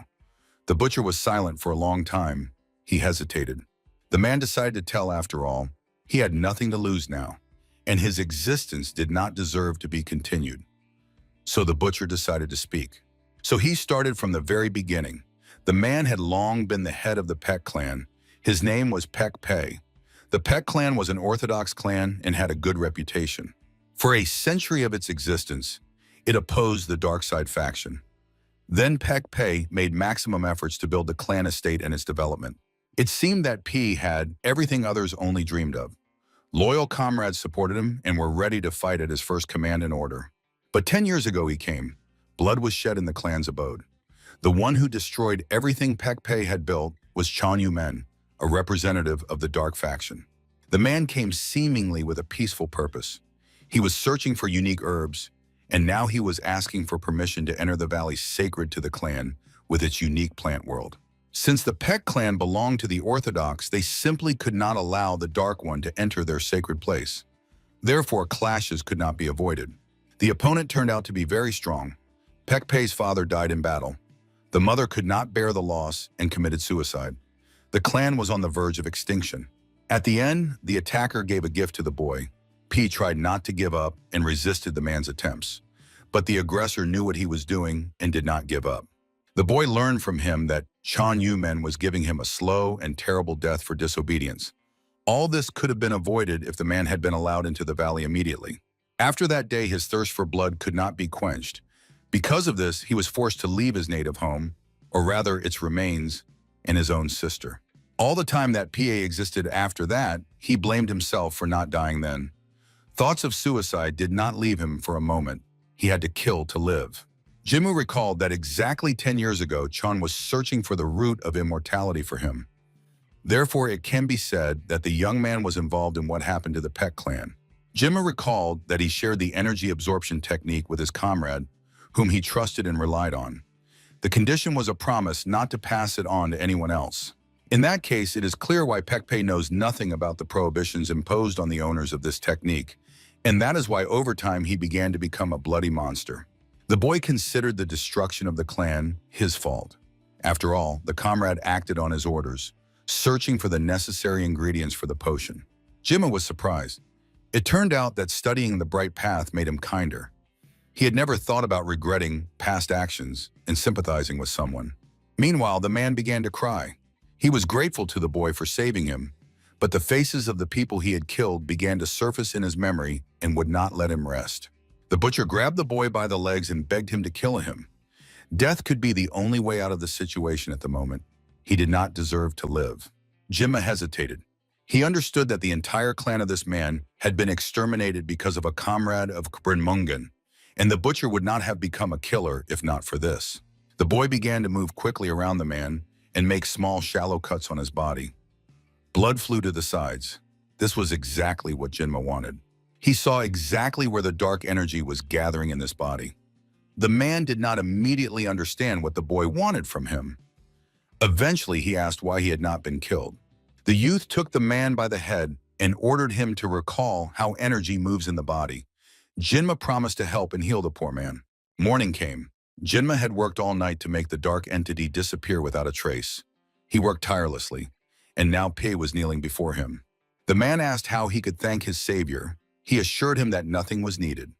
The only thing he was interested in was the information that Pei could share. The youth asked him to calm down and not make such a sorrowful face anymore.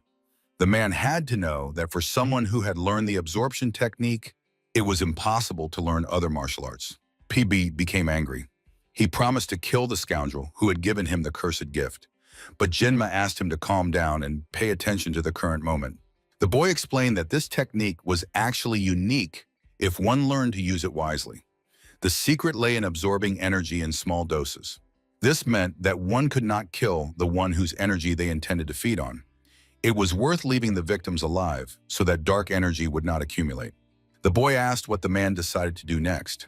He assured that he was now going to go home, see his sister, and start a new life.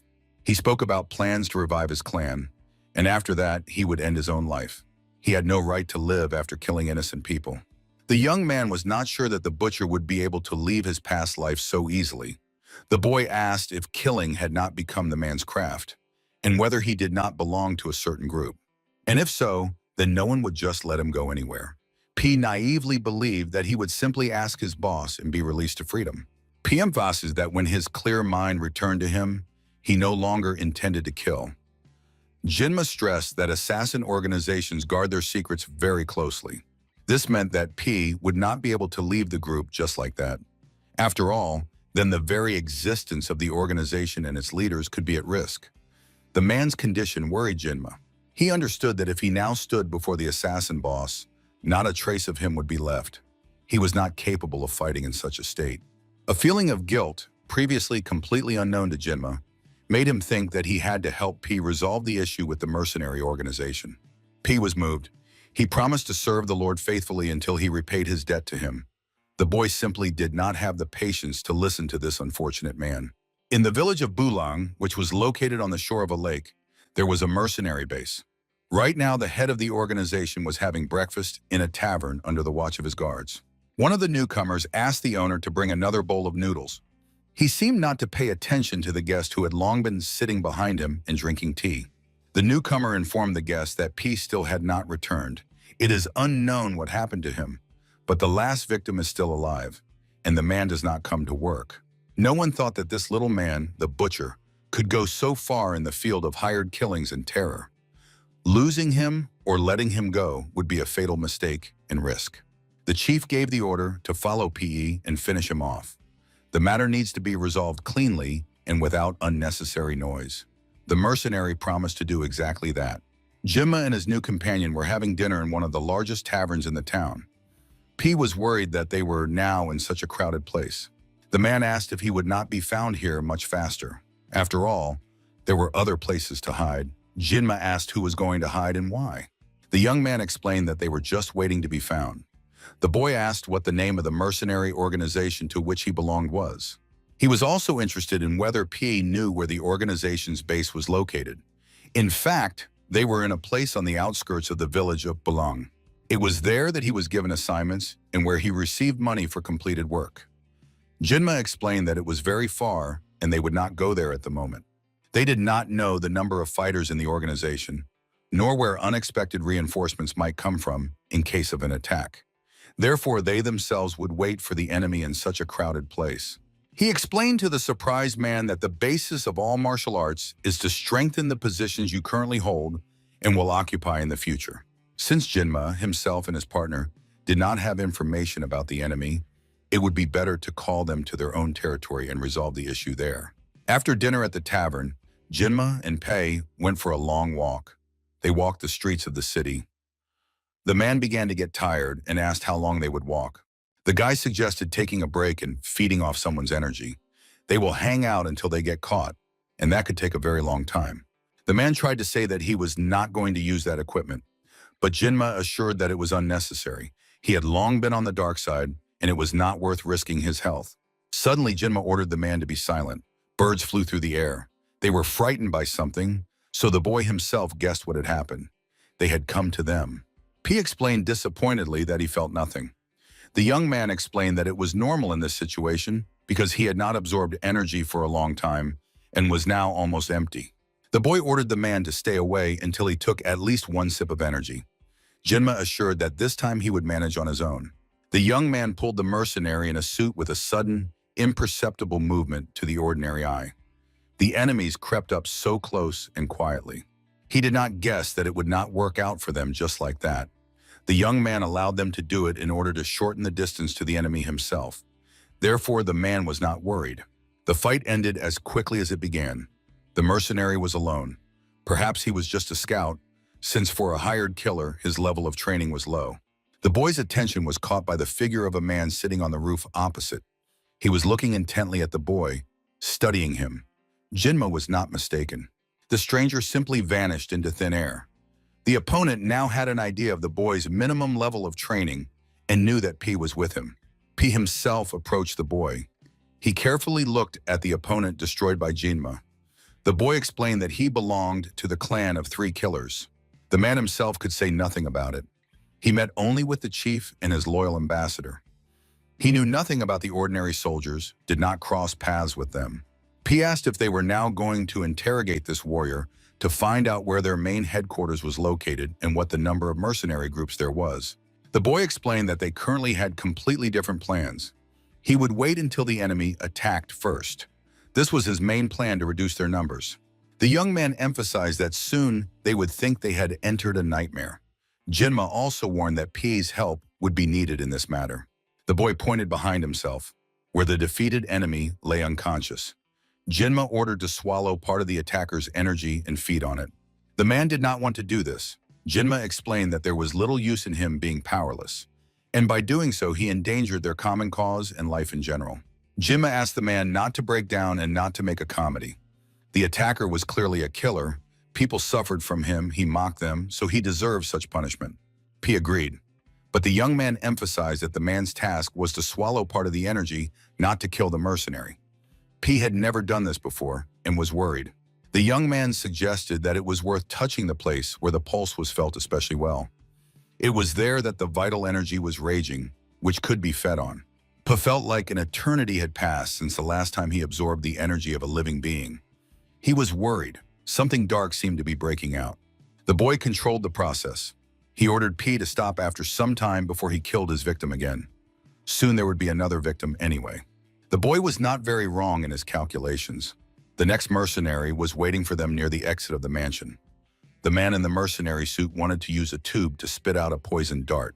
But Jinma attacked him much earlier. He attacked swiftly, leaving no chance for the attacker to attack or escape.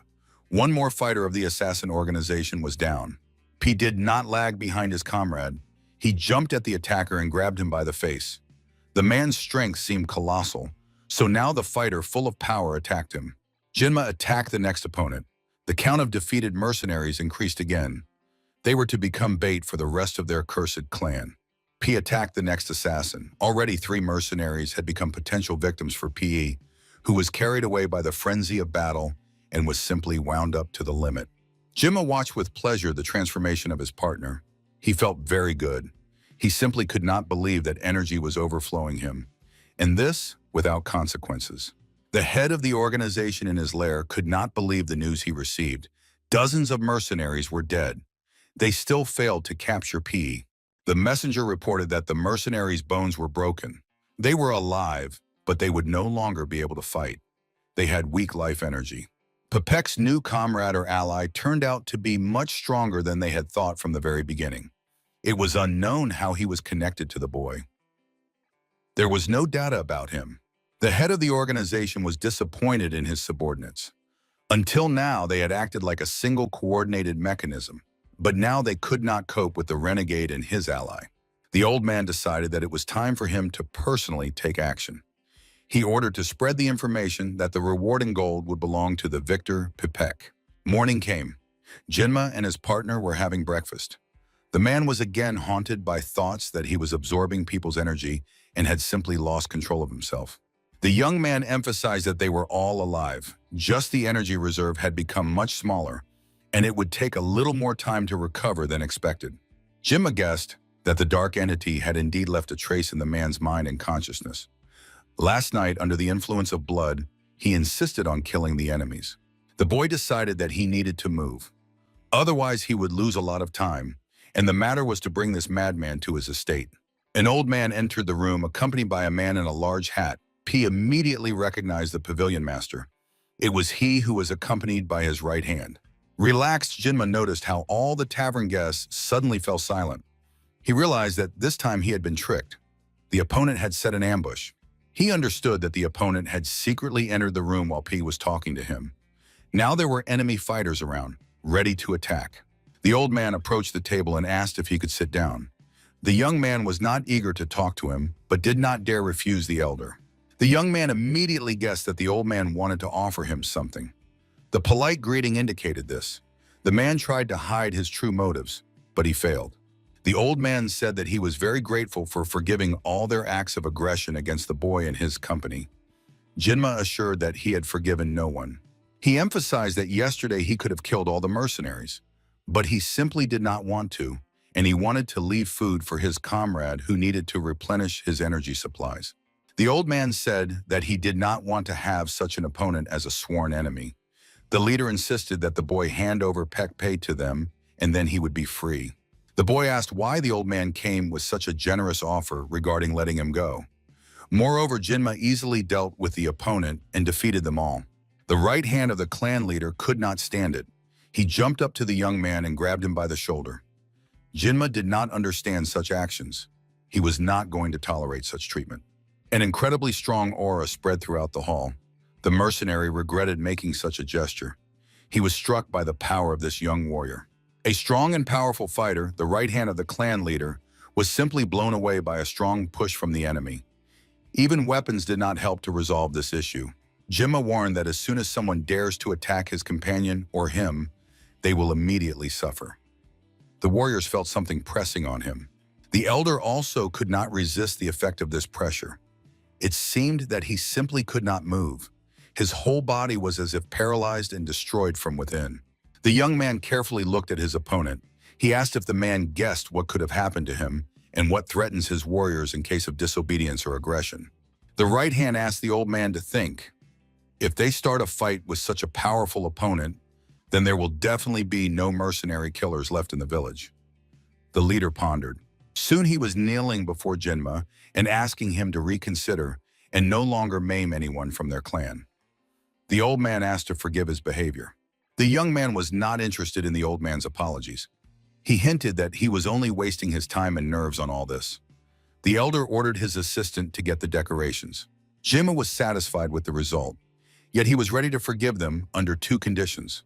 The first condition was to release Pek Pei and forget about his existence. And the second request was to imagine that the man was simply bitten by a mosquito. The old man sat on the floor. He could not immediately understand what was being talked about now. Soon Janema asked his companion how he felt the air of freedom. He once again thanked for the rescue and the given chance for a new life.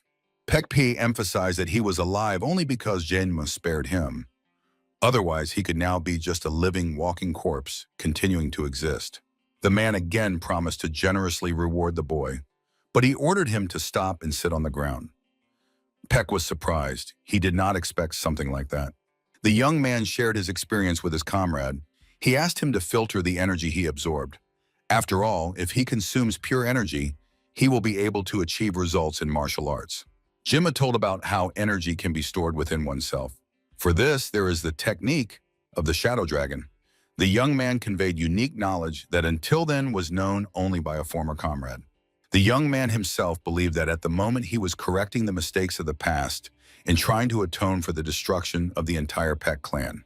The students felt a strange gust of wind that somehow reminded them of their mentor, but they were not surprised, as the meeting of the Flying Dragon was soon to take place and they were thinking about him. Chon Sam said that he would actually train so as not to disgrace his mentor. A competition was soon to take place at the opening. Martial arts masters at the opening ceremony of the selection of the head of the Flying Dragons were divided into several categories. 4 ranks of fighters were present at the competition. 8 fighters belonged to the first rank. Today's exam will test basic martial arts techniques and internal energy. The confrontation was supposed to be very tough. After all, among the entire crowd of arriving fighters, only the 8 most skilled and strong were to be chosen. Chanwoo was nervous. He explained that in the absence of the master, they are the only representatives of the Udan clan, and now all the responsibility is on them. Therefore, they must not disgrace their clan. Chonsan encouraged his younger partner. The girl looked at these two with admiration. She respected them for having such a fighting spirit. An unfamiliar man approached the group. He asked the girl if she happened to belong to the Juj clan. Shan recognized this man. His name was Mr. Ak. He was the 5th son. Ak Fin was not known for a pleasant character. This time, Mr. Ak tried to make a good impression. He constantly emphasized his acquaintance with Shan's brother. Now his attention was drawn to 2 boys, in whom he recognized representatives of the Udan clan. He noted the rich clothing on the boys and that they did not look much like monks. Ak allowed himself to say that the girl had taken on accompanying these monks from a sect that had almost ended its existence and was living out its days in vain. The girl tries to protect her comrades, but the man remained deaf to her explanations. He asked her not to delay, but rather to go with him in order to get acquainted. Shan was confused. She saw that a group of not very pleasant men was waiting for her. Ak Fen tried to use her as an ornament in pleasant interior. Chon-san tried to stand up for his comrade, but the girl ordered him to be silent. After all, provoking a quarrel with such an opponent is not allowed at the beginning of the competition. The young man quickly stopped. He explained that he was no longer going to say bad words. They had arrived for a more important matter and its resolution. The girl was impressed by the young man's self-control, as he did not let the conflict expand and flare up. Ak Fen was ordinary trash to Chon-san. The girl addressed Chon-san. She praised him for politeness and endurance.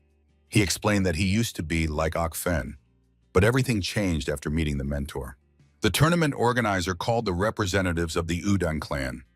He explained that it was time for the young Chon-san to show himself in the competition. When they were taken to the competition, the girl remained in the company of the men accompanying Ak Fen. He continued to mock the opponent. The first trial was to be palm prints on an iron rock. For this, one must gather and use the energy of the warrior spirit. Ak Fen believed that these underachievers would not be able to do anything. The plate was 2 centimeters thick, and it was difficult to pierce it with a simple touch. The competition began. The herald invited representatives of the Udan clan to the slab, and the first was to be Chanyu. Everyone around doubted very much. There was no limit to the surprise when the fighter easily pierced the slab through. He even looked carefully at it and checked if he really managed everything. The herald made a record in the book and promised that he would move on to the next stage. Yet the judge was not satisfied. He was against piercing the slab through. He was interested in how other contenders would prove their abilities on a broken object later. Akfen heard Chonsan's words that it was not worth piercing the slab. Others could have done so, but they control their strength and do not do foolish things.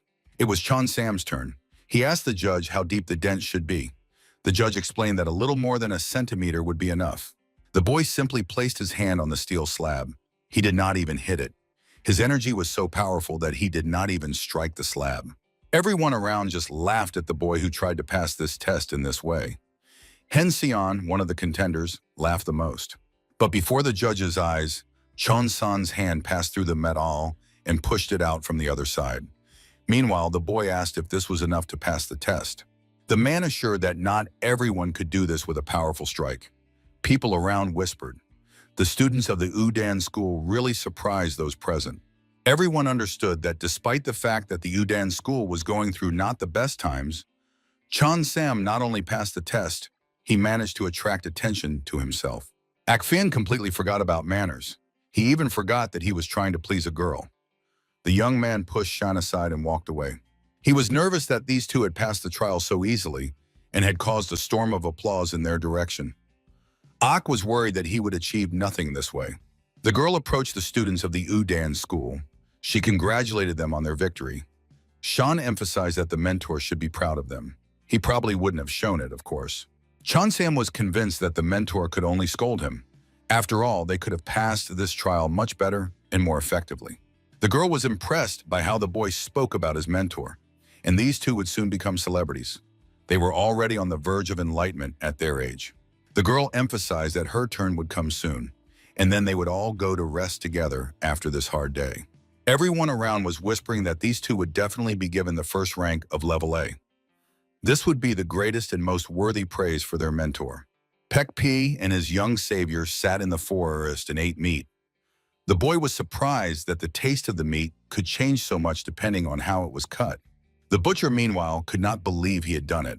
He had never thought that the blade technique of his native clan could be useful for cutting meat. The man explained that his skill in processing animal carcasses was added to everything. The conversation was interrupted by the appearance of a group of men from the forest, resembling bandits. The armed group stood opposite the two travelers. The forest dwellers asked who dared to cook food on their territory without permission. The mountain and forest rightfully belonged to them by strength. Jin did not pay attention to the uninvited guests. They could become another portion of energy for his companion, as they deserved it. Having received permission and making sure everything was really fine, Pekpei rushed at the men. They were scared but could not really realize the seriousness of their situation. The attention of Jinma himself was focused on the pieces of dishes. In the background, Pekpei was attacking and saturating himself with the vital energies of the bandits. For some reason, Jinma remembered his students. They were quite sentimental. The main thing was that they took care of themselves personally. And he was fine. After a month of travel, the travelers reached the estate of Pekpei's sister. Voices were heard above the house, indicating that someone was quarreling with someone else there. The woman in the elder's chair was listening to her advisors and close associates. They all agreed that unorthodox sects looked down on them. The shouts were caused by the news that one of the heads of the neighboring pavilion tried to flirt with the head of the Pik clan, the great sword mistress, Erin. Some of the advisors advocated gathering troops and attacking that arrogant tyrant. It was impudence on his part, as the war had only recently ended. The girl considered all this a provocation, but she still decided to ask her uncle, the first elder, for his opinion. He supported her view. The situation was actually difficult. The demand of this man could not be ignored, but starting a war was also not possible. In this case, the first to die would be the one who attacks the enemy first. The girl emphasized that they had become the last Orthodox clan, and they would not yield to the dark clans either. Succumbing to such an easy provocation would mean becoming aggressors and warriors in the eyes of the neighbors, regardless of their orientation. And this could not be allowed. The woman considered it necessary not to pay attention to what other clans were doing and not to fall for the provocation, to restrain her impulses. She emphasized that more than 10 years had passed since her brother disappeared. She had to endure great humiliations trying to save the Pek clan.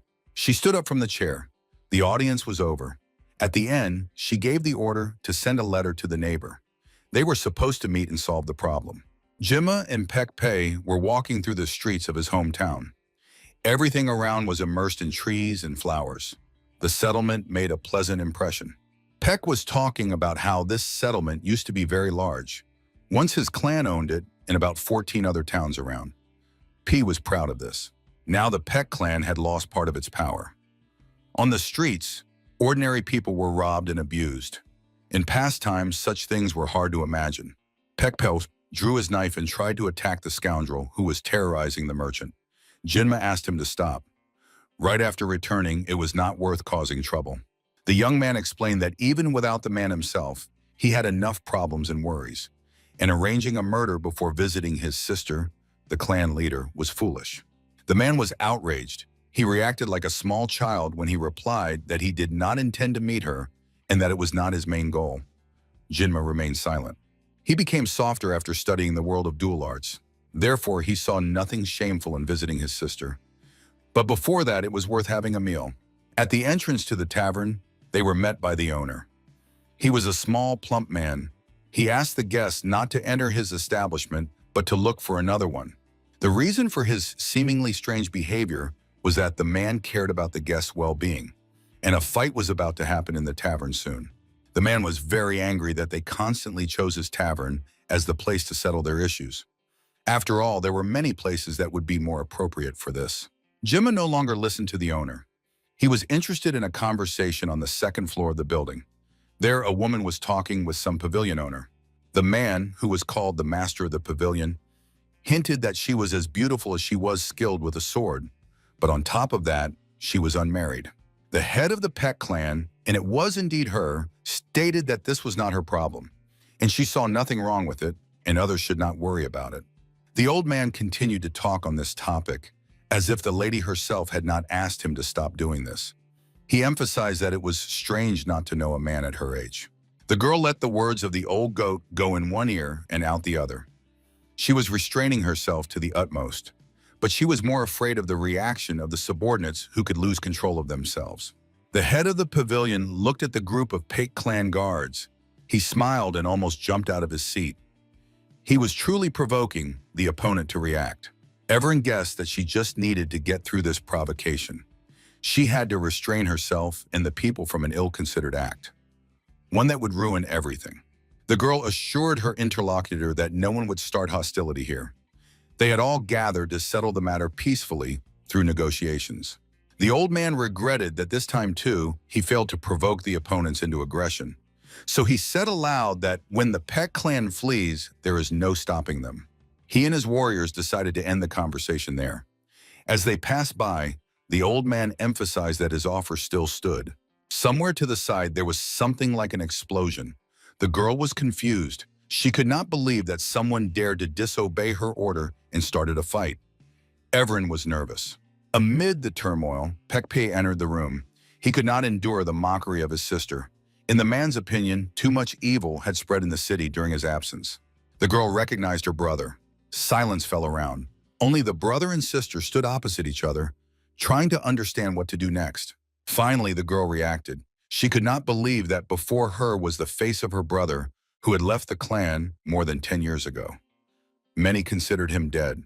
The only one who was glad about Peck's return was the old man. He spread his arms to the sides and welcomed the young master. The old man suspected that this was planned from the very beginning. The girl could not believe that fate had played such a cruel joke and brought her brother alive and unharmed at such an important moment. The old man was infinitely happy. He ordered his people to attack the Peck clan, which was prepared and declared war on them all. Peck did not understand what was happening. He stood before the old man, behind whom stood the still, surprised girl. The old man shouted to his warriors to attack the enemy and let no one escape. When no one of his soldiers came at his call, the old man looked into the hall where his people were supposed to gather. The fighters were all lying on the floor, beaten and mutilated. Jinmu approached the pavilion master. He asked the old man if he had really done well. The boy emphasized that he had tried very hard to make sure no one escaped from the tavern.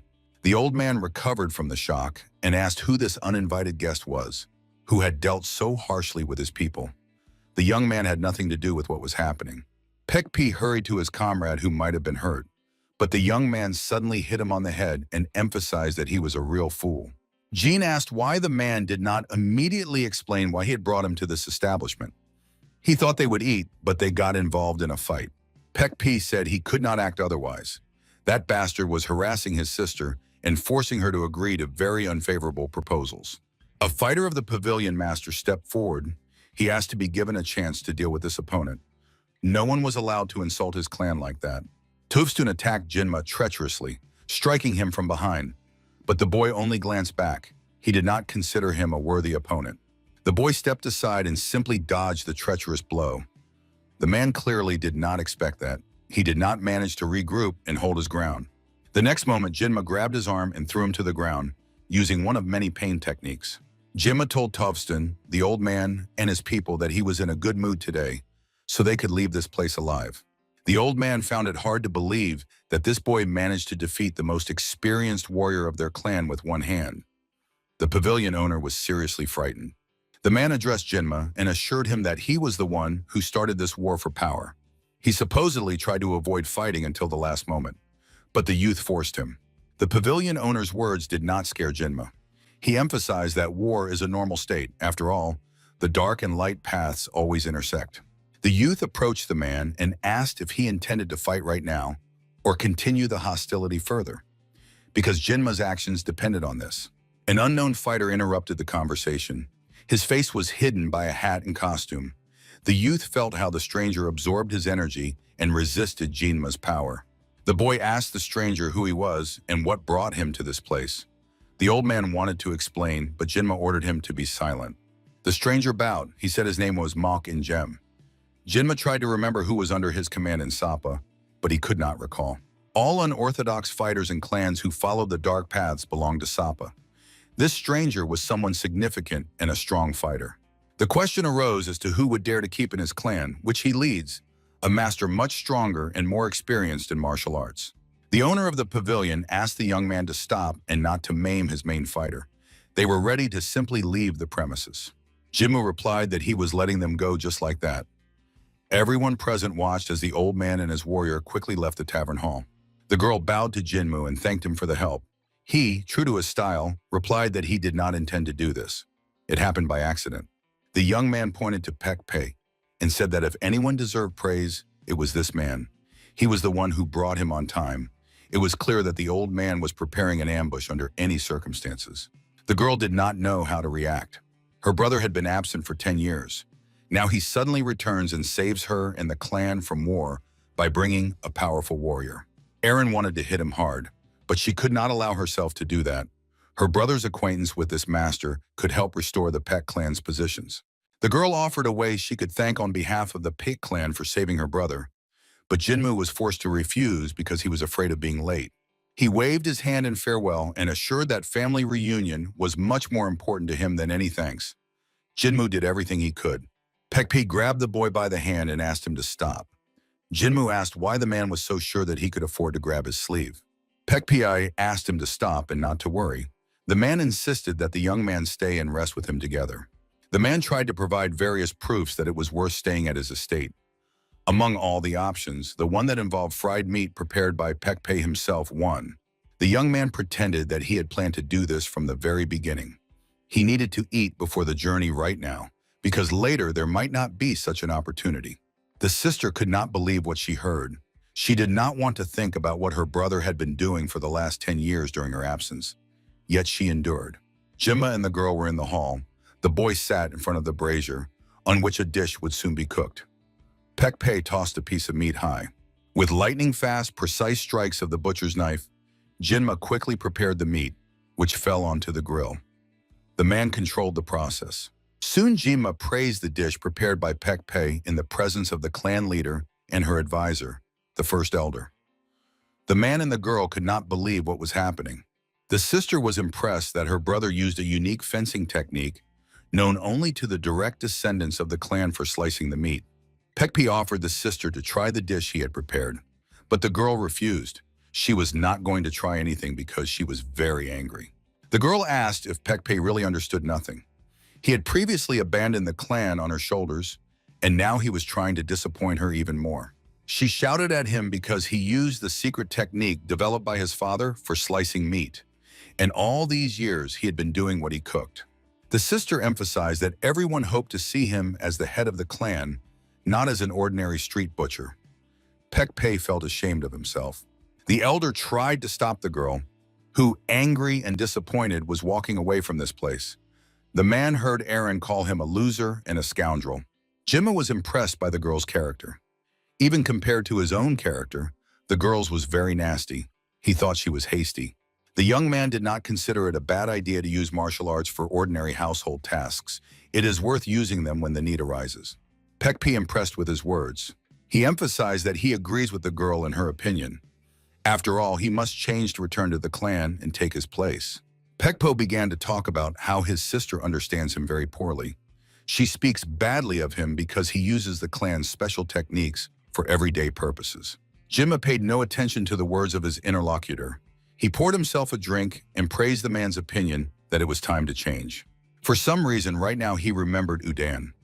The boy became scared because for a moment he felt warm feelings towards people he was supposed to be indifferent to. With joy, the young man and Pek Pei sat down and drank together. They believed that such a perfect evening should not be wasted on empty chatter. Night fell. The events shift to the estate of the Tyrant clan. Silence and calm prevailed all around. No one in their right mind would dare to attack this estate. The old head of the pavilion knelt before his master. He asked his master what they should do now. The mentor was silent. He thought for a long time. Then he said briefly and clearly that they now have to prepare for an attack on the estate of the Pek Pei clan.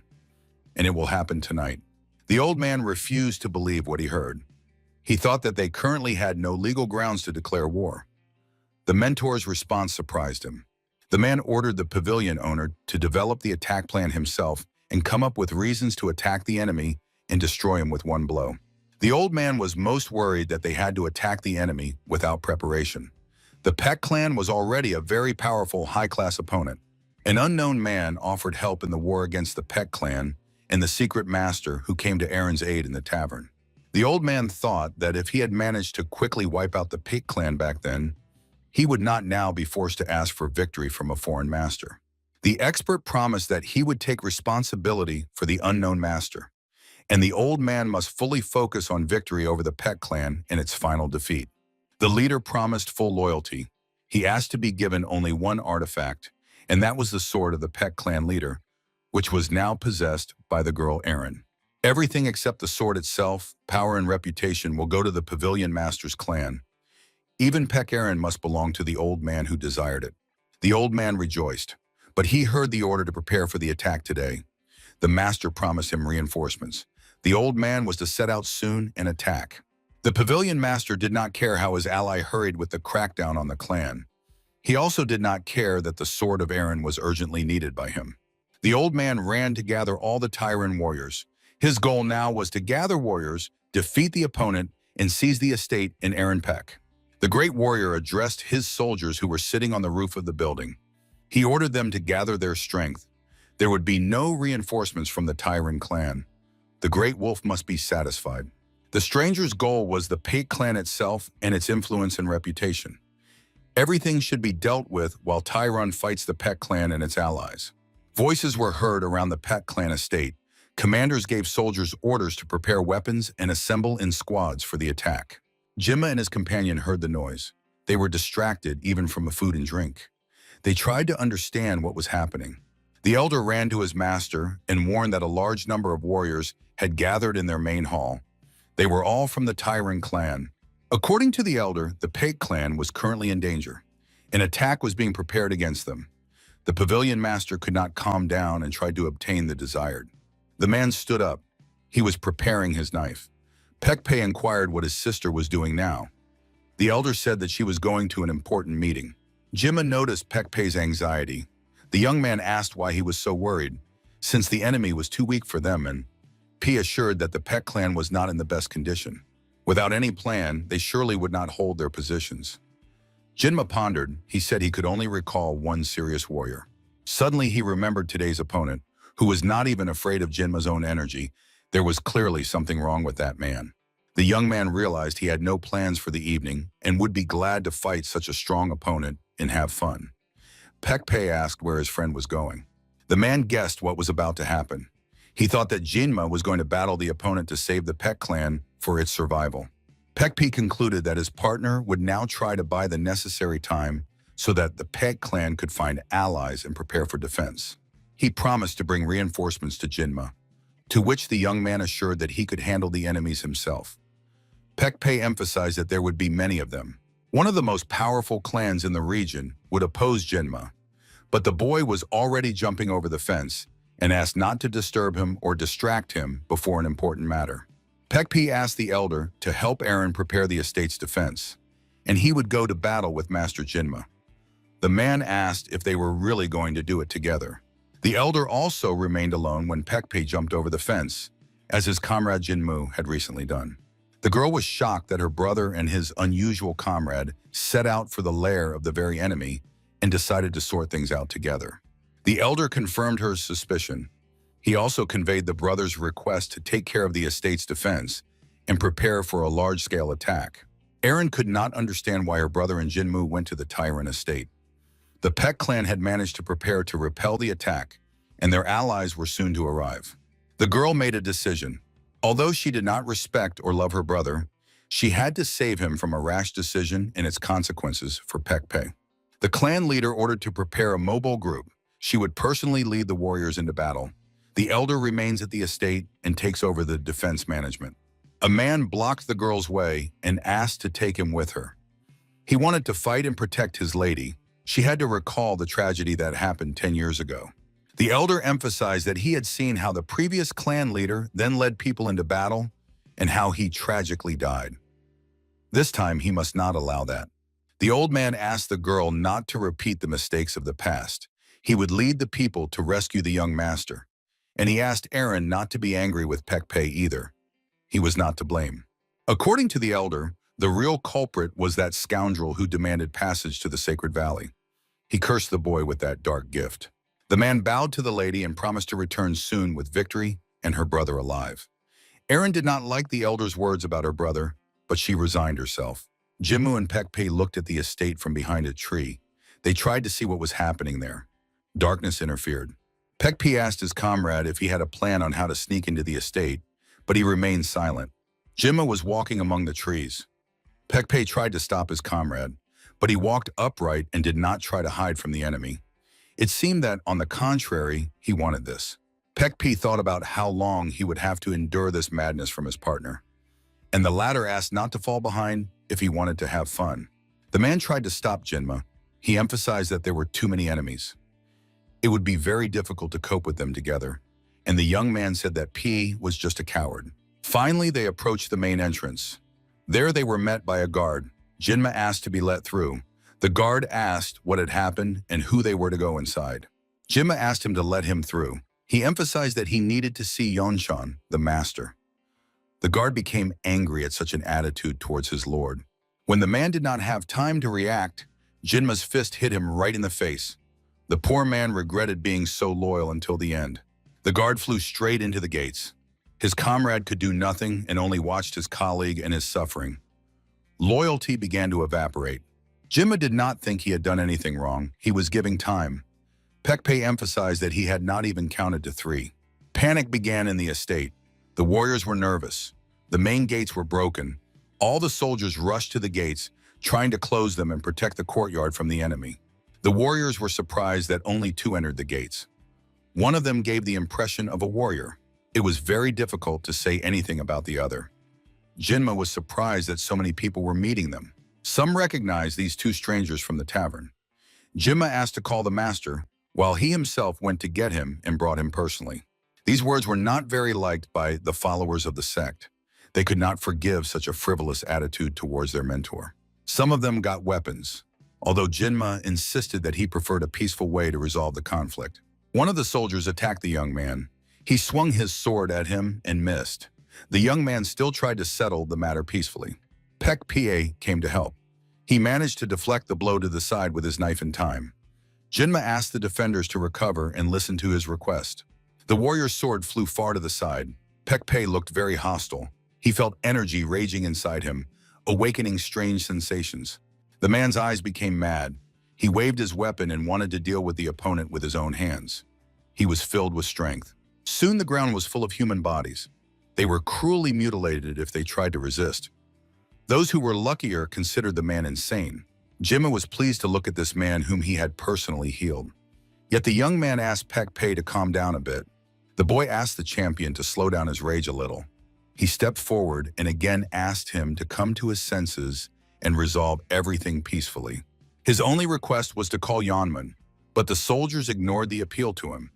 Jinma found such stubbornness strange to see. He made the only possible decision in this situation. The young man would personally go to the hall where the clan leader was and talk to him. Energy surged around the boy's body. He activated his abilities not because he was afraid of these soldiers, but to reach the leader Yanman faster. The fist technique of the 7 constellations scattered the opponents in different directions. It seemed that a dragon made of mana was moving around their bodies. The dragon was personally controlled by the young man. Bodies hovered around him in the air. The sight was terrifying and shocking at the same time. The heavenly dragon greatly impressed Pek Pei. He knew that his comrade was very strong, but to summon such a monster, one needs a lot of knowledge and strength. When the boy stopped, there were only ruins of buildings and bodies of soldiers around. With one wave of his hand, the boy could destroy everything around and sow chaos and devastation. The old head of the pavilion, accompanied by several warriors who managed to survive because they heeded the voice of reason and time, met Jinma in the ruins. The young man begged not to be angry with him. He sent those scoundrels to call the master. But surely they were very late. The old man stopped listening to him. He hoped that the promised reinforcements would arrive soon. Therefore, he ordered the soldiers to surround the attacker and destroy him.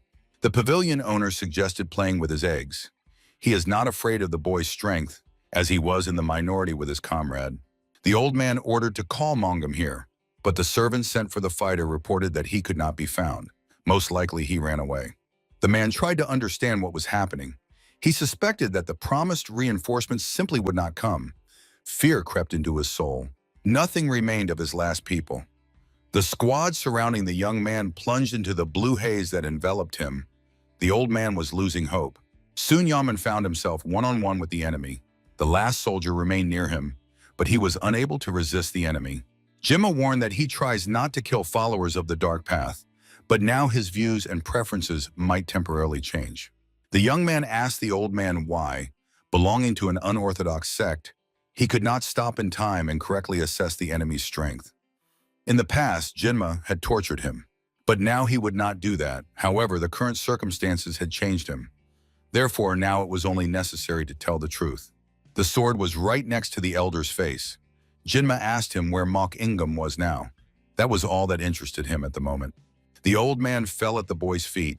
He begged for forgiveness, but the pavilion master did not know where the great warrior was.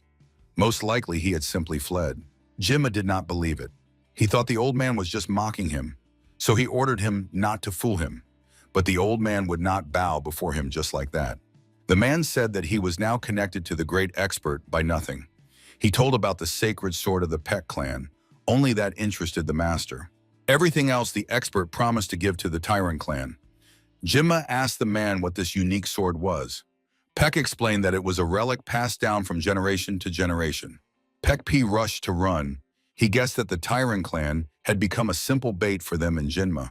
The expert with his people would attack the Peak estate. Jinma looked toward his comrade. He considered the man an impatient child, yet he still wanted to help save the clan and the sister. The boy struck Yongman in the face. He scolded the old man for allowing himself to be deceived. In his fury, he wanted to break every bone in the man's body. The boy turned and went to the Peak clan estate. He ordered the old man to stay in place and disband his people. Yongman no longer had people behind him. Jinu knew there was no one to spread rumors about.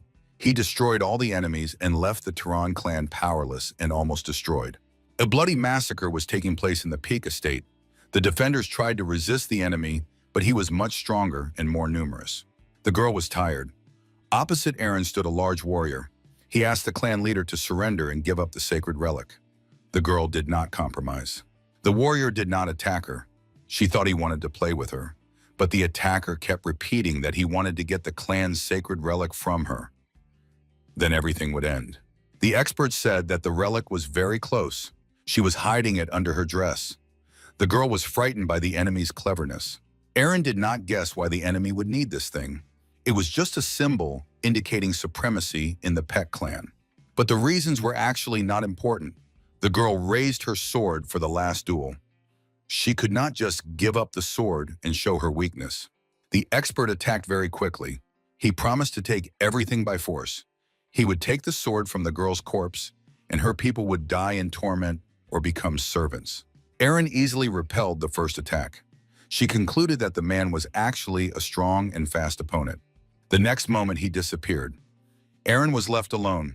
She had not even managed to return to her initial fighting position and looked around in confusion. The girl did not notice that the man attacked her from the side. She repelled the attack with her last strength, but again she could not attack in response. The girl began to be afraid. The expert asked if she really hoped to delay time until the mysterious master arrived.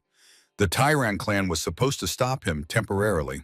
The opponent told Aaron that she was hoping in vain. He attacked lightning fast and struck the head of the Pate clan in the chest. The man's movements simply blurred in the air. She fell to her knee. The girl was still looking at the opponent. He stood over her and promised to take her beautiful face, which he liked, for himself. From above, the expert was attacked by Pek Pei. He could not allow the girl to die immediately after his return. For the attacker, this became almost unbelievable. He was surprised when he was attacked by a man armed with an ordinary cleaver for cutting veal. This was not the master he had seen in the tavern. Pek Pei covered his sister with his body. She could not believe that her brother dared to stand up against this scoundrel who seemed immortal. He took off his shirt and threw it to his sister. He wanted her to put it on and warm up a little or tear it into rags to cover her wounds. The girl looked at her brother's bare torso. She saw numerous scars on her brother's back. He had been absent for 10 years of his life. The scars indicated his occupation. Aaron was confused. She suspected that all these years her brother had been engaged not only in cooking dishes. He was supposed to be the legitimate successor of the clan and its leader. The expert was pleasantly impressed by the nobility of his opponent. He emphasized that absolutely nothing would change from this. There would simply be one more victim. The girl threw the sword to her brother. She wanted him to use it at the last moment, but for him, it was not a very familiar weapon. Aaron emphasized that it seemed unusual for him to hold this weapon in his hands. But rightfully, this sword belonged to him personally. The butcher's knife was too short for such a fight. Pek Pei felt energy inside himself. He felt full of strength and energy. Now he held in his hands the history of the entire Pek clan and realized the responsibility. In his head, the voice of Jin Mu sounded. He asked to use the sword because it rightfully belonged to Pek Pei. But first, it was worth removing a few rings from the blade. The man strained all his strength and tore the rings from the sword. The weapon was unharmed. He felt quite strange. And this was without absorbing additional life energies. The expert asked if the butcher knew how to use a sword. He promised to show how he could wield this weapon, and the man himself would feel it all firsthand. Pek Pei fenced with the sword. 2 holes inside the blade caused not just gusts of wind, but imitated its whistle. This distracted the opponent and frightened him. The butcher attacked the opponent. The wind raged around the opponents. This technique pleasantly impressed the expert. He felt strange. Deflecting the opponent's attacks became very difficult for the attacker.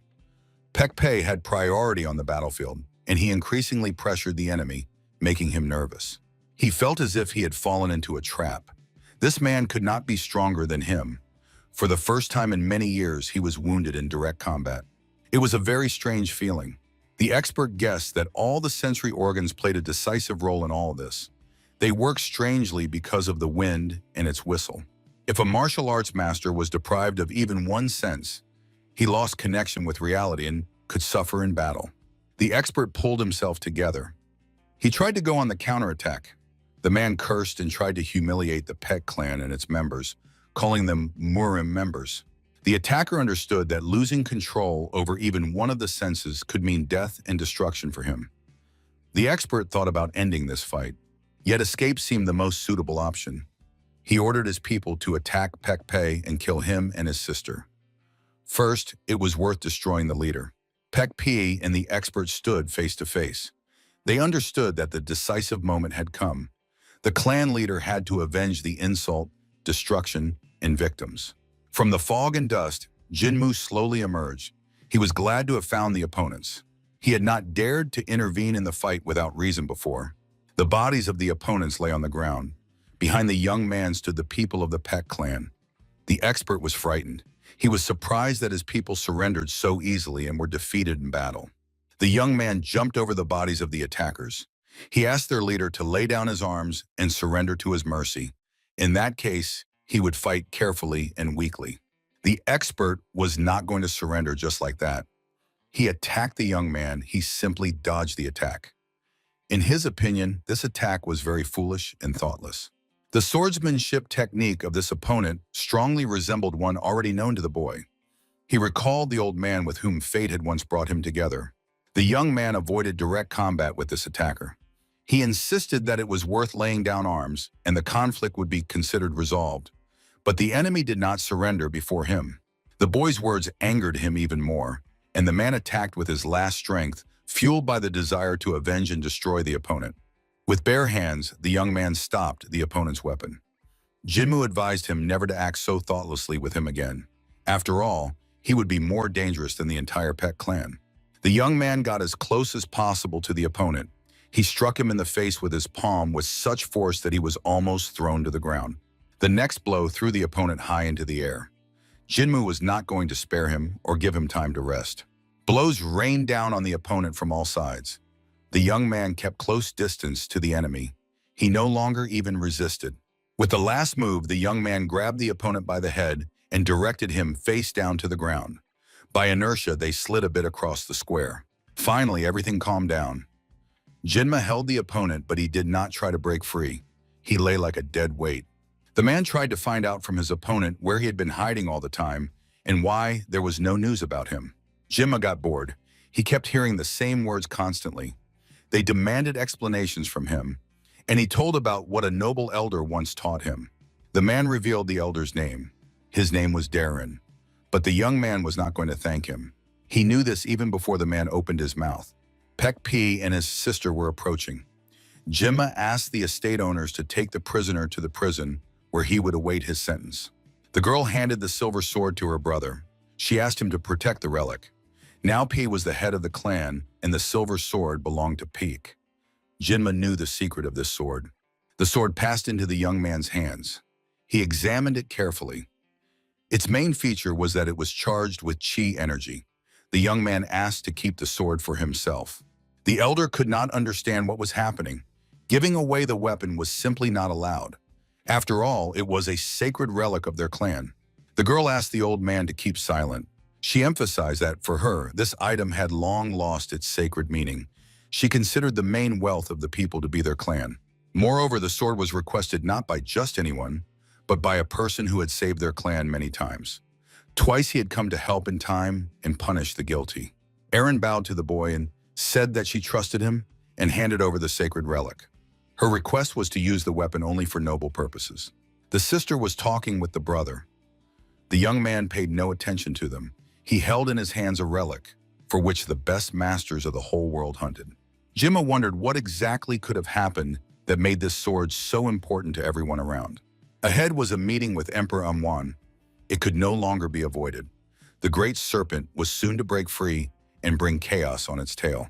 The morning after the battle, Pekpe treated his guest and his sister to a dish of his own making. The man believed he had done a lot and cooked deliciously. The man addressed his sister. He said that when nothing would threaten their clan anymore, he would leave it again and go his own way.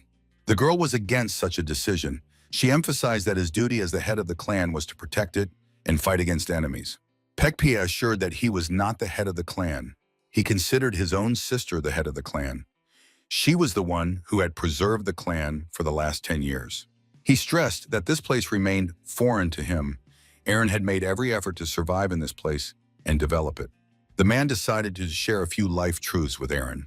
He asked her to act quickly but thoughtfully, not to fall for simple provocations and encroachments. He also asked not to treat other clans arrogantly. Their theories and teachings also contained a share of truth. After all, even an enemy can become their ally. Pekpe insisted that the sister resolve issues only by peaceful means, and never attack first or draw weapons. The young man interrupted the pompous lecture. He drew attention to himself by confessing that he seemed to be the only remaining disciple of the Udan sect. Jinma asked them to calm down. It was very hard to believe such a thing, but the brother and sister decided that they could handle the surprise. Pekpi turned away from his comrade. Jinma asked if this hypocrite had recently learned to accept everyone regardless of their views and peculiarities. Eren thanked the gods that their savior was from this very sect. She emphasized that one should not think she would be ungrateful to someone from a lower sect. The boy advised to finally end the hostility that had lasted between the Peck and Tyrant clans. Someone had to give up their interests. The girl was against it. She believed that one could not give part of their lands to the enemy. After all, members of the Peck clan would be insulted and mocked on foreign territory. Jinma asked if nothing like that was happening now on Peck lands. After all, ordinary people also pay money so that they are guarded not for nothing. The girl objected. She said that it was a completely different matter. They supposedly collect taxes for protection and patronage against enemies. Jinma assured that for ordinary people it did not matter what they did with that money. For them, the Tyrant clan and the Peck clan take away their own funds. Both clans in the eyes of ordinary residents are simply chasing wealth and profits. Both take money, the Tyrant clan by force and Peck by means of blackmail. The methods people use are different, but the users themselves are the same everywhere, and they think alike and reason the same way. These words broke Eren's resistance. She agreed with the boy. It was worth finding a compromise with the Tyrant family and reaching a joint decision. Pekpi defended his sister. He asked to speak more politely with her and not to try to humiliate or somehow offend her. But now there was a more important matter. Jinma asked to be informed when they finished torturing the captive martial arts master. P assured that it was of no use. He needed to be tortured further. The only thing the expert said was the word Sinchen. He knew nothing else. His information about the silver blade was seriously limited. Jinma asked if he could use an expert before his executioner finished. The young man got permission, and soon they were to bring him an assistant. The elder brought a boy from the lower clan. He was the one who dealt with various kinds of artifacts, as he was lacking skills in martial arts. Jinma showed the coin of the selfless hero. The boy immediately recognized it. The master asked the boy to find Yansabanga and deliver him the message and invite him to the Peck clan. To avoid wasting more time on arguments, the young man ordered to report to the old man that the envoy of the Udan sect had arrived personally. He was supposed to understand everything. The boy got scared. He promised to do everything he could, but the young man simply asked to fulfill his simple request. Pekpi was still asking what it was like to be not only a student, but also a member of the Udan sect. His questions began to anger Jinma. He asked his comrade to be silent. Their conversation was supposed to end there. The boy did not turn around, he just walked away from the Peck clan. But behind him, he heard Pekpi's request to stop. The man asked to stop and accept thanks from him and the members of the Peck clan. Even Eren's brother considered himself responsible for saving the clan and his treatment. Jinma quickly jumped at the man and punched him in the chest. The young man found it strange to hear the words of his comrade when he finally got what he had been striving for. The young man emphasized that Pekpi must learn to take responsibility for his actions. He will no longer try to commit suicide, but will serve his people. With good deeds, he must help his own people and support them. And about the fallen, he was supposed to remember them together with others. Jinma emphasized that lamentations and self-torture will achieve nothing. The situation was becoming barely controllable. The victims of the past cannot be returned. Pekpi thanked for the understanding. He insisted that in difficult situations, the boy could come to his clan and receive any support. The only request of the young man was that no one should talk about the silver blade that he had, whoever asked and whoever they pretended to be. A white bird flew over Morium's domains. The dove seemed to enjoy the pleasant landscapes around, the wealth and tranquility of these lands. Chonsan entered his mentor. The boy recently received command of a small squad. His first squad had already distinguished itself during combat operations. Sobung ordered to gather the squad's forces and set out with him to the domains of the Peck clan. A smile did not leave the man's face. He tried to keep secrecy. To the boy's surprised look, the mentor replied that it was a personal order from Master Jinma himself. Therefore, there could be no delay. The boy rejoiced. He asked the mentor if this meant that Jinma himself would be at the clan's estate and they could meet him. Chonsan bowed. He promised to gather the squad right now and prepare for the journey. He had not received messages from the master for 1.5 months. Sobong could not understand the reasons for the bow and such elation of the young commander. No one had ever thanked him for the order and command. Chonsun was indispensable for the Flying Dragon clan. His character and will had already served well. A great future awaited Chonsun. This also applied to the Master Chan Yu himself. The boy was a genius. Despite his appearance, he was one of the strongest fighters of the first squad. The second squad also had its idols. They were Jigal and Henson. Together, they formed the main striking force of the second military squad. To fight against enemy clans, youth is in great demand, and all these candidates have to pass the selection for the organization. The events moved to Sichuan province. There Jinma was having lunch in a tavern on the outskirts of the town. The boy regretted that he had overdone it with the pepper. The boy thought that he should have taken Pekpi with him so that he would just cook food on the road. The bowl hit the floor. At the neighboring table sat several men. They were mocking the owner of the establishment. These two refused to pay for the dishes and food, citing lack of funds. One of the men emphasized that they definitely would not pay for the food because it was not tasty. The owner asked why then they had eaten it all. Both jumped up from the table. They drew weapons and assured that the owner should even thank them for choking on his food. Jimma did not get up from the table. He reached for a new bottle. The boy hoped that someone would come to help the owner. Such types were everywhere. A quick hand grabbed the bottle with the drink just as Jinma was trying to take it. A girl dressed in a green robe pressed the bottle to her throat and drank directly from it. She slowly approached the owner and his tormentors. With the bottle clutched in her hand, she struck the opponent. The man could not keep his footing and staggered back. The stranger raged. She asked the scoundrels how they dared to attack an ordinary person and generally cause chaos. Everyone around was curious about who this lady was. Meanwhile, a group of men ran up to the girl. Their leader was ultimately glad to have found the girl. Jimma recognized all these people as members of the Sichuan clan. They wore green clothes and were known for their stubbornness and consistency. Members of this clan use dark martial arts and treat those who refuse to join their ranks poorly.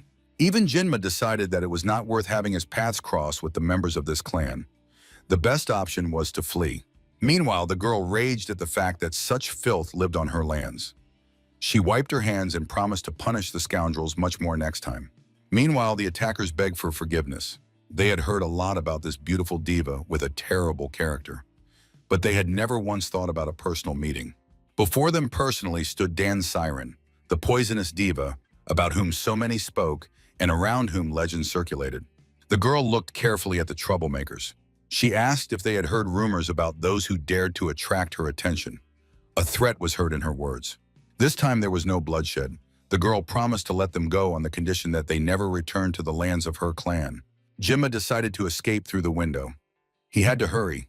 He did not want to attract the attention of the girl, whose name was accompanied by the word poisonous. But it was too late. Siren was very attentive. Her attention was drawn to the empty spot at the table where the young man had recently sat. He had not paid for the food. The master tried to convince her that everything was fine and there really was no one there. She just imagined it. After all, the table was also empty. One of the men accompanying the girl came to the master's aid. He assured her that there really was no one at the table and they were not deceiving her. Leaving the premises so quickly so that no one noticed anything was very strange. After all, the question arose whether he was a martial arts master. Recently, an unknown master sneaked into one of the clan's estates and dealt with its representatives. Siren suspected that the killer had been here recently. He personally dealt with the estate's residents and went on to sow chaos and destruction in her lands. The girl wondered how it was possible not to see that man. After all, he was quite tall and powerful, and he could be easily noticed. When the subordinates realized that there was no other option, she ordered the young man to be brought back alive and unharmed. Otherwise, she would get angry. The servants feared their lady. They did not dare to contradict her. However, it turned out that many candidates fit the description she gave. Still, the men rushed to search for the master. The girl convinced them of this, believing that an ordinary person could not just escape from her like that. Jin was walking near the city wall. His thoughts were occupied with the women who had just left. How easy it was to see their bad character, and how they always tried to hide it. Later, the young man began to think about the great emperor. He was interested in how the ruler could have changed over the past years. After all, even then in his youth, he was not distinguished by broad-mindedness. Jimma drove away bad thoughts. He considered himself a great shaman of the Great Spirit, and he was sure everything would work out. Therefore, there was no reason for worry. The guard at the gate doubted that the person before him was a shaman of the Great Spirit. After all, such a respectable gentleman should not be walking in rags. The boy showed the guard a special sign. After that, he was definitely supposed to let him through. And regarding clothing, there was no single standard. But the man was not as impressed as Jinma himself wanted. He asked the young man to remain calm and to follow the established cue. Jinma was disappointed that all the masters around had to do this. Moreover, he had no free time to waste on nonsense. Time passed slowly. Night came, and finally it was the boy's turn to pass. He looked at the guard and felt that something would come up again. And so it happened.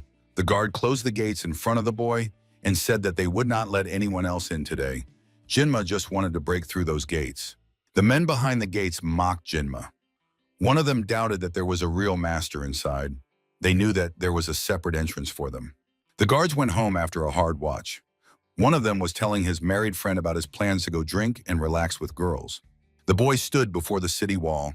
He considered the 3 hours he had waited to be lost for him.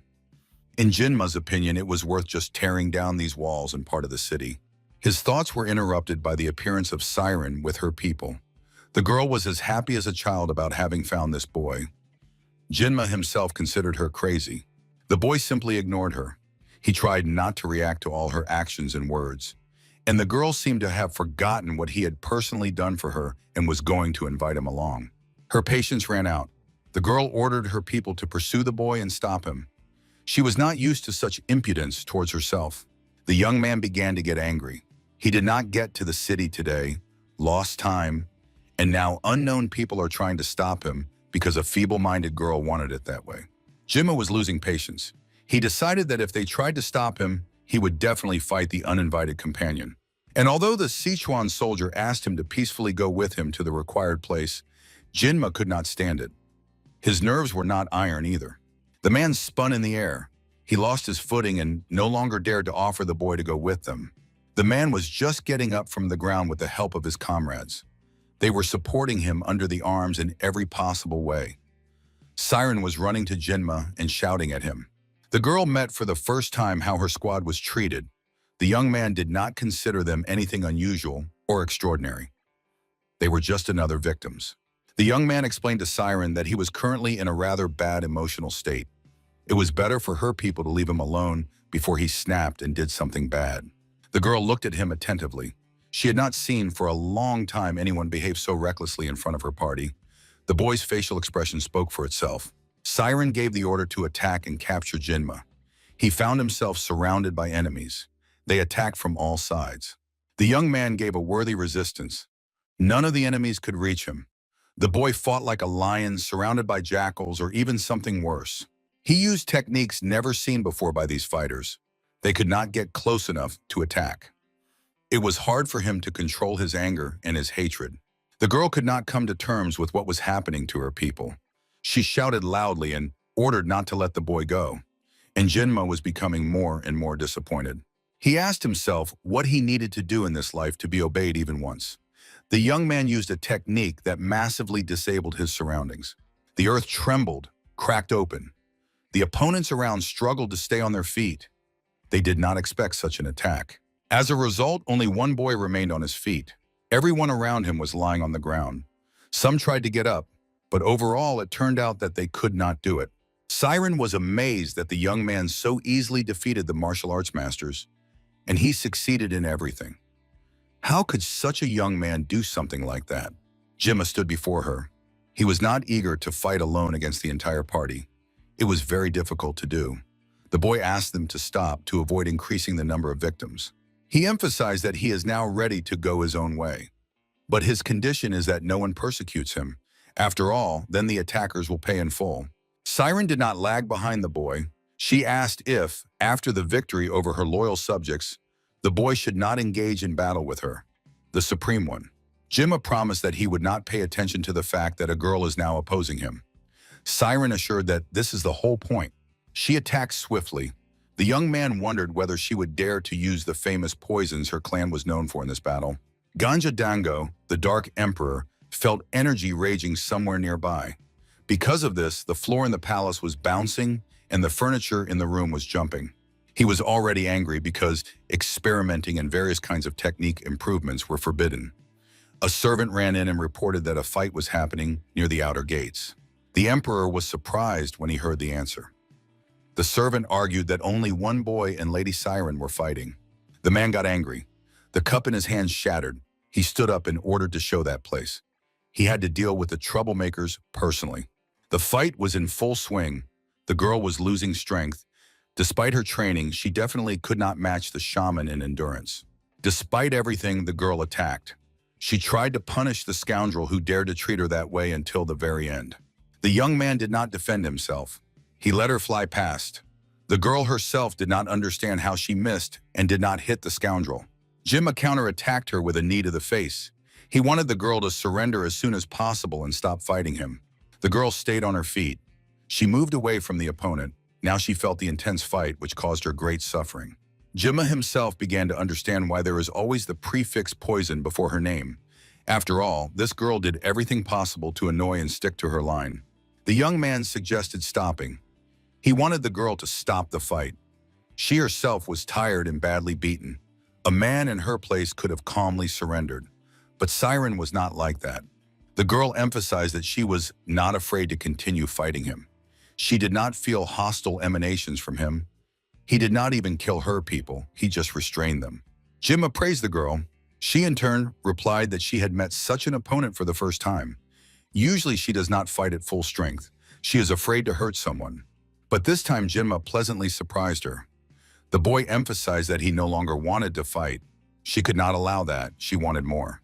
The girl assured that she would not stop the fight until she found out who was the winner, and who lost the match and was left with nothing. From the mountain, from the very tower, the emperor called to them. He tried not to show his anger, but both fighters guessed that nothing good was to be expected from the dark throne. The girl looked at the man and whispered a word. When it reached the boy, he was very surprised. The emperor was her father. The man was angry.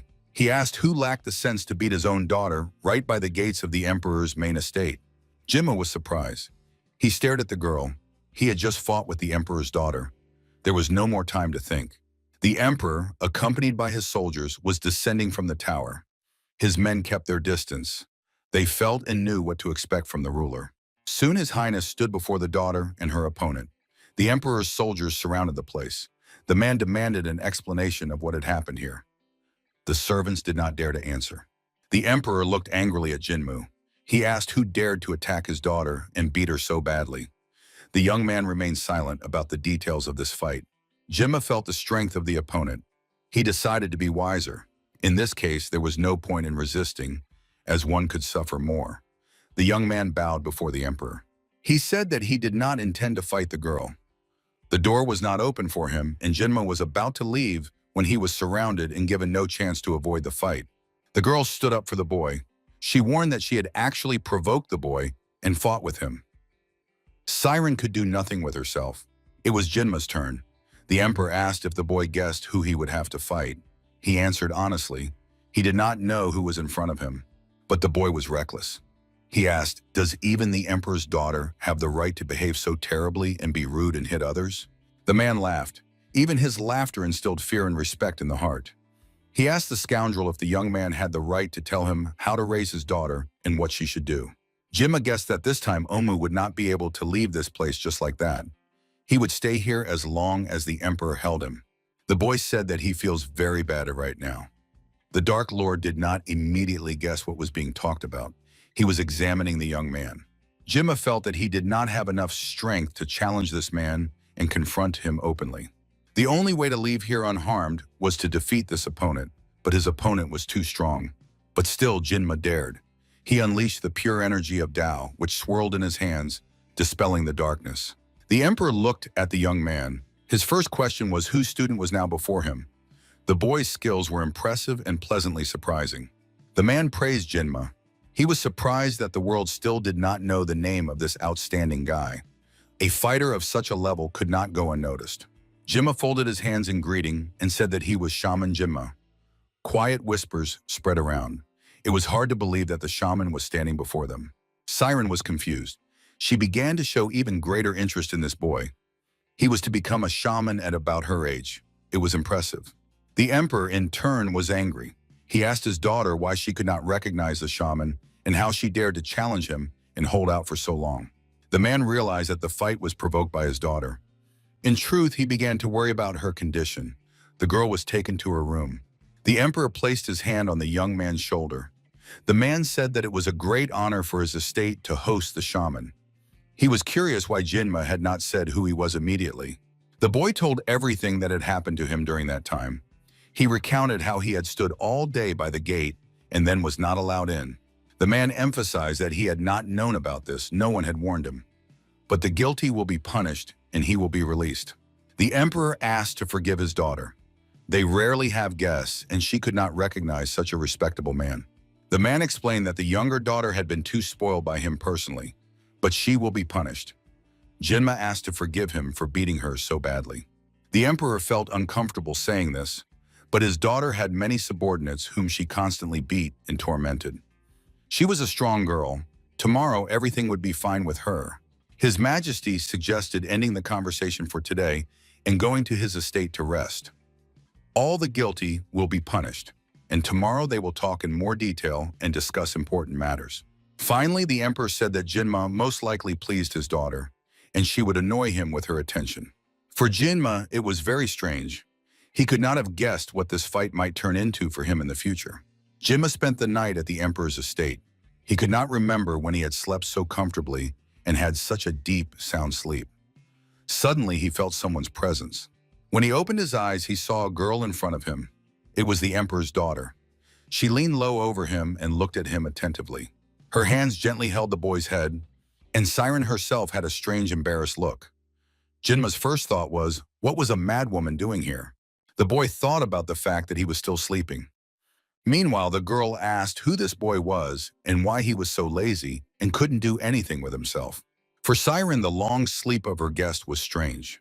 After all, if he slept so long and missed the morning training time, how did he become so skilled? But in Jinma's opinion, the only weirdo here was the girl herself.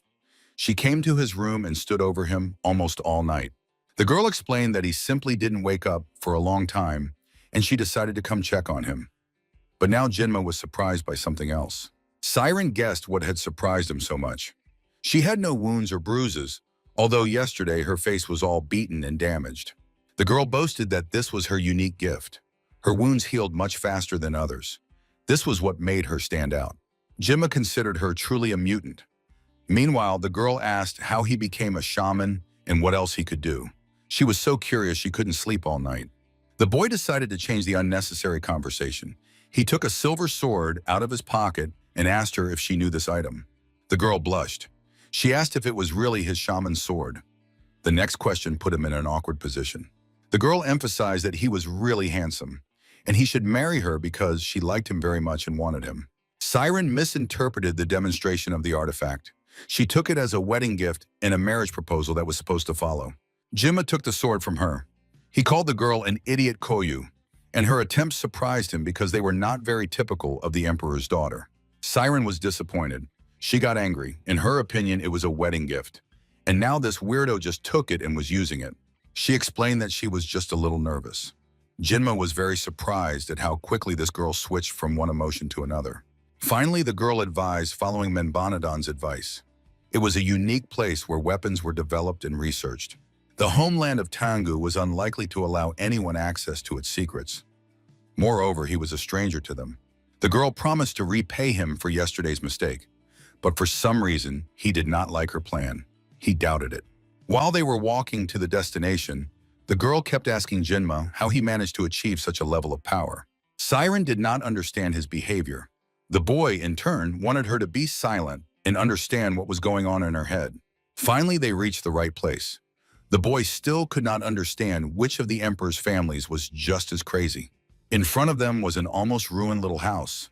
The girl explained that they had tested explosives in this place, so it was a bit dirty here. They were met by Dan Chungi. He was a member of Menbondan and a local scholar who was the curator of this place. The girl explained that the guest wishes to find out something. The old man immediately guessed the shaman who arrived last night. The boy showed the man a silver blade. He asked if the secret of this artifact was known to the old weapons master. The man suggested to proceed to the middle of the room. He could not allow access to the main hall, so he would receive him in his chambers. The master carefully examined the blade. It was an extraordinary work and had quite strange special holes. They were impressive. When the old master said that the blade itself contained no secret or hidden mechanism, the girl assumed that it might be a key. Dan Chungye suggested looking at how the key and lock worked. He showed Janma a drawing and explained its meaning. The old man increasingly leaned toward the idea that the dagger itself was supposed to be the key to a secret mechanism that could be opened. The girl said goodbye to the old man. Jinma thought that the blade was a valuable artifact in any case, since so many people were hunting for it. At this point, their acquaintance with Siren was supposed to end. Jinma returned to his plan to find the second volume of Power. The emperor received his spy. The ruler was interested in whether those who harmed the Tang family had been found. The emperor became angry when he heard that the guilty had not been found. The servant said that the search could provoke a new conflict. The ruler emphasized that he absolutely did not care what would happen. He could not allow enemies to mock him. When the servants dispersed to carry out orders, Jinma and his new friend entered the room.